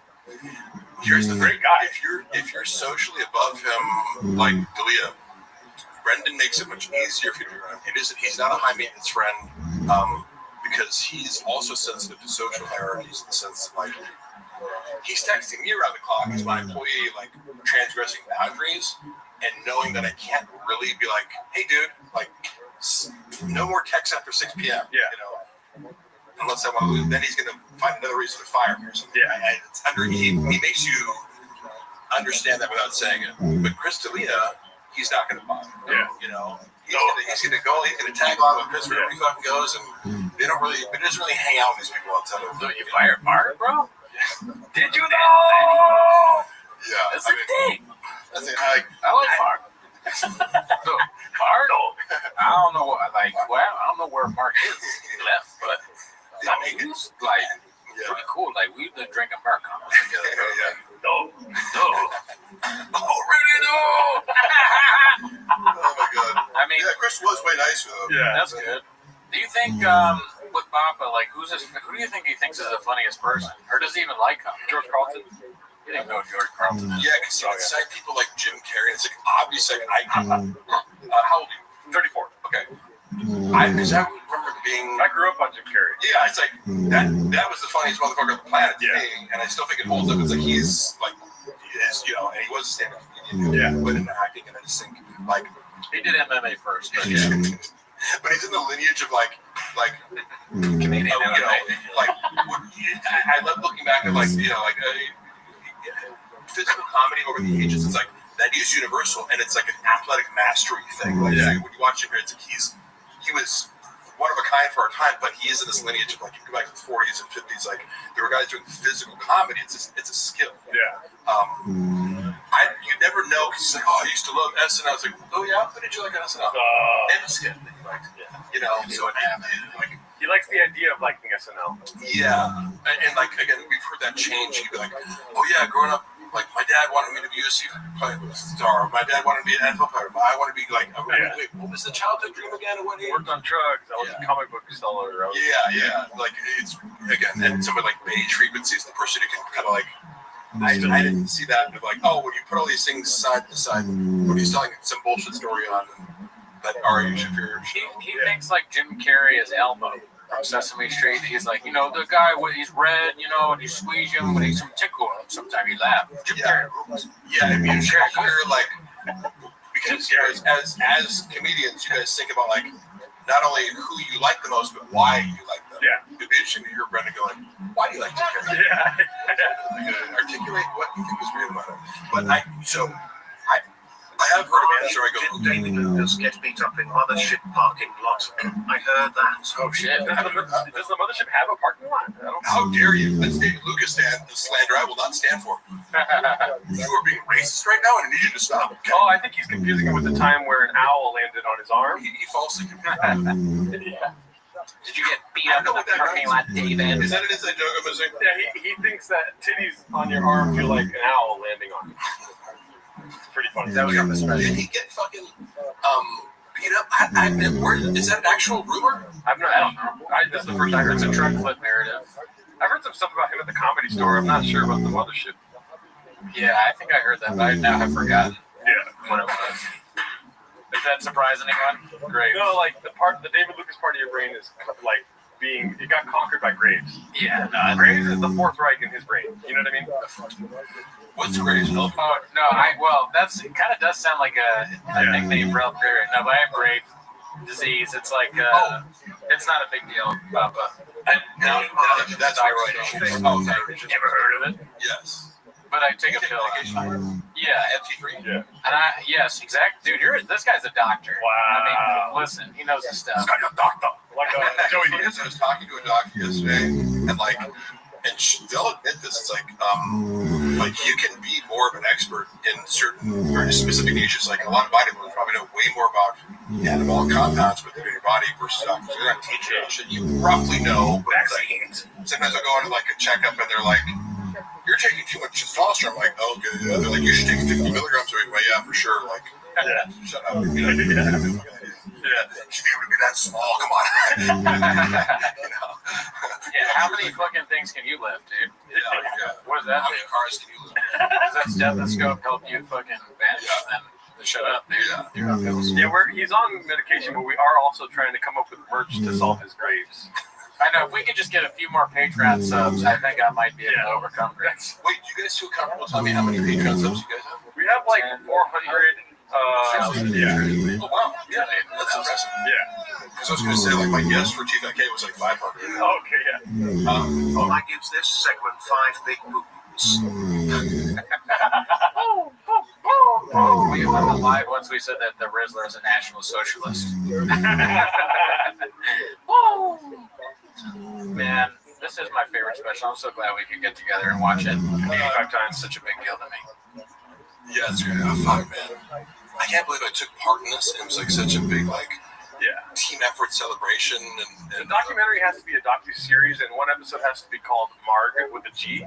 Yeah. And it's like, it has like AC/DC music playing, like a silhouette I like of that you. this is a joke of yours, but like I can actually. Oh no, this is not a joke of mine. No, this is not a joke. I'm being 100% serious. I'm sorry for. No, I like because I like the idea also of like books, for example, written as oral history is kind of like different, like you just, it's like a story told of different perspectives about an event. Exactly. So The Last Dance is about the 6th championship. In that scope, they go back. I didn't watch that. I want to watch it. Yeah. I know everyone loved it. So, like, for instance, this is his 6th championship, his 2nd special. You know, the Gringo Poppy. That's the lens, but then the scope of it all kind of comes back to this. You're part of it. The whole history with you would be an episode, and it goes back to, like, I don't know how to make a documentary about the special itself, like a joke he told or whatever. Yeah. Oh my God. But it would be like Brendan Schaub would need to be involved because Michael Jordan was involved. And then this is like, like, dude, he would make shot for shot remake. Oh my God. Shot for shot remake. Just like there's a way switch out everything. Shot for like Brendan Walsh was alluding to earlier, like to get him involved. I agree with you. It would be pivotal. You could do without him. 2 words, dude. 100 million. You think he's gonna say no to that? Of course not. Yeah. This guy committed fraud for $100,000 after he'd already gotten like 2 words actually for you guys. We are rich. Yeah. Dude, could you imagine? I know that. We come on, just stay with me. We do a shot for shot remake. The part where Michael Jordan's like, and for some reason I took that person. Yeah. It's Schaub on the laptop, but he's watching Sesame Street again. Yeah. You know, another guy. For some reason I said giraffe. You know. North Korea with a beach. I'm trying to think of what Schaub's I took that person would be. Work both ways, like Bobby Lee. Oh yeah, the right. Yeah, that's your perspective. Yeah. That's your fit through documentary gets all these different people's perspectives. Andy Letterman. Yeah, that could be that. Oh my God, yeah. Who's Scottie Pippen? Brian Callen. Are you sure about that? No. What is that? Just wanted to do that. The thing is, like, his openers are better than him, you know. Like, whether it's whoever he brought up. We go through the whole lineup of the Chicago Bulls. Like, who's Scotty Kukoc?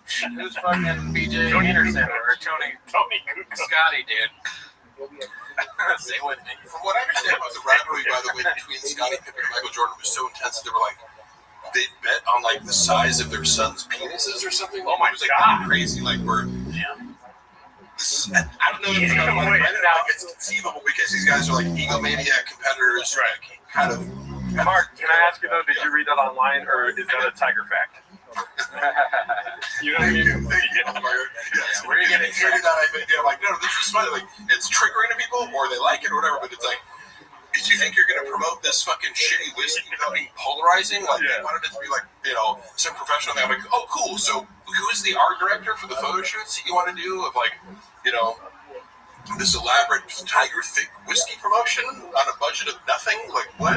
You know, maybe look at the Rock's page. Okay, cool. Do you want to do that with AI, or like, you know, you want to pay the Rock money? Yeah, or do you want me to fucking troll people into following this page? Your choice. And then I stopped managing it, and 2 months later, it's like taken down. I remember commenting on it. I got blocked on the page because I was posting every day on it, and like I got fired for putting an extra C. Yeah, the 4th C. Which took it to I was like, his screen ticket's got to review all my evidence. He was so fucking pissed at that. He was like, fuck, like he's telling like, dude, like one person saw it on Facebook because it didn't even. You can't hyperlink on Instagram, so it went to a Facebook account. Me and Jay were both like, there's a Facebook account? Like, it's auto-posting. None of us were aware of it. One person commented on it. It was like, no likes. One, hey, might want to check the spelling. And he's like, motherfucker. It was like as if he just like accidentally, you know, uploaded a picture of himself fucking a dude to the internet, you know, and he's oh my God. It's like, it's happened all of us. And then I get fired, and it's like, okay, so wait, like, what? Like, you know, I'm getting, and then when you go, you assume you got someone else lined up, right? And then I watch it, like when I left, I was like, how come no one's posting to this page? And, you know, like, hey, how's the replacement going? It's not been fixed. Yeah. We're actually in hour 5, y'all. What the hell?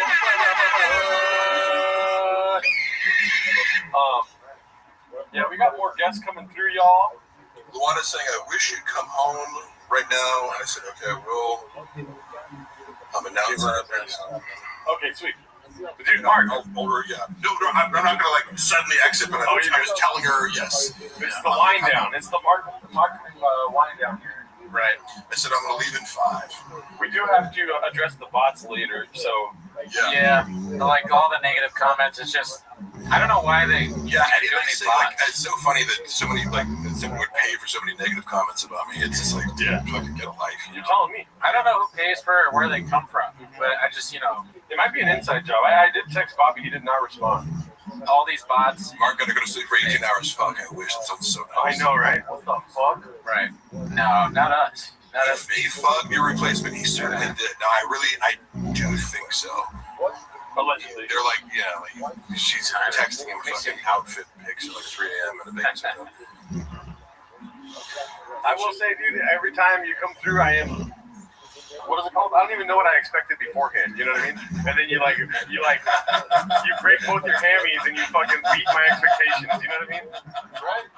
Oh, every time you're like, hey, let Mark ramble on forever. What you got? I appreciate people looking at that. People are like, "Are you guys gonna get food?" And I'm like, "Mark is cooking." I told Luana that I'm like, "Let me cook, bitch." Because sometimes, Luana's personality, here's where we conflict, is like, sometimes oh, fuck, man, I was along with some evidence that I was, reviewing, you're looking at old shit on my phone, and I'm like, I found this recording of, we lived in this apartment, and, my cat was killed by somebody who I believe, we have reason to believe it was, an Airbnb against to an adjacent place, hit our cat, and it was, very traumatizing. So I don't mean to be flippant about this. It was horrific to us because it was somebody killed my cat, ostensibly from a car accident, put the cat on top of a cardboard box that had been turned upside down. And then a neighbor was knocked on her door Sunday morning and was like, "I'm sorry about your cat." And we're we both lose our mind. We run out, and then it was the area where she used to hang out in this the grass area, it looked like a car had driven over the sprinkler, the sprinklers burst. I was like, wait, Buffalo usually hangs up there, and it's it was an Airbnb that we were already annoyed by because it's you turn this apartment into an Airbnb and now people are coming in left and right and they don't understand the situation, playing music, blah, blah, blah. Yeah. And I was just trying to get answers and closure from the person who runs the Airbnb. Yeah. So I was like, I got a hold of this guy who ran it, and I was like, well, first of all, the guy who cleaned it, that's where they're contacting. And I was like, hey, do you have your boss's number? We just want to know, we just want to know what happened. You know what I mean? We're not trying to sue anybody. It was just we know what happened. Closure. Yeah, closure. Yeah. And immediately they were like, we did not do anything. Don't text us while I was like, whoa. And then I found the number for the guy who ran it, and he got in touch. I think he called me or something. It must have been because it was I didn't get the number from that guy. Then I get a number from this. It was hello? And he's he just started screaming. He's like, you fucking on the fucking. He said, I'm going to kill you on the phone. Oh, my God. What? Who the fuck is this? Some guy named Vito? I was I had no idea who he was. I know this guy screaming at me on the phone, telling me he's going to kill me. And I'm it's trouble because I'm my cat just died, and and I'm just looking for closure, and you're telling me that you're going to murder me? Asking questions about it? So I was so I had to eat that, right? Because I'm I have no idea who this guy is. He's then blocked me, and I can't, and then, a week later, I'm coming home from the gym, and I see these guys in front of the Airbnb. I'm oh, that's Vito. And he's this small, Asian, Filipino, gay man. I didn't know what Vito. I was I'm assuming this is some Italian dude or something. Yeah. But I figured out because they're looking around and looking. Oh, we gotta hear. So I presumed I go.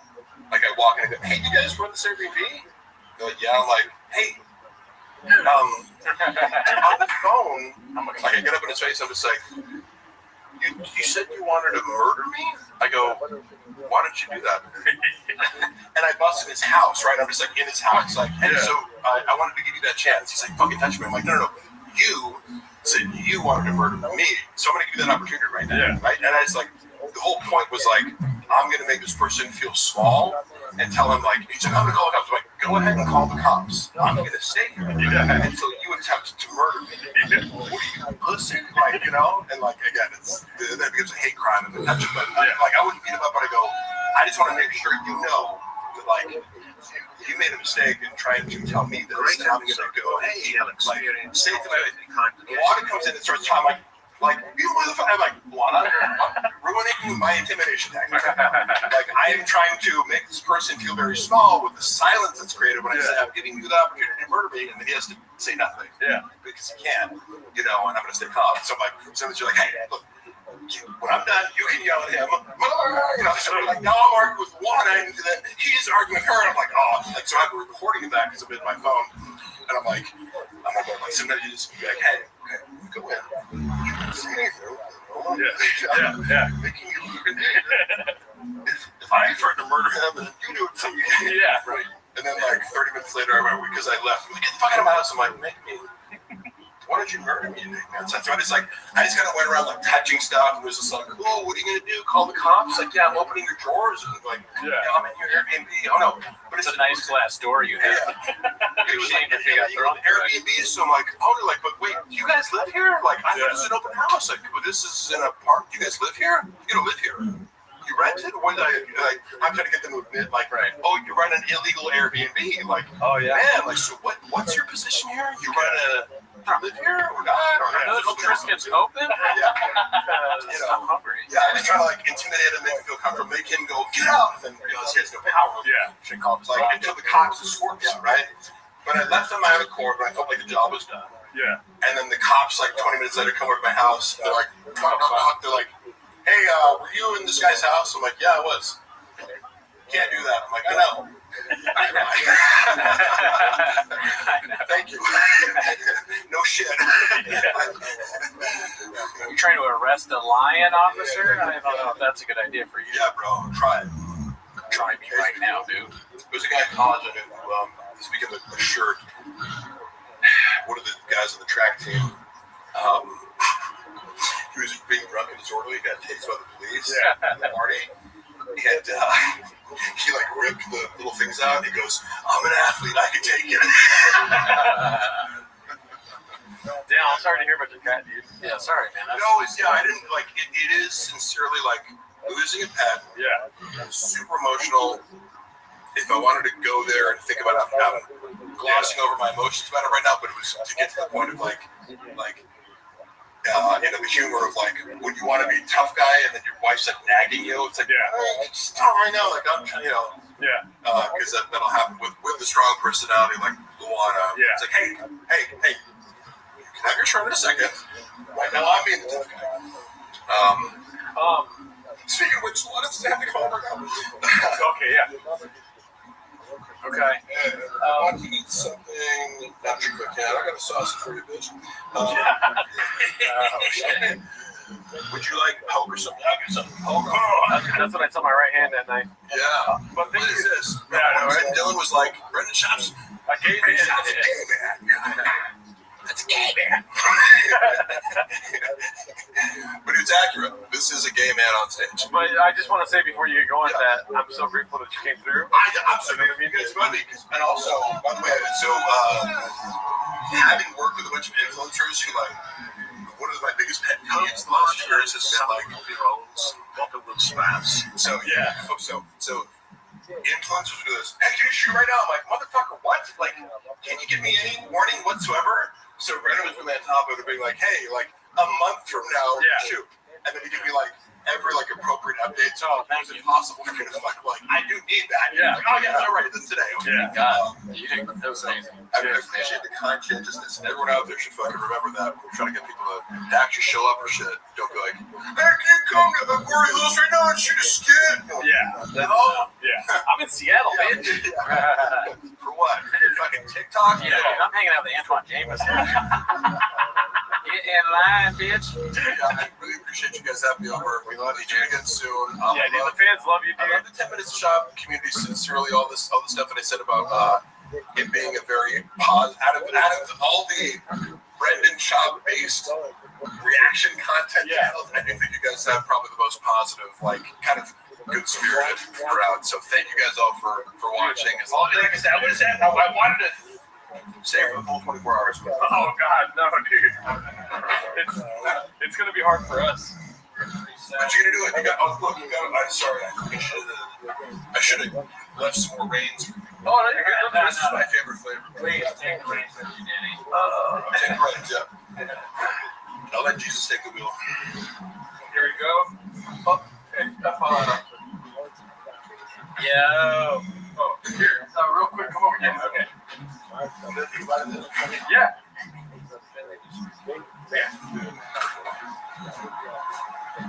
Just stand here and talk. Cool. All right, everybody. We had, dude, take it with you, man. Take the whole thing. Yeah. Have fun with it, dude. Yeah, comments right here if you want. Okay. Here, let me see that. You see that, man? All right, guys. Mark, see you, buddy. You're the best.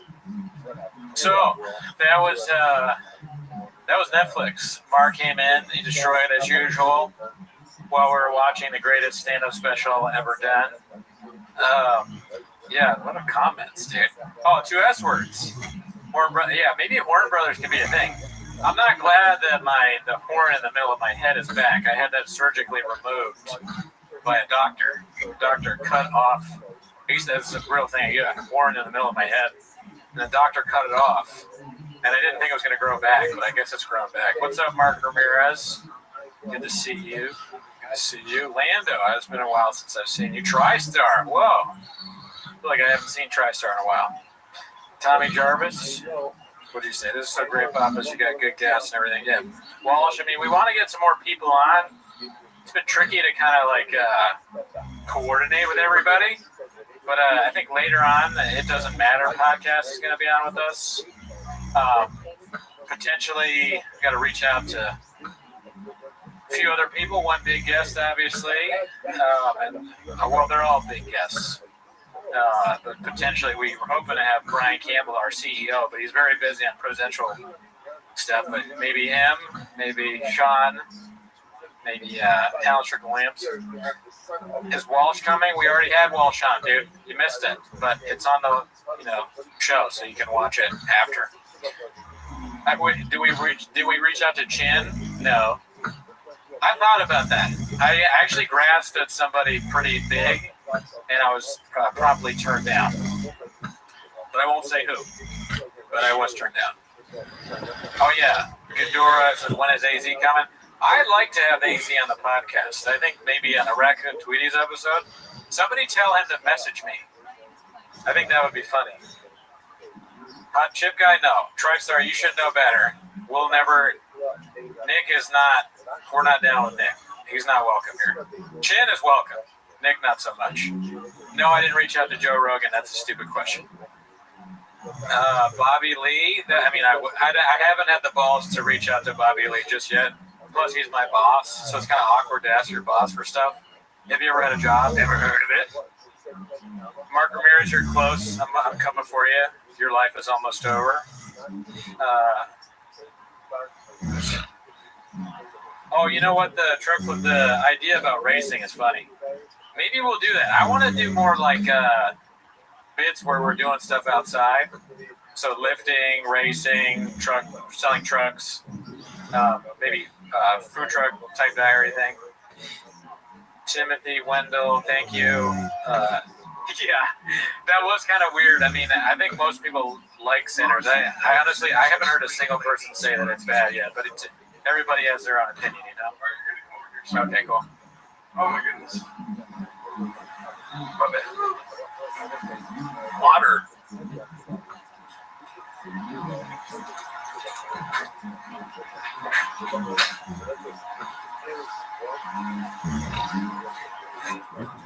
Oh man. Give it up for Gerardo, dude, organizing all this shit. I mean, how do you even film in this thing?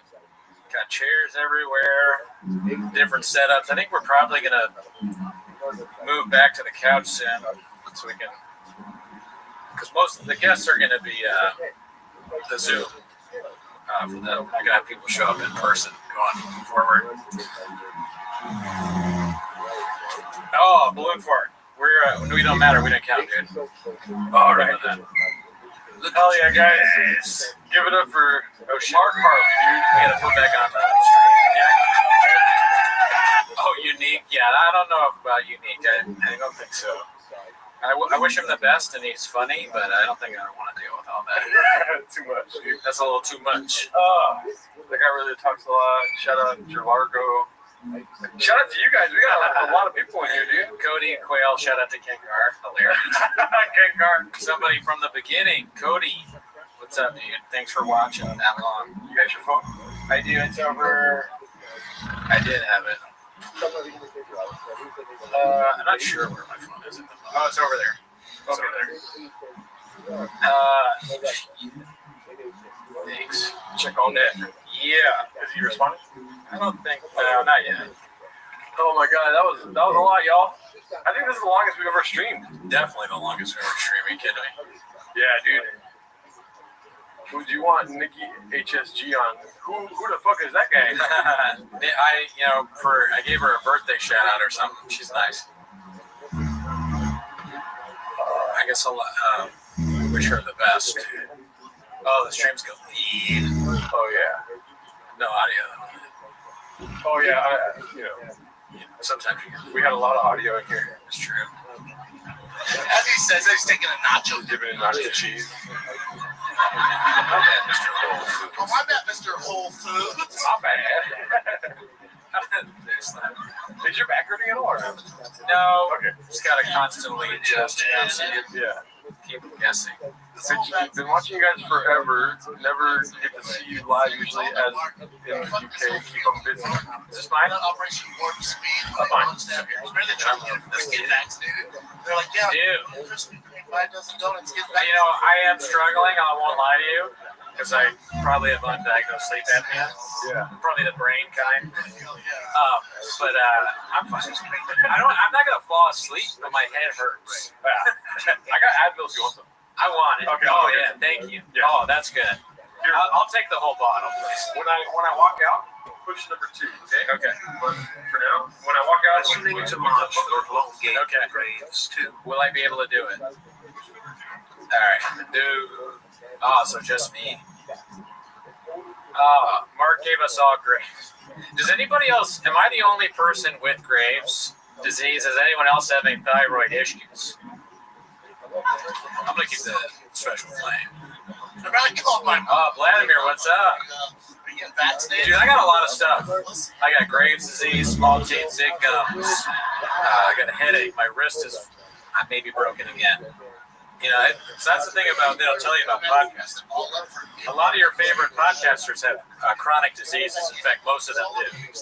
Part of having a black belt and being very good at talking for a long period of time about nonsense is you have to have something that's threatening your life. In 20 to 30 years, I could be dead. But right now, all I have is a headache. So it's not really that big a deal. Thanks. I got it done. I got that. I was telling him part of podcasting is having chronic disease. I think that's true, though. What is it that got you? Mark Harley being here or the Green Coffee playing? I would say it was the inherited grapes. And probably after. Maybe the drink and the food. We've never heard of. Just blast them all. But, I'm fine. We're not the only podcast that's sick. Yeah. We do. Nothing I can't handle. I feel pretty good. I feel great at it. Cooney or Gerardo? Wait, there was some fan funding that we didn't see. Holy shit. This is the payment for my Raccoon Tweety Special Edition Rain. Thanks. Listening to Mark for that long gave me Graves too.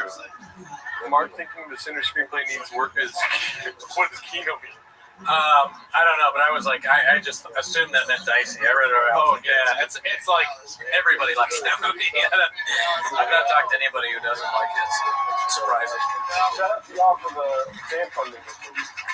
Actually, no, one person did say they didn't like the tone of it because they don't like vampire shit or something. Yeah. But I don't agree. Yeah. So is that your takeaway? You know what I mean? Yeah, I mean, it's that movie is fucking rule. Oathman, shout out to Oathman for being in here, dude. Oh, hell yeah, dude. Oathman should be on the show later. Yeah, he's able to. Still a little early. I'm not locking us back. The IDM boys. I can't go through the lockdown. Straight up. Thank you, Oathman. That last one. It's nice, Melly. I donated over $20 in less than 10 minutes. Thank you, Tony. Yeah, dude, I stayed up until like 1 in the morning setting up. The MNXT says as soon as Cooney transitions to the couch, he's falling asleep. Yeah. Like a I should DoorDash Red Bull. I would drink this at gunpoint.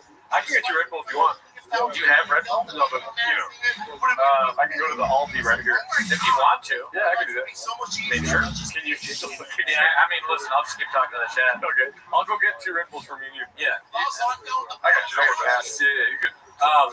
That's what. Yeah, when Gerardo leaves, he's getting a drink from me, and I'll just make fun of him. I also, what's it called? I got a free trial on Zoom, so we're good. Oh, sick. Yeah, I gotta cancel that. Yeah, I'll keep an eye on it. Yes. And would you rather sit on the couch or no? Up to you, bro. I'm fine here or there. Everything's already set up for the couch if you want. That's fine. Okay, cool. I could always sit this chair too. It's more comfortable. All right, okay. Yeah, dude. I mean, Red Bull Run seems healthier than what my original suggestion was, which was to order DoorDash pizza. Every time we have pizza on the stream, it goes really bad. So I think I'm just gonna live off baked goods. Earlier, when I were like planning this shit for the stream, it was kind of, we've been telling you all about this for weeks, but I'm not gonna lie to you. I won't sugarcoat it for you. I won't put sugar all over your dicks and vaginas and tell you it's delicious. We didn't really plan a lot, I would say. Like, we were just reaching out to people like, can you be on? Can you be on? Then we're like, we need Diet Coke. So Gerardo got Diet Coke. And I was like, what kind of food should we have? He's been streaming for so long. So I was like, what bakeries are open? So, I need coffee cake. And, I wasn't going to get donuts. I wasn't, but I love donuts. So I got a bunch of bagels. I'm so tired, I forgot where I was going. Just check back in with the chat. Brian Hardy, where did you get the Puig jersey, Daddy? Okay, I got the Puig jersey on, what is that site where it's like, I've never used it before, where you bid on things. That's how the Graves is hit hard. I got it on that site where you bid on stuff. And I wasn't sure about jersey sizes, so I had to chat GPT what is large jersey size. If you don't know, 48, Daddy. eBay, that's it. See, you asked the question, you knew the answer already. That's the kind of fan we want. Thank you for helping. I got on eBay, I bid a little bit under, and I won immediately, and I was like, damn, I should have bid way less. I said, you're in a group chat with other parents, dumbass. Fucking, but it wasn't that expensive. And it came. And then, like, yesterday, I got a little surprise for you, Gerardo. And he was like, oh, I think I already know what it is. I had forgotten that I texted him. Oh, shit, Gerardo's calling me. I'm going to put on speaker. All right, you're on speaker. You know I want sugar-free. Don't ask me a stupid question, okay? Thank you. I appreciate it. All right, I'm sorry. All right, later. Dude. Would you guys are sugar-free people, I'm assuming, right? I mean... Is it? I'm glad that he asked, but because sometimes people aren't. But I gotta have a sugar free. But anyways, I was talking to Gerardo, and he's like, I think I know what it is. I'm like, what do you mean? He's like, the Yasal Puig thing. Apparently, I had texted it to him earlier, and I forgot. It's just, I mean, the Graves is really recently. I just don't remember anything. I might have even just said that twice. I'm not really sure. Yeah, dude. I mean, all sugar-free soda is pretty good. So I think it's all great. Nina Bone, would have been cool if you guys could have gotten Matan. I don't have any connection to Matan. I think he's funny. Sure, it'd be great to have him on, but I don't know anyone that knows Matan. So if you all know Matan, you can tell him to come on our show. If he has the time, we'd love to have him on. He cracks me up. Originally, I was sort of like, I don't know about this guy, but now I think he's hysterical. Cursor. Cooney doesn't put sugar all over his Red Bull until that's exactly right. I couldn't have said it better myself. Thank you, FB. Appreciate it. Thank you. Thank him. Is the light count good? I haven't looked at it. To be honest with you, I don't even know how to check. Gerardo does the checking of light counts. I'll just trust your word for it, Trentfoot. But yeah, definitely like the video. That would be helpful. We got Patreon content. We just watched Kill Tony. We watched Jordan Jensen's new stand-up special. Jordan Jensen's funny. She like Jumpy. We enjoyed it. Pretty good. Pretty good stuff. We watched on the Patreon. We watch specials and we review them. Never heard of it. Synthetic sweeteners give you cancer. I'd rather F up my teeth. Listen, Skinny Popeye. I mean, you could just drink neither one. Don't F up your teeth. You gotta make sure you got a dentist, B. You don't want to end up. Gerardo's got all sorts of teeth problems. I just have small teeth, but I don't have any cavities. Gerardo's getting like a root canal soon. I don't want that. And that's true. Tristar brings a good point. Everything gives you cancer. Fucking, I'm gonna turn back on the special now. I thought you would like that. Listen. Then fucking Gringo Poppy probably gives you cancer if anything else. Listen, Dallas. Nah. Thank you for the food, but nah, I don't. Nah. Field Trippers, you're wrong. His singing his ass. Hard disagree. He's got a good voice. I mean, he sings well. The real deal, Holyfield, y'all. This shit is the real deal, Holyfield. This shit is flat asses before her. It just never would work out. I'll freak this one. Boys goes, dude, pop in. Hit 2 when Gerardo walks in. It's already I think probably 4. Is what with Gerardo. I should hit 4 just to fuck him. Should I hit 4? Spicy. You want spicy? Thank you, dude. Let's talk about oh shit, dude. There's one, so I had to buy 2. Okay. Oh no, you go. Go. Dude, when we first got together, she was looking authentic Mexican food. What flavors are they? White gummy. Sour gummy worm and white gummy bear. White gummy bears is a strange choice. Why white gummy bear? That's so weird. Rain is like racist or something. What is the question? Gerardo trusts me so little with like streaming that he is doing a poll with 3 energy drinks in his hand. If I let you do it, the computer will break. White gummy worm. White gummy. I fucked it up already, dude. Sour gummy. Is he not a Puerto Rican shortstop for the Dodgers? I haven't had a Red Bull in like 5 or 6 years, dude. Something crazy like that. But I'll do it for the stream. Anything for you all. We aren't sponsored by Red Bull. Rain is. We have loyalty to Rain. However, I will not drink it because it is poison. Oh shit! Shout out to you, Timothy Wendell. Oh my god, it's so good. Yeah, I missed this. I will regret this in 30 minutes. Oh, dude, it's close. Dude, let me ask you. Oh shit, it's a tough question. Let me ask you all a question. Anybody ever remember 5-hour energy drinks? I mean, I used to like to drink those and watch the Gringo Poppy solo. But no, dude, those are like Sal Volcano. We watched him on the Patreon, and the one thing I agreed with him about is the feeling you get from having a 5-hour energy is indescribable. Yeah, it is not a good feeling. Yeah. The second you drink it, you're like, oh my god, why? Why did I do this? What kind of job is this? That I need 5-hour energy to do it. That was when I had the most hourly of hourly jobs. Bookstore, restaurant, smoothie guy. I was like slamming 5-hour energies, making smoothies with apple stickers in it. Hey, mine has a sticker in it. Who's the guy making it? Oh, I'm sorry. I accidentally left the sticker on the apple. I apologize. Here we go. Dude, everything they eat, bean cheese. Like, oh, I just got about this shit. Dude, everything they eat, bean cheese.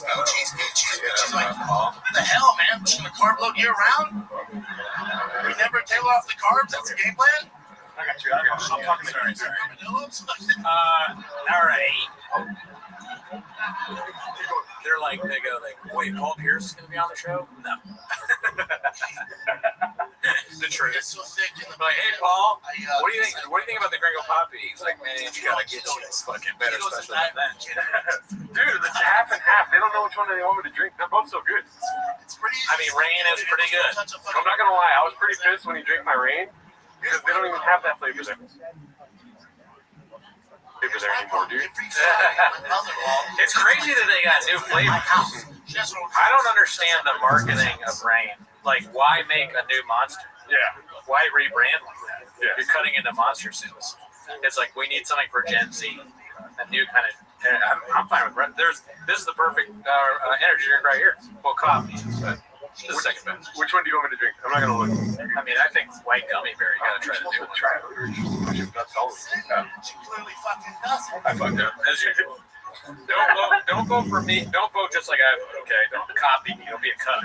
All right? That's the last thing you want to be. Don't cuck off me. I'm gonna vote with your heart. I'm gonna wait till it says 5 minutes ago, and then I'm gonna choose it right now. I don't need sycophants, okay? But if you criticize me in any way, you're a bot. Yeah. I was so upset we should have started the stream off with the bots thing.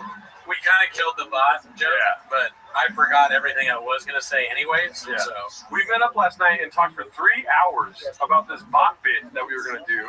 It's not a bit, it's for reals. We're done with the bots. Yeah, no, there's no bit. No more bots. You know what I mean? We're going to focus our attention instead of on the comments, on coffee cake, stuff like that, donuts. It's just crazy, like the comments where they go like, "Oh, go back to Timos every week." It's like, all right, bot. Yeah. Like, do you think I was born yet? Do you think this is my first rodeo? Yeah. That's what I told Jaro the last week. I was like, there's a lot of people, and I told him to sit down so you can take it. I was like, I got to talk to you. There's a lot of people that are watching us right now that think it's actually the first time that we've been to a rodeo. And he was like, you know what? Yeah. Right. You said that. I remember you said you're right. Yeah, I told you, I was like, there should be bots that put sugar all over our dicks and tell us it's delicious. You know? You're like, both of us have been to many rodeos. Yeah. I did say that. Yeah. We talked a lot about rodeos after that, bull riding. Yeah.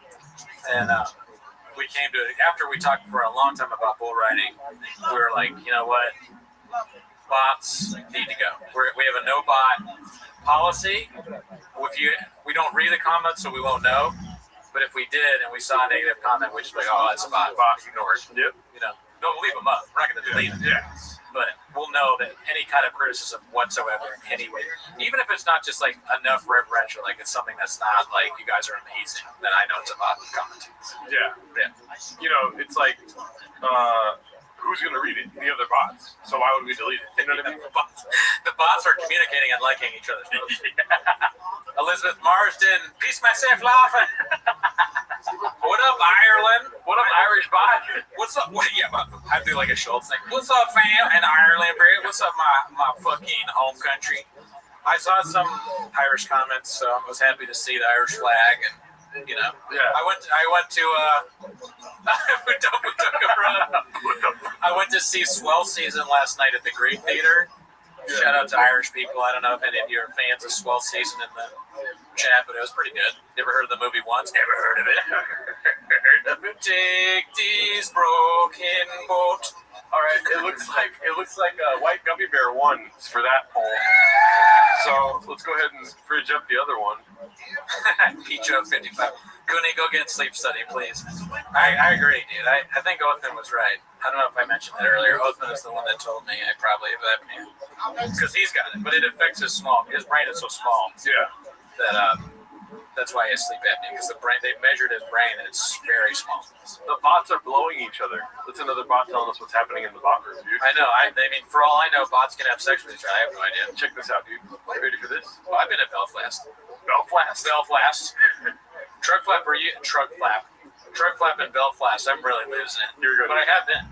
You ready for this sweet, sweet sound? Yeah. Of that rain, that nectar. Thick nectar, dude. Ready? Ooh, ASMR, dude. Shit, dude. Yeah, that's crazy. Try not to buzz, dude. Trick flip time about Black Cab Tour. I've been on it. Not good. Damn, that sucks for you. It's way too sweet, dude. Oh, it's really sweet? Yeah. You want some? No. Okay.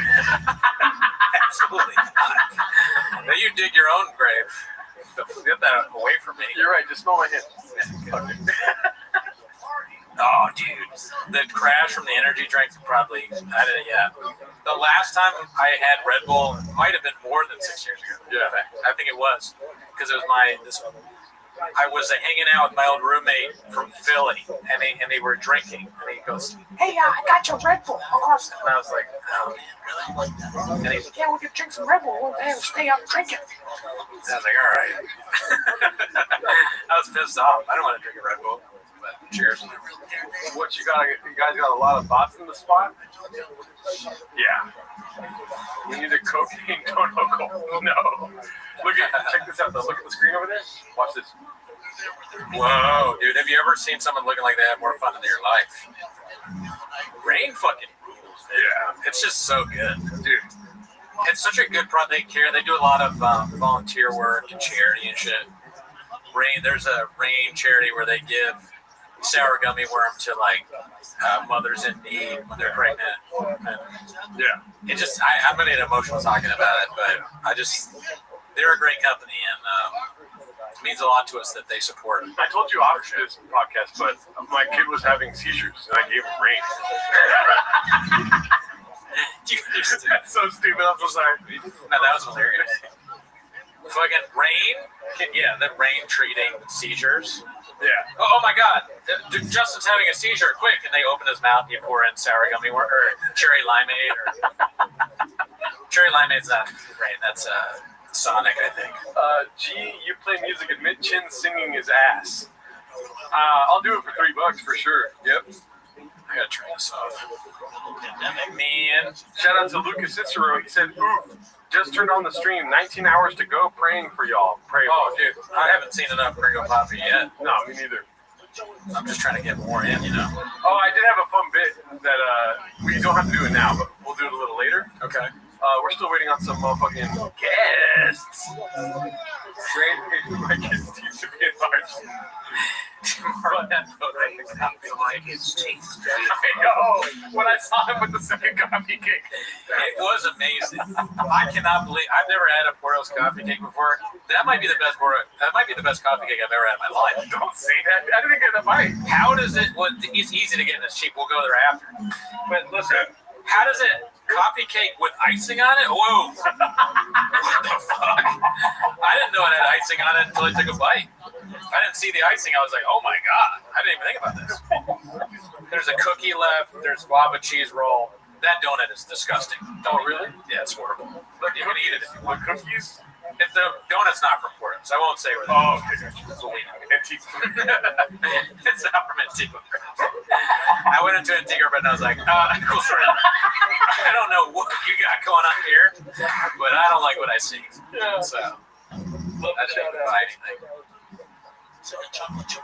I mean, it's Lucas's birthday yesterday, so let's just say happy birthday, Lucas. Happy birthday, Lucas. From all of us over here at Timos and RT, dude. Yeah. Dude, that's so funny. He ate both. I can listen to you talking about coffee cakes literally for 24 hours, dude. Oh, thank you. That's the next 24-hour stream. I just love bacon. And so I'll give you another thing. Well, let's hear this. During stream. Thanks, MXC. I mean, to let you in behind the curtain, when I came here, Gerardo was asleep. I told him when we were recording. I mean, we both agreed on when we were recording. I told him when I'd be here. Yeah. Gerardo was asleep. I called him a few times, and then I was like, you know what? He's asleep. I'm gonna get more bacons. I tried to get coffee cake, but I was like, I'm not gonna drive far away, so I went to another coffee shop. Yeah. And or bakery. And then I came back, and he's still asleep. So I honked my horn, and then I went behind his window, and he's charging his car through his window. So I started screaming his name, and then I called him again. He woke up. And that all happened. Yeah. Then I woke up at 6 a.m. and I was like, Cooney's not gonna be here for a couple of weeks. Oh yeah. I sleep deep. Pause. I'm a deep sleeper. I woke up but early, but I knew I wasn't gonna have time for shit. I mean, you know, I mopped the floors all night. It's very nice. I cleaned all the floors. I took out my trash for the first time this year. It's pretty nice, dude. Remember it good here. Last time you came in, it smelled like, and you have bad smell too. Yeah, I have really bad smell. It smelled like a cat's kitty litter. Truly, a lot of things are wrong with me. I mean, I forgot about the bad. I can't smell. Like, God. Then we had a gas leak. My old roommate, he was like, "Do you smell the gas thing?" And I was like, "No." And then we called over the gas people, and we had a gas leak. And he was like, "It's not good that you couldn't smell the gas."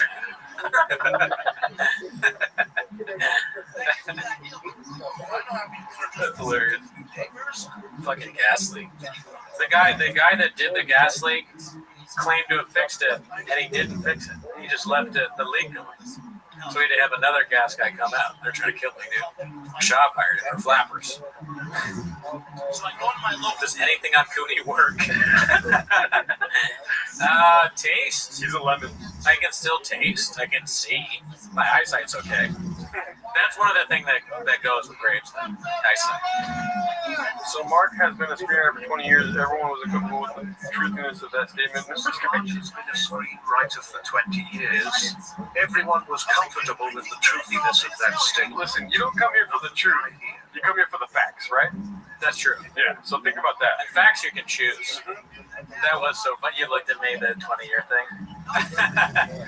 Sure, I've been a screenwriter for 20 years. That was awesome. I wish I said stuff like that. I like how Brendan Walsh, in the same motion he entered the chat, he left the chat. Yeah. He was like, all right, I gotta go. See you later. No, listen, you don't have to tell the truth when you're spitting facts, right? Yeah. That's what I say. You have no sense of smell and you have no sense of humor. Comedy, ever heard of it? Come on, dude. That's a bot. That's a bot, dude. Oh, that's a bot. Yeah. That is a fucking bot and a half. Oh, shout out to the subscribers, too, dude. We got a shit ton of subscribers today, dude. Oh, we just hit 10,700. Hell yeah. Oh, hell yeah. Yeah, dude. I mean, of course we did. This is the greatest special of all time. Yeah, there's a bit that we're going to be doing later. I'm excited to do it. I told Cooney about it when he got here. It's going to be, we're going to try to do some Gringo Poppy meditation, see where we can go. It's like trying to do DMT, but with a large dose, because we're going to be listening to this. You know what I mean? Okay. I'm with you. I hear you. Don't kill me. Don't kill me. Yeah, and then when you're in a meditative state, that's where you know where the real funny is, right? Oh, yeah. Like, I don't go to a comedy show unless I close my eyes for 10 minutes and focus in on my inner child, you know? Sorry, what? Lubinowski, I've met him in person. Never met him. If you guys want, I can make some of the fucking sausage salad. You go over there and do a cooking show? Yeah, I can do that. I got camera set up for all that. This is you. You're like, I could. You want to. You want sausage. I already told Paul C to bring sausage and salad. Love Timo's, but honestly, I miss when it was weak. David, listen. Bot. Yeah, bot. Like, your bot. And just because you use emoji, do you think we don't know it's a bot? Yeah. And then TriStar, thank you for calling it out. In the community, we have to stay together, stand strong, and call out bots. When we see them, David's son is a bot. Yeah. Okay? You're lucky you're not blocked bot. Yeah. Yeah. I'm not mad, I'm just upset. This special is skewed. Death to all bots, but no violence. No violence. Yeah. I low-key want to watch you cook together. I could teach you how to make some. Oh, how to burn a sausage and put it on salad? If you have, I think I know how to do that already. Oh, okay. No offense. Sausage salad all day.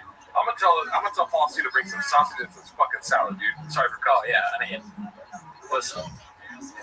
Eudora says make banh mi. Can you make banh mi? God damn, who's that? You guys gonna premiere any new songs today? Not today. We're not done with songs, okay? We're still doing Gerardo. It's working on some things in the kitchen.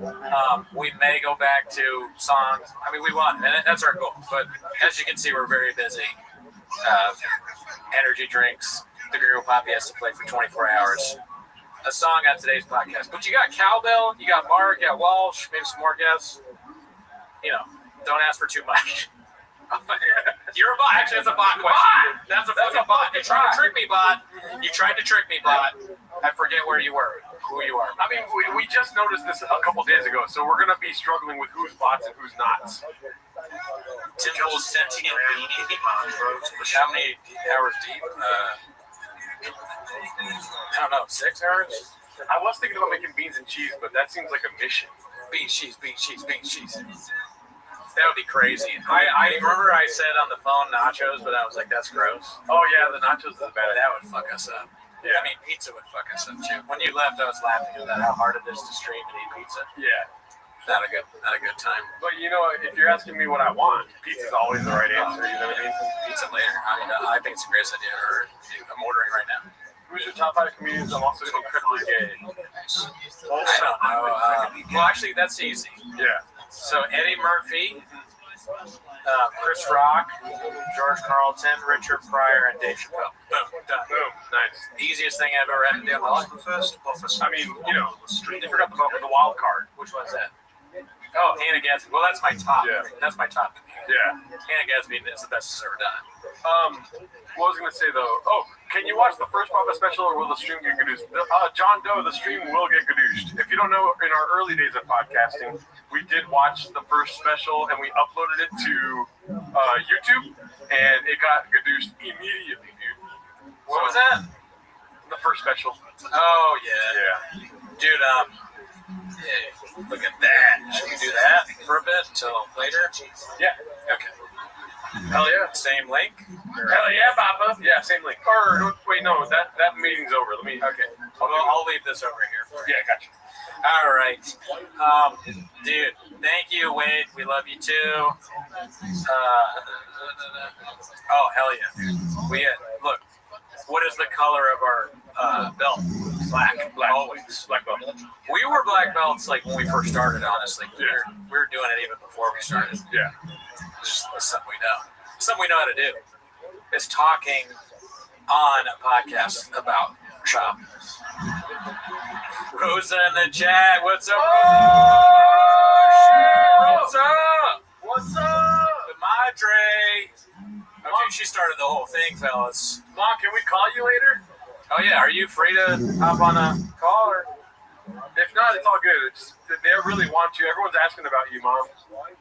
You know, the one bad bit about Rosa, she refuses to meet me in person. I went to the Norco horse party. I didn't see Rosa there, so that's all I'm gonna say. A little bit blockbuster, honestly. Yeah. I thought she was gonna be there. She wasn't. I'm excited to get a call. Okay, I'll call my mom real quick. Yeah, we can call. Let me see. Yeah, you call. Mom, no politics, yeah? Yeah, please don't get us canceled. Where's my mom at? Right here. How's the White House, Rosa? How's the White House? And did you hear about Trump? Oh, no. Oh, my. Why'd you start with Rosa? Control yourself. You told me not to. We told, listen, Rosa. What about Trump? He's the man. Oh my God, Mom. A bot. It's a bot comment. He's better than Poppy Gringo. That's for damn sure. That's the, that might be true. Can't argue with that. That's just tiger fact. Sheriff and Andre Hashem said my mom died Monday, and the Rosa bit is really making me happy. So, what? Yeah. Everyone else is calling you a Russian bot. I think that people are enjoying your call is what's going on. But we've told people that yeah, I'm a real person. I'm not a bot. Oh, okay. It kind of sounded robotic right there. That didn't help. It cut out a little bit. It made you sound like a robot. I am I'm getting over some sinus stuff. Oh, okay. Sorry to hear that. Yeah. It's called TDS. But the other way. The opposite. Yeah. Okay. What's the opposite of TDS? Austin brain. Rosa Alarcon has Austin brain. My mom has heavy Austin brains. You guys just be glad I'm calling. How are you doing, Mom? Everyone's happy that you're calling. I'm in the middle of cooking a vegetable soup with all the homegrown vegetables, and it's got beef in it too. Ooh, yeah. Okay. All right, please don't make any abondigas. Yeah. No. Or she calls it al-baha mode. Albondigas. Yeah. Say it right, Cootie. That's what I apologize. I'm basically Brennan Chavez. How's your day going so far? Nice little Saturday? Great. I got up late. Went and got some stuff at the store, and I came back and started cooking. Nice. Can you tell the people how often you cook beans and cheese? Every day. Does it go with every meal? Of course. There you go. See, yeah, I mean, it kind of does. Unless you're low, then you extra cheese. Oh, okay. Oh, yeah. You're lactose intolerant. Yeah. Also, how often do you have tater tots? Never. There you go. I mean, that's a white person handout. Mm-hmm. Yeah. I thought you were a shortstop for the Dodgers. No, what? Oh, sorry. Have tater tots.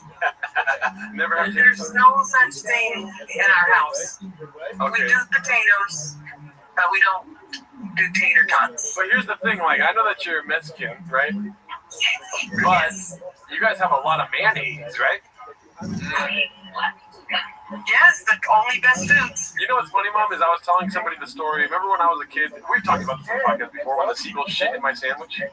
Yeah. Oh my God, yes. Somebody told me that the seagull laid a bunker buster in my sandwich. I love how Rosa goes, she goes, oh my God, yes, like, you probably bother her with the story constantly. I do. Like it's her fault. Every day. Just to live with the guilt. I'm guilt-free.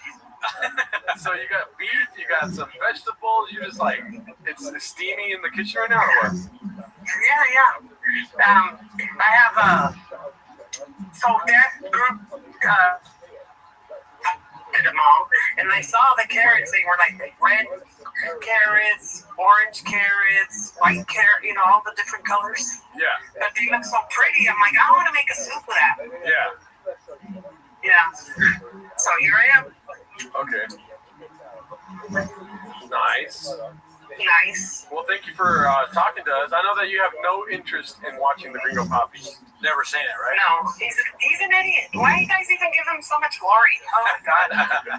Thank you. I appreciate that. You think that what we do is gloried or something like that. Glorified as fool. That's true. Did you see the guy that I had in my apartment earlier? Big muscle guy? Mark? Big muscle guy?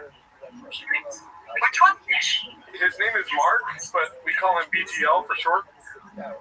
Right, you missed it. But missed the early part. No, I'm not. I haven't been tuning in much. Oh, okay. You would have had skeptical hippo eyes if you had seen him on here. But thank you, Mom. I'll call you later. Maybe tomorrow. We have another guest chiming in here. All right, then let's go ahead. All right, have a great night, Rosa. Not as important as your next guest. You're the most important. I love you. I hope the boss haven't taken you too, Mom. I love you. All right, thanks. Love you. Oh shit! Look who it is. We got AS fucking W, dude. Alice Stricker, live from the beach in North Korea. Beach, North Korea. Everyone here is so stoked for Gringo Poppy. Glorious leader has been watching with us. It's just so good. Dean, you look lounged out there. That looks like a comfortable chair, dude. Oh, I'm in a bed, dude. Oh my God, even better, dude. Yeah, that's the best place to watch Gringo Poppy. It's a bed.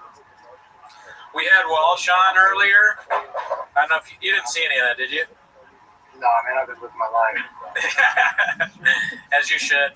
We had Walsh. Let you get this. Walsh talked to Mark for a while. Mark Harley and Walsh. Yeah, it was pretty cool. I gotta say. It was fun. How long have you guys been going? We've been going since 9, Daddy. Don't laugh that hard. Dude, Gerardo showed your record. Oh yeah, at the very beginning of the stream, I pulled out your record and was like, shout out to Alice Strickland Williams. We're trying to get people to buy your record right through. Yes. Yeah. Yes, please. I need it for my meet the baseball dads. Yeah, man. Well, you're following Rosa Aller just on the phone with Mama. I did catch a little bit. Oh shit! Happy to be following her. You're good. Are you guys eating? We were earlier. We got some Portos. Yeah. We were trying to do a Gringo Poppy fast, but that didn't last long. Because there's like a coffee cake bit we've been doing, so we're going to test coffee cake while watching the Gringo Poppy to see if it was any better while we had like coffee cake. Yeah. If it enhanced the viewership at all. Wakes you up a little bit. Yeah. We asked Walsh this, what's your favorite part? What's your favorite bit from the Gringo Poppy, if you had to choose? Well, I gotta say, I was born in Dallas. Okay. So as a Dallas boy, I think that his his local humor stuck out to me. Yeah. Actually, wait, you know my favorite part? What? The end. Well done. Do you do comedy in Texas at all? I actually did a show at this place called the Dallas Comedy Club, which is a good pub. But it's just so weird because from you go outside the club, to smoke a cigarette, you could see the hospital where I was born. So it was I hadn't come far at all. But and then I'm in Austin. I recorded my album in Austin. Oh, okay. Yeah, the Velveeta room. But yeah, I think I've only done Austin and Dallas. So, do you find the observations that Shab made about doing comedy in Texas to be true? Is it better? They're pretty true. Yeah, it's definitely better. It's just Texas strong, You're right. Like, They don't make you wear a mask and all that shit. Like, you don't gotta be woke and all that shit. No. It's different. It's definitely different. It's different. Yeah. Different. I think that is. Gringo Poppy is the one where he talks about his barber, right? No. That's the first one. Yeah. You'd be surprised. You'd be surprised. Jamal, the Asian Jamal. Yeah.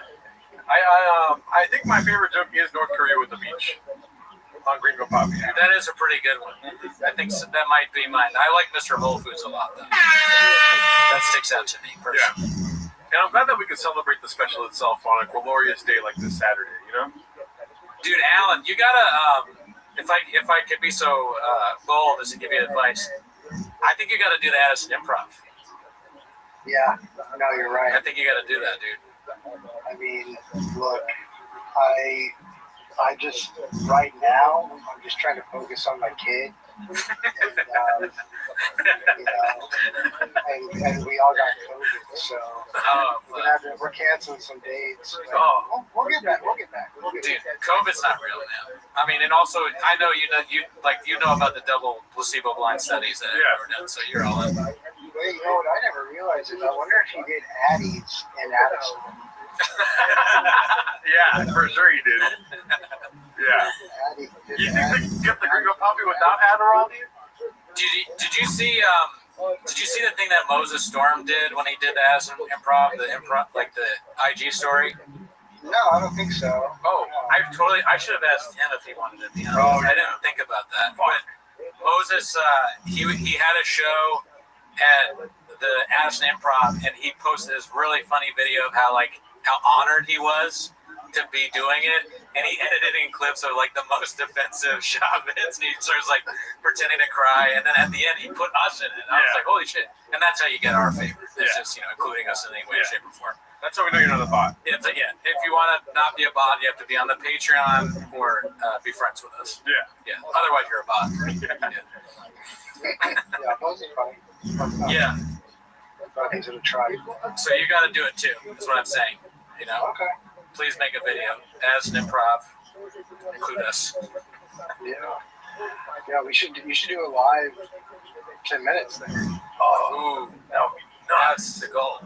That would be nuts. Holy shit! We get the gang together. Fucking Addison trip. And I think you might be going on for 10 minutes. Never, dude. Right. We'll share a hotel. So what have you guys been doing? Just actually, is it on a loop right now? Yeah, it's on a loop. It's right behind you on our screen. Yeah. What part is it on? Let me see. Not sure at the moment. It's puto cabron right now. That's the one. Do you know? Can you tell that just from the visuals without the Yes, we're almost there. Yeah.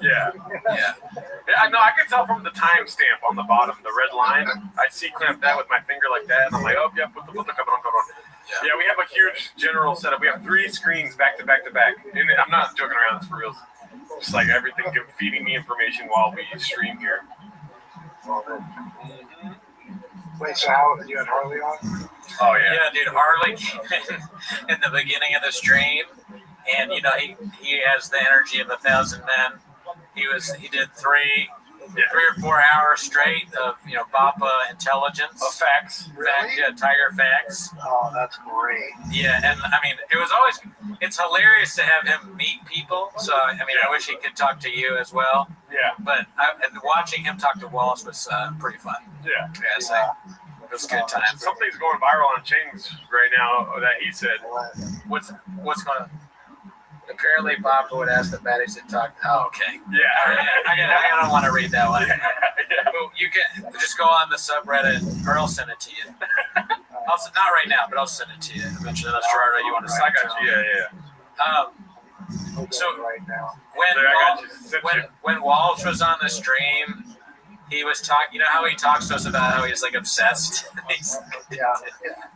He's trying to get off of it. He did that bit. It's pretty funny. Pretty good bit. This is crazy. You're not like deep in the stuff. I mean, you send clips sometimes, but you don't have the same kind of addiction that Walsh has, right? No, I'm not like Walsh. I think because Walsh has a family, it's why he's so addicted to. Right. I think he relates to Shop. Relatability, yeah. I'm not. I'm just a one big boy on my own. Yeah, I'm more of a Joanna than a Shop. Who are you in the Shopperverse is a good question. We've probably done this before. I like Louis Vuitton more than I like baseball, Is there anyone who's bald in the Shopperverse? Oh yeah, maybe that's who I am. Yeah. I can see that. Oh, actually, Brendan, right now, there is a coach. I've been watching the college football today with my parents. Yeah. And the coach of Kent State has a very Cootie vibe. Oh, shit. I got to check that out. Yeah. I think they're playing like right now. Yeah. I mean, how's your team doing? How are the Jags doing? Jags are okay. I mean, that'll be tomorrow. My parents went to Florida State, and I've been watching that with them. And Kent State sucks, so they're winning. But they haven't. They beat Alabama in the first game of the year. Besides that, they haven't really played anybody else that matters. Shop would have started on all those teams probably. It's pretty Shop good. Played? Yeah. No, I saw Shop play today. He was really good. He was playing on like 17 teams. He did. He was very good. Yeah. Buffalo Bills is the main one. I'm sorry to inform you, but I think the Jags are going to lose tomorrow. Who are they playing? They're playing. Who are we playing tomorrow? What are the Commanders playing tomorrow? Do you know? The Commanders play the Raiders. Yeah, that's right. Jags are playing Houston. Yeah, they're going to lose. Yeah, they might. Although Houston's lost both games so far. True. I've always been a football guy myself. I don't know anything about football, but I'm in a Pick'ems league, and I picked the Jaguars to lose. I'm sorry, I didn't know they were your team. If they were your team, I'm picking the fucking Commanders every week. The Commanders will probably be good, but they just lost to the Packers because the Packers are really good. Yeah. Well, any team would be better with Shaw. They're saying the field, on the sideline, in the stands, commentating. Oh, I would love to see Shaw call the football game. Oh yeah. That'd be great. Yeah. I mean, Shaw talking about anything is awesome. We were talking with Walsh about like a reality show. That was the new idea he had, a Shop reality show. But I still think the Gringo Poppy documentary is what I'm most interested in. Oh yeah, no, I like a keeping up with the Shop. Exactly. Like that. Yeah, I could see that working. I could see Shop hosting hosting a Love Island or something like that. Shop Island would be pretty good. It's just people in the Shopperverse that have to live together in a house, and you get to vote someone off every week. That'd be great. Oh, yeah, I mean, Shop Island, yeah, so different Shop. He did almost host Fear Factor like Ludacris, or like Ludacris beat him at that. Yeah. It's another, you know what show I unironically I love now is The Floor. Did you ever watch The Floor? I just saw a commercial for The Floor because there used to be a show called The Wall. Do you remember The Wall? No, what's The Wall? The Wall was, and it was the guy that was the voice. He used to be a weatherman in LA. I don't know if he still is, but he would play announcer, do a lot of things. So it would be called like, "Hey, here comes The Wall," and then it was like, like an old cartoon and like Wiley Coyote or whoever would like run through a wall. Yes. Would leave like an imprint. Yeah. Like it's basically like a wall comes at you with a weird imprint, and you have to like. Oh, like get through the wall, make the pose. If you don't, it'll like knock you off into like water, like whatever the hell. But yeah, so like I saw that there was what is The Floor? Okay, so the tile right now. Yeah, The Floor is totally different from that. What you just described sounds like a show that Simon Gibson would host. But this show, The Floor, is a little more intellectual. if you like things like that. It's the guy. Fuck. What's Rob Lowe is the host. He does a great job, and he's So Raw, he gets low on the floor. it's so all these people on the floor, and they are experts in different categories. And there's a randomizer that picks one or two people, and they battle against each other. So it's like a picture of like whatever, like let's say it's history and R&B artists. So like if it's R&B, the history guy go get against the R&B, and it'll show a picture of like Brian McKnight, and they go back and forth. And if you get the answer wrong, you lose time. And there's a timer, and it goes. And so there's all these categories. It's fucking. I'm not doing it justice, but it's a great show. You know, I gotta tell you also, I got distracted because I just imagined Sean saying R&B as RBD. BRB. You're talking, I was just imagining. He's like, I love Usher. BRB, dude. It's my favorite kind of music, man. Oh, really, dude? Fucking love that shit. Oh, man. But yeah, no, the new season's coming out. It's hosted by Brendan Schaub. Check it out. Yes. It's going to be pretty good, dude. Oh yeah, no. I mean, what other shows could he host? What other game shows?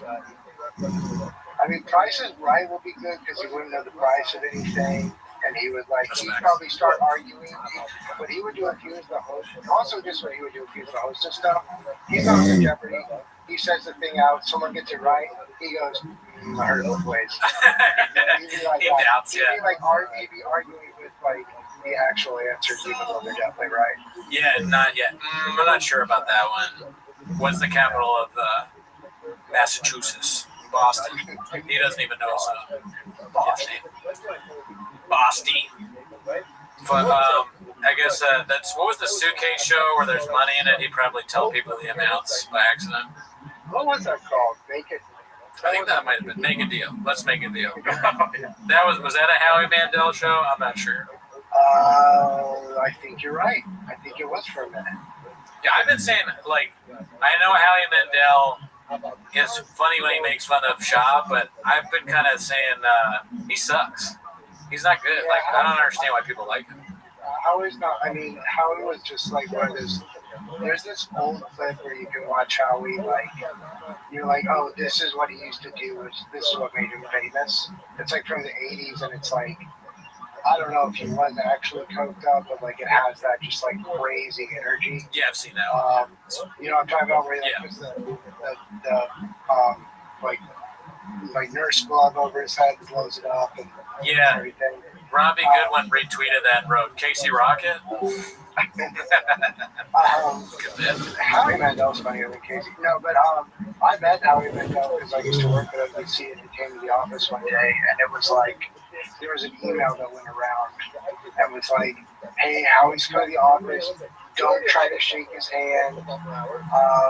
And he was kind of nice and friendly, but it was like there definitely been incidents. But he was trying to be really cool, and I think he made a really stupid, like, you know, NBC, there's the peacock. I think he made a really weird cock joke in front of all the assistants. Yikes. But yeah. Can't do that anymore. Woke culture, dude. You get fired. At least he called out Schaub's vagina. That was pretty great. The mangina thing. What did Schaub say? It's like, those are me nuts. Yeah, them's me nuts. That's the one thing I do like about Mandel is that he's clearly being fed these lines from like younger people. So like, whether they're like Gen Z staffers are like, okay, here's the subreddit. They say he pisses in the sink. He has a mangina. Mandel's like, say less. I got this, fam. And then he goes in there. Are you guys pissing in jars at a sink? Every night. Oh yeah, we are. Sorry, I'm dealing with a lot of stuff right here. Oh yeah, just wheeling and dealing. Yeah. Hey, y'all are driving. Y'all are king of the airwaves right now. Look at that, dude. I'll never piss on this sink right here, dude. What the fuck? Alan is very good at stand-up, guys. He's a very funny stand-up comedian. Good shit. Y'all are the best. As you've seen on Conan O'Brien, ever heard of it? Yeah. There you go. Comedy Central, that used to be a channel. Hey, Paul C, fuck you, dude. Yes, it'll fit in my fridge. We're doing this bit now where, like, anytime somebody says something negative, we call them a bot. Yeah. If it's not referential enough, or reverential. then we say that they're a bot. And there's a lot of bots in the chat. Yeah, a lot of bots, dude. We don't know how to get rid of them. What do you do with bots, personally? Engage. You engage? You read the comments? Big mistake. I read the comments. I try to get inside the head of the bot. Yeah. Like, so what's going on? Where you from? How many inches? I gotta tell you, being on stream this long, easiest thing I've ever done. Yeah, no, I'm about to die. It's very hard. People keep commenting like Cooney seems sick. Cooney's tired. Yeah. He'll fall asleep. You know. So what you did, you started at 9, so you have like 16 hours left. I don't. Oh my God! Why are you trying to make us think about Are this? you a numbers guy? Yeah, come on, dude. It's fucking numbers guy in here right now, dude. Are you a bot, dude? Yeah, bye. Maybe I'm not. Oh yeah, I'm a bot. I think it's 4 o'clock right now, right? Or 3:30. Yeah, we have a lot of time left, dude. Listen, we'll see how long the devices work. You know what I'm saying? 17 hours. Yeah, we'll see how long. I mean, because like things happen on stream. You know, like sometimes sometimes people unplug things on purpose. You never know. It'd be funny too if you guys ended up like causing a power outage in LA. Oh yeah. Too much Ringo power. Oh well, you know what the biggest one was in history. You know about this, right? Have you heard about this? What? The biggest thing in it's Burbank technically, but the owner of Flappers had a poop so big that it clogged the entirety of Burbank, and there was like no toilets worked, no running water, and it was all because of the size of Barb's shit. Yes. That's why you don't let to smoke in Burbank anymore. Yeah. It's because that's Barb's natural diuretic, and I think they had the leading cause was her cigarettes. Oh man, that's why they charge extra that gas station charge on the bill that you get at Flappers because of the toilets. Who's the kid that works there? But now it's not a kid. Josh Snyder. Yeah, that's crazy. I ran. He can't shit. That's weird. The craziest thing I ran into Cooper and Shane the other day, and for some reason we were talking about Flappers, or maybe he just went to Flappers or something. I was like, is Josh Snyder still there? And they were like, he's exactly the same. Dude. Oh my God. Yeah. You never in a million years, if you told, even with how ridiculous Flappers is, if you had told me back then that Josh would be the booker, the talent booker, I'd have been like, I don't think so. But I don't know why, because they had Richie before that. He was just as weird. Yeah. Bad thing about it. He's like the provost of Flappers University now. He's the dean, yeah. That's pretty impressive, too. That's a lot of responsibility for one man. I don't know how he does it. I bet they really brainwash you with Flappers U. I bet you really become a radical. Yeah. Yeah. Look, that'd be cool if one day Shane is the biggest comedian, and then there's 2 huge Shanes coming. Here's a question. I wonder if anyone. Here's a good game to play. Yes or no? Is there anyone good performing at Flappers this entire week? Oh, that's a good question. That's a good game. Let me see. Or we're not allowed to check, right? No.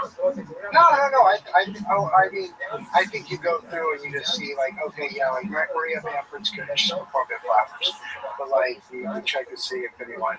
Let's see. Oh yeah, there's been some. In my mind, Jeff Garland is 24/7 performing. Oh yeah, he's always there.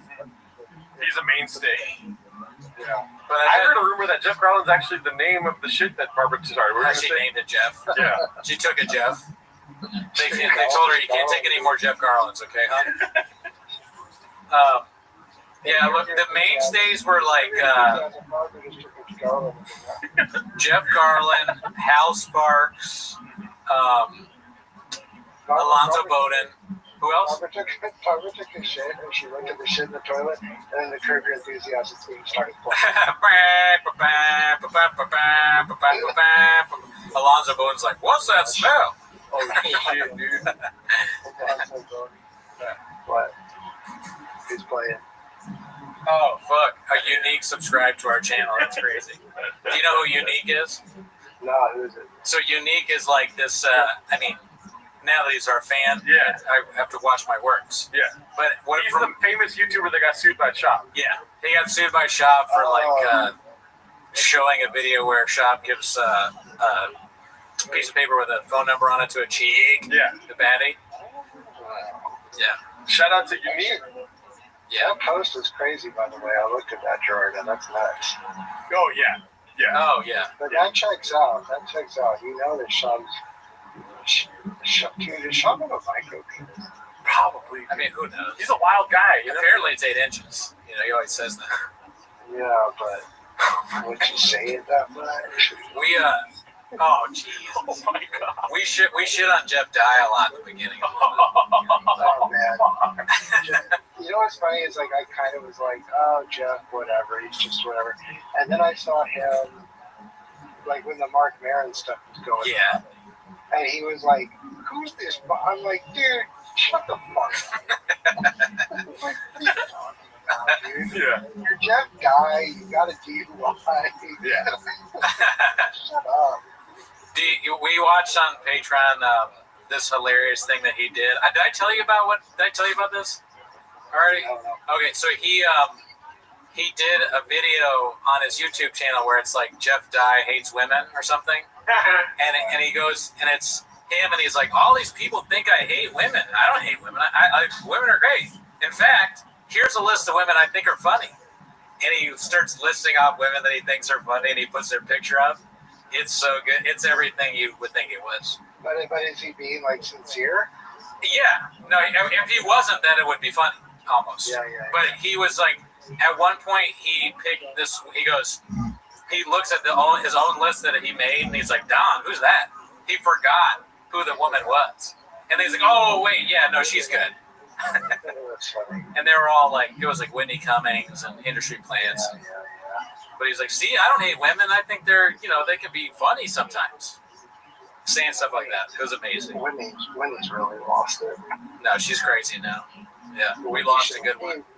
Whitney, like we should be able to call Child Protective Services 5150 to take that kid away from her. Oh, you're worried about the kid. I'm worried about Whitney. I'm worried about both of them.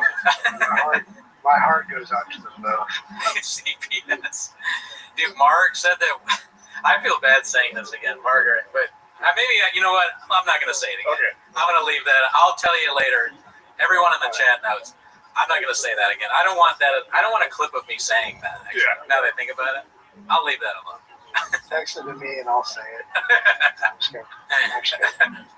But it's good.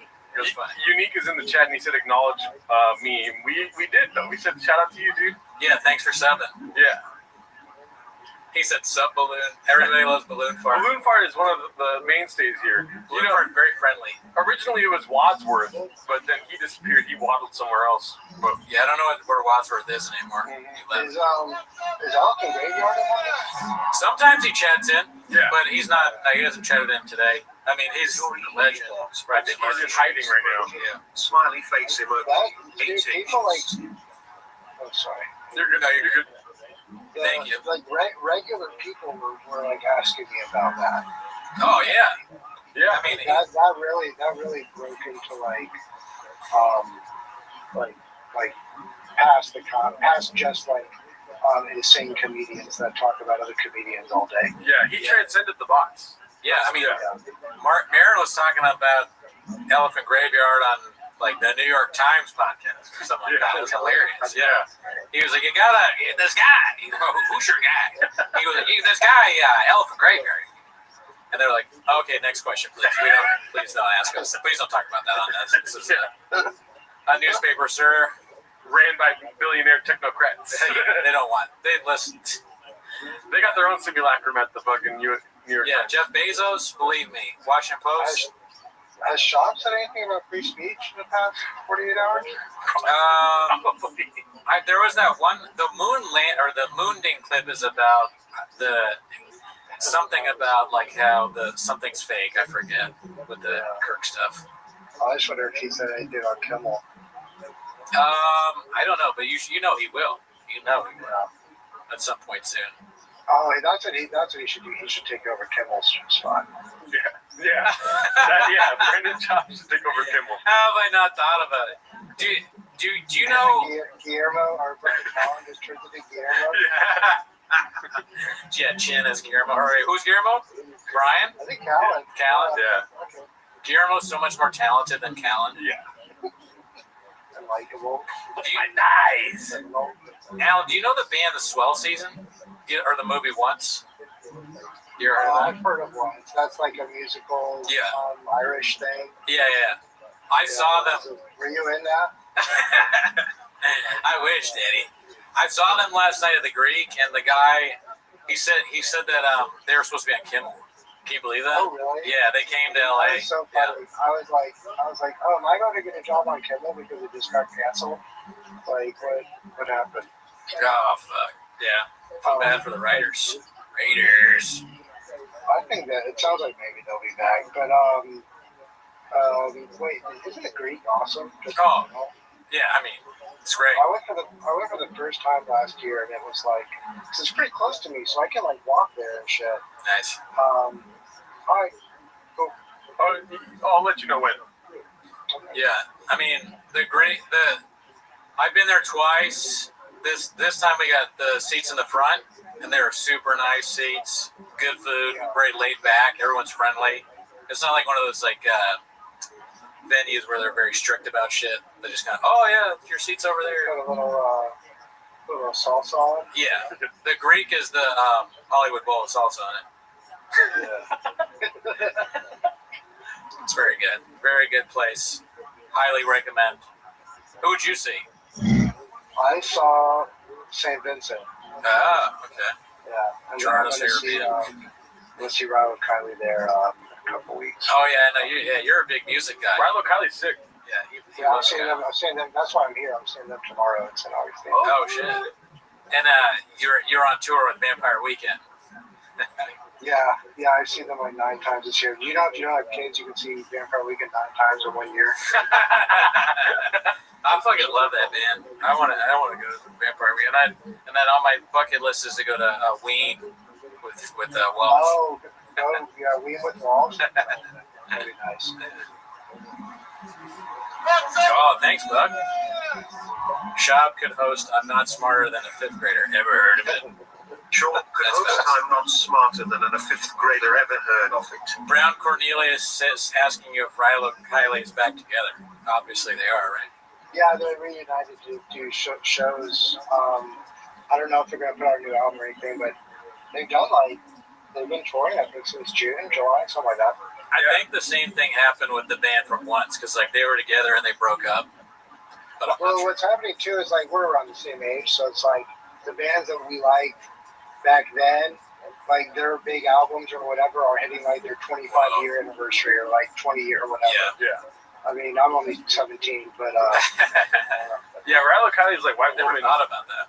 Yeah, go ahead. Rilo Kiley's like white woman System of a Down, you know? Very much. Yeah. Very much. Yes.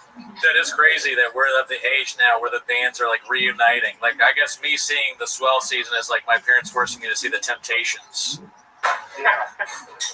Who's still alive from Peter, Paul, and You Mary. know what? We never really talked about. Whatever. If I gotta go. But that fucking Alan Dershowitz picture. Oh yeah. That's crazy. I talked to I didn't explain it to you. I talked a little bit about it on Raccoon Tweeties, our other show, but I went to Martha's Vineyard and I stayed in Chilmark. And you know, I don't know how much you know about Martha's Vineyard, but that's where like Larry David. Chilmark sounds like something Shab would say. Chilmark.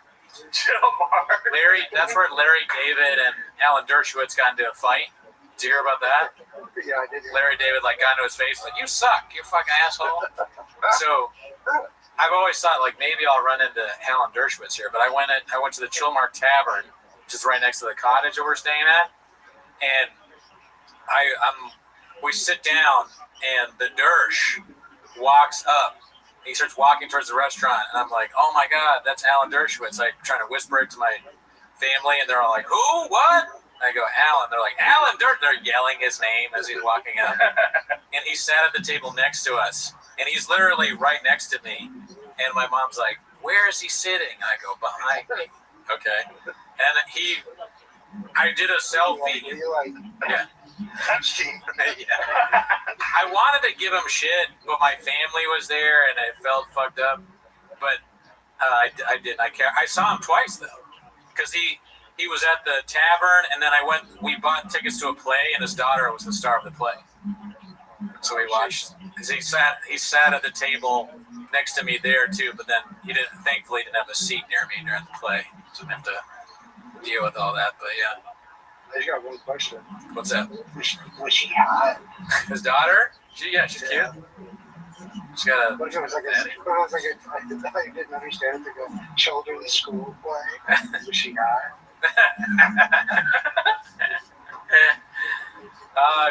The place sucked ass. She kind of sucked, but just cute. Yeah, kind of boring. Shop should be in place. Shop should hit the floor. Yeah, dude. Imagine if Shop was in Glenn Ross with Bill Burr. I'll just think that, if he was just death of a podcaster. Yeah. He should have been in that play. The play was just. Do you know who Hannah Arendt is? You ever heard that name? Yeah, I think. Ever heard of her? That sounds familiar. She said she's famous for saying the banality of evil, describing the you know who. Yeah. So the play was her getting interrogated. So it's like her and then a soldier. So Shop could have been the soldier. And that is great. They'd be like, "What were you doing in the library?" "Well, you're in the library. Books are gay." She's like, "Actually, I like books." "Oh, really? You want to fuck?" "Kind of have a fatty, dude." I go, "I'd rather watch that than what I saw." Yeah. The lawyer could have been. That was another thing that happened. That's kind of funny. We got a phone call from Mark Harley's lawyer on stream. Oh yeah, his lawyer sounds ridiculous. He has like a fun Rob Pebble or something like that. Like he has a fake sounding name. Rob Pebble. It was always like he's like, "Oh, I got to take this call from my lawyer. It's Frank Cum." Yeah, I was going to say. Yes. Why did your lawyer have this offensive accent? Because he's a really good lawyer. The lawyer calls it a bomb threat. Hey, this is an old Walsh bit. Hey, what's going on? My name is Bobby Pebbles. How can I be of service? Yeah, I'm Bobby Pebbles. I'm gonna get you off. What do you mean you're gonna? I'm suing for wage and hour violations. Yeah, I'll get you off. Yeah, you're gonna come. I'm Frank Cum, actually. Rob Pebble. He goes to a different school. But he goes to a different school. Bobby Pebbles, attorney at law. At laws. He sounded hilarious on the phone, too. He was like, "Here's what I want you to do, Mark." Was I telling him what he could and couldn't say on the pod or something? Yeah, well, Mark was like, "Are you sure that you want to be on, the pod?" And he was like, "Oh, yeah, that doesn't matter." And I did mute it, but then they were like, "No, leave it on." I was like, "All right." Attorney-client privilege exists even if you're on a podcast with 400 people listening. It would be so funny if he just gets a bunch of clients from the stream. Oh, they should. He's the best lawyer around. That's what I heard. It's good enough for Mark. It's good for BGL. It's good for you. Yeah, exactly. If you want a big attorney. Good lawsuit. Big good lawsuit. Big good lawsuit. Good. I'm a big good lawyer. That's what BGL stands for. What are your qualifications? I went to Yale. Never heard of it. Daddy. Shop should give a talk at Harvard. Commencement speech? Oh, yeah. Commit that. Absolutely. It's like today is the first day of the rest of your life. How do you mess that up? He's like a rest for your life. I want a rest of your life. Is there any pictures of Shop in a graduation cap? That'd be great. Oh, man. I want to see her at Dunce. Yeah. How did he graduate from high school? That's surprising. We're doing way more Shop AI things. Yeah. Shop is like a little kid going to school with the lollipop. Yeah. I mean, Shop in a diaper. Pajamas with the hat on. Shop in the Oval Office. There you go. Shop in the Oval Office. There you go. That's a good question. Not to get political, but we could. I mean, who was a better president, Brendan Schaub, Donald Trump? It's tough, isn't it? Schaub. Yeah, I think Schaub too. I think Schaub too. Schaub's first term was better than Trump's second term. Trump's first term was better than Schaub's second. Oh, okay, yeah. That's right. Yeah, and I can't remember either term because I have Graves' disease. Yeah. So. He graduated because he played sports and was a beast in high school, so the coaches make sure they pass by telling their teachers to pass them. That's probably true, Squab. He graduated because he sold so many comic books out of his closet when he was a kid. Yeah, He got a special comic book salesman. Right. Major. Exactly. He got a degree with the marketing. What is it called? Device. Yeah. Yep. Yeah, you got one of those like those young. What is the young business thing? The YJCs or something like Future that. Business Leaders of America. Something like that. They were big with Schaub because of the comic books he sold. Schaub was a future podcaster of America growing up. Yes. Yeah, that too. Because he always wanted to be a comedian, even back. It's too bad he never had to live out his SNL dreams. Yeah. He's a little old for that now, I think. Schaub was at 4-H because that was as far as he got in the alphabet. That's as far as he got in numbers and as far as he got in the alphabet. 4-H. Well, thank you, ASW, for coming through, dude. Yeah, we love you, man. Love you, brother. Good luck. Godspeed. We gotta get back. We got some business to do, dude. We gotta watch some Gringo Pop. Yeah, gotta get back on it. You know what I mean? Yeah. Later on, trip. Alrighty. Where were we, dude? Oh, we're back on, dude. Yeah, here we go. Let's go. Nobody checks his background. Man, that thing come on the news, he's sweaty as shit. He's on all the major roads. Holy shit, dude! Oh, shit. Back to the Gringo Poppy. Yeah, I got it done. I got that Johnson, bro. I don't feel good, bro. I can't stop sweating, bro. I'm feeling like I'm wings! I'm only love for a little bit of vaccination. Remember that moron? It's all in marketing, man. Like, they need to hire some just dime piece actor we've never heard of. Yeah. Just blast them all over the news, right? Just somebody who's fun. Get them on there. Just put them all over the news, all over the nation. Like, yeah, dude, I got the Johnson. I feel pretty good. I feel great, actually. If I'm being honest, one side effect, I just want to be up front with everybody. Goddamn dicks down to here. Dicks down to here.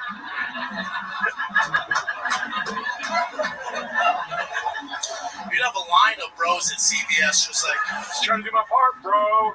Just trying to do my part, man.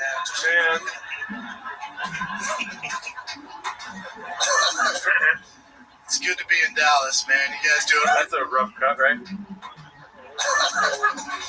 It's good to be in Dallas, man. You guys doing it right? It's good to be in Yeah. Dallas. I know.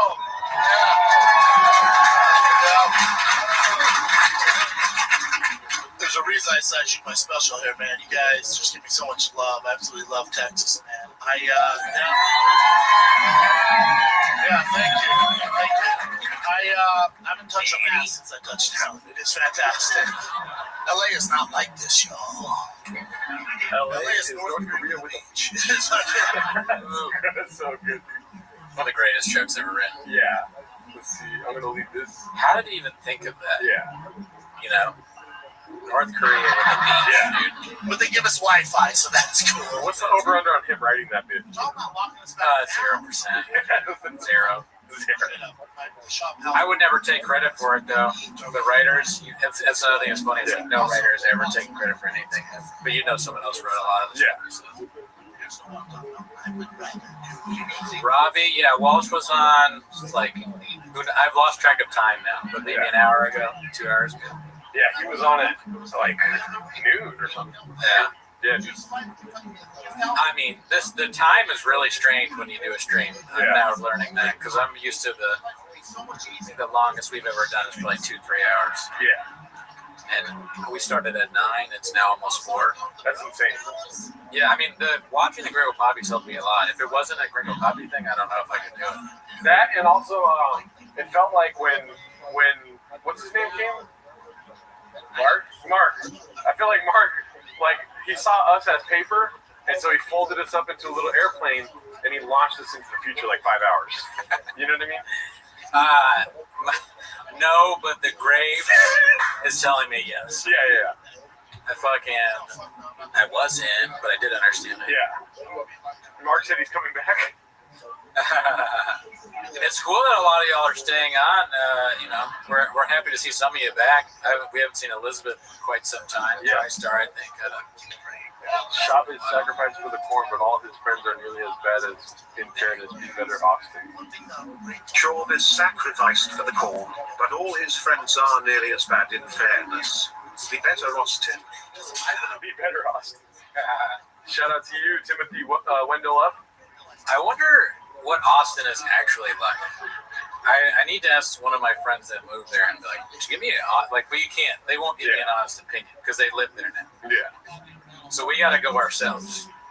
We got to make a trip and see what it's actually like. Because it's one thing to just make fun of a place and not really have been there. Yeah.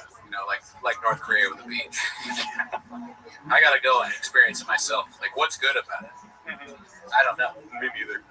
I haven't really heard anything good. Alan seems to like it. Yeah. Wappenheimer's back, dude. Wappenheimer's. How are you feeling? Pretty sick, honestly. Really? I know. I mean, I just have a headache. Oh, okay. I looked at my eyes in the bathroom. I was like, ugh. My eyes are red. It's all that gringo poppy going straight through you, dude. I was like, fuck, dude. That doesn't look good. Oh, well. You can watch me, deteriorate, falling apart. I'll say this. A lot of people are saying I'd be asleep early into the pod, and I'm not asleep. So hit them with the finger, dude. Oh, no, they were okay. Right. They were right. My friends in the group chat were saying that. It's like, you're my friends back home. Why? Attacking me? Can I get some support? They're like, you'll be asleep soon. They told me to get 5-hour energy. Nah, I'm not doing that. No, hell no. You don't ever do that. Nah. These are better than that. Get that away from me. That's disgusting. Don't threaten me with an app. Born and raised. Something about getting headaches feels feminine. I started to get a headache, but then Mark kind of pulled me out of that with his cat story. Well, the Advil's helping. I appreciate that. It kind of grounded me into reality, where I was like, we're just a couple of cats out here looking for a home, Yeah. And you don't smell bad, but if you want any more of your deodorant. Oh, man. Squab, don't put me in an app and make me fuck my way out. That's good. Mark, did you miss Cowbell? We did that at the beginning of the pod. Yeah. But, you can watch it. This is a live, so you can watch it after. You can watch Cowbell or something better, Gringo Poppy with us. You know what I mean? It's true. I mean, yeah. Well, bot. Bot. Yep. We know you're a bot, Mark. Yep. Yeah, you're a bot. Why don't you have a profile pic? Because you're a bot. Yeah, bot. I know a bot when I see one. You don't know how to I can see right away. Todd Joden, how does it feel being a bot, dude? Yeah. Todd, bot, more like bot Joden. Joden. You know who's not a bot? Truck Flip. Who else isn't a bot? Timothy Wendell. So try not to be a bot. How about that? Try not to be a bot challenge. Challenge 500. How do you say those things hard? You know the Gen Z thing where it's like challenge impossible or whatever. What is it? Oh, challenge expert. Like expert level. Is that what it is? Yeah. I don't think that's it. Like, what is it called? Difficulty. No, QT, you're not a bot. Adam said Ellie's a bot. Uh-oh, trouble in paradise. Oh, no. Damn, dude. Damn. Trouble in paradise. Something about that sounds like masturbation to me, bro. Oh, yeah, you're going to be jacking it. The first relationship that has been torn apart by this pod. Yeah. Challenge level impossible. Oh, fuck. Timothy's a bot. Oh, Psych. fuck. We know you're not a bot. Psych. Guadalajara. Lou Dobbs, rest in peace. One of the best to ever do it. Try not to enjoy Gringo Poppy challenge if impossible. There you go. That's how you do it. Challenge impossible. So I was close. Do you guys hang out with Mark outside the pod? I mean, we hung out with them at P.F. Chang's. I went to dinner with them once with Luana. But outside of that, not really. Guadalajara. Trouble in Paradise B. Is this Timos? Bot. YouTube channel Cube? Bot. Yep. Yeah. Shadow band bot. Think bot whiskey. TriStar, almost a bot. Almost a bot, but no. I know who you are, so I know that you're not a bot. No, but when I did walk him out, and I walked him purposely away from my car, and then he ran away. Yeah. This is fake 24-hour gringo. Bot Joda. Yeah, dude, bot. We already knew you were a bot. Yeah. Oh, cool story, bro. Bot. Yeah. By which hour do y'all sit there silently watching Gringo Poppy? 5 minutes from now? Oh, we're going to do that.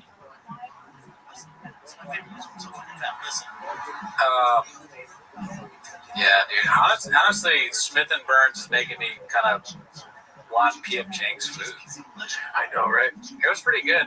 And I liked P.F. Chang's before that. It's a good... how funny was it? Remember when we first started, I went home to visit my parents, and they didn't even know about Shop Really, and they were like, do you want to go to P.F. Chang's? I was like, yeah. Fuck yeah, dude. I do. My parents are savage. They order from P.F. Chang's. So we tried DoorDash. Yeah, you can press the food on there and get to P.F. Chang's. They will get more chicken. It's delicious. We had no idea it was so good. Were you watching the show?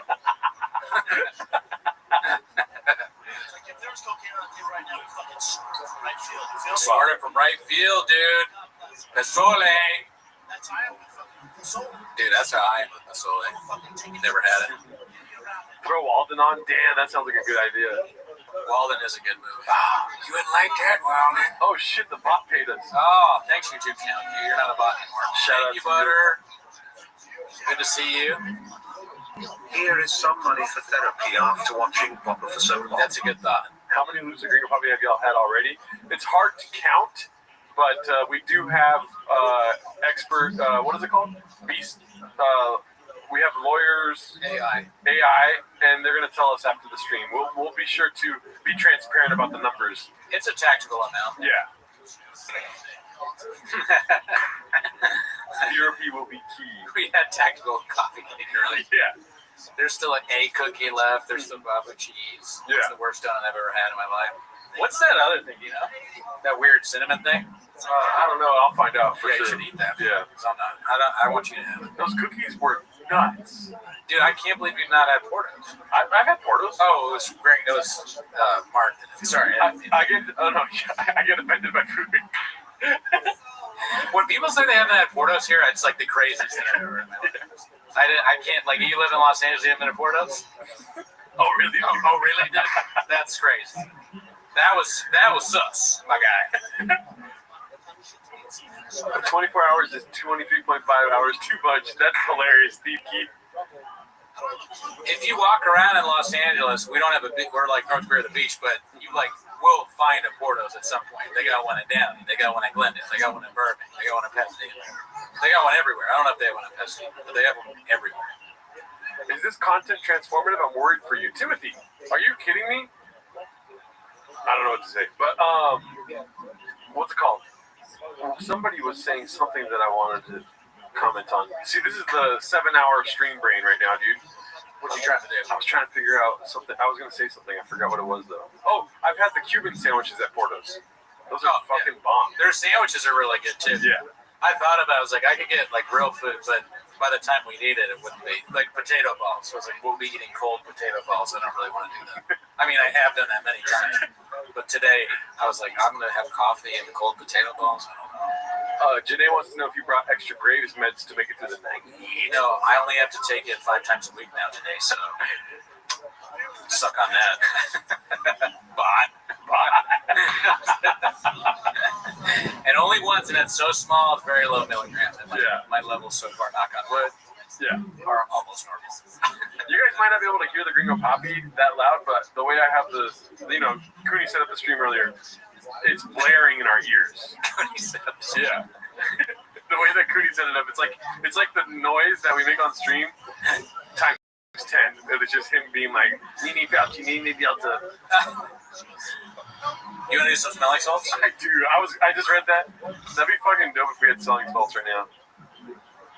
Oh, Garden of Stone said it. That's right. I'm so tired I didn't even know that I read that. That's where we got to. I'll read your comment as if it's mine. Forget that you said it. Blame the team. Lubinowski, welcome. Yeah, great guy. Him and Lucas. I wonder if Lucas is on the stream. I don't know what his name is, but I met them in New Orleans. Oh, okay. That's like what? 1.5 days ahead? Yeah, I think so. Papa is a poet and a philosopher of our generation and all that shit. Philosopher of our generation and all Chinese daddy. Miss Woman. Mr. Craig's big gun. Selling smokes.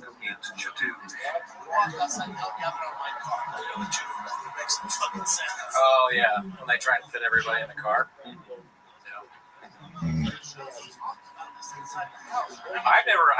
I still don't know what smelling salts are, to be honest with you. I know we've gone over it before. Yeah. I don't understand it. But is AZ joining? Bot. Turn up Cooney's mic. I want to hear the graves flaring. Bot. Obvious bot. Is there a drinking? Bot. Come on. The bots are getting easier to tell, dude. Ammonia daddy like catfish. Bot. Oh, you know what? 36 teeth, not a bad thing to ask. Oh. I should have grasped. I actually, you know what? I have not. That's the one person I have not even grasped at. Yeah. That earlier, I was like, I told them that I was grasping at some bigger guest. I mean, we made the biggest guest of all time. But I was grasping at someone else, and they completely turned me down. Yeah. Look at you. Yeah.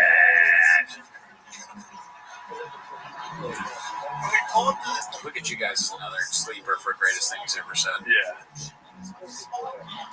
Everything you've told each other could have been a lie. You may never have been in love. But yeah, I was like, well, no, wait, no. You almost, you're like teetering on that. All right, see you later, Blue and Fart. Thank you for always being so friendly. You're a great guy. Never met you. If we would have asked Annie Letterman. I've never asked her either. The closest I come, and I said this on the show before, was I asked Josh, I think, no, I didn't ask Josh to ask her, but I asked Josh Potter, and he was like, no. And I figured that's enough. If Josh says no, then Annie will also say no. And I've never met Annie, so I have no connection to her. Almost 420 likes. Smoke up, fellas. I like how they want to smoke. It's not even 420 like shit, but they're like, I want to smoke. It's almost 420. I'm good. Oh, yeah, 19 minutes from now. That would be crazy. Relapse live on a show. Oh, no, likes. Oh. So the chocolate chip sauce all over before you come out. Chocolate chip sauce all over? Oh, 420 likes. Whoa. Hey. Woo! Is Jerdo California sober? No, I'm sober, dude. 100%. Sobriety. Yeah. 444. What the fuck is all this 444 shit? What's his name? DePaulo? Yeah, Nick DePaulo. He's so fun. Like, he's just arguing on like old man online. Like, you fucking, you know, this fucking Biden guy doing that like that. Oh man, these fucking liberals they're not fucking Jimmy Kimmel's ass. Red Bar is watching. Also, the bots are too, dude. Yeah, bot. Christian. Yeah, good one, bot. Hi, Gerardo. His name's Gerdo. Bot. You smoked all those cigars and never called me. Man, that'd be crazy to smoke cigars. You wouldn't want to smoke outside, though. No. You fuck with cigars? I actually haven't smoked cigarettes since November. Oh, nice, good. I wish, but no, I can't do it. I only smoke cigars when I'm 10 toes down. Oh yeah, standing on business. Yeah, when I'm standing up, then I don't smoke cigars. Damn, dude, this is I'm like falling in and out of consciousness, dude. Oh yeah, no, this is crazy. You fuck with water? I haven't had lemonade in months. You smoked all those bot. He smoked all the cigars, never called me. Bring back Cooney Plainview. I know, we need to bring back. If I told you I smoke a cigar, I might be too tired for Plainview. When do you guys think you'll hit the wall? I mean, I'm like rubbing against the wall right now. I hit the wall 5 hours ago. I hit the wall before we started. I'm where the woke meets the wall. I'm the wall from the TV show Alan. I feel like if the shape was just me sitting in this chair, I still wouldn't get through the wall. Gerardo's the wall. Rub that wall, Daddy. I mean, I don't know. Smoking cigars. I know Red Bar has his feelings about it. Oh, Roger got arrested? Oh, yeah, you didn't see that? Oh, dude, the video's gnarly. Why? Just because it's so sad looking. Someone's filming. He's like, you filming me? He's getting walked out by the cops. It's just tragic. I feel bad. He did a really bad thing, but I feel like he's just, he's got issues. Yeah. He gets clearly caused by serious mental issues. Not funny. But sad. And sad, I should say. I have a secret. Should I tell you or no? Yeah. My boy's getting sausage salad right now, dude.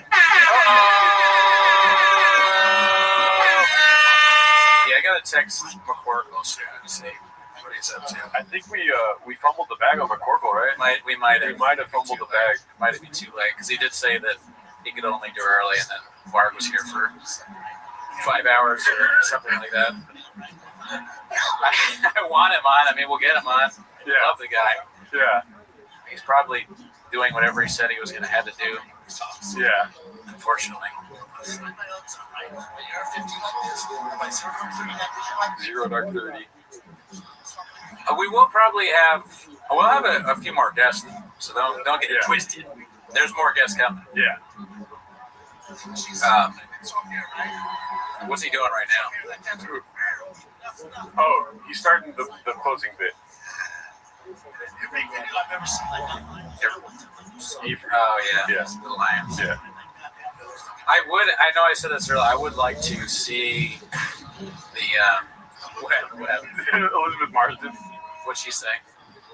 BJ was telling a cat story as we speak. Still talking. Yeah, I mean, I've heard. That's not the first time I've heard the cat story. Yeah. I don't know. I can't remember whether he talked about it before or with me. I don't remember. I heard Annie Letterman is tonight's special. Yeah, right. Dude, I wish. I regret not asking Moses. I guess I could shoot him a message. Who? Moses, but I'm so tired. I know, dude. I hit the wall hard. Yeah. You've been carrying the load, Pod. Oh, no. Listen, take a nap. All right. If you want to switch to the couch, we can switch to the couch, but I'm fine. Oh, okay. I mean, I'm waiting for our guest. Yeah, then couch. When IDM comes on, they can just take over. Yeah. IDM has to watch it. And we're going to be sleeping. It's blue shirts and out, and they're like, all right, Ann, go ahead. Talk to me. Don't ask questions. Bots. Bot. When they're like, hey, so are we on this bot? Bot. Carry on. Carry on. Bot. You fucking lazy sack of shit. What are you, Cutter? Do your job. Do your job. Othello is Oath, then yes, he'll be on. I hope. Unless he tries to pull one of his bullshit excuses. I'm like angry now. Everyone is my enemy. Everyone's a bot. Hey. You know the one thing I'm looking forward to at the end of the stream? What?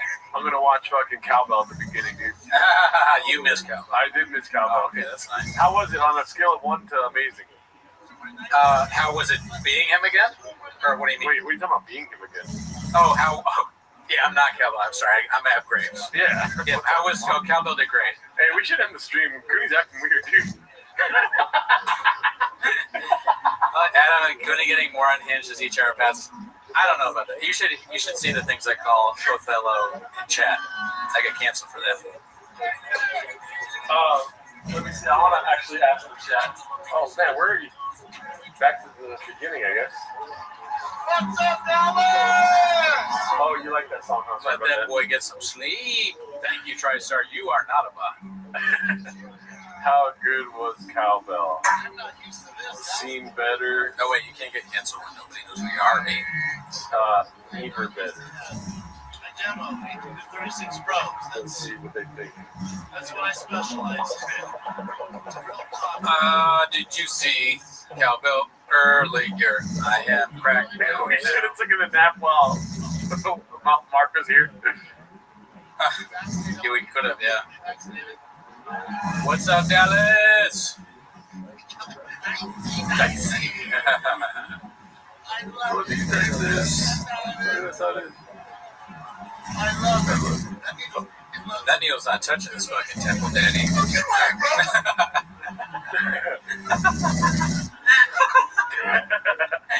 at the walk. He's not touching this temple, Daddy. The walk is skilled. I don't care what anybody says. It's a skilled walk. As he says, he's taking a notch. It shows that he's been, studying the greats. Oh, my bad, Mr. Whole Food. My bad. Yeah. Yeah, what do you want to do, man? They fucked it all up with the marketing. I'm not into marketing. It's all their marketing. They fucked this whole thing up with the marketing. Yeah, that Operation Warp Speed. They launched that. Really trying to get everybody to get vaccinated. They're like, yeah, go to get vaccinated. What the fuck? Makes sense. Yes. That people like, hell yeah, fuck this. Just so He's gonna call his mom soon. I wasn't, but you know how much I love donuts. Don't laugh. Why are you laughing? That was a Red Bull burp, my friend. Mess it. The dumbass that messed it up. First moron. Get that jump. Clear it. Nobody. Oh my god, that's so funny. You smoked meth? It looked like you were like, you're laughing. I gotta go. I'm sweating, bro. I feel like I'm rolling wings. I'm gonna lay low for a little bit of vaccination. Remember that moron? Oh, who are the old ladies on your shirt? Asked Oppenheimer. It's all in my Golden Girls, Daddy. Where's all the English money gone? We need more English money. Earlier, I accused an Indian man of sending us English money, and that was when the beginning of the show. So they have no reason to be tired at that point. side effect if I'm just gonna get in front of everybody. Goddamn dicks down there. Goddamn dicks out of here. The eye thing is top level of physical comedy, sir. That's facts. I'm trying to do my part, man.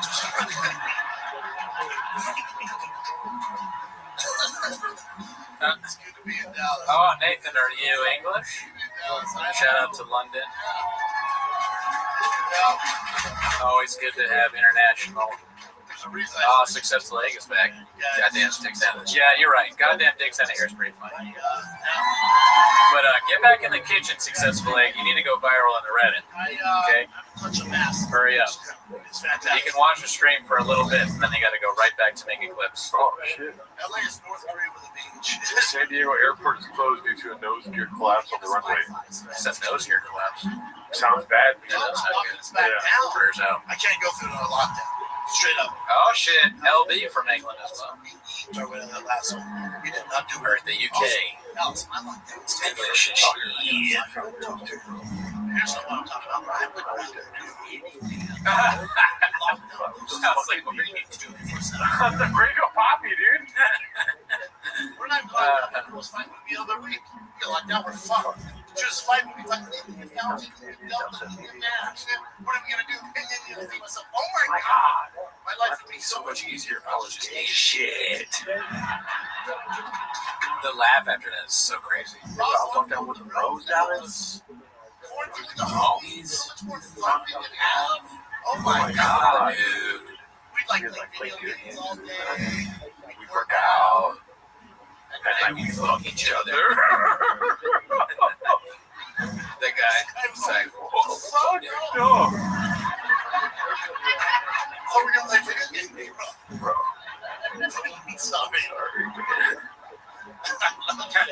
Yes, don't burn yourself out, Gerblardo. You'll have a chance to do this all over again in 10 hours. Good one. Thank you, Assad. Yeah. I knew a bot when I saw one. Yeah. You know why bots say they burn out? That's why bots actually burn out for reals. Us homeless cats, we don't burn out. Gordo is asking me which homies he's thinking of here. Joe Rogan. Yeah, probably just Joe. The governor of California, Governor Newsom, for locking us down. Oh yeah, Newsom. Never heard of him? Yeah. This guy I'm gonna realize this. bankrupt businesses, according to Trump. I realize my girl's not cool. My girl's not cool. She's not a friendly human being. What would he call Gavin Newsom? Can we do another poll for Gavin Newsom? I got some funny names.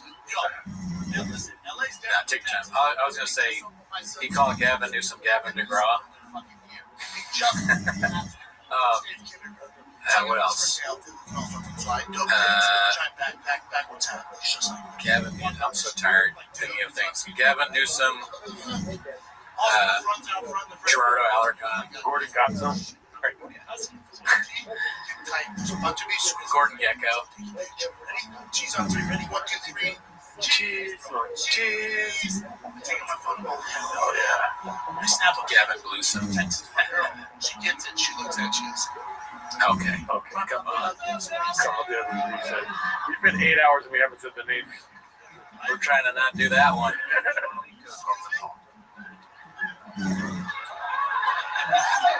I said you're the group. Ozzie Newsom. I'm gonna go pitch for Bruce Carey.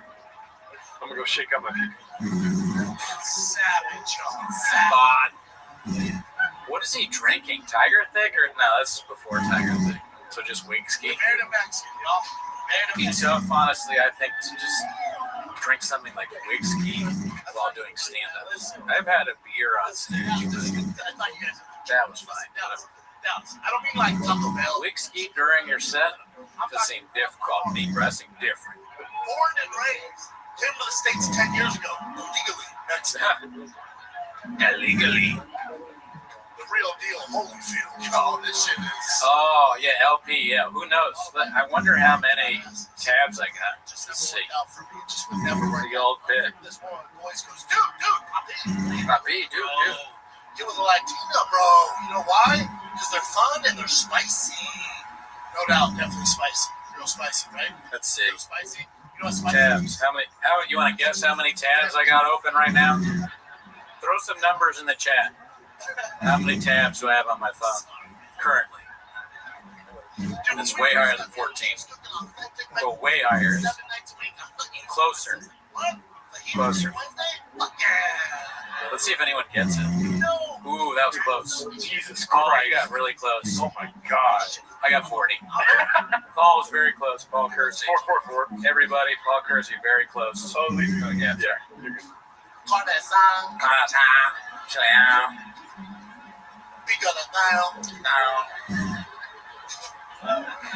He has a, that's a great point. He has a Google of tabs open. What's 444? The fuck is this 444?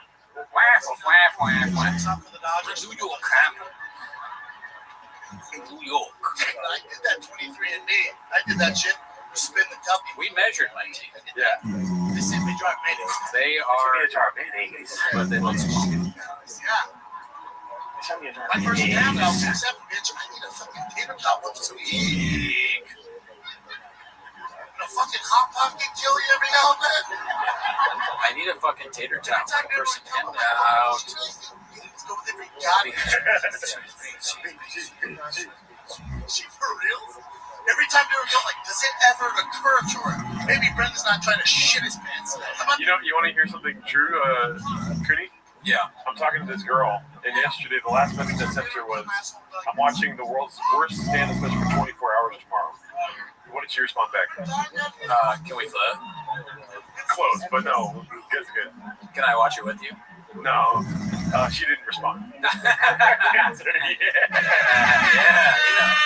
But I don't do this for me. I do this for my kiddos. Yeah. I mean, you gotta make money to buy baseball bats and gloves. Court for the bad. Dude, give me Nate. Big cheese. She's like, what the hell, man? Carb load year round? Big cheese. She's like, nice. Dude, give me Nate. Big cheese. She's like, dance. What the hell, man? Carb load year round? We never tail off the carbs? Nice. Dude, give me Nate. Big cheese. She's like, what the hell, man? Carb load year round? Talk about Michelangelo, dude. Painting the Sistine Chapel right there, daddy. That's some of the best stuff ever written. Yeah. That's just facts. Yeah. Never tail off the carbs? That's game plan? Ice cream. That's what, like, the Migos or something like this, they should make a song called Every Night with that. You know? White t-shirt. Every night. Same Gringo Pop beat. Nah, I can't even do it right now. How many times do you think Futures watched the Gringo Pop beat? A lot. Yeah. Great artists watch great artists. Yeah. You know, Art interprets art. Yeah. You go around, you go up to fucking Bob Dylan, you're like, you ever seen the Gringo Pop beat? He's like, that's back. We were watching last night. So before I start this deal, Comic. Exactly. Special, dude. Yeah. The thick boy stick. Daddy's number. Yeah. Boss. Has Paul hit you up at all? Okay. Yeah. Good.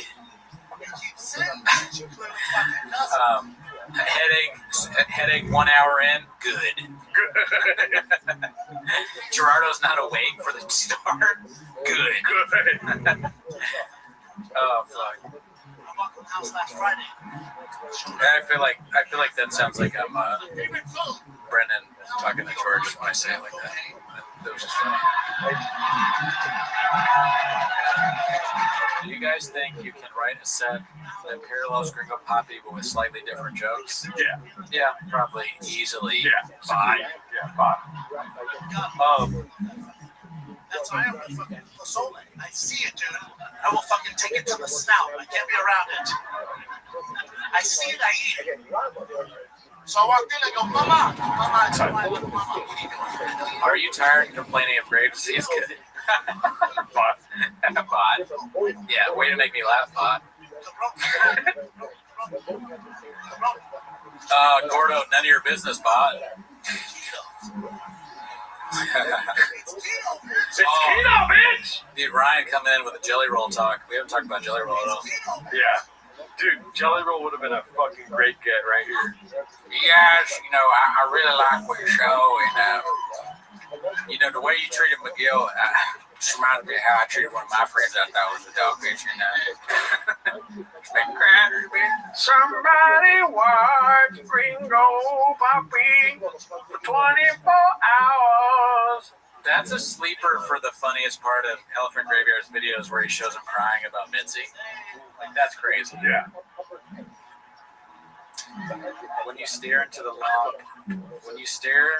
too long into the void, it also stares back into you. Be careful as you wrestle with monsters. I am about this. Yeah. So, we should have gotten the Hungry Wolf on the pod. That would be great. So you guys do a show at Brennan Schaub. You're fucking fat.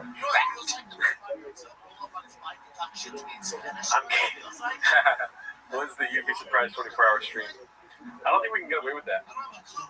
Yeah, it's on Showtime B. Never heard of it. How sad would it be if we went to the gym with Tony and get bench more than us? Oh. Fucking kill myself. You probably can, honestly. I don't bench. Nah. That's not facts. So I benched more than Gerardo the other day to prove I'm heterosexual. I love pussy. I love the way it tastes. I love the feeling of pussy on my penis. Pussy loves me. Girls can't get enough of Hinchcliffe. What's the fruit sips looking like? We got some surprises for you guys. But keep in mind, we are in stasis right now, awaiting the second half of this stream, which we're not even at the halfway point. Yeah. Which is a rough thought. Have you guys ever sacrificed a Saturday for Skits and Bits? Oh, yeah, entire Saturday. An entire Saturday. Don't remind me of that. This is going to be a rough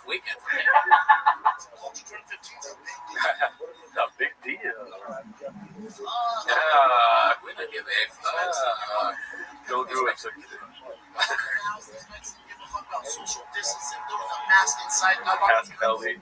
Oh, Ellie's Tony Hinchcliffe is her type, huh? I think he said Wasted Saturday. Skits and beats. So I guess they're saying that cowbell was never better. Oh wow! Thank you. Text them and say thanks. Yeah, I'll tell them you guys said so you did a good job. I'm a motherfucking roaster lobster. I'm a motherfucking lobster. Red Lobster, dude. That's so cool that people have been here since the beginning. Are you guys in your mom's basement or what? Yeah, bots. Almost cat. Yeah. I bet you don't even have a profile pic. Like I care. Next.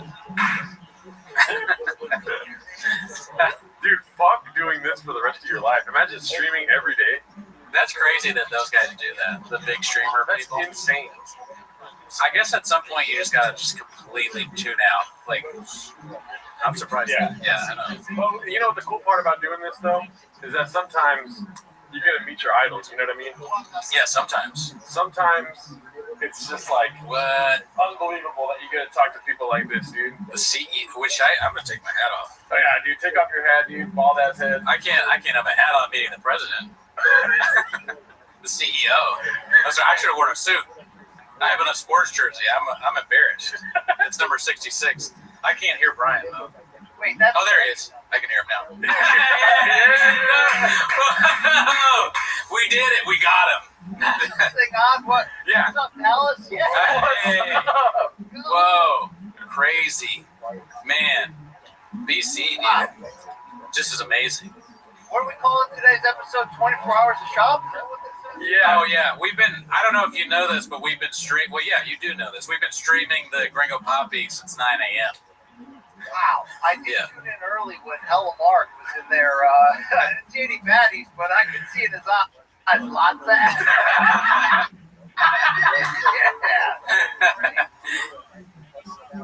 Yeah, no, it was pretty crazy. Yeah, he had a lot of energy. Every fest. Yeah. Everyone does that. Yeah, that's good. So wait, fellas, Gerardo, you can hear me, right? Yeah. Oh yeah, we can hear you. Yeah. It's a wild hair day. Oh yeah, sorry. This is 8 hours of streaming here. Oh yeah, this is what streaming does to your hair. You know, got the raccoons. Hey, are you guys? How much caffeine slash nose beers you got around here? Oh, I don't know about caffeine, but we got rain, daddy. Rain has a new flavor called white gummy worm. Yeah. So that's what Gerardo's drinking. Yeah. I had a Red Bull and an Americano. Ever heard of it? Yeah. So we got a lot of caffeine. We're very tired. I have a headache. Will you make it? You won't make it 24 hours. No, I mean, listen, if it gets anywhere near 24 hours, there might be like a mistake where I unplug on purpose. Oops.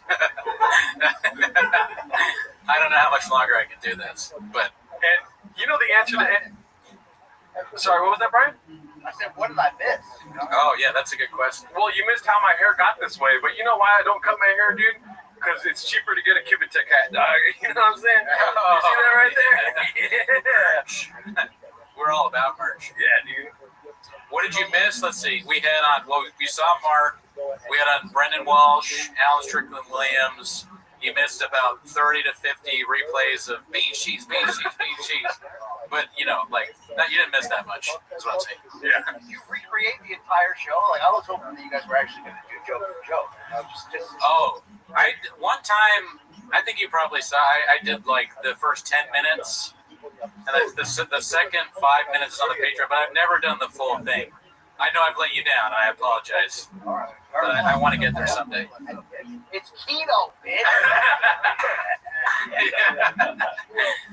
I gotta say, Brian, the bits on the show recently have been amazing, as always, but they're getting even better. I don't know how you keep doing it. Every time it's amazing.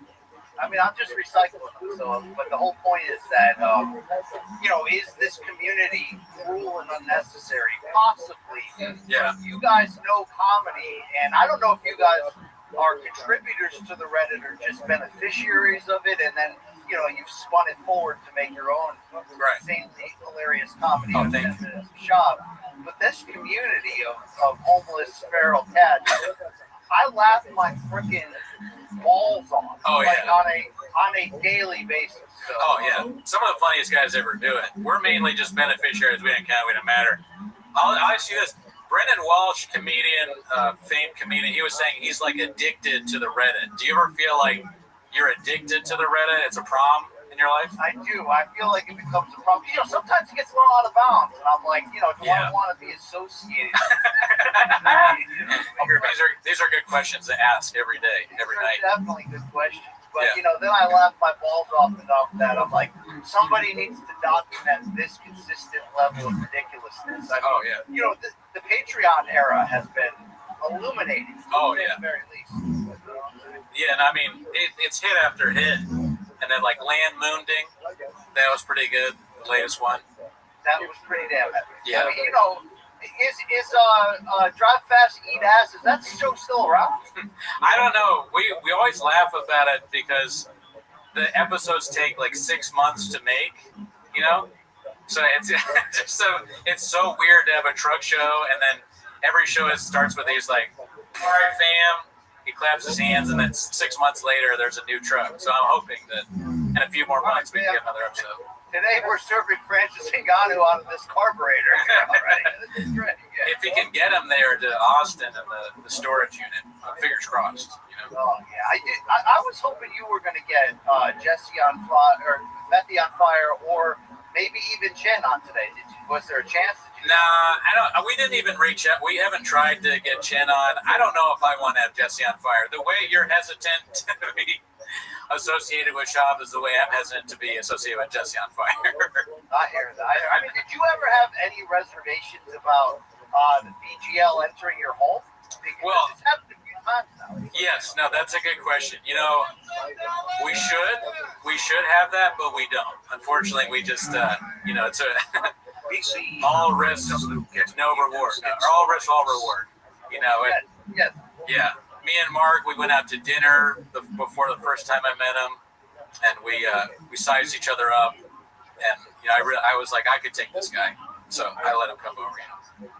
I mean, the thing about Mark, I will say, is, and the thing I'll say also in my editorial about narcissism is he's self-admitted, so it's almost humble. You know what I mean?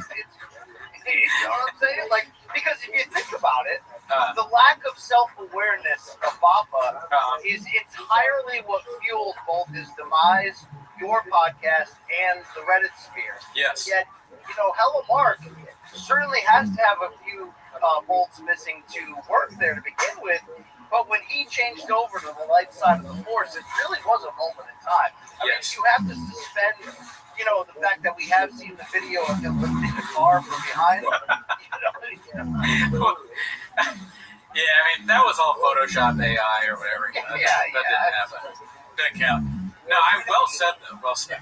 He actually, BC, I got to tell you, he said he addressed this on the pod today. I don't know if you heard this part. He actually said that he's not narcissistic, he's autistic.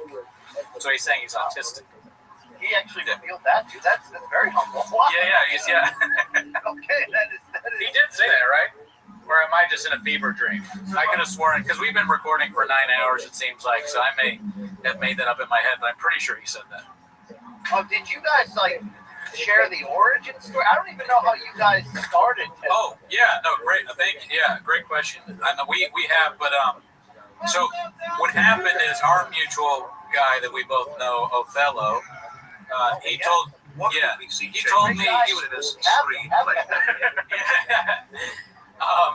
he was like, dude, this guy Shab has like a stand-up special. You should do a stand-up special. It's on YouTube.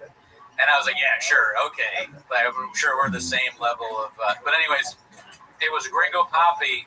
So I was like, I'm not gonna do that, but I'll do a joke called what do we call it? The Gringo Cooney? Oh yeah, the Gringo Cooney. So I made this thing called the Gringo Cooney. It's like a little Twitter thing. And then I was like, I had just started the podcast with Gerardo. We had some episodes out. And I said, why don't we watch the Gringo Poppy on the stream? And it's all kind of like and me kind of thinking about it.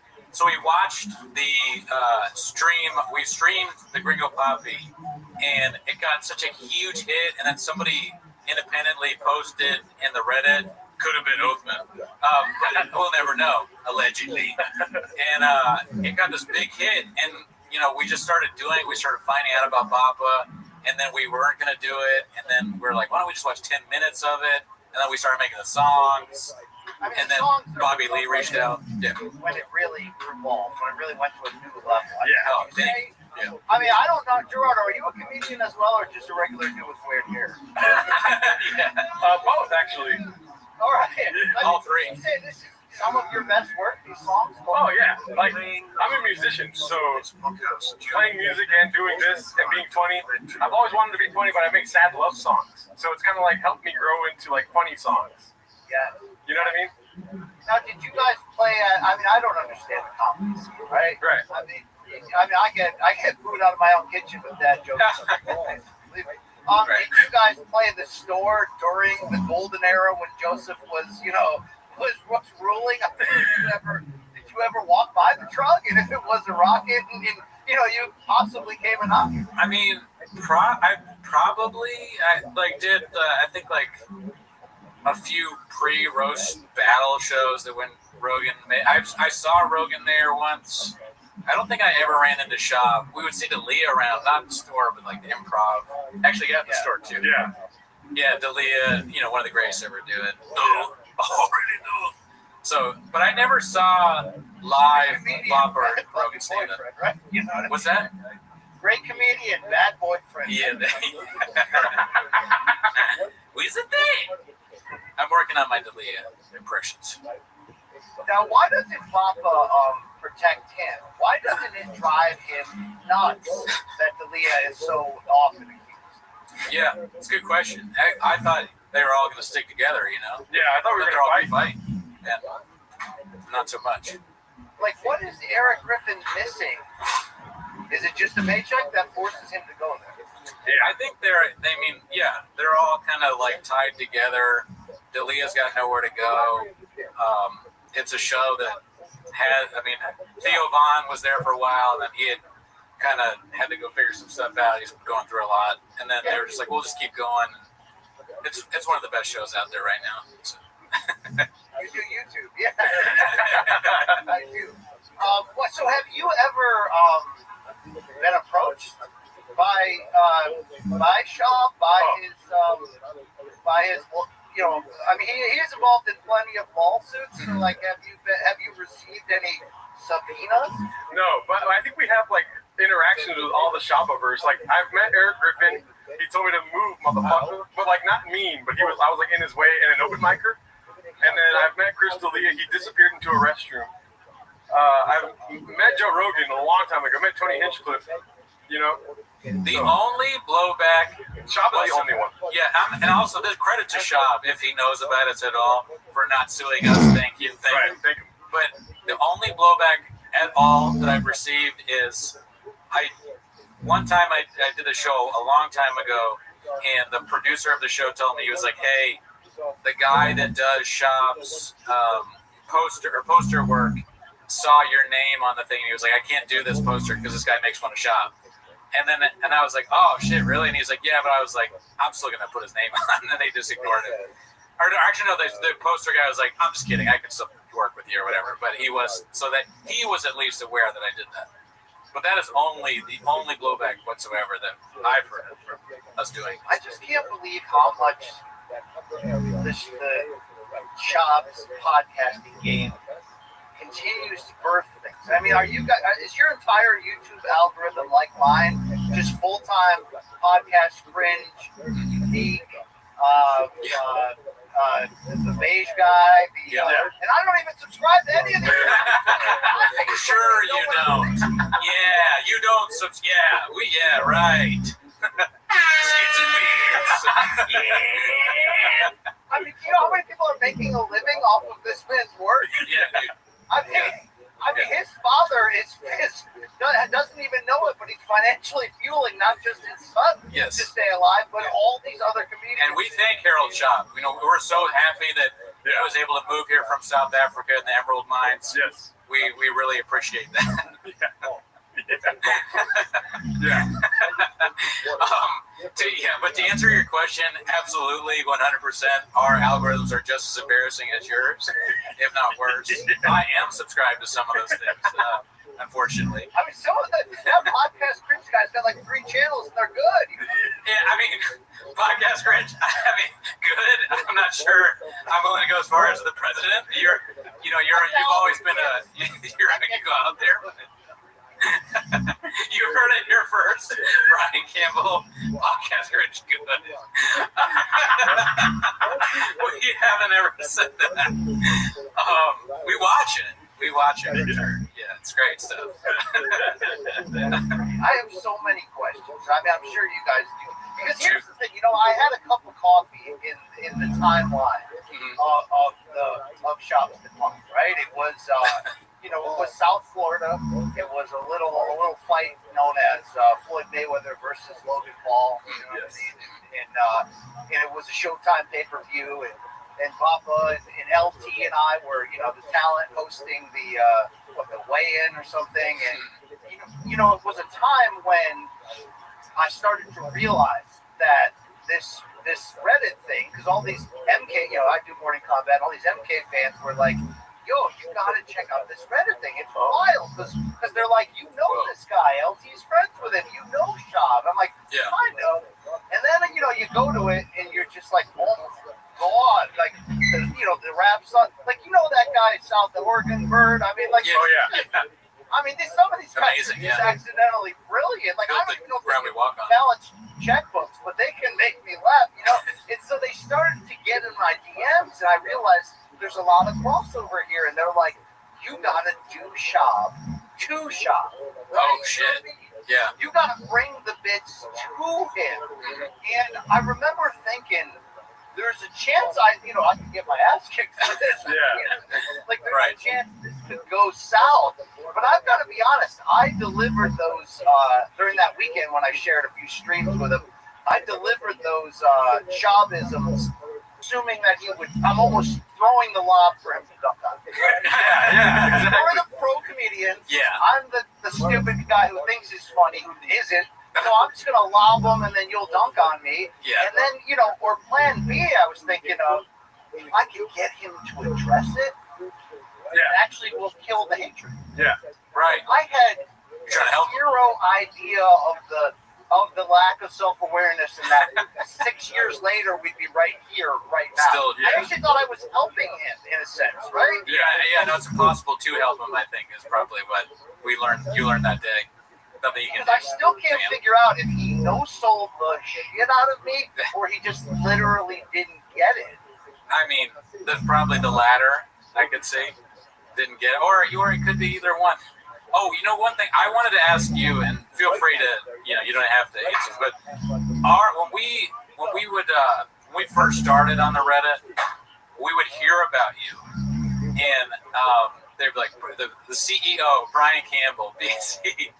It was like not the wartime though, not wartime. Sure, yeah, Errol Hawani. BC. There was a profile that was supposedly you. Do you remember this?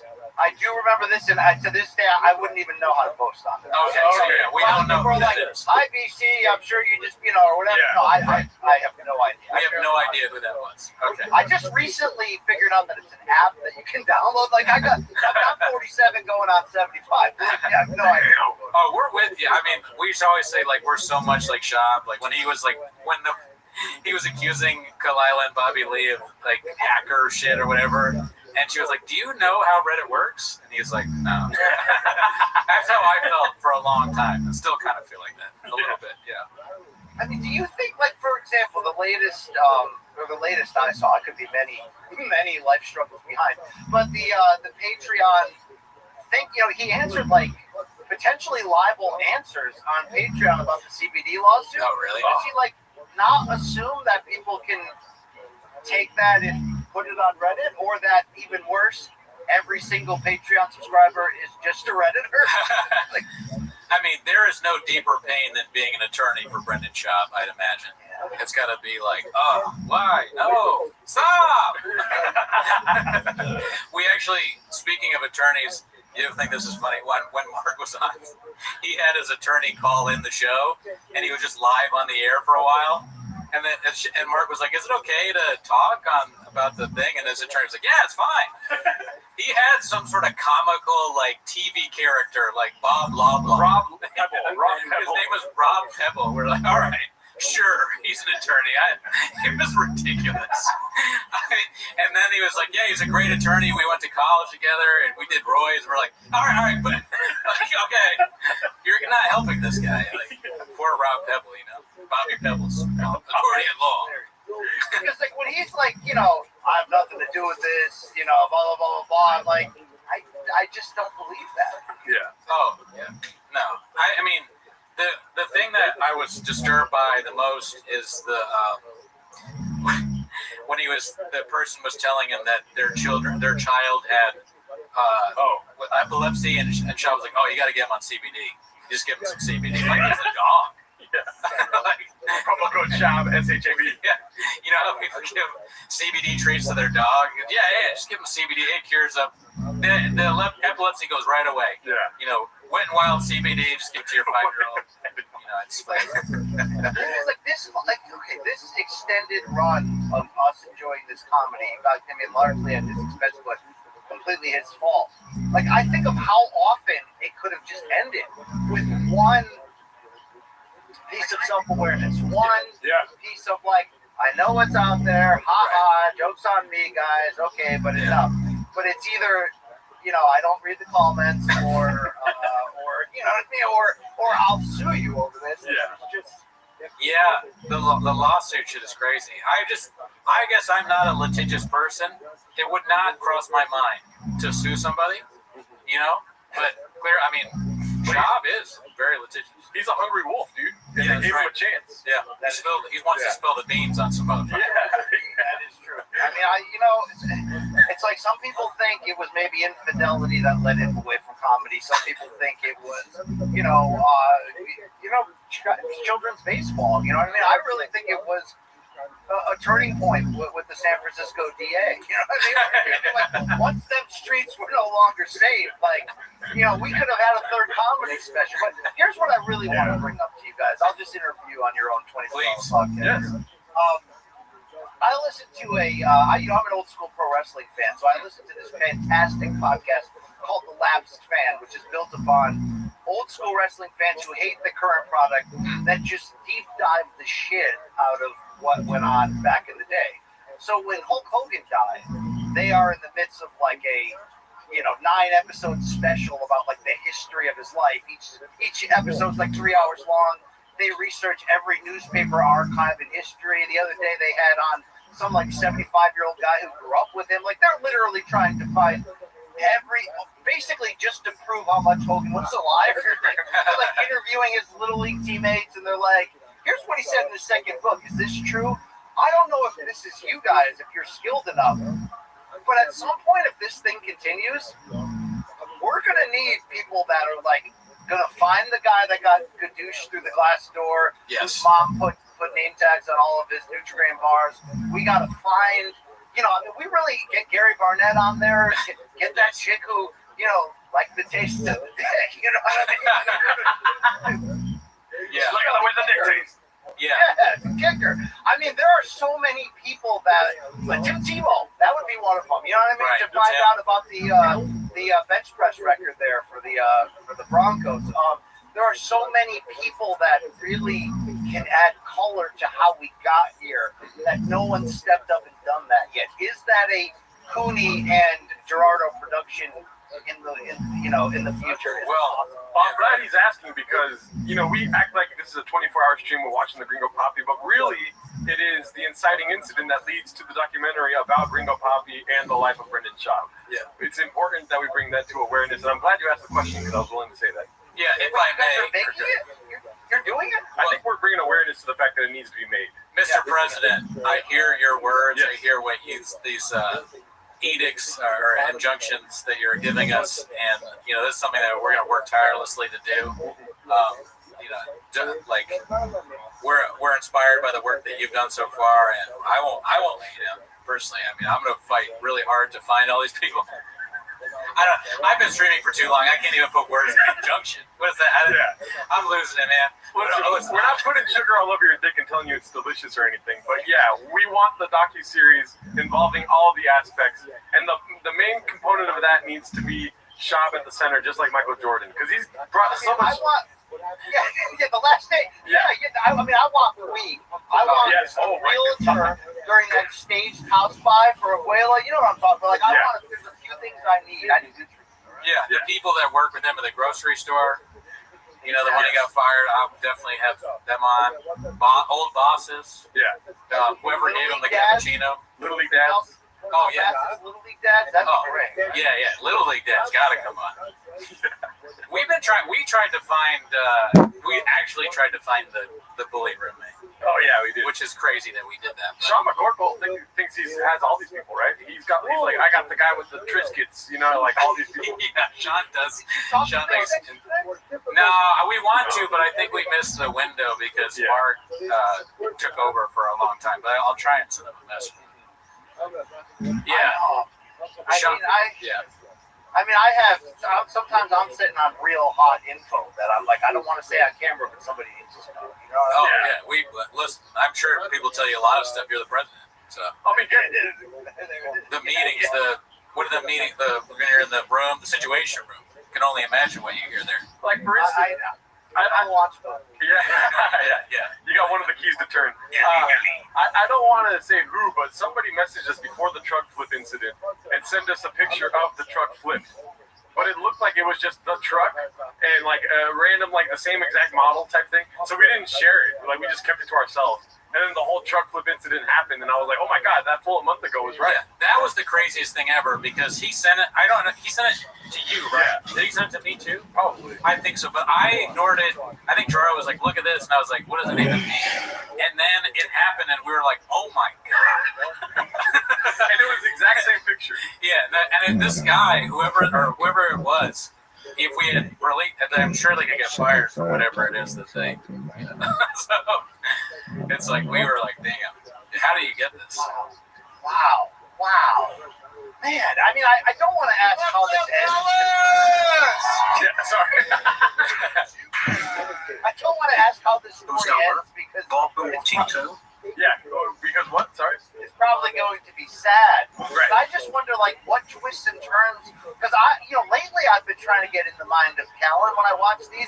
He seems almost as turned off by extreme baseball dad's behavior lately in terms of, like, you're going to listen to that son of a bitch coach Eco Pro in 2 sports, you know what I mean? Like, or put your elbow up. He didn't eat tonight. That kind of bullshit. Like, I really fear that all of this man's happiness is tied into whether one of the Chombies goes pro. Like, that's it. Right. It could be. I mean, but he's putting a lot of effort into it, so I think they're both probably going to be Major League Baseball stars. Definitely. It's every facet. I hope they do become that, you know? Yeah, me too. Yeah, I just hope they don't kill us someday. There is a lot of footage out there. Yeah, you're right. I think I'm going to be sitting in a cafe someday, and someone's going to come up and just put me to death. It's going to be like the end of the movie Sleepers. When they go back and they kill Kevin Bacon. Yeah. Or The Godfather. I'm going to get knifed right in the... I'm like all old. Yeah. Senor Cooney. Don Cooney. I'm a Don by then, of course. Or Matt Damon at the end of The Departed. Some shop relative comes in and he's got stuff on his shoes, so there's no fingerprints, and he's like, "Fuck you." Yeah. You're dead. Now, do you guys have access to Will Sasso? Because he seems to be in on it. Oh, I would love to. Played a role. No access, but yeah, I love Will Sasso. That'd be great. Because he used to bring it to Baba's face before anybody did back then. Yeah. I liked the thing he did with they were doing some crazy AI content shit. Oh, It was yeah. interesting. Like, didn't they do a whole... George Carlin. Yeah, George Carlin. He was interesting.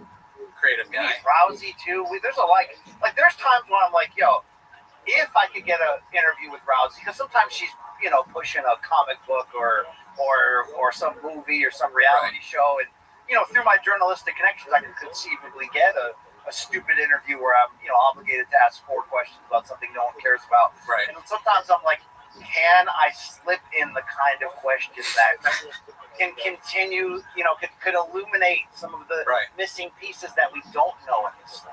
I think, follow your journalistic instinct there. I think you can do it. If anybody can, it's you. You're Woodward and Bernstein. I think so. Who else? Just like Arrow Helwani's the best we got. You know what I mean? It's the best. Sure, yeah, great man. But who else, if not you, is my question. Indeed. I mean, Gerardo, was there a specific setback in the Baba verse that did make you aware? Like, do you know how? Like, I know your origin story on this pod, but like, what was? Like, did you even know who Bren was? Oh, dude, I was looking forward to Gringo Poppy, and then I watched it in bed and like this the whole time. And then him and Othman came up with the let's watch it on the show, and I was like, it's really fucking bad, dude. And then I turned as the show went on because it was fun to watch the Reddit. It's obviously like I wasn't wise to the Reddit before then, but I was looking forward to Gringo Poppy. I look forward to You'd Be Surprised. I'm an idiot. You know what I mean? You knew more. You knew more about it than me. You were like watching Big Brown. Like he was. Oh yeah. I was He's an OG. the Big Brown breakdown. But you only came in for Gringo Poppy. Like it wasn't like you. So here's what my knowledge of it was. I like UFC, and I'm pretty sure I watched the Ultimate Fighter that he was on, and I honestly I was like, oh, I like this guy, and but I didn't really know anything about him. And then when I was doing stand-up, and like the time when he started, people would post about how this angry bitter comics would be like, this guy thinks he can do stand-up now because he did UFC and he blah blah blah. And I watched it, and I was like, oh, they're just hating on him. And then he had a Showtime special, and I was like, I don't have any interest in that really. I kind of was like vaguely remembering him from the Fire thing, but I was like, it's probably bad, but I'm not gonna watch it. And then Othman was like, dude, you gotta check this out. And I watched it with Gerardo. I was like, oh my, I had no idea. And then I went back and watched You'd Be Surprised. And I mean, cool story, bro. At that point, I was behind. You were surprised. Yeah, I was very surprised by what I saw. The Jamal story, the story about the doctor. Well, and then when they show, when I think the moment I got fully aware was the Beige Frequency doctor. Yeah, like that changed everything. Yeah. Oh, I watched that too. Do you know Greg? Was after the first special. Yeah, I think was it about the first? Yeah, it probably was the first special. Do you know Greg Sue, the doctor? Have you ever met him? No, I've seen him at UFC fights, and I hadn't even ever realized he existed until Beige showed the side by side of Chop doing the Asian voice, and this guy being like, "Well, actually, that was so crazy. It was a special time. Yeah, that was one of the greatest things he's ever done. I mean, he might be a Hogan-esque liar. Like, it really is on that level where, like, I think, like, legitimately 90% of the stuff he says is not only false, but is easily, like, flippable. Like, you didn't have to lie about all this. Yeah. Bill would have thought you were decently cool. You know what I mean? Like, it's just, it's mind-boggling. Because it's just one, it's equivalent of like a 5-year-old. It's just lie on top of lie on top of lie on top of lie on top of lie. There's never any reason for his lies. Like the random things. I just think about the time when he was like, so I had this Spider-Man over for my son's birthday. He was this fat guy on cocaine, this fat Mexican guy on cocaine. It's like, what? No, you didn't. That didn't happen. There was no fat Mexican Spider-Man in your house. Yeah. It just doesn't exist in real life. It's not a thing. I mean, I benefit from the crossover audience of the Reddit. I think that, we only won more. Spoiler alert, we only won Morning Combat Podcast Awards because of how aggressive these Reddit fans jumped on MK. But I think we still cross over today. Don't you have a superstar fan of your work named Saul from Louisville? Oh, yeah, Saul. Great guy. Never met him. Cheers to Saul. He's wonderful. One of the best people on this planet. Yeah. I mean, one of the things we like about you is humility. And, of course, the Reddit had nothing to do with the great results of Mortal Kombat. Best MMA show out there, Yes. We all love that show, the live chat that we have, your podcast. I mean, you're just one of the best to do it. Yes. Forever. Peace to my dad, peace to podcasting. Yeah, teach T-ball, a travel dad. Are you doing anything with trucks lately? No, but not flipping. I was hoping that you guys were giving one away. Just to, need a truck. Fully come full circle on here. I mean, I'm shocked that didn't end in jail time. Right? It's fairly illegal. You can see right through it. Like it's like, you know what I mean? Come on. Yeah, no, we joked about that a lot because of the entries thing. It made no sense. Like, what is 40x Spider-Man at the kiddos' B-Day party? I'm no attorney, but I still don't fully understand. 100x entries. What? And the winner just happens to be the guy that runs in the same truck races. Right. That's just what a coincidence. Yeah, I mean, I respect the scam. It's a good scam. Can I ask you a question, BC? Yes, please. Non-ironically, what is your favorite bit from the Gringo Poppy, if there has to be a favorite? I mean, like, here's the deal. Like, I'll answer this, but I'll take a moment to get there. Yes. When the biopic eventually comes out, yes. Right? I don't know does the Subaru ever go bar mode? Yes. He got a question. We got to figure out who's going to play him in it. Yes. But I need a scene where he sits, Slow Joe and Mom-in-Law down and is like, look, our career's on the line. Showtime let us go, but I lied to everybody and said that I'm betting on myself. We got to go to YouTube, but I told everybody that, we're talking to Netflix. And here's the deal, though. For this to work, I'm going to have to disparage your entire heritage, the heritage of our children. You know what I mean? Because as I'm watching that, I'm like, I got to tell you, I actually thought that the Gringo Poppy in real time wasn't a massive failure, only because I actually legitimately laughed like 2.5 times, compared to the first comedy special where I was just like what?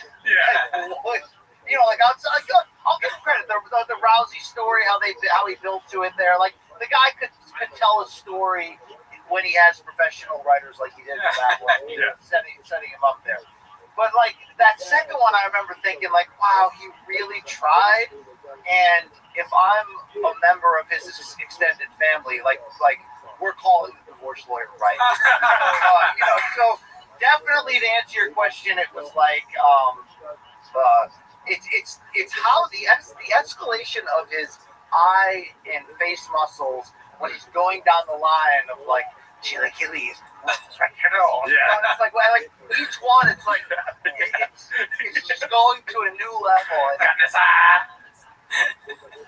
And to answer your question from earlier, I actually lived with the writers of You'd Be Surprised. I lived with two comics that wrote for him. Yeah. Who wrote it?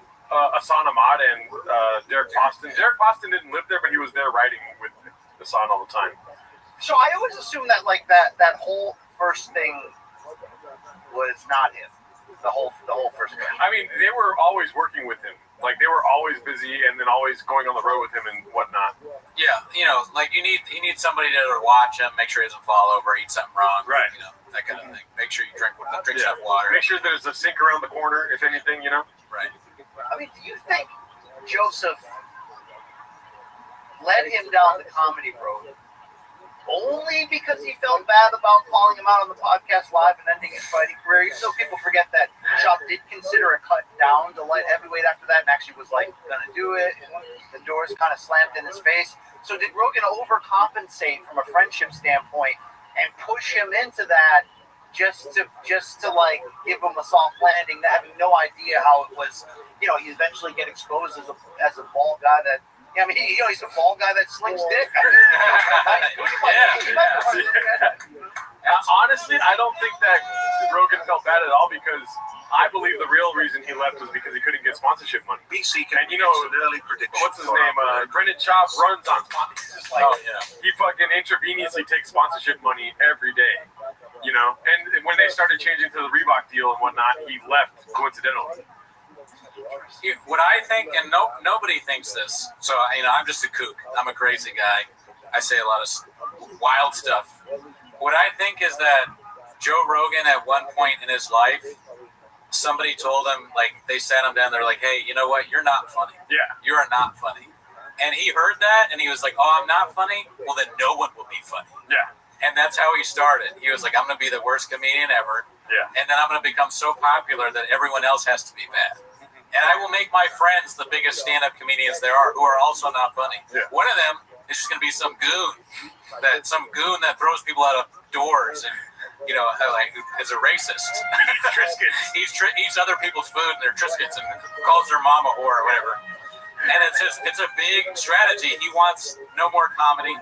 And he wants everybody to live in squalor and Lake Austin. So it's a big plan. The whole thing is, you know, a lot of people are involved. So I'm done. I'm not going to say anything else. I don't know. I'm just. I mean, maybe if there's a gap, and I think you can play baseball full year round, so maybe there's a gap in the schedule. But will things get bad enough? Because we always thought if things got bad enough financially, you know, we could see him in a bare knuckle fight, or we could see him in a Jake Paul boxing match or something ridiculous like that. But now I'm like, is there a lack of shame enough that there will be a comedic comeback that's only fueled by keeping the lights on? Wow, that's a great question. A dark question. It could be dark, but me and Cooney are very optimistic about this idea. Like, if he leans into the bit, which is probably impossible, but there's probably like a 2% chance that he does do that because of financial distress. He comes into comedy again. He leans into the bit. He sells merch about like water. Like he sells 4 different shirts: water, weed, dew, and hair. And you got to collect them all. Yeah, I would. That was part of what I was trying to sell you when I took that chance. It was floating his own comedy work at it, just kind of giving it an opportunity to shut me down.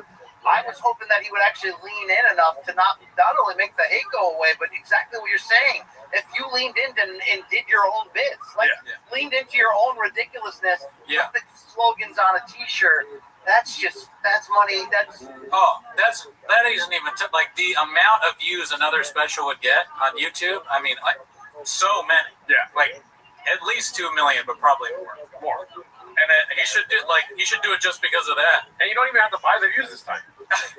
He's like the Rocky of being stupid, because like Rocky always comes back. So Shab is always going to do something even more stupid.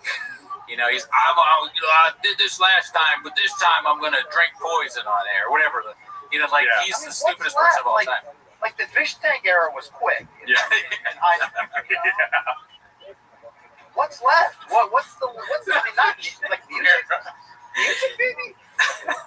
He did music already, actually. I mean, there was a record label. You didn't know this? I didn't know about this. Oh, there's a record label. It was Big Boy Records. What's the rapper's name? Lil Brows. I said Big Brows. Dude, that used to do his little there's many rap videos where he's in the background like. Yeah. Mm-hmm. There's a Thick Boy Records CD. It's not very good, but he tried. I have another theory that it ends with Chip killing him, and I don't. He's like, you made me move to Austin. I lost everything. You didn't pay me enough. I have no home.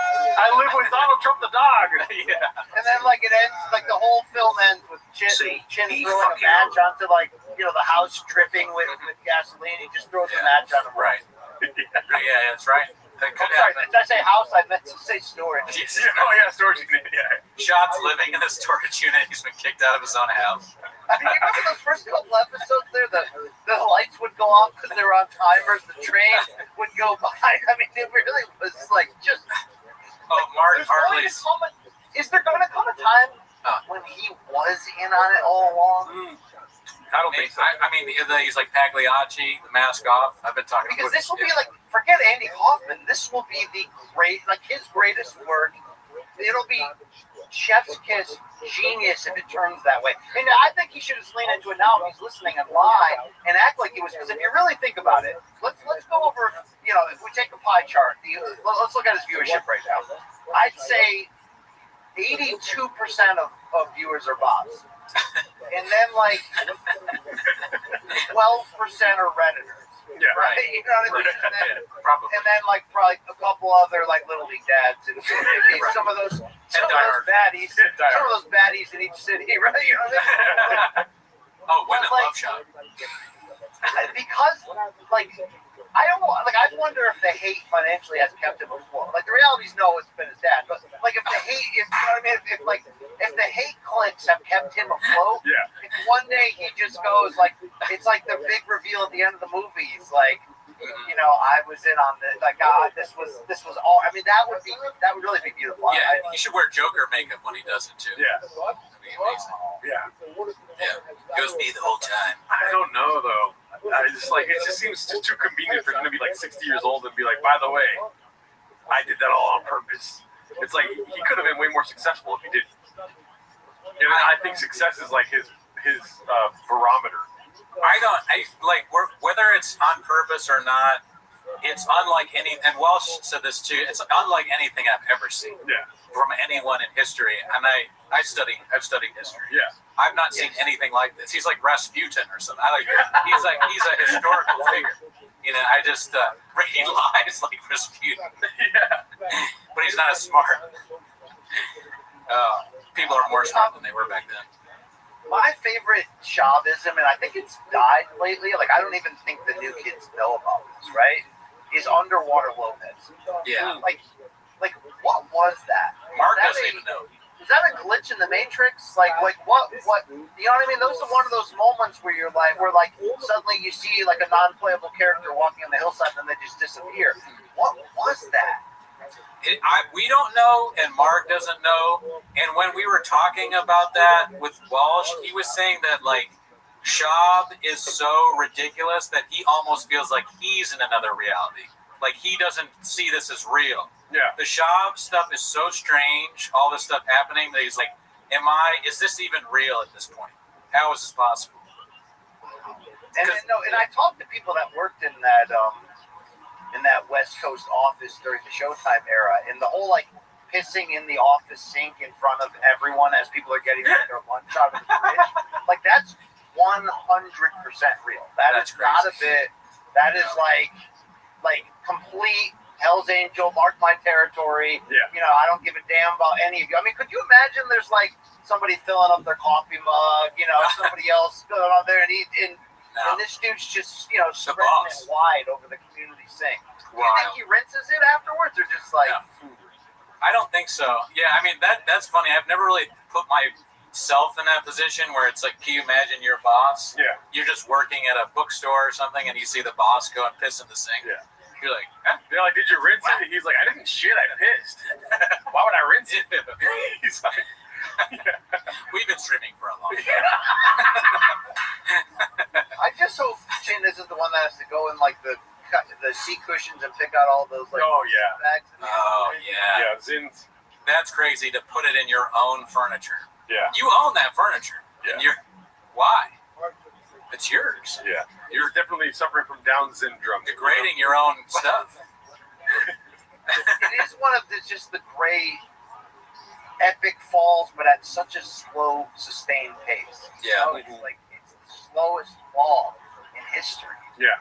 He'll outlive us all like some kind of stupid cockroach. He's going to be there.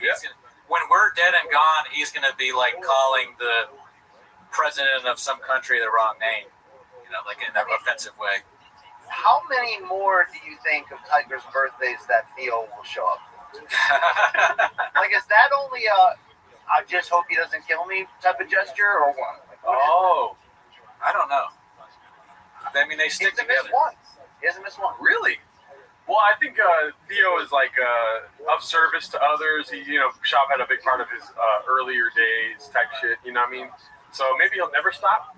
Maybe Shop fucks up the relationship just like he fucked up many other relationships, with him and whatnot. You're questioning about Underwater Lopez, though. That does bring it back to it being a joke the whole time. If one day he shows proof that he told Chin not to edit that part out. You know what I mean? Yes. Where he's like, leave this in. Yes, no shit. Yes, leave that in. I know I glitched out, but you'll see in 40 years why I did that. Yeah. I mean, how mad would you be if the editor of your show didn't take things out that were insanely embarrassing? Yeah, I'm with you on that one. It's a perfect storm. It's like they got a terrible producer, 2 bad co-hosts, dead air left and right. In a storage unit. In Austin. Where it's hot. And you know what? Like, Chen seems like a good dude. He can sing. Like, he makes gross fish on those camping trips. But I have a heart for that guy. Yeah. Oh yeah. No, I enjoy Chin. I think he's funny, and I feel bad. I worry about him with the way they talk about him. We can never tell what's true or not. They're like, they have him on the show, this guy that works for them for not enough pay and all this, and they're like, you're an alcoholic. Like, all right, I thought my job was to produce the show. They're like, you drink too much and your heart rate is bad. What? Sleep outside, kid. Yeah. And also, we didn't think of any moving expenses for you. Like, we didn't help you. So, hey, you're living with your brother now in Texas. What? Doesn't sound like a good job. Yeah. You know? Yeah, it sounds like he's getting paid just enough to keep the lights on, like a Social Security type of thing. Well, we got some skinny on pay if you're interested in how they get paid. Mark was telling us, Chef and Mark in the chat going wild, but Mark said that Chin makes, and I feel bad saying this out loud, but I've streamed for long enough that I have no culpability. Chin makes $100,000 a year. Jamie makes $1 million. What'd you say? Jamie makes $1 million on Rogan, $1 million a year. Sure. Yeah, that's probably a discount. But what did Callan's get? Callan got 25 a month. 25 a month. 25K. Wow. How? That's a lot of money coming out of Harold Shaw's pocket. Wow. Is it Peter's show? I'm making stupid bits. I'm doing skits and bits. Yeah, I like to call him Harold. But so like Callan making that money when Mark told that to Walsh, you could see a part of Walsh died. You could see it in his eyes. He was like, that's what he was like. This doesn't exist. And also a part of me died. How does he make that much money? I legitimately would have guessed like 32,000 for Chin. So actually, you know what, Chin? Maybe Chin's like in on it. I mean, Chin's got to be in on it. Right? Yeah. Yeah, I mean, 100 sounds like a lot more than I thought he was making. Because, when we heard that he just doesn't pay his staff. A lot of times he just won't pay. Yeah. And then he fires you, and then he does donuts in the parking lot. It's like, it sounds crazy. I gotta say though, as a pro wrestling fan, Hella Mark's face turn, after that broke down, is like, it was pure pro wrestling because like, when he was a heel, I hated him. You know what I mean? Yeah, one of the worst people on this earth. And then, you just instantly had a heart for him. Yeah. World Wrestling Federation. We don't deserve Mark, Wow. It's the same shit. Only a true artist can play those roles that effectively. In a way, Mark is kind of the character we're talking about, where there's like a turn. He's doing what Bappa should have done. He's the character. And this is a great point by Mark. Is 25K is Brendan's quote. So allegedly 25,000 a month. Yeah. Oh, and Saul just said, "What's up?" Shit, Saul's in the chat. Is that my CEO? Is that my CEO?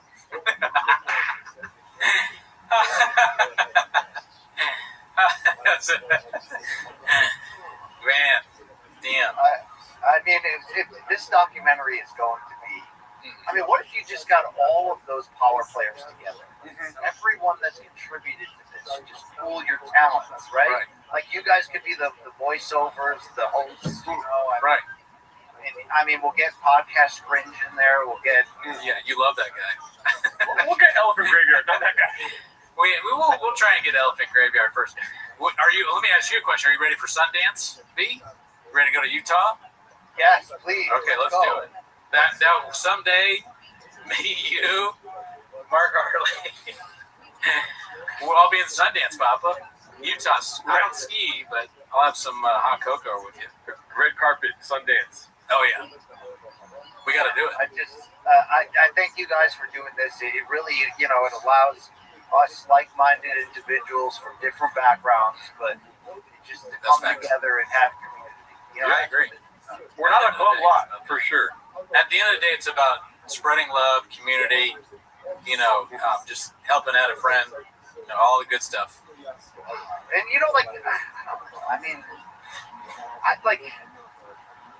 he was kind of reaching for Kalila too, right? Yeah. Oh, yeah. But I mean, are you looking at the similarities or the differences? You know what I mean? Because I would reach too. You know what I'm saying, dude? Facts, daddy. You know what I mean? Yeah, I mean, Gerardo hits on Kalila every time Bobby Lee sends us a check. Yeah, dude. Yeah. I don't sign the bag. I just put my phone number. We get paid from Tiger Belly, and he just sends a message saying, "What?" That's what Gerardo does. I think it's unprofessional. Personally, it skips a bit, dude. there's so many mountaintop moments on this journey. I like the Bobby Lee thing is probably that might be the biggest. Like that was the Reddit most on fire during that. Yeah, probably that or Truck Walk. I can't tell. I mean, some place Truck Walk like it all kind of blends together. Kind of made it. Like, Yeah. I feel like Reddit grew up because of Truck Walk, but the Bobby Lee thing, especially the appearance he made on that podcast. Yeah, that was great. I mean, define bullying. Yeah. Right, yeah. I'm 38 years old, but I struggle with the idea of somebody. I don't know how old Callan is in his 40s or something like that. I don't see myself. No, this dude's like almost 60. I think. He's almost 60. Yeah, he's 75 years old if you listen to the show. But I like that somebody that old calling someone else and threatening them like he did. That's the craziest thing I've ever. Flip flops on? Yeah, wearing toe holds. Yeah. It just doesn't. It almost seems made up. Is he a villain from a movie? It's just the. Who are these like investigators that he hired and got scammed by? We need to interview those guys. Yeah, the scammers. I just said we. I think I'm in on this documentary too. Right. I mean, I'll play myself in the biopic. Right. We find out while we're doing the documentary that you are one of the scammers. And BC did it. And who else? Like fucking. It'd be so funny to like people that you would never suspect. Like GSP is in on it. I did the whole thing. It was very funny. He's in Canada smoking a cigar or some shit. Yeah, I mean everybody's in on it. All the big names, Nagano, GSP. Can I ask you a question from the chat here? What would be a good name for the biopic? Great question. One of them I liked a lot was Friends in Dark Places. That's pretty good. I like that one.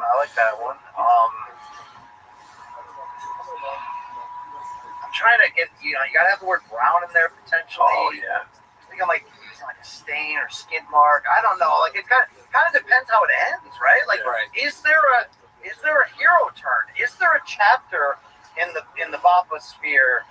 Like, is there a redemption angle? Short of coming clean and saying either it was me all along, or either, all right, guys, I'm finally gonna, join. If I can't beat them, join them, which won't happen, right? Because if you're that lack of self-awareness, it'll never change. But like, is there one more? I got one. Is he gonna fall into something financially, like no loss, like a Bernie Madoff scheme or something? I mean, is there, or crypto or something? Like, what is there some way that this? So many opportunities. You're like coming up with plot twists. I was gonna say save somebody from a burning car, but he already lied about that. Crypto for sure. It's too bad he never got an NFTs. I guess there's still time. But as far as like, if you're thinking of a name for a documentary, you gotta think about the name Drugs and Fucks. Drugs and Fucks. That's a terrible name. You're a bot. Yeah, bot. But thank you. You gotta think about those sounds. Right? Oh, is that a drug? It's an automatic computer thing. Whenever they do a donation, like the noise. So the marquee at Sundance, what does it say? You have to visualize it in your head, because I'm big on 48 laws of power, scooping up the bag. So you got to think about these things. You have to visualize it, BC, or it won't come true. You got to think about it. If it's a picture of him and it says, "All I do is lie to you," I think it's like marquee. Actually, that's good. Yeah. I like one word or 2-word things. So my happy one is just the comedian, which I like. But my one that I would do, marquee, Sundance, redact. Wow. Think about put that in your pipe and smoke it. Redact. Okay. That is really good. Directed by Brian Campbell. Yeah. This could be my life score directly too. My best work, my piece de resistance on my career. On the art journey. Wow, that is produced by. Ultimately, to bring it full circle on our conflicting emotions, unless you guys just both lost your soul through the process, which is very possible. It's like I'm not cheering for it to end disastrously, whether that's Chin murdering him, Slow Joe leaving and going back with Puig when the money runs out, or there's a few other ways it could go here. Yeah. I'd actually like happy ending. Yeah, me too. I prefer love one actually, but I mean, in fact, if you guys know any places there, no. So, you trying to get milked? I mean, it's like, can we help that? Is that the for all the enjoyment we've gotten from his self-inflicted pain? Can we help create that arc, that happy ending to the arc? I mean, maybe you two, with your comedic and musical backgrounds, maybe if you approach him with, fake hair and fake mustaches and just say, look, I think it's time for a comedic comeback. Yeah. We've got your back. Yeah. You'll get our best stuff. We will redeem you. Right. As payback for everything. You know what I mean? Like that. Well, yeah, that's funny that you say that, because before Walsh left, I tried to pitch him on Windy City Heat 2, starring Brendan. Do you know Windy City Heat? The Curious Case of Braden's. Have you ever heard of that? Never heard of that. What is that? So Windy City Heat is this movie that people made up. There's a guy named Perry Caraballo who's just like this fool, kind of dunce guy, and this comedians tricked him into thinking he was like in a movie, and they had all these people like Dane Cook's in it, Don Barris did it, I think Jimmy Kimmel might be involved, I can't really remember. Ask Othman about it, because that's his favorite movie of all time. But they joke, and he's just this idiot that they convince he's a star of a movie. So what I'm saying is, if we could convince Bob, like we do some sort of Windy City Heat thing where it's a documentary on his life, but we convince him to, like you said, turn it all around. But you can like rig a fight when you get hit a lot, but we'll pay the other guys to come on. It's a great idea. Yeah, we want to do that, but the problem is that we have been too mean to count. I don't think Bob was ever going to forgive us for how mean we've been to that horribly funny. Yeah. Like they're just not. It's his friend, and I get it. Listen, I get it. I mean, look, he has been falsely confused, bro. You gotta get Bob for that. Yeah. Wow. I believe in it. I believe in the redemption arc. I've always held hope for that.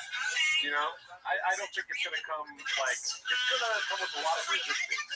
I think he's going to continue to resist against it until admitting that we're correct, and that what he does is unintentionally funny, but that it is funny nonetheless. I feel like he doesn't want to be that guy, but he is. He's just always been that guy, Do you think you can ask Jay anything? I've asked Jay a lot, and Jay has not answered. Yeah, Jay might be easier to get on than Sean. Jay might not even know. He knows a lot. They could have orchestrated Jay. He started actually. What? Yeah, dude. Yeah. That's an Ask Jay and Hello Mark podcast. This is great. If Jay starts talking shit about Brendan, that's great. That would be so funny. Well, I gotta get back to this. This was really loud. I'd love to do more of it. Oh, great. Any more? It's an honor. Feel so blessed to have you. Thank you so much. DC was a pleasure to meet you. You know what I mean? We'll see you on the red carpet. Thank you. I'll tell him some great things about you guys. Oh, he's a piece of shit. I would just cut that guy out of your life as soon as possible. But he actually has apnea, and it's sleep apnea, but it's caused by his brain. It's very small. I don't know if you know that. So don't take any financial advice from me. What hour are we on right now? It is, I believe, the 9th hour. Othman tried to invest his family's money into shitcoin. So just so you know. Okay. Yeah. Thank you so much. We love you. Thank you guys. Best of luck. Yeah. You know what I mean? In closing, yeah, I got that. Later, BC. Later.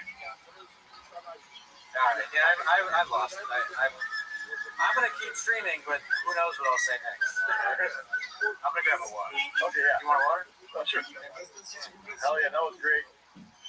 Give it up for BC, y'all. What the hell? Unbelievable. That was 4 years in the making right there, dude. We finally got BCEO on the show. Thank you so much, Brian Campbell. Brian Campbell, keep them skits, keep them bits coming, dude. We're going to react to them every week. 7 days a week. Can you archive this whole live stream? The homeless cats will be grateful. I believe it will be archived unless there's some, if anything happens with it getting taken down, it won't be from us taking it down. I'll tell you that right now. 462 likes in the chat. You guys are great. Back to the dream of popping to the real stuff that matters. Am I losing my mind? Slowly, yes. Yeah, thanks for asking. You want to sit on the cup? Sure. Oh, there's that white sheet. That white sheet. What's up, guys? A losing fight with reality. Brenda's song. A losing fight with reality, Brenda's song.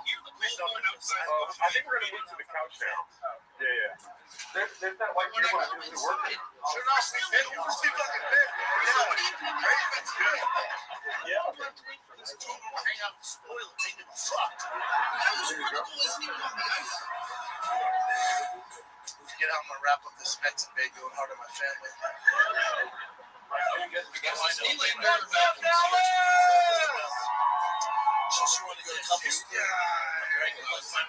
dream guest did not disappoint. Thank you. Thank you, Saul. We couldn't have done it without you, Saul. You're the best.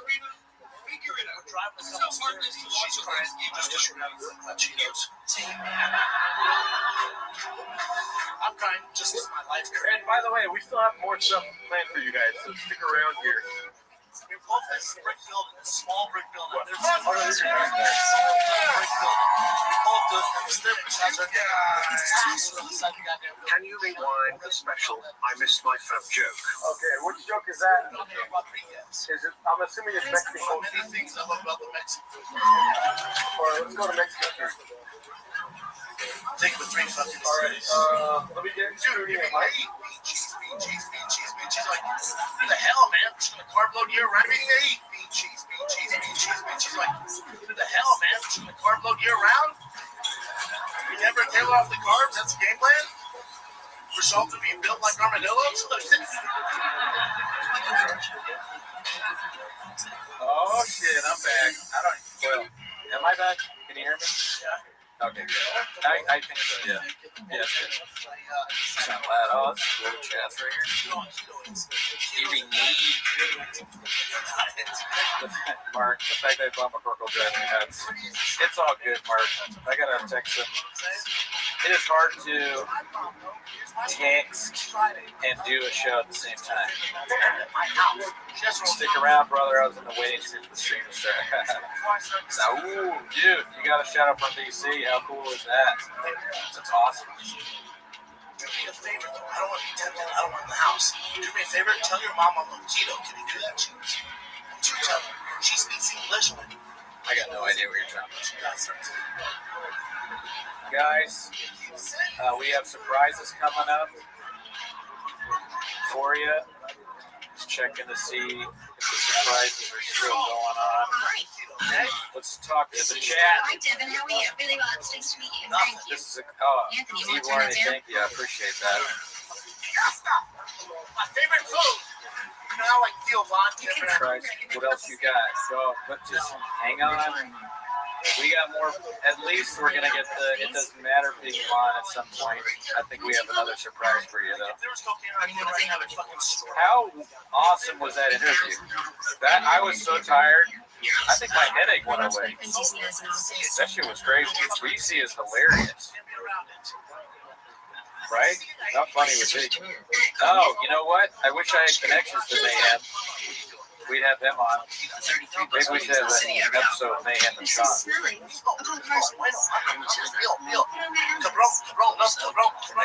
DC's, that's funny as shit. Yeah. Yeah, I got it. I'll be right back, folks. Great. I'm not on campus, but you can meet me. You need to take the cross-country, right?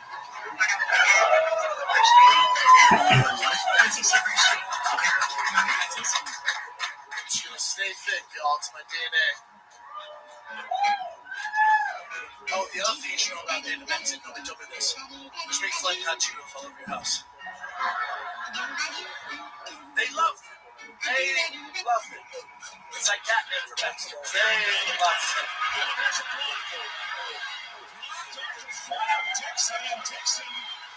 I'm the only person in my house that doesn't speak Spanish. I feel like a refugee in my own goddamn house. My wife friends are very Latino before, just for the looks of that, the left looks, man. It's how hard to be all bitch. I'm 38. I struggle with English accent. You know what it feels like that my 5-year-old son roll up on his bike and talk shit to me in Spanish? You know what that feels like? As a father, you know what that feels like? I don't have a clue what he's talking about. I don't have a clue. I thought Pluto meant dude for the longest time. I dropped out of school last week. I was like, later, Pluto! His teacher's like, what the fuck? Pluto, Pluto.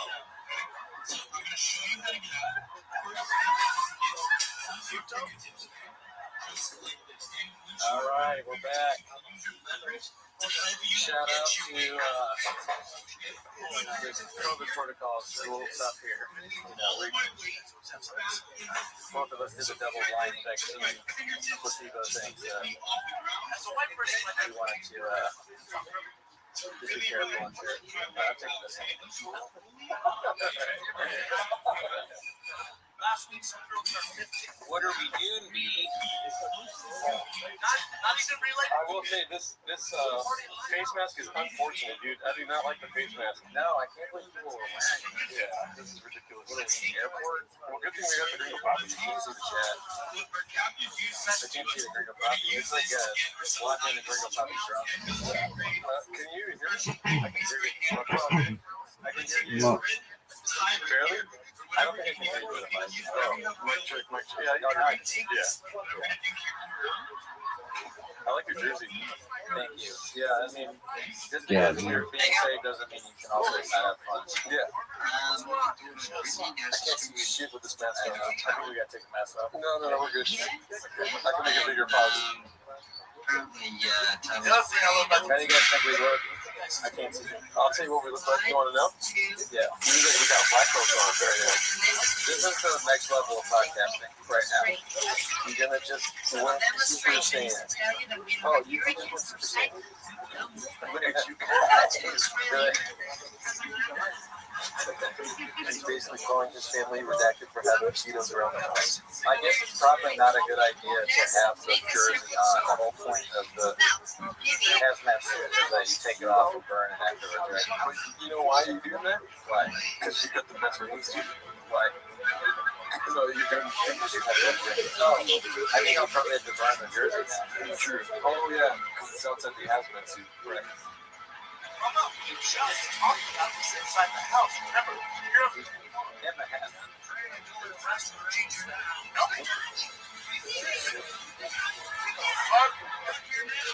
Sure enough, that's it, y'all. Oh yeah, this suit fits crazy well. Talk about that special cap. Focus on what's important, dude. I'm taking off the music. Oh, let me do this real quick too. Is that better? You know, I'm gonna wrap up this next big part of my family. I was so hard on the family, dude. Silly. This is a better way to do it.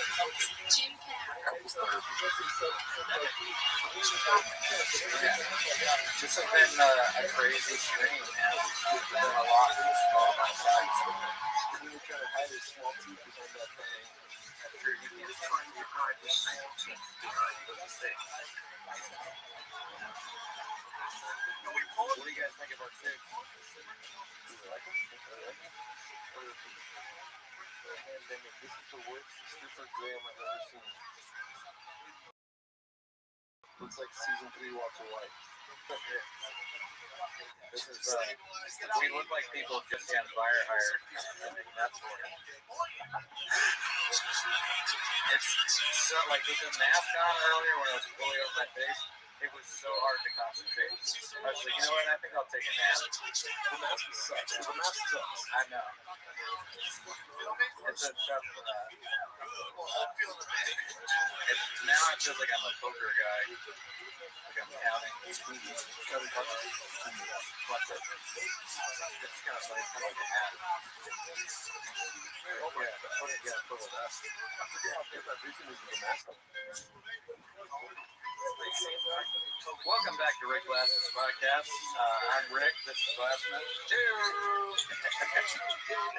feel like the Red Bull worked. Oh yeah, yeah. Thank you. Appreciate that explanation. Can I be honest with you? You're on fire, dude. Thank you. Can I be honest with you? Go for it. You're on fire. God, stop it. Should we thank the guy that got us the? Oh yeah, dude. Shout out to Paul C, dude. Paul C's the realest, dude. Yeah. He got us. Oh, he didn't think a bit about you though. Oh really? He got us baby carrots, dude. Paul C. Yeah, that makes sense. I can only eat smaller size carrots because of the size. A lot of people don't know that. And he was like, also, I would have got the bigger carrots, but your fridge is tiny. He said. He actually got carrots? You want them? Oh. Fuck carrots. I want to fucking. Actually, not at the moment, but I only want unhealthy things. You know, I'm guilty of catching flies during the BC interview. Did you see what I did? I got fingers up the salsa on the cookie. Give it a free credit. Yeah, I mean, the Boros cookies are delicious. It was a good cookie, but oh, you got another. It was disgusting. That is horrible. God awful. This salsa right there. Oh shit, you actually did do it. I'm not joking. I really did that. Is there a cookie left? Yeah. I'll do it. You had to do it in the soup for it. Yeah, I know. This is probably the safest way to eat a messy cookie. Oh shit, Wolf out again. Oh shit. They're playing golf this Sunday. My wrists are too fucked up. Salsa with bacon. Salsa cookie. It is kind of like the equivalent of a Red Bull. What's that with pizza delivery coming? Pizza delivery coming to pizza. I don't know if I have pizza in me. I know. Pause. Yeah, I definitely want it, but I can't. You probably shouldn't. We'll see. This is not good. David, right? David. Adam Ray is coming on next. We're having Adam Ray on. One of his favorites. For a sleepover episode. Yeah, our favorite comedian. Yeah. All right, dude. He's doing Dr. Phil. Yeah. I'm Dr. Phil. Everyone can do this. What do you mean you watch this for 24 hours? Are you drinking it all? It's hard.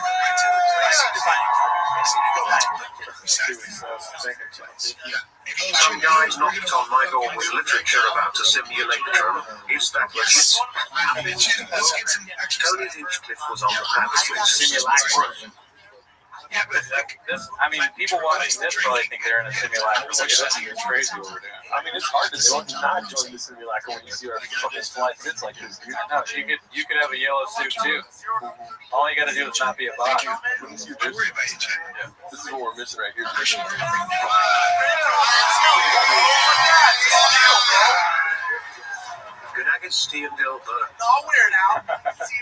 That's us. Oh, there we go. Daddy's number in full picture.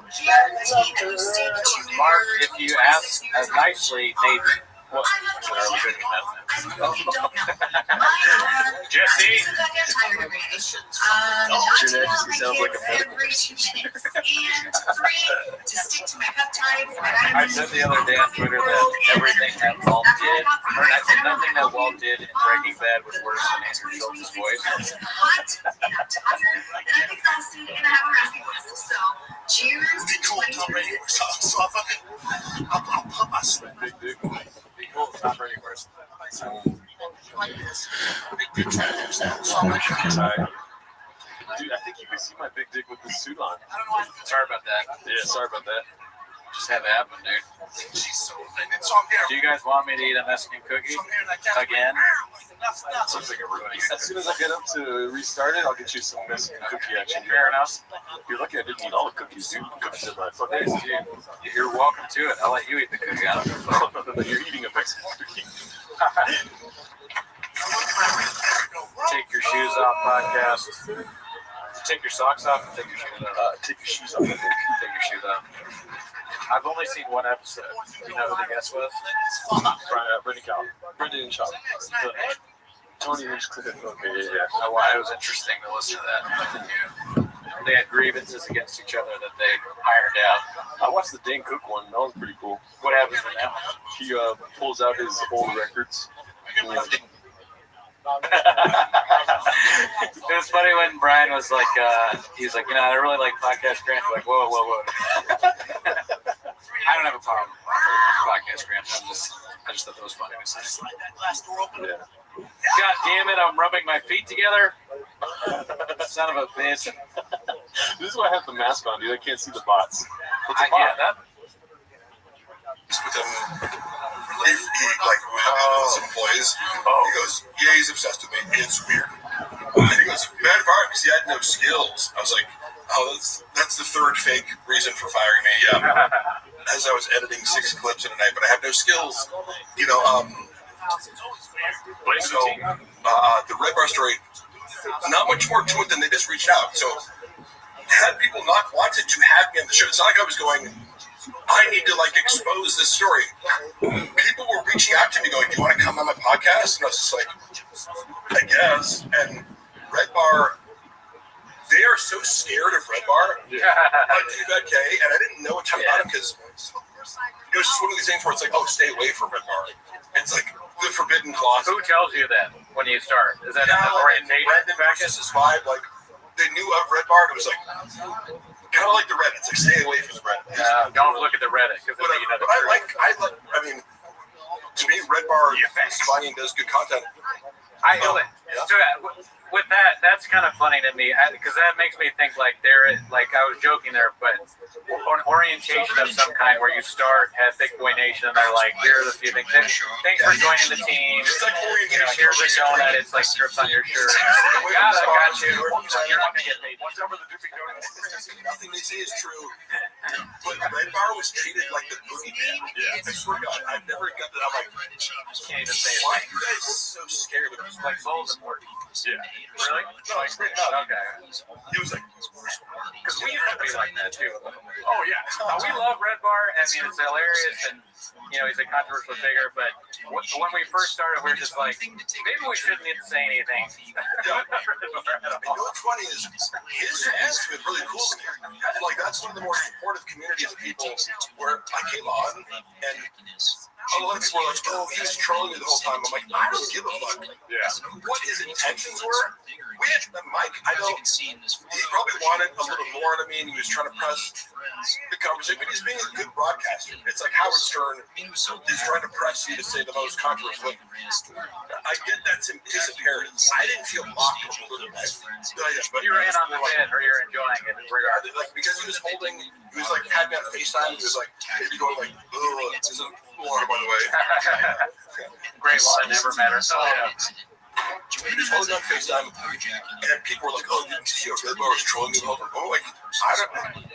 If he was, I didn't care. It would be an insult almost if he didn't troll you a little bit, right? Like, who doesn't he troll when he has nothing? When he was saying complimentary things to me, I'm like, I don't know. I don't have any reason to doubt he like hates me. Like, I don't have any reason to doubt that he's like being sincere. Because it was just like, yeah, I used to talk shit about you and. Then it kind of changed my mind. I mean, I'm like, that's okay. Is he ever sincere? I'm not sure sincere is a part of his, joie de vivre, He's not to me, it's unbelievable that you could go from like, because he did make fun of me on the show.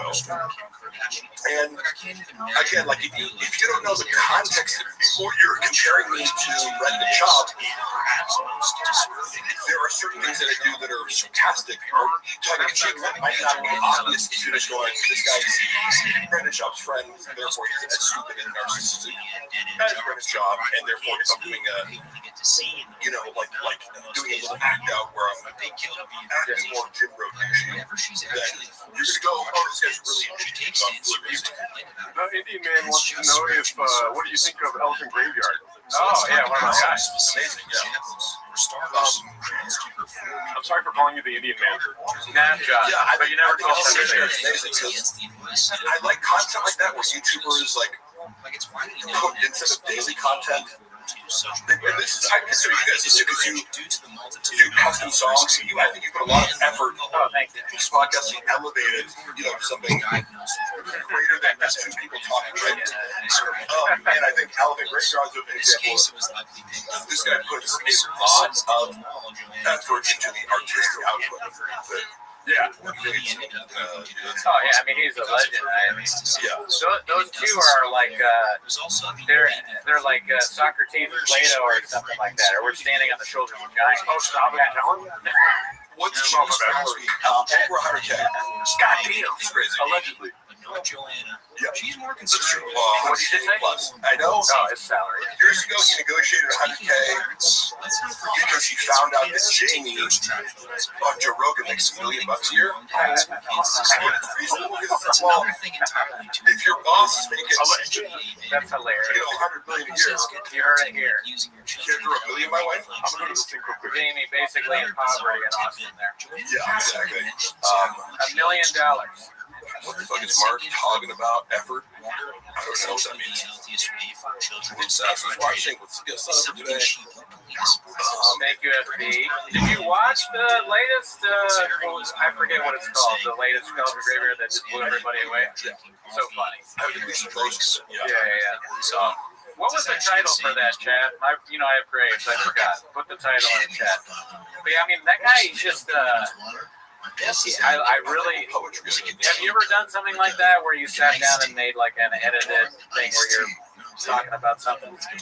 No, but I would like do space editing or like here's the main thing that I'm looking at. Like, the visuals are great. I know the skills to edit and comedy but like even just the voiceovers he does are very cinematic. So I that's what I hone in on. I go, I love the cinematic voiceover style that's matching the visual qualities that are dreamlike, Yeah. Transitions. I could never edit that shit. That's a Gerardo skill I don't have. He makes great artistic choices. Yeah, for all. It's literal. It's not like he's one of these voiceover doing. It's like directly what's on the screen. So he's making artistic choices. And what is the moment to moment visual? So you have to do that, but also have this like kind of poetic narrative for the whole thing. Todd Jimmy, I saw your question. Can you post it again? Because I don't remember what it was. Grades activated. So Todd Jimmy, just I'll keep an eye out for it. Mark says, how do Mark in the chat, not Mark here, but or Hank rather. How does Gerardo keep all those kids in the bedroom so quiet? Fuck you guys. They're watching the stream in the restroom right now. All the Patreon ads. So I remember now. Todd Jimmy said, have you seen all of Talent specials? Oh yeah. No, but I've seen them do live stand up. Like in Cali? Yeah. I've seen him at the store a few times. Yeah. I mean, he's terrible. Yeah, he's the worst ever. But like that doesn't mean that he's not also like that's the level for like. No. Here's what I look at. I go, his act out is like they're horrible. He comes out.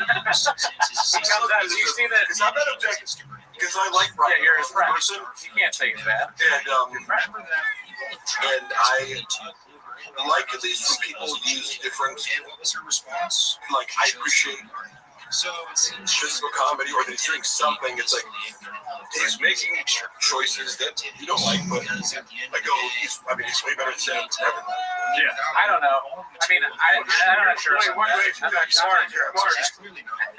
Rudy's trying to pay the bills. He has to pay. Oh yeah, that's why. I think Jeff Dye is probably better than Callan. Yeah. I mean, Jeff Dye is fine. Totally fair because I want comedy should just be an instinctual reaction. This is made me laugh or not. That's the only right. Whether you like it. That's the thing though, because like now when I watch Brandon Schaub, I laugh like almost every time. But I don't laugh. I don't even laugh when Callan does the hawk duck thing, which I love it. Unironically, I love the dead. But I'm like gonna make me laugh. My son. Yeah. That's the stupidest thing I've ever heard in my life. Yeah. When I see clips of Brian on the podcast, as a friend of his who likes him, it makes me sad because Brendan is such a bad comedic partner most of the time. Oh yeah. Like he doesn't understand the basics of comedy or improv or yes-anding. So it's like sometimes he gets it, but he doesn't. He shoots Callan down way more than he should. Callan is very good as a comedic partner for teaming people up. Him and Chris D'Elia have great chemistry because he allows Chris D'Elia to make him the victim of the comedy. Yeah. And we're like, wait, that's not fair. As Chris D'Elia's roasting him, he knows how to keep it going. Keep a bit going. You hit on two things that happen in our show. One is, okay, I'm going to start with Brian and then I'll do the D'Elia thing. Yeah. So Brian, when we're watching Brian and Shab, Brian will go into one of his bits, and granted, it's not funny. What is it? Oh, someone says, Mark, does Bob have any incriminating info on you? Fuck no, dude. He has no idea what I have on him. He has no fucking clue. You know that movie, The Dark Knight Rises, when Catwoman, played by what's-her-face, leans into Christian Bale. It's like, there's a storm coming. That's literally what I think of when I, think of what's coming for Shab. And I have to keep this under wraps because part of it is my legal case. So to put it out on YouTube would be detrimental to my financial bottom line. But it's like, he doesn't even know what's coming, and he's too stupid to realize I have everything, you know? Right. He should have nothing. He should. He hired a private investigator to go to Luana's house, and Luana, owned the private investigator. Oh, shit. Well, I mean, she's charming enough to be like, and she knew more about, but Luana is skilled at manipulating men. So, but also, she played it very, savvy, and I applaud her for that. She was able to get the fact that Brendan Schaub was this guy's employer out of him when you're not supposed to do that as a private detective. And I have, and I somewhere on my phone, but I can show the guy's card. I can show the letter he wrote and put to our apartment door, not realizing I was living there at the time, you idiot. Yeah. But he's operating under suppression. And I remember Luana called me. He was like, "What's this guy doing out there? Did you serve me with some papers or something?" I was like, "Luana, no, because I was at home." Crazy. I say, "Go look at what he wrote. He wrote this note, put a number on there. He was still in the area, so go just call him up, see what's up." He's a private investigator. He didn't say shop. She talks to him. She knows what he's investigating. He goes, "Are you here because?" And she's like, "Who do you work for?" I say, "Well, I can't really say." I go, "Oh, is it Brendan Schaub? And does it have to do with a bouquet of flowers that someone sent to his house and he's claiming it Mark?" And he's like, "Oh, okay, you know what this is about." And he's like, "Let me tell you the real story." One of these girls said he was having a long-term affair with, who's smarter than the rest. She has an MBA and just a more accomplished professional, and just somebody who you shouldn't cross. She fucked around with the wrong girl. A lot of these girls he dates are idiots, but this girl, after he crossed the line with her, having lied to her for the last time, she sent a bouquet of flowers to Joanna, saying, just outing him for having long relationships. But the note started off with, "This is not Mark." So, it's true it wasn't Mark. However, it gave them just enough of a thing to go, "Joanna, obviously it's Mark because it says this is not Mark." Yeah. And then he invented an entire story whereby I somehow went to his house with a bouquet of flowers and a note and hopped over his fence. It was a whole, I'm like, you have security cam footage, done been in your house. The whole thing is covered by, 8 different cameras. What's your estimated time frame of And he said to another side piece, "Hey, did you talk to Mark recently?" I was like, "No, what's up?" He came by the house when I wasn't there. He's harassing my kids. She's like, "No way." And he's like, "Yeah, I had to get the police involved." I'm on the phone with them right now. I'm like, "Oh, yeah. The police. Yeah, sounds good, bro." With the security cam footage of a worker from Joanna's favorite florist delivering, I just wonder how he gaslit her on that, because he's like, "Oh, he pulled out the fucking camera plugs, he cut the power to the security, because otherwise it'd be like, well, watch the footage." Where am I in this equation? It was just one of the more hilarious things where I go, this willingness to gaslight his wife and family in the craziest way possible, and then hire an investigator, or whatever. He does this with everyone. Or that's why he lost the unique lawsuit, because it's imagine Brendan Schaub's your client, and you have to rely on him to tell you the truth about what's going on. you're fucked. Yeah, I mean, being as lawyers like being anything, you got to be like. Maybe we have another one if you want another one. Because I bit off that one. But go ahead. Yeah. Dude, this shit is amazing. I just tried it. It's the first time having a coffee cake from Porto's. Surprising, I know. Cinnamon coffee cake. Wow. Listen, I would fuck my way into the room to get this, dude. I'll eat 8 of those. Yeah. I'm gonna flush. Yeah, that's not good. No all caps, that's the rules. Mark, you're a drama queen. No, I'm not. Hey, if somebody runs a fucking smear campaign against me to try to ruin my life and make me unemployable or lies publicly about the reason he fired me to make it look like he wasn't a fucking idiot who threw a temper tantrum because I didn't text him back for 2 hours, I get to do whatever the fuck I want for the rest of my life. I got enough dirt on you to murder you. This is what the fuck I do. Mariah, it will murder you. Seriously. Brendan's so fucking stupid. Kyle Samuel wants to know, and you probably have already answered this before, but how did Shab handle the drug walk situation behind the scenes? Freak out and handle it terribly. Like, it's always, I also this answer, it's a choose your own adventure where it's like, hey, make the worst decision possible. If I was you, the funny part is always,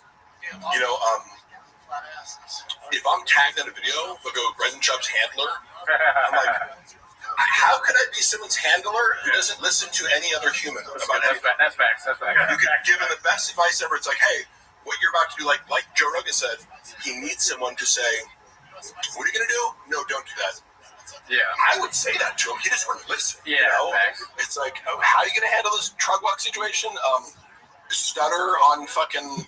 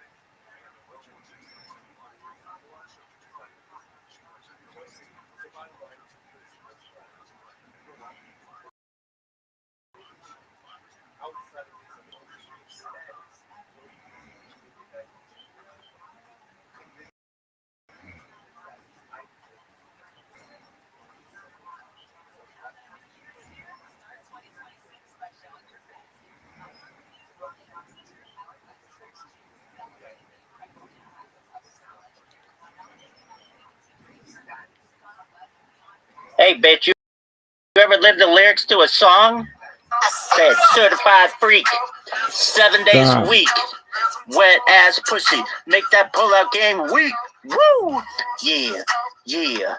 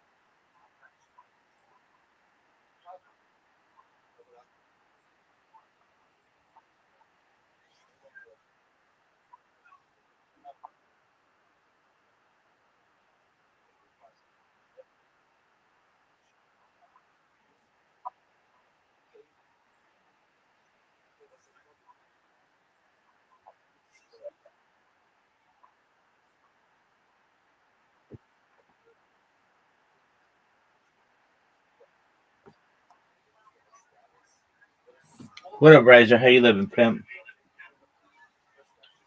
Who are you talking to? I was just giving a class, and my class didn't upload, so I had to record it, like on a different device. Like just then you're giving a class? No, I did it this morning, and I recorded it, and my phone, the phone on which I recorded it, did not upload it, and so I had to record it off of one of my YouTube streams. I am not following. What was this like analingus fucking thing I was just listening to like the past 5 minutes? That's for a class? Yeah, so essentially within Judaism, anal sex is debated whether it's kosher or not, and generally it's taught that so long as, I mean, there's something in Talmud that says a man can do with his wife what he wishes, and that for many for like centuries has meant that anal sex is, so long as it's not the primary mode of sexuality, it has been allowed. And then there's like a higher type of spirituality known as Kabbalah, which is like generally it means to receive. It's essentially like Jewish mysticism. And I had done some research to see if anal sex was permitted within Kabbalah, and it generally is not, because it's seen as wasted seed. So some people may say, well, don't these two philosophies contradict? And perhaps to some extent that they do, when one says that it's permitted and the other says that it's a waste of seed. I wanted to give some apologies, I just cut out there. I wanted to give people who watch my streams and perhaps in the future, just one moment. Roger, can you hear me? Yeah. Okay, excellent. I wanted to give people some liberties in their sexual behavior. And so I and I also do it in a funny way, because like who's talking about this? So basically the main arguments against anal sex generally are that it isn't generally for procreative purposes. It generally wastes seed. It is in what's many times seen as um, an unclean area. And so I was trying to give people, if they wanted to, more sexual freedom, and especially in 2026, the opportunity to be able to participate in this and not feel guilty about it. So I haven't said it yet in this video. I said it when I did it earlier.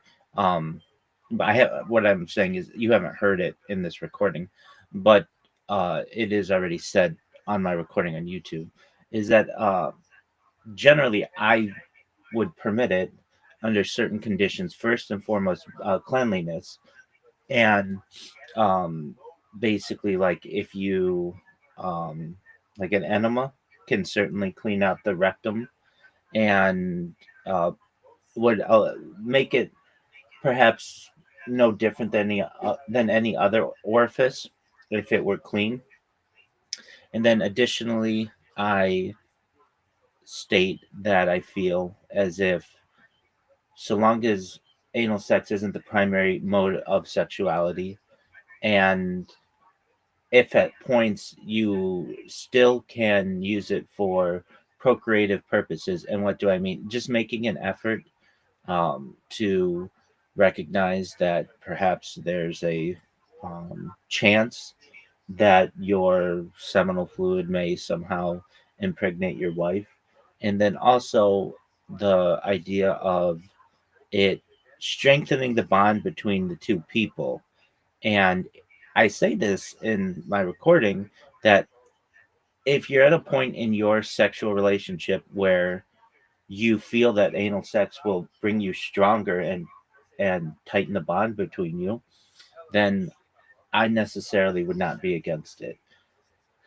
But I say this is only under the auspices that you will have more children, meaning if you just have like a couple and things are burned out in their bedroom and they aren't attracted to each other anymore because they've just done all of the normal types of sexuality, then I wouldn't be against them exploring if that meant that they may become more sexually attracted to each other and have more children. Everything that I talk about is to have more Jewish children. And then in terms of analingus, which is and I say in a funny way, just rim jobs, the fact that cleaning of the orifice would be very important. And then additionally, if it's consensual, and I go really into consent being really important, and while I say that yes, in Talmud that it says a man may do with his wife what he wishes, that doesn't mean that he can kill her. And perhaps it just wasn't stated that the wife should be able to consent to the actions that are occurring. And if both members of the couple, both individuals, consent to it, and the orifice is cleaned thoroughly, so that it's no longer seen as unclean, and this will heighten their sexual attraction to each other, then I wouldn't have an issue with analingus. And analingus isn't like directly discussed within Talmud or Kabbalah. It's just generally seen as unclean because of the standards of generally society within, like, thousands of years ago. But in today's day and age, we can clean things much better than we once were able to. And again, I state, so long as this heightens the sexual attraction between partners and leads to more children, I don't see it as a negative. So that's what I was saying. I mean, you say like you can clean it out, but aren't there like a bunch of bacteria and shit that will live in there and probably be really difficult to clean out?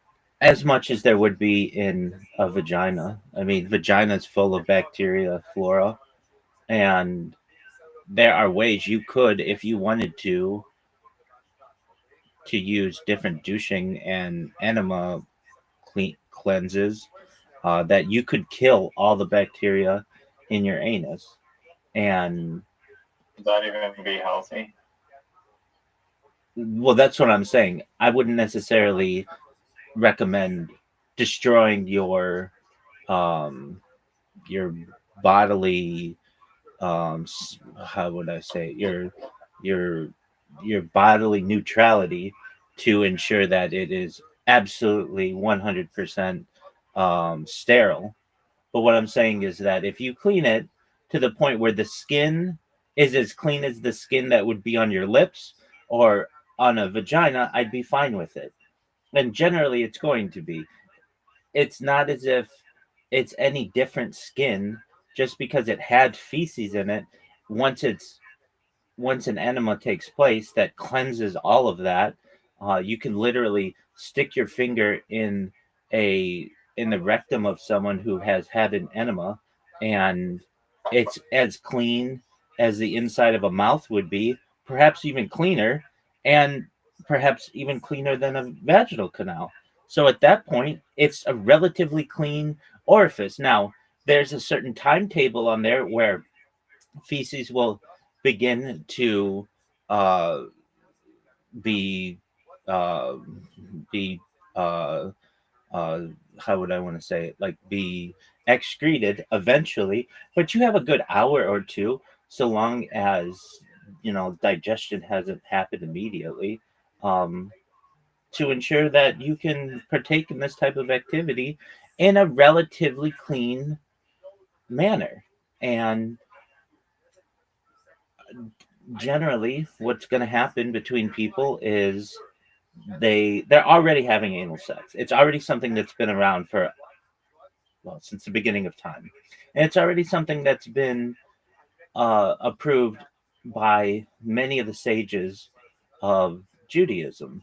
What I'm advocating is that you clean the orifice better, and I have a better, more leniency towards it, especially if it heightens sexuality and eventually ends up in more Jewish children. I wouldn't have. I endorse that. Generally, sages of the past already endorsed it, so it was already endorsed, even without cleaning exceptionally well. A man can do with his wife what he wishes, has been the prevailing Jewish law. What I'm saying is that I believe consent is important. However, if you have two consenting adults, just ensure that you clean the area better than you generally would, perhaps using an enema, perhaps using a scrub, perhaps using some kind of um, product if needed to ensure that the skin is as clean as it would be a vaginal canal or a mouth, and then enjoy yourself, which is Why is it wrong to get poop dick? why is it wrong to get poop dick? It's seen as unclean. Yeah, that's just bad. Yeah.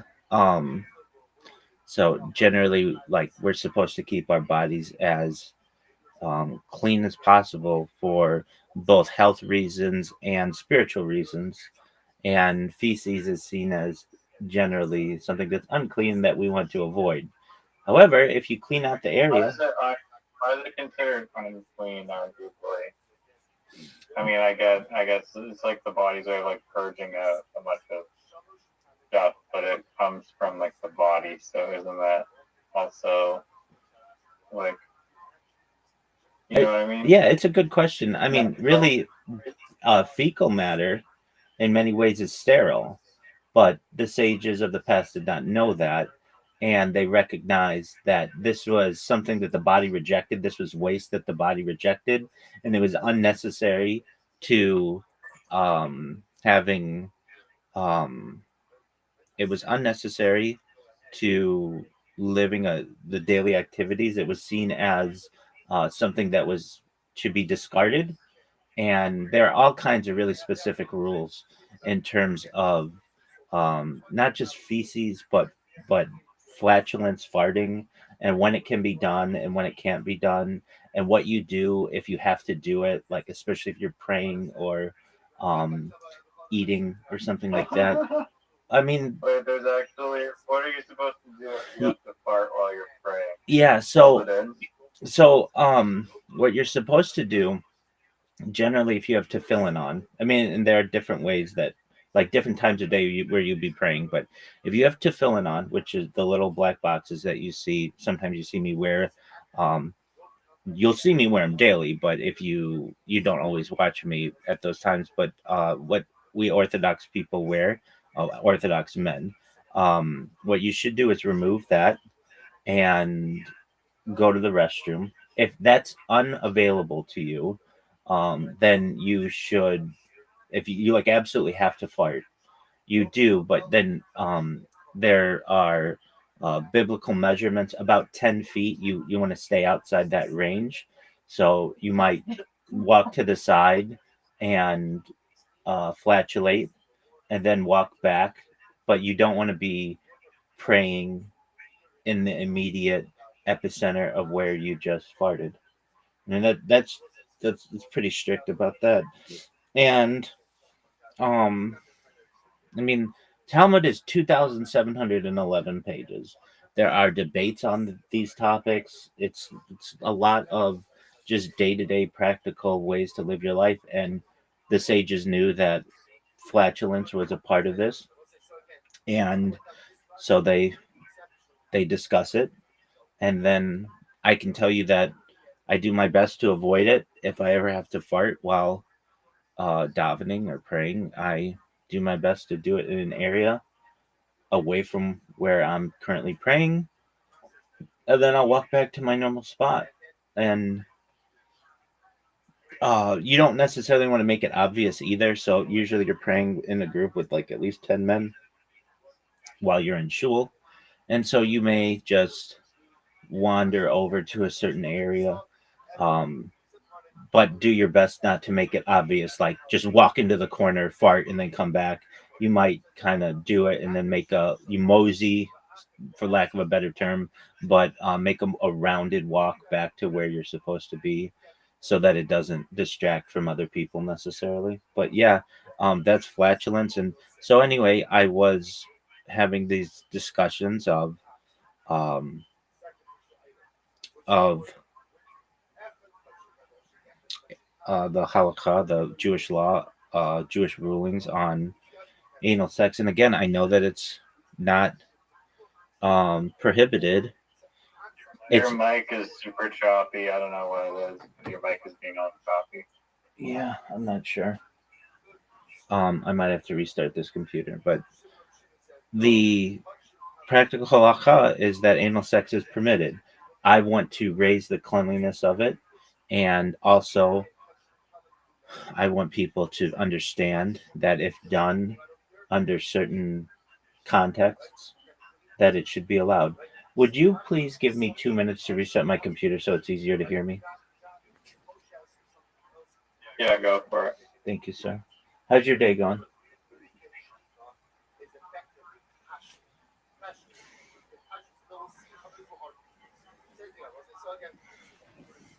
Make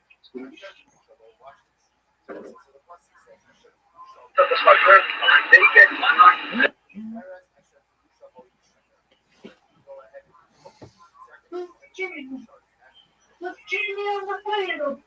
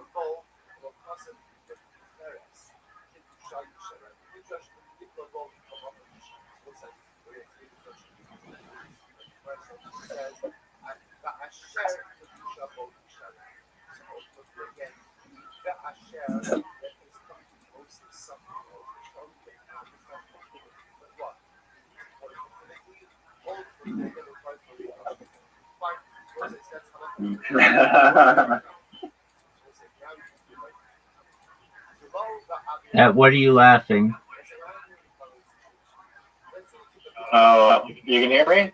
Yeah, my computer's still, it's doing like, I have to just wait a second for it to be able to restart, but yeah, I can hear you. Okay, you know, like the hypothetical of like there's like a runaway train and you're at the wheel and there's 2 tracks. Yep. One track Yep. has like 100 people on it. One track has like a baby on it, and it's like some moral debate of like, do you hit the baby? Do you hit the 100 people? Or like what to do? It's called the trolley problem. Yeah. I mean, I have my own answer to this, but I was thinking about that.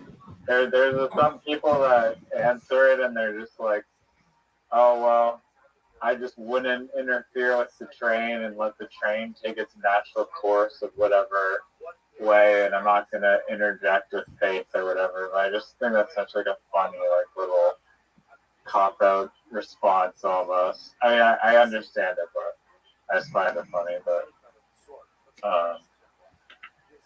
Yeah, I don't know if this is spiritually the correct answer, but to me, I'm like, I don't know, like one baby versus 100 like people, like isn't it?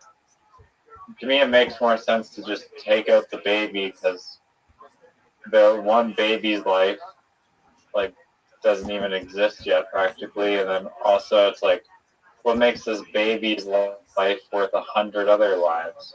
And you might say that it because it's like pure and it's tiny and it's small that it's something that or it hasn't had the opportunity or whatever. But I don't know. To me, the answer is to take out the baby, unfortunately. So you're killing the child?